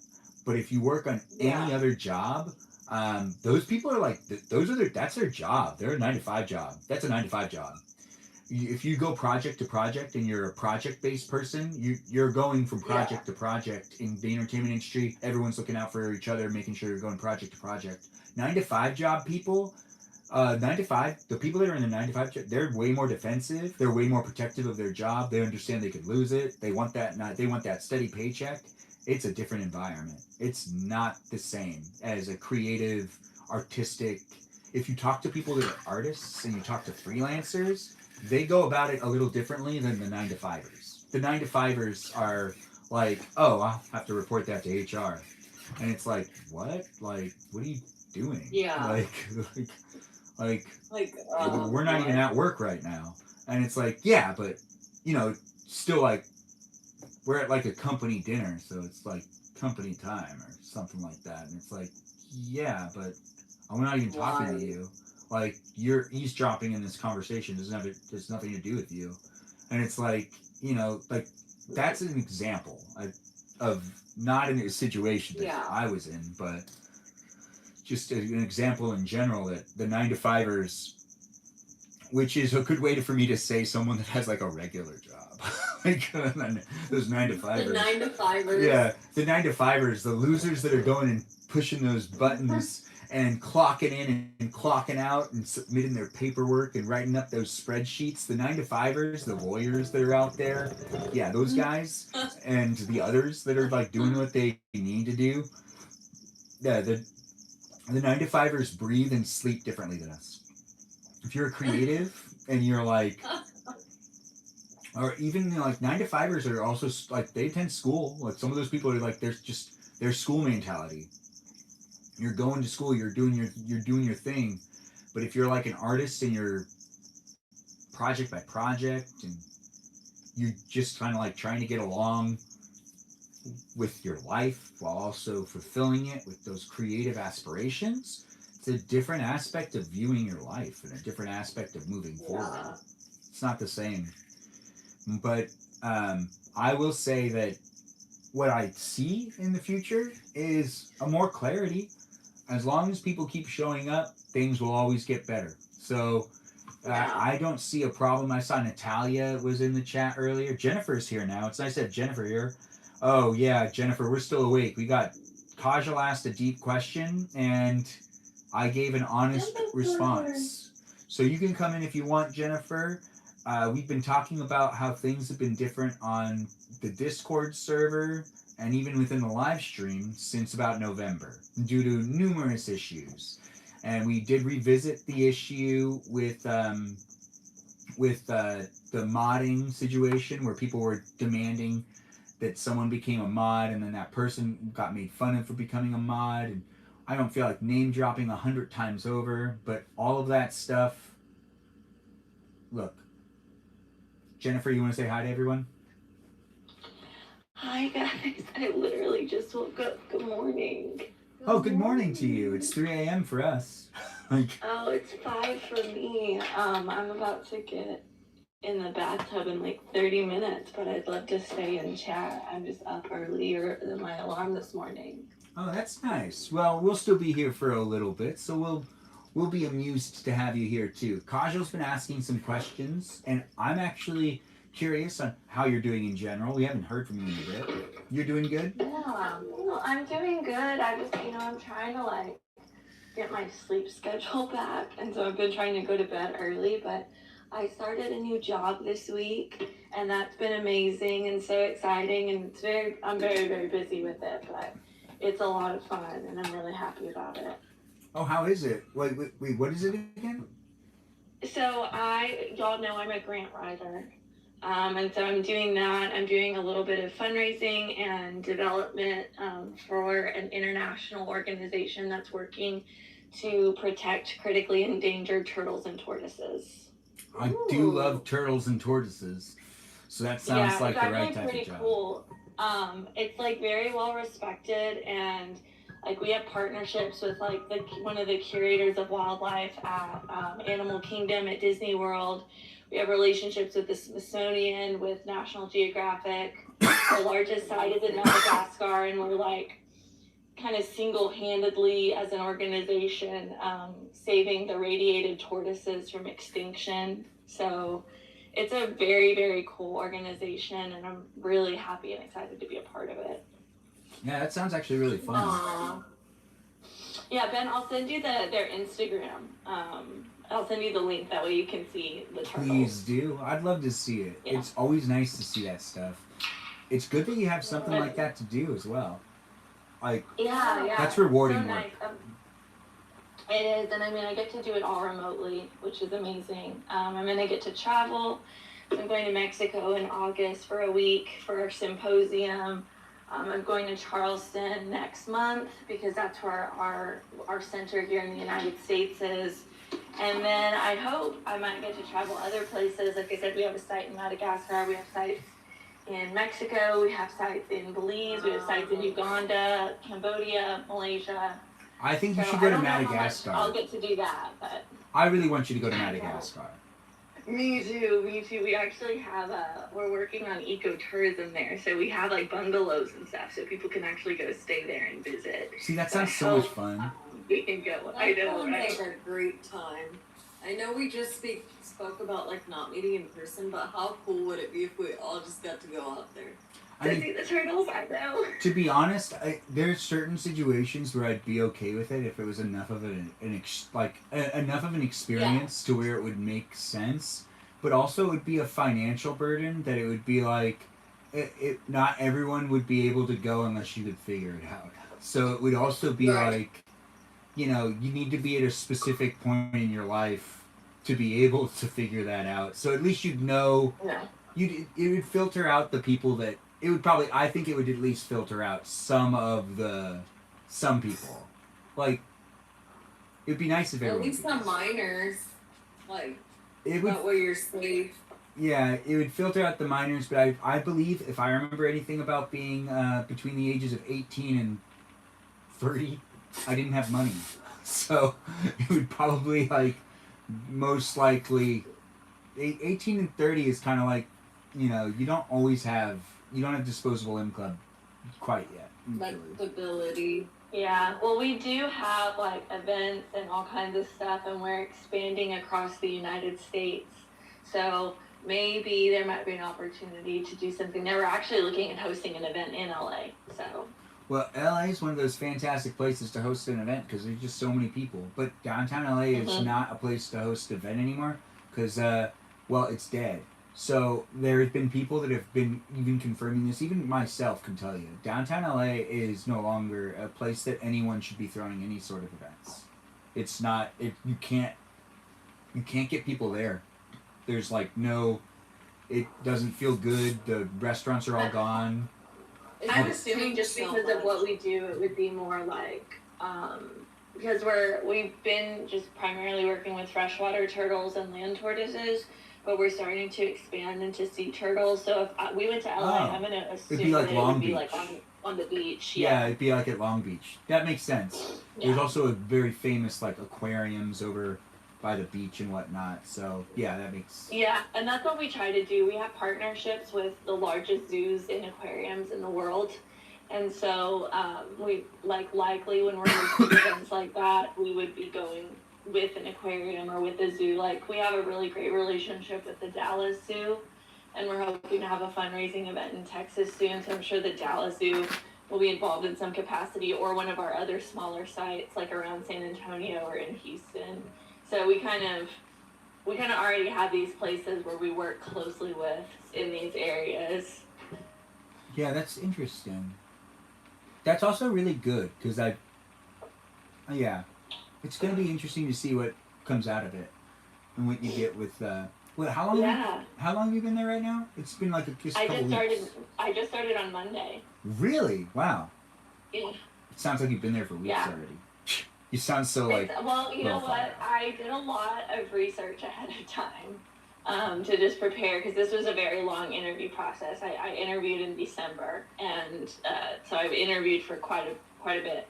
I had like three or four interviews with them.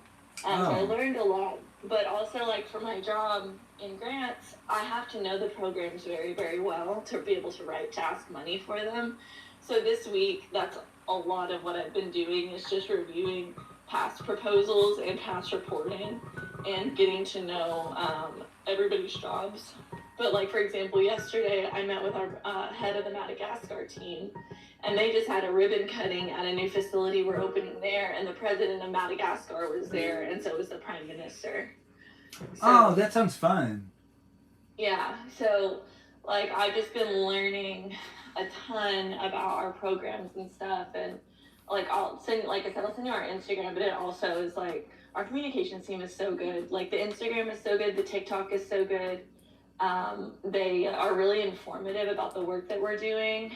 We had like a small episode on PBS about some of the work that we've done in Malaysia. So I've just been doing a ton of reading and research all week about the work that we do. And honestly, I really only know like a fraction of it. Well, it sounds like you're really getting the hang of it. I mean, to be honest, you're only in good company probably with the workers you work with, because it sounds like everything's pretty good with the Instagram and the way that they do things. Yeah. No, I'm joining such a strong team. This development team is so impressive. They pretty much doubled what they were able to do in fundraising between 2024 and 2025. It's like a rapidly expanding agency, and it's really cool. We have people that, a lot of our people work in Charleston because that's where the center is. But, we have people all around the world. Our director is from Canada.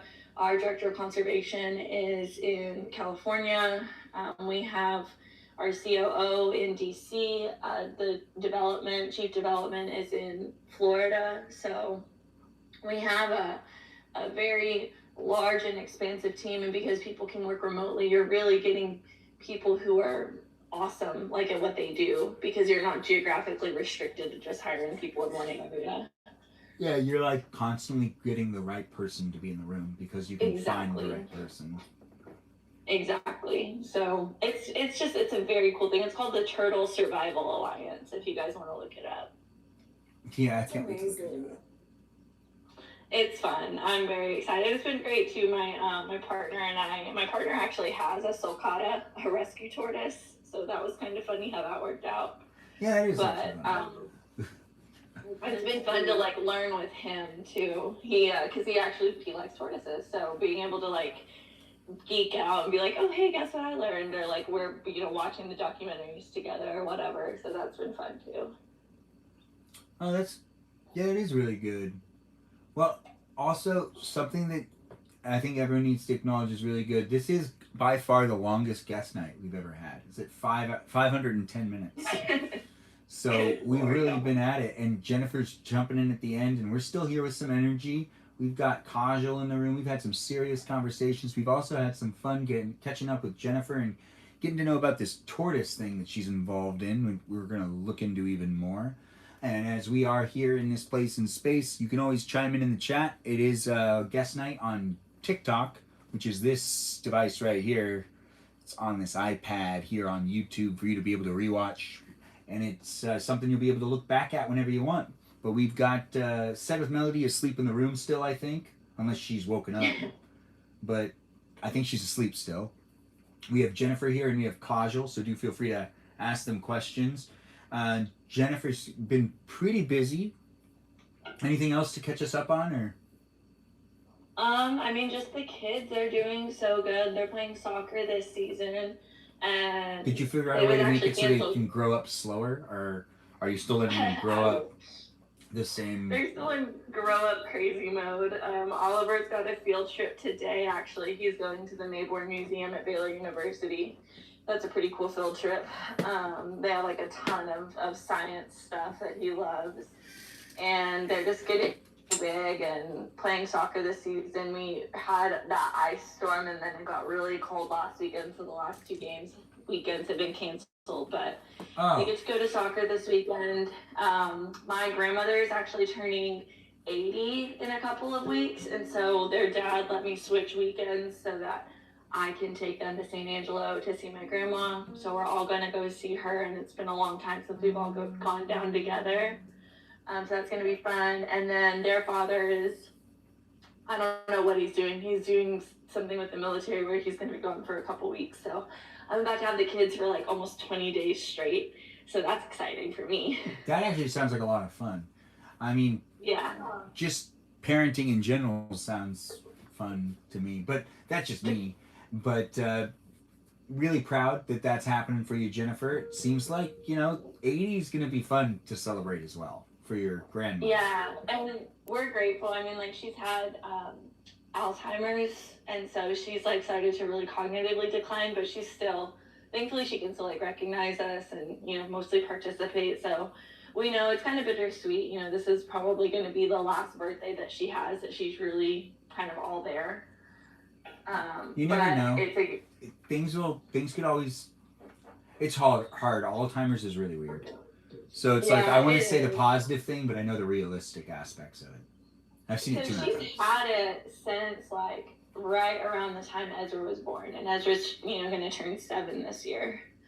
Oh. So it thankfully has been a slower decline, but in the last year it's really gotten a lot worse. And I mean, it just happens.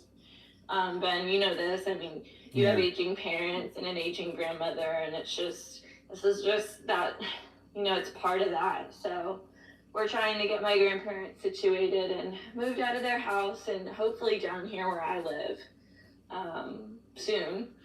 My grandpa's so stubborn, it's hard trying to get him to do all of that. But and I'm buying my house, which is really exciting. I didn't even think to say that. So that is actually really cool.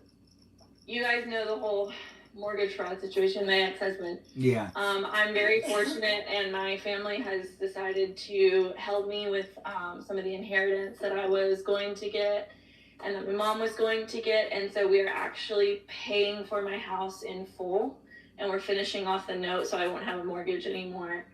And we have to go through title as if it was a sale because of my ex-husband and how difficult he's been about changing the deed over. But I close on my house on the 16th. I will own my house free and clear. I won't have a mortgage anymore, which is awesome. And we're going to start doing like a few little home renovation projects. That's perfect. That's exactly what you need. Plus, no one likes paying things. Definitely mortgages. No, that sounds stupid. Who wants a mortgage? I mean, everybody wants a mortgage, but who wants to actually pay the mortgage? Yeah, no one wants to actually pay anything. No, but it's nice to not have to pay anything. So that's going to be good. It is, and like, I mean, my job, I'm so grateful. It's such a great job, but nonprofit doesn't pay all that well. And I mean, financially, I would have been fine. I've worked at nonprofits before. But I know what the jazz is. The thing is, though, taxes are pretty nice to you. You don't get over, like, if you're in a nonprofit situation, usually taxes are a little bit easier on you because, like, they know what you're doing. I don't know about that. But it depends on it depends on how it's structured. There's some nonprofits that are structured in ways that, are a little bit easier on you.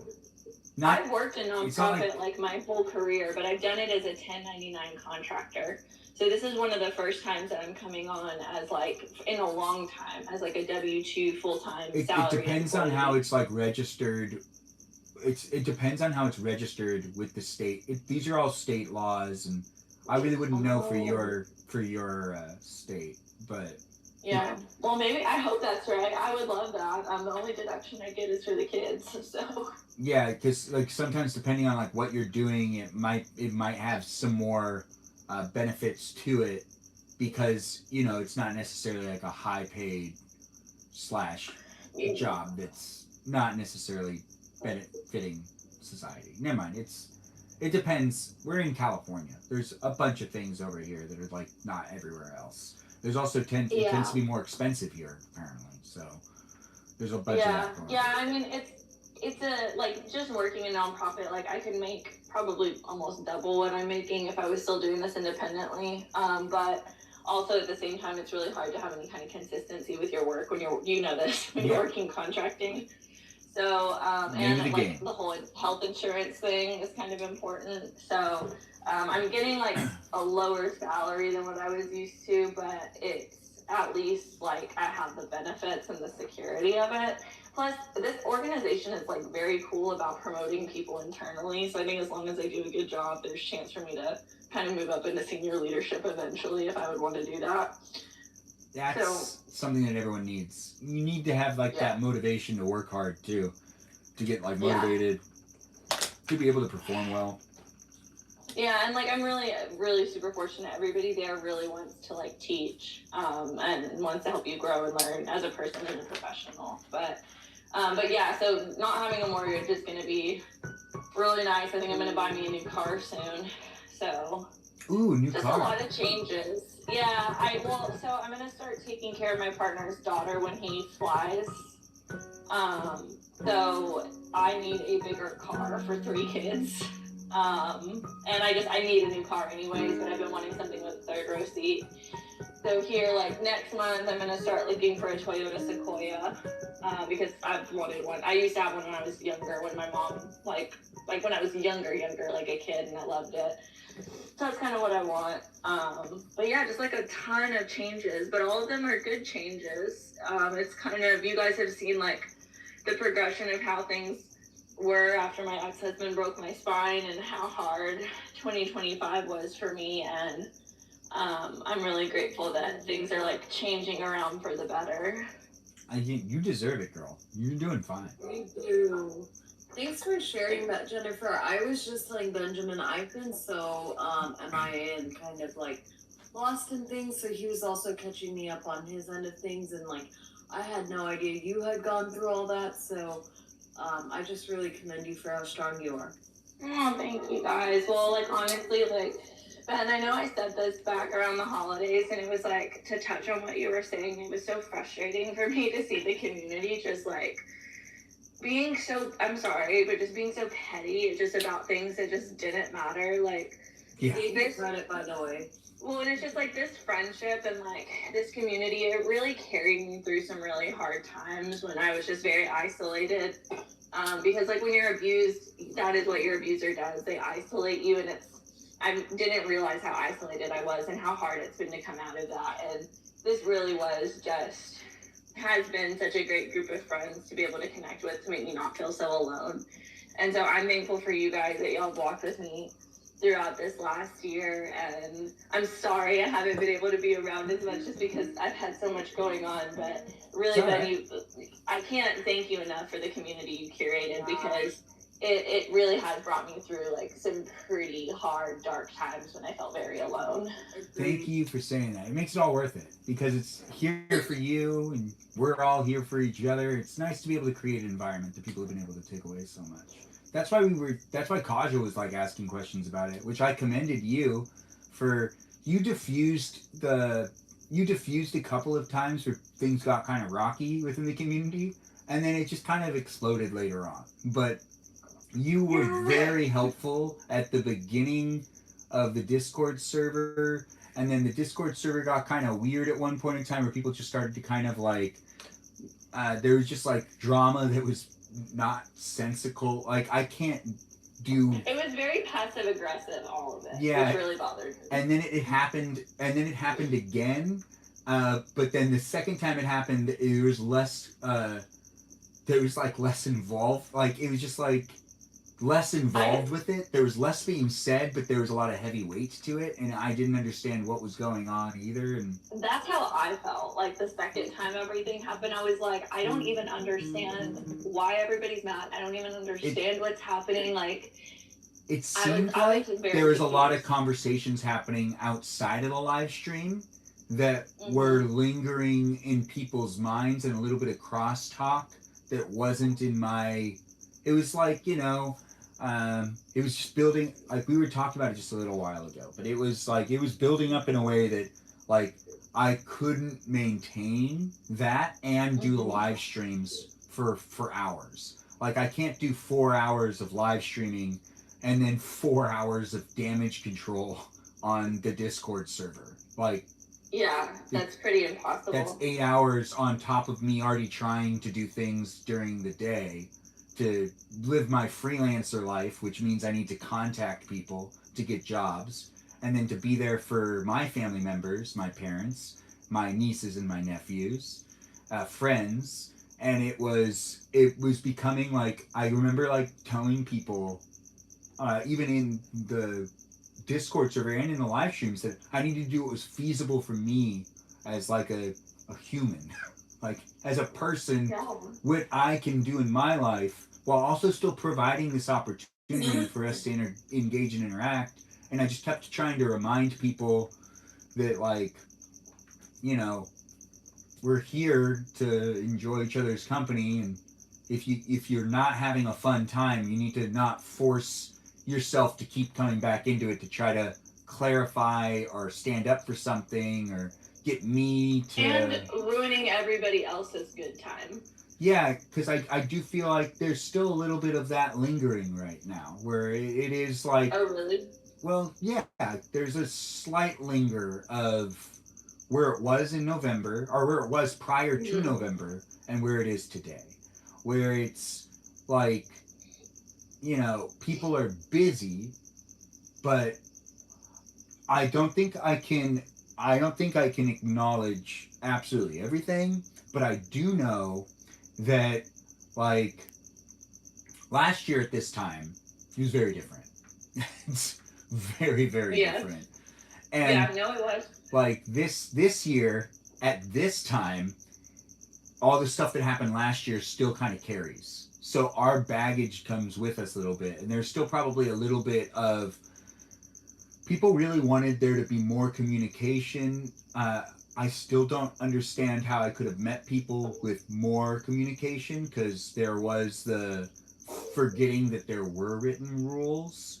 There was asking for more written rules, asking for me to say more in the live stream to communicate how people can appropriately show up, where it would be like, that would be like a 15-minute live stream intro every time, which would only apply to the people that showed up at the beginning. So why would I be doing it at the beginning when that's not even when majority of viewers are here? There's just a lot of weird demands and a lot of weird expectations that I still don't know exactly what's going to happen with my live streams. But the live streams are supposed to be a fun, forever growing audience and experience, and I don't think that a lot of those people were really considering the fact that, like, I'm trying to what I can do, not what they want me to be and what they want me to do. Like, I mean, to that, I would just say, if you're unhappy with the live stream experience, go start your own and make it what you want, instead of trying to make your live stream what they want. So if you don't, I would just say, if you don't like what's going on, scroll away, or make your own live stream, and you can actually see how hard it is to do, and how hard it is to keep up and curate a community, how hard it is to go live all the time. Yeah, I mean, go try and do it yourself, and let's see how it goes. And if you can do a better job, by all means, do a better job.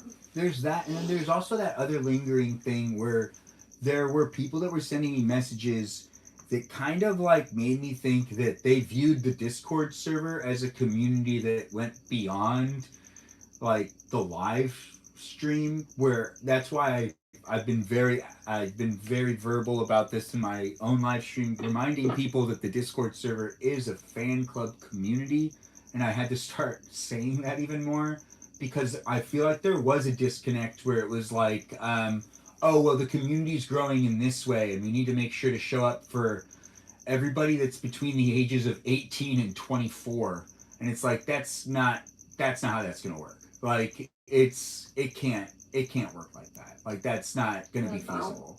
Because if we are putting the 18 to 24-year-old, specifically, like maybe a specific gender, ahead of making sure it's safe for just them, it's not. I'm not 18 to 24, and I'm not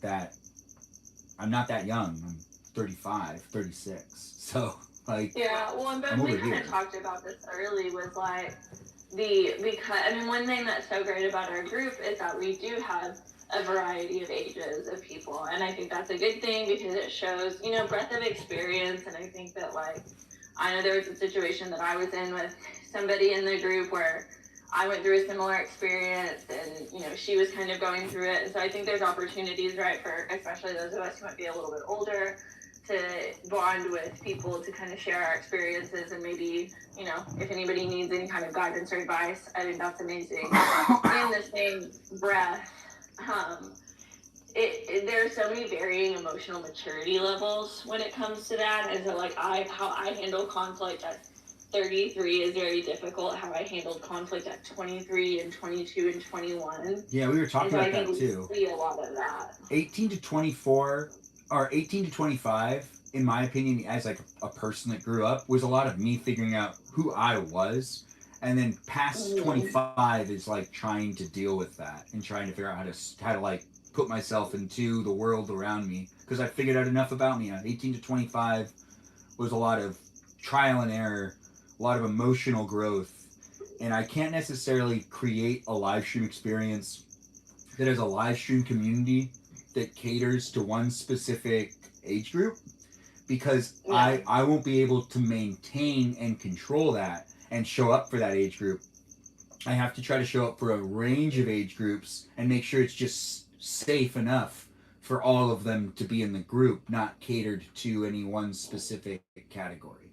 So it's like what happens will end up happening, but it did seem like, because I was telling Kaja this, it did seem like there was a moment where the moderators stopped moderating to help me make the live stream happen. Oh, but to help like everybody else. Yeah, and like they're playing. It felt like the moderators were making sure to show up to cater to other moderators' feelings and other viewers' feelings to make sure that they felt safe, which isn't feasible for me to create that type of environment, nor is the live stream community that's seen on the Discord server going to be anything other than a fan club community of people that watch my live streams. Because it can't, it's attached, it's my responsibility, it's attached to me. If something was to happen between the people even in that community, I am still responsible for the interaction that happens within my live stream. I have a lot of say and can remove things and can kick people out and can say, hey, we're not doing that here. But I can't necessarily like make sure to like move with this and make everyone happy too. So there's not going to be it's going to be, because Kajal asked like how I would deal with moderators that maybe would start saying things that were inappropriate. And I gave her the honest response, which was, I don't usually know how I'm going to deal with that in the future, but I've already seen that the moderators have a hard time moderating the moderators. If a moderator starts showing that they're not happy, other moderators are going to show up to take care of that moderator, and they'll easily make it seem like they're protecting them from me, because this has already happened. So like it's just reconnecting the dots, and it's like if I'm the problem in my own live stream experience, but I'm kind of like the problem because the moderators are deciding that I need to step in line more and be more firm about certain things, or be a lot clearer about the rules in certain ways, then the moderators are showing up in a way that is nonsensical to why I made them moderators. The purpose of a moderator is and will always be to make sure that the creator can create without being trolled and hated on, which I say it all the time in my live streams. And I felt trolled and hated on by my own moderators a little bit, and some of the moderators stood by and didn't understand what was going on because they didn't have context. They were listening, but there was a lot going on that was happening without me understanding the gravity of what was going on, because I also didn't realize that the moderators had even forgotten that we had agreed upon rules for the Discord server that weren't even being peddled out. It was very confusing, very sad to kind of feel in that way. And I told Kajal that like the biggest fear I do have is that the moderator, there'll be like a time where I'm going to need to remove a moderator, because I might have made some moderators in the live stream experience maybe too fast, or I don't know these people that well to know where their trajectory is in life, or what their own life story is, what they're dealing with in their own personal life, what they bring to the live stream with the package. Like Jennifer, if you came like 2 years ago, your life was much different. Would you be the same person you are My life right was now? much different 6 months ago. Yeah. Like, See, so yeah. it's kind of like if you're going through certain things, you might bring that to the live stream. And then if there's an issue in a live stream where my moderators are trying to show up for a moderator in the live stream, but I'm still trying to do the live stream experience, and I'm not getting the mods to help me, and the mods are helping the moderator, there might be an awkward situation in the future where I completely remove a moderator while in the middle of a live stream, because I won't be able to handle that and create a fun, safe place for us to interact, because someone's real life might show up in the chat in a way that I can't navigate. I can't show up for them, or they come in and they might hijack a little bit of the live stream, which, like, life will have its obstacles, but I don't necessarily, I mean, I said fear, but I don't necessarily fear it, but I do worry about what could happen in the live stream experience with me removing a moderator. Because there could be uproar, but there's also like, oh, like, how could you do that? And it's like, do you not see that, like, I need to, like, do what I'm doing and keep my focus and fixation on it? And it's like, there's a line of requesting the live stream be a certain way, or we talk about certain things, but there's always going to be the, let's make a positive live stream experience, let's be sure to keep it as positive and as fun as possible type of thing, but also we can bring real conversation into it, but let's make sure not to fixate and focus on anything that prevents people from feeling like they could be involved in a conversation that doesn't have them worrying about X, Y, and Z. So it's like, there's just all these variables, and it's hard to navigate. But I mean, Ben, I would just say, like, not that you're asking for my advice, but here it is. Like, in general, I think you're just so, and I love this about you, you're very, like, empathetic, and you're very, like, like, the whole point of the live stream, like, I mean, you say it all the time, it's like, I'm here for you if you're here for me. I think, like, at this point, it's just so simple to get back down to basics. And you have, like, maintained this spirit of wanting to be here for all of us. I think it's just kind of time for you to, like, it's gonna suck, I think, for a little bit when you have to start removing people, but I think you need to start discerning, like, who's really here for you, who's here for the group, and who's not. And, like, just sometimes you just have to part ways with people. Like, people grow, people change. Sometimes relationships are only meant to last a season, they're not meant to last forever. And, like, while I appreciate so much that you want to keep the group together, if it's starting to become, like, a stifling experience, sometimes you just have to say, like, okay, you know what, like, you're welcome to be in the live stream, but you can't be a moderator anymore. Or, you're not really even welcome to be in the live stream anymore. And people with a semblance of emotional maturity and growth are going to be able to understand what I just said, which is, relationships have seasons and peaks and valleys, and sometimes they're short and sometimes they're long. But, it's really just, I don't think it's appropriate for there to be any kind of bullying going on. I mean, like, I'm 33, and the idea of, like, this kind of cliquey behavior feels very high school to me. You can't continue to grow as a creator if you're stuck in, like, the mud of all of this. So for me, I would just say, like, control what you can control and put yourself first. I mean, I love that you have dedicated so much to the community, but, like, this is your space. We're guests in your house. And if we were in your house and people were acting away, I wouldn't hesitate to tell them to leave. And so I would not fault you at all. And I actually think it would be the mature and emotionally responsible thing for you to do is to just say, like, hey, like, our relationship is changing. I'm not really sure, like, you're a great fit for a moderator anymore. There is, of course, going to be some griping, because that's how it's going to be. But I think if you want to continue to grow as a creator, which I know you do, you're gonna have to kind of do some of those things, and it'll suck, but I think your ride or dies are still gonna be here. It's funny you said that, because I was telling Kajal how I've been avoiding dealing with this, because I still haven't actually, like, when Kajal asked me about it, I was like, oh yeah, I've been avoiding to actually talk about this because I haven't actually really talked about it in the way that I've communicated. Like, I have not sent out something to the moderators to address that situation that already happened that should never happen again. And if it does happen again, well, it's going to be way worse and it's going to have a lot more consequences to it. But I could avoid it from it being an even worse situation down the line if I just address it now. But a part of me, like, doesn't fully want to address it now. I don't even think I'm big enough, even with my own live streaming capabilities, with being on multiple devices at the same time, you know, with this happening. But like, I don't feel like, I just kind of want to still see where things, it's just such an experience growing an online community. And I don't really necessarily know where everything's going to go all the time, but it isn't easy to kind of like see.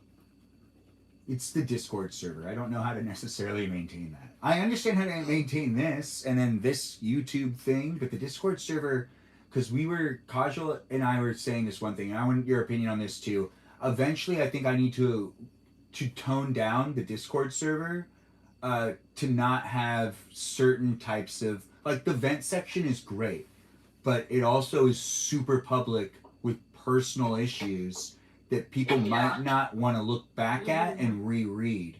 So what's your thought on also, like, what on the Discord server that you're like, yeah, that's bubbling up and that'll eventually boil over? Like, that's not maintainable. Personally, so I'll be honest, I'm sure you've noticed I have not been active on the Discord server. That isn't just because, and part of it is just because I've gotten so busy, but the other part of it is that I just don't like it. Personally, I don't enjoy seeing, I saw a ton of passive aggression. I don't like people showing up in the Discord when they won't show up in the live stream, or when they show up in the live stream, they're acting one way, and then in the Discord, like, pretending like nothing's wrong. Yeah, I've seen that a lot that too. profoundly bothers me. It profoundly bothers me to see kind of cliques, because I know a lot of these people are talking offline with each other and kind of bringing in, like, their offline conversations that we're not privileged to into the Discord. I think it makes people feel like you're being spoken about, or like you're not a part of it. It's that kind of cliquey behavior that It didn't feel like that at first, but it started to feel like that, yeah. At first it was almost like we were all in the same conversation that never ended. But then it wasn't like that. It just felt like a continuation of the live stream. And I think other people have started, talking to, and that's great. I mean, like, Donnie and I talk to each other offline. Sarah and I kind of talk to each other offline here and there. And that's great that people are building relationships offline. But what's not okay is, like, if Danny and I have a conversation, to be, like, putting little inside jokes in the Discord that everybody doesn't understand. It's only for me and Danny. Like, me and Danny can sit there and talk about it ourselves on text message, Yeah. Well, that profoundly bothers me. I mean, like, that doesn't happen between you, but, like, that does sometimes still happen. But, I mean, see, that's the thing is, I don't necessarily, like, the Discord isn't even a year old. That started in April. So it's getting close. But I don't know the future of the Discord, but I understand that it's important for people that are younger than me, because they feel like it's a great way to communicate. My generation we just used blogs and forums, which basically feel the exact same thing. But it's like, This is like one big group text is what it is.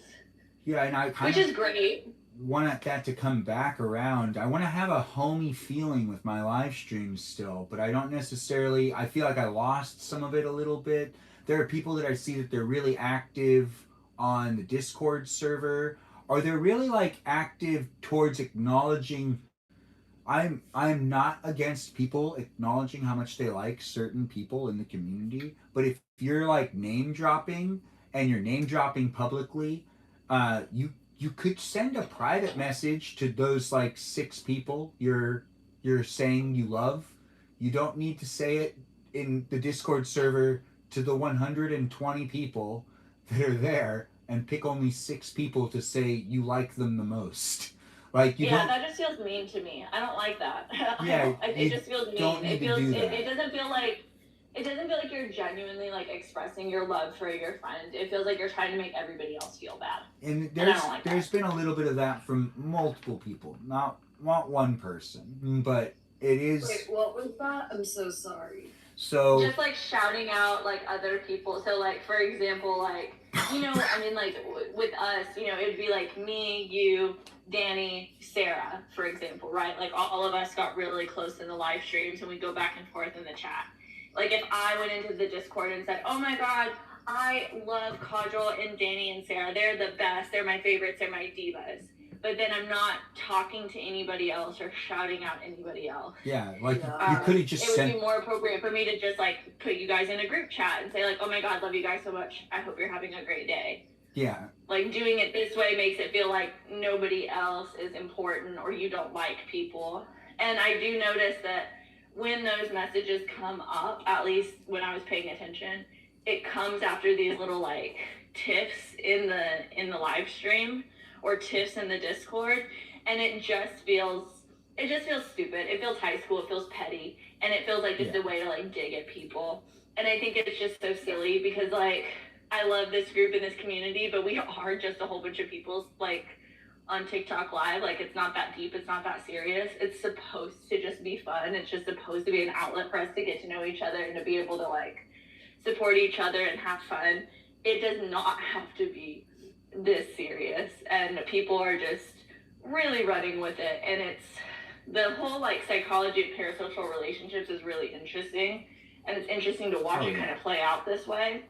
But I generally don't like how cliquey it is, and I think it's I'll just be honest, I think it is a huge character flaw to sit there and think that it's okay to bully people on the internet.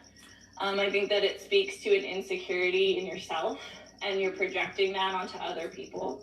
I think that if you feel the need to come online and be mean to people, it's because in your personal life you're lacking somewhere.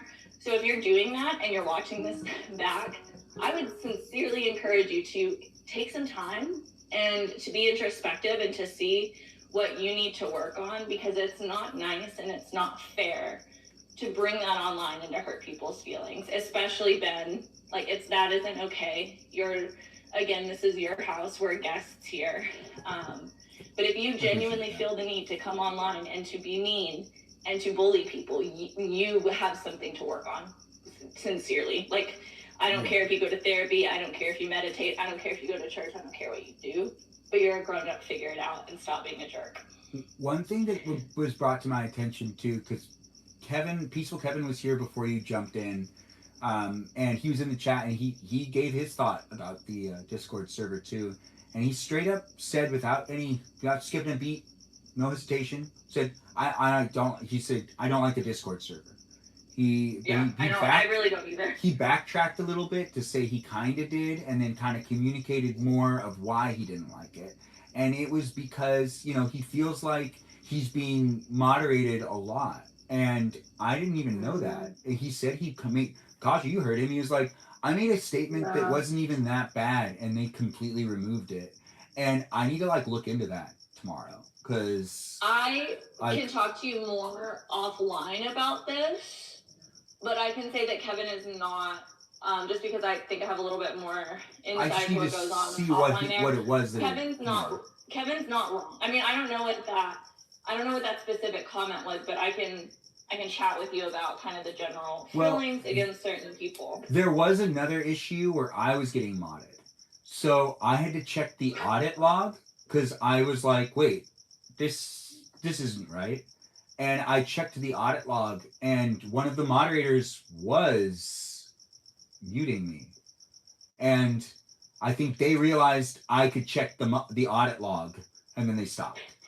But the audacity. But it's like telling you. It's just so weird to me. It's like coming into your house and telling you how to live your life in your house. Yeah, a part of me was like, all right, got to take a mental note of that, and I took a screenshot to be like, all right, it'll be in your library of screenshots now for you to remember. This is, I guess, part of it now, and it made me kind of go, oh crap, I still have to deal with this. And I'm trying to make people happy, but I know I won't be able to maintain the live stream um, I won't be able to maintain the live stream without having moderators that are making sure not to mute me. Like in the live That stream, needs to be a rule. yeah. That's honestly, I think you need to make that a rule. If Like, you it's your mute house, me, you don't get muted. it doesn't really make any sense. It's if I said something that was completely out of line and I got muted, still it's my live stream. If I wanna stab myself, like you're just gonna have to watch me bleed out, I guess. But like you don't have to mod me. But I was a little confused, but I understood too a little bit at the same time because I see people in my live stream and I've gotten to know some of these people, and that's the part of me that I talked. So Jennifer, I told Kajal earlier that you offered when I was having problems. You were like, "Hey, you can really talk to me about this stuff, and you should." And I took that as like a really great, like I was honestly really flattered that you offered when we started going through some problems in November. But I told Kajal, I was like, I just need to talk to like a therapist about this. Like I can't talk to people about it within the community to try to fix it. I need to talk to someone who's not even involved, who can look at it and was able to kind of come to the conclusion that the incidents that were happening was me also getting bullied, but then defending my own live stream audience and then trying to show up for them. But then honestly, at the end of the day, it's I was showing up and the standards were constantly either changing or it wasn't even something I did, but it was something that happened within my environment that I should be, like, or like I was telling Kajal and this live stream community of everyone here on YouTube and everyone here on TikTok that there was an incident that, like made it so then people were demanding I do something to hold standards and that I needed to punish someone. And then I would have had to punish another person that really wasn't, I didn't think I wanted to punish them. But if I punished the other person by standard, I would have to punish the other person. So I didn't want to punish one person because then it has a domino effect of me having to punish another person who I feel like already learned their lesson and didn't need to be punished anymore. So it was like, why would I do that? Because you're asking that I give fair like judgment and that I uphold some sort of standard. But if I establish that standard and then uphold it, then we're going to be removing, like I would have been removing mods that day. And it would have been and like very things easy. can't be so black and white, like there is nuance to every situation. I have to run because I really do have to get in the shower. I have to get the kids up in like, I don't know, 40 minutes. We and I had like you to try in the to room. be like mostly done. But I'm so happy I came in. I'm gonna kind of leave it with this, aside from just I love you guys and I'm so happy to catch up. But legitimately, if you're watching this back and you're one of these problem people, grow up. Please grow up. Go touch some grass. Do something. Being analog is like a trend this year. Like if that's the push that you need to go touch some grass, please go touch some grass because the rest of us are out here having lives. We have friends, we have family, we have jobs, we have things that we're doing. We come here to have fun, to decompress, and to hang out with people. And if you're so chronically online that you don't know how to do that, that's a you problem and not a us problem. So please grow up. Thank you for saying it. And thank you for being here. Anything other remarks? Anytime. I mean, like, if you ever just need somebody to drop the hammer and be mom, I'm always here. If you want to talk about it offline, I'm always here. I'll send you some messages. I'm so happy to get. Yes, please do. Honestly, and like, I missed you guys so much. I'm glad I got to update you a little bit. But hopefully I can pop back in here and there. If not, always just message me because sometimes, like I said, I'm really trying to go to sleep early and not be up at like 2 a.m. anymore. That makes sense. I mean, to be honest, I don't hold it against you, girl. And you make your time, and I will talk to you a little bit about some of the stuff we talked about outside of the live stream now that more time is cleared.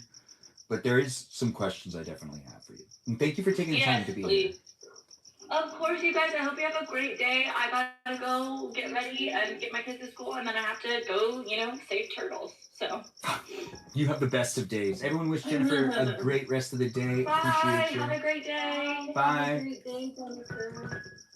Well, we're still here for at least another couple minutes. I mean, I crap. can't believe we've been here this long. I don't even know if I'm going to be able to fall asleep now, which is bad. I know. Yeah, that's bad. But my alarm would be going off in 9 minutes, just so you know. That's pretty awesome. You made it to your alarm needs to go off? My alarm will go off at 7 a.m., so pretty close. But you could at least get a little nap in. Yeah, I probably will. Luckily, I do. Oh, crap. Tomorrow, I need to watch my grandma. But I can do that half awake. But, like... Yeah. And I could still be really good at it.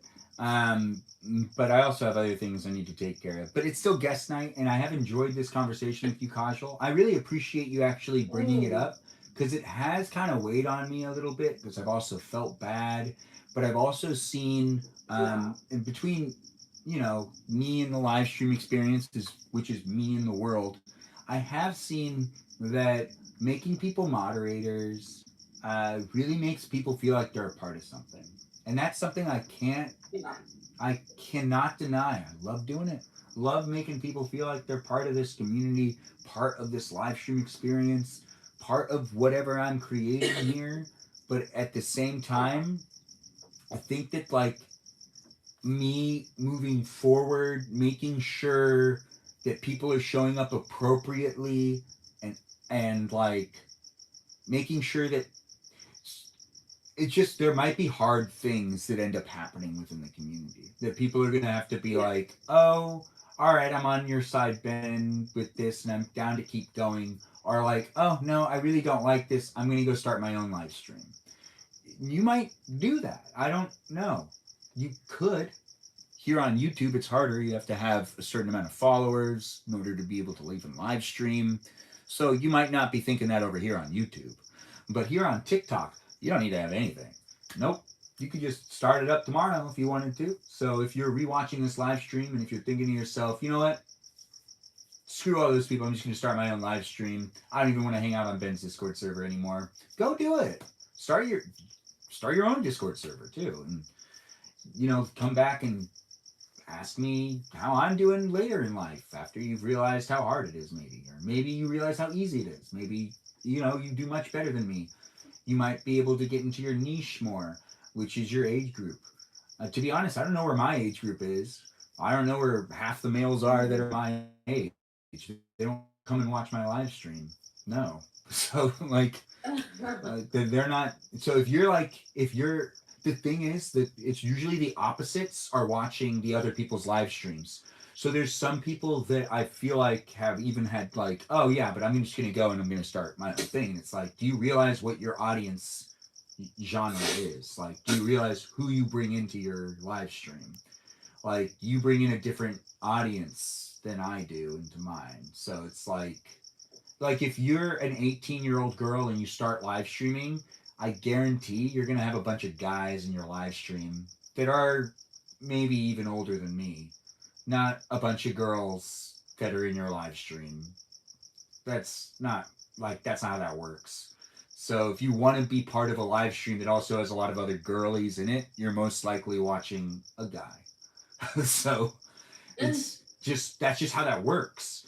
So, if you want to be part of this, you can. I'm giving you the opportunity, but I can only give you so much of my time, and I have to have boundaries in the live stream, which also prevent you from recommending even dance videos, which I get a lot of that. Totally get it. People want to watch me dance. Cool. But, the dance videos, those are more likely to happen than the Onion video. The Onion video, I pretty much put my foot down and said, I'm just too old for it. It's not worth having a reactive throw-up experience where it could end up having more of an issue because I'm not in my 20s anymore. So I do like acting like I'm still in my 20s, but I'm really not. And my stomach can prove that. It's not as good as it used to be. I can't even eat cereal at 2 a.m. and then go to bed. I used to be able to do that when I was in my 20s. Now I'll just get a really bad acid reflux and I'll throw up in the morning because I found that out. So I can't do that. But I can do a live stream and then create a Discord server that has other people on it. But the Discord server from Kajal, how do you feel about the Discord server again? To be honest, like, I ended up going MIA on it, and then whenever I came back, the energy was weird, so I just never really fully understood why until tonight, and now I feel like it would be a stressful place if I were to, like, go back and catch up and see why those things happen, if that makes sense. A lot of I think Jennifer brought it up, a lot of it was conversations that were happening outside of the Discord server. Gotcha. That none of us really you can't revisit. And yeah, the ring had to come off because it was hurting. I could only wear it for 7 hours. So Melody's awake. Melody woke back up. Melody, when did you wake back up? Like 30 minutes ago. Oh, so you've been listening on all the juicy parts with Jennifer, right? No, was trying to go back to sleep, and then I haven't been able to, and then I checked, and I thought, okay, maybe you're doing your goodbyes. We are going to do the goodbyes soon. Kasha's alarm goes off in like a couple minutes, and my alarm goes off at 7. So, like, we're going to try to make it that I'm going to bed eventually. But, but you know what? It's just so hard to say goodbye, especially as you're awake now. Now that you're awake, we could just stay up forever. I have nothing of substance, so you're good. You can sleep tonight. Okay, Not good. missing anything. We're still kind of wrapping it up, but since you're actually in the room, if you could also weigh in, how do you feel about the Discord server? Like don't okay, feel well, like you need to say all, anything. You can be honest. Like, how do you feel about it? Okay, first of all, I don't even want to be mod. I've told you this. On the Discord server? On YouTube, and then because I just can't handle Oh, it. right. You originally asked, and I can remove it if you really don't want it. Okay, yeah, because you keep mentioning it. I'm like, I volunteered to be removed because I don't want to do it. So then, what's your feelings? I hear you on that, but what's your feelings on the Discord server? Yeah, you're still up, Michaela.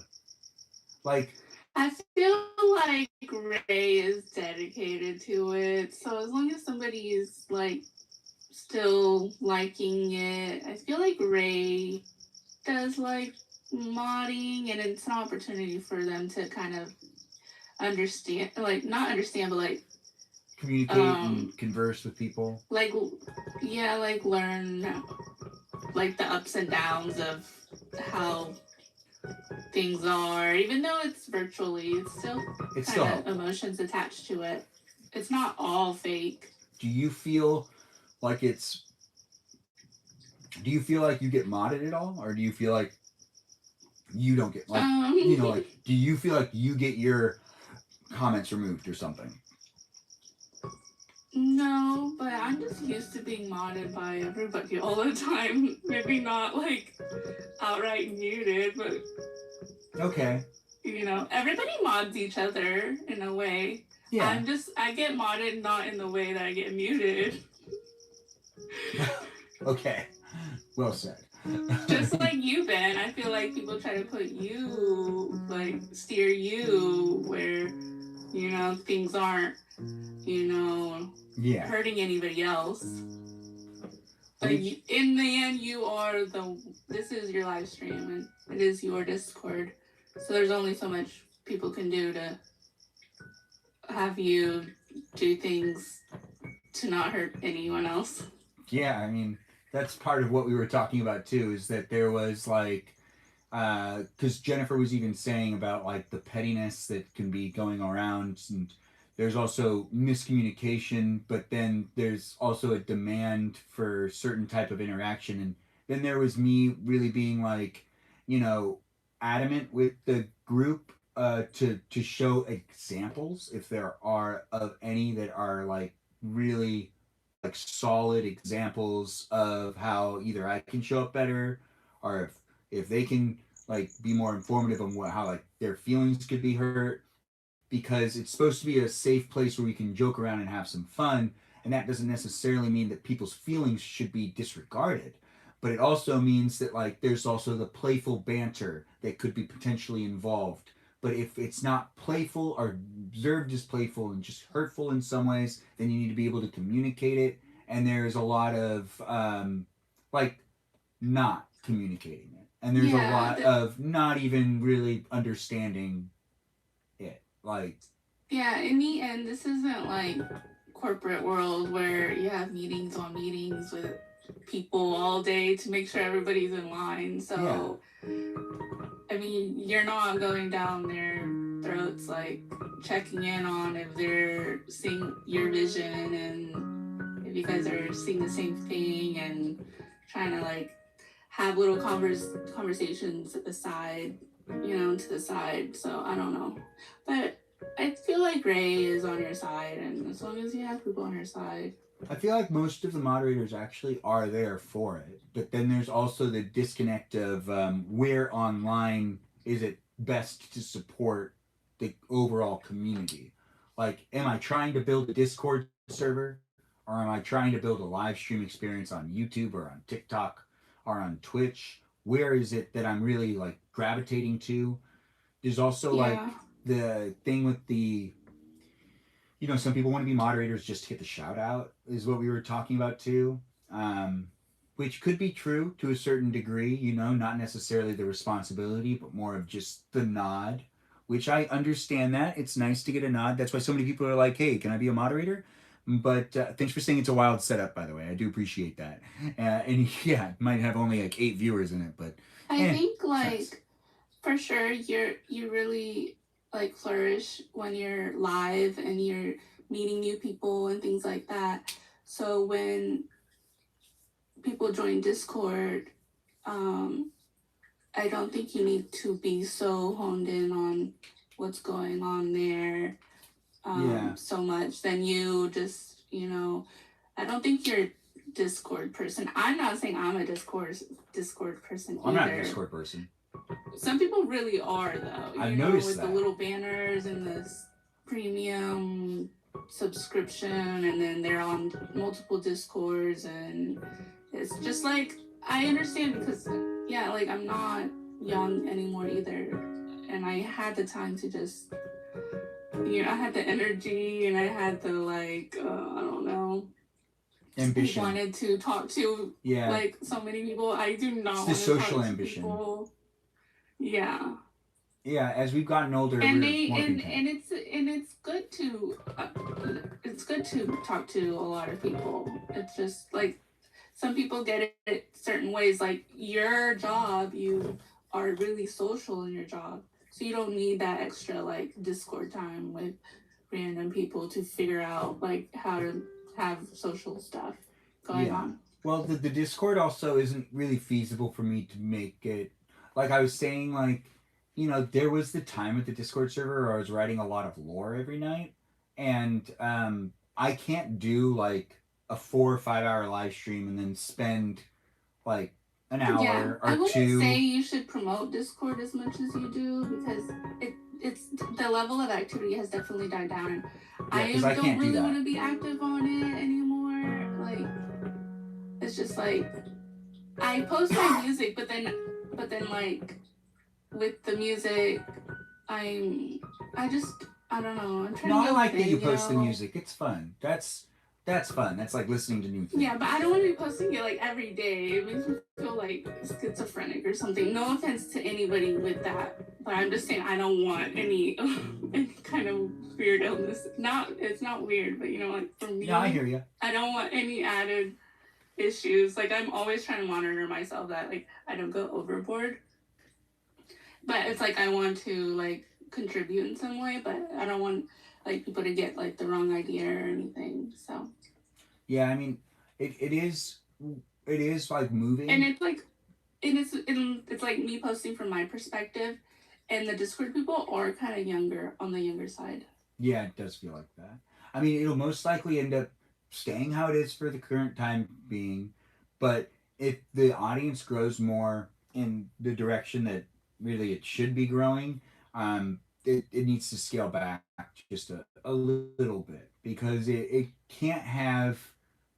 I think even though I do like people being able to bring their real lives to the Discord server, it's hard to keep it like appropriate and positive if people are also potentially even venting about their real lives in those vent sections. We might have to like draw that back a little bit because if people are really venting about what's going on in their real life, they're also putting it in a public space of the internet. So we might need Yeah, to I have a scale lot back. of messages on Discord. I'm just like, I'm trying to make sure like everything, because I don't know, people are like all about like, oh, gotcha, when it's like that was their motive to begin with, because I didn't know what was going on. But okay.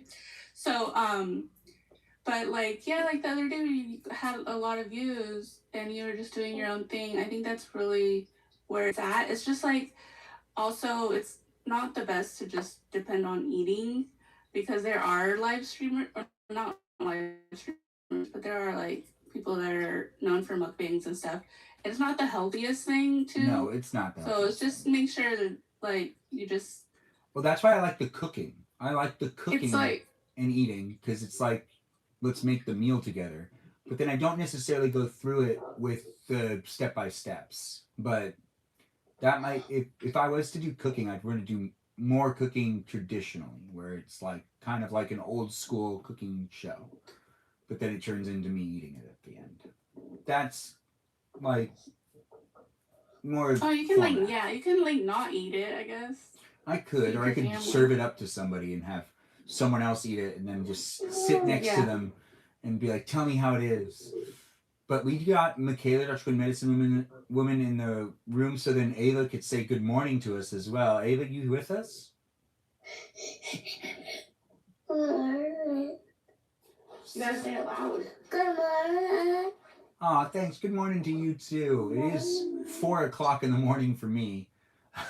What time is it for you? Oh, just a little after 6. Wow. Lucky. Well, good morning to you. Michaela, good morning to you as well. You were here earlier and you're back.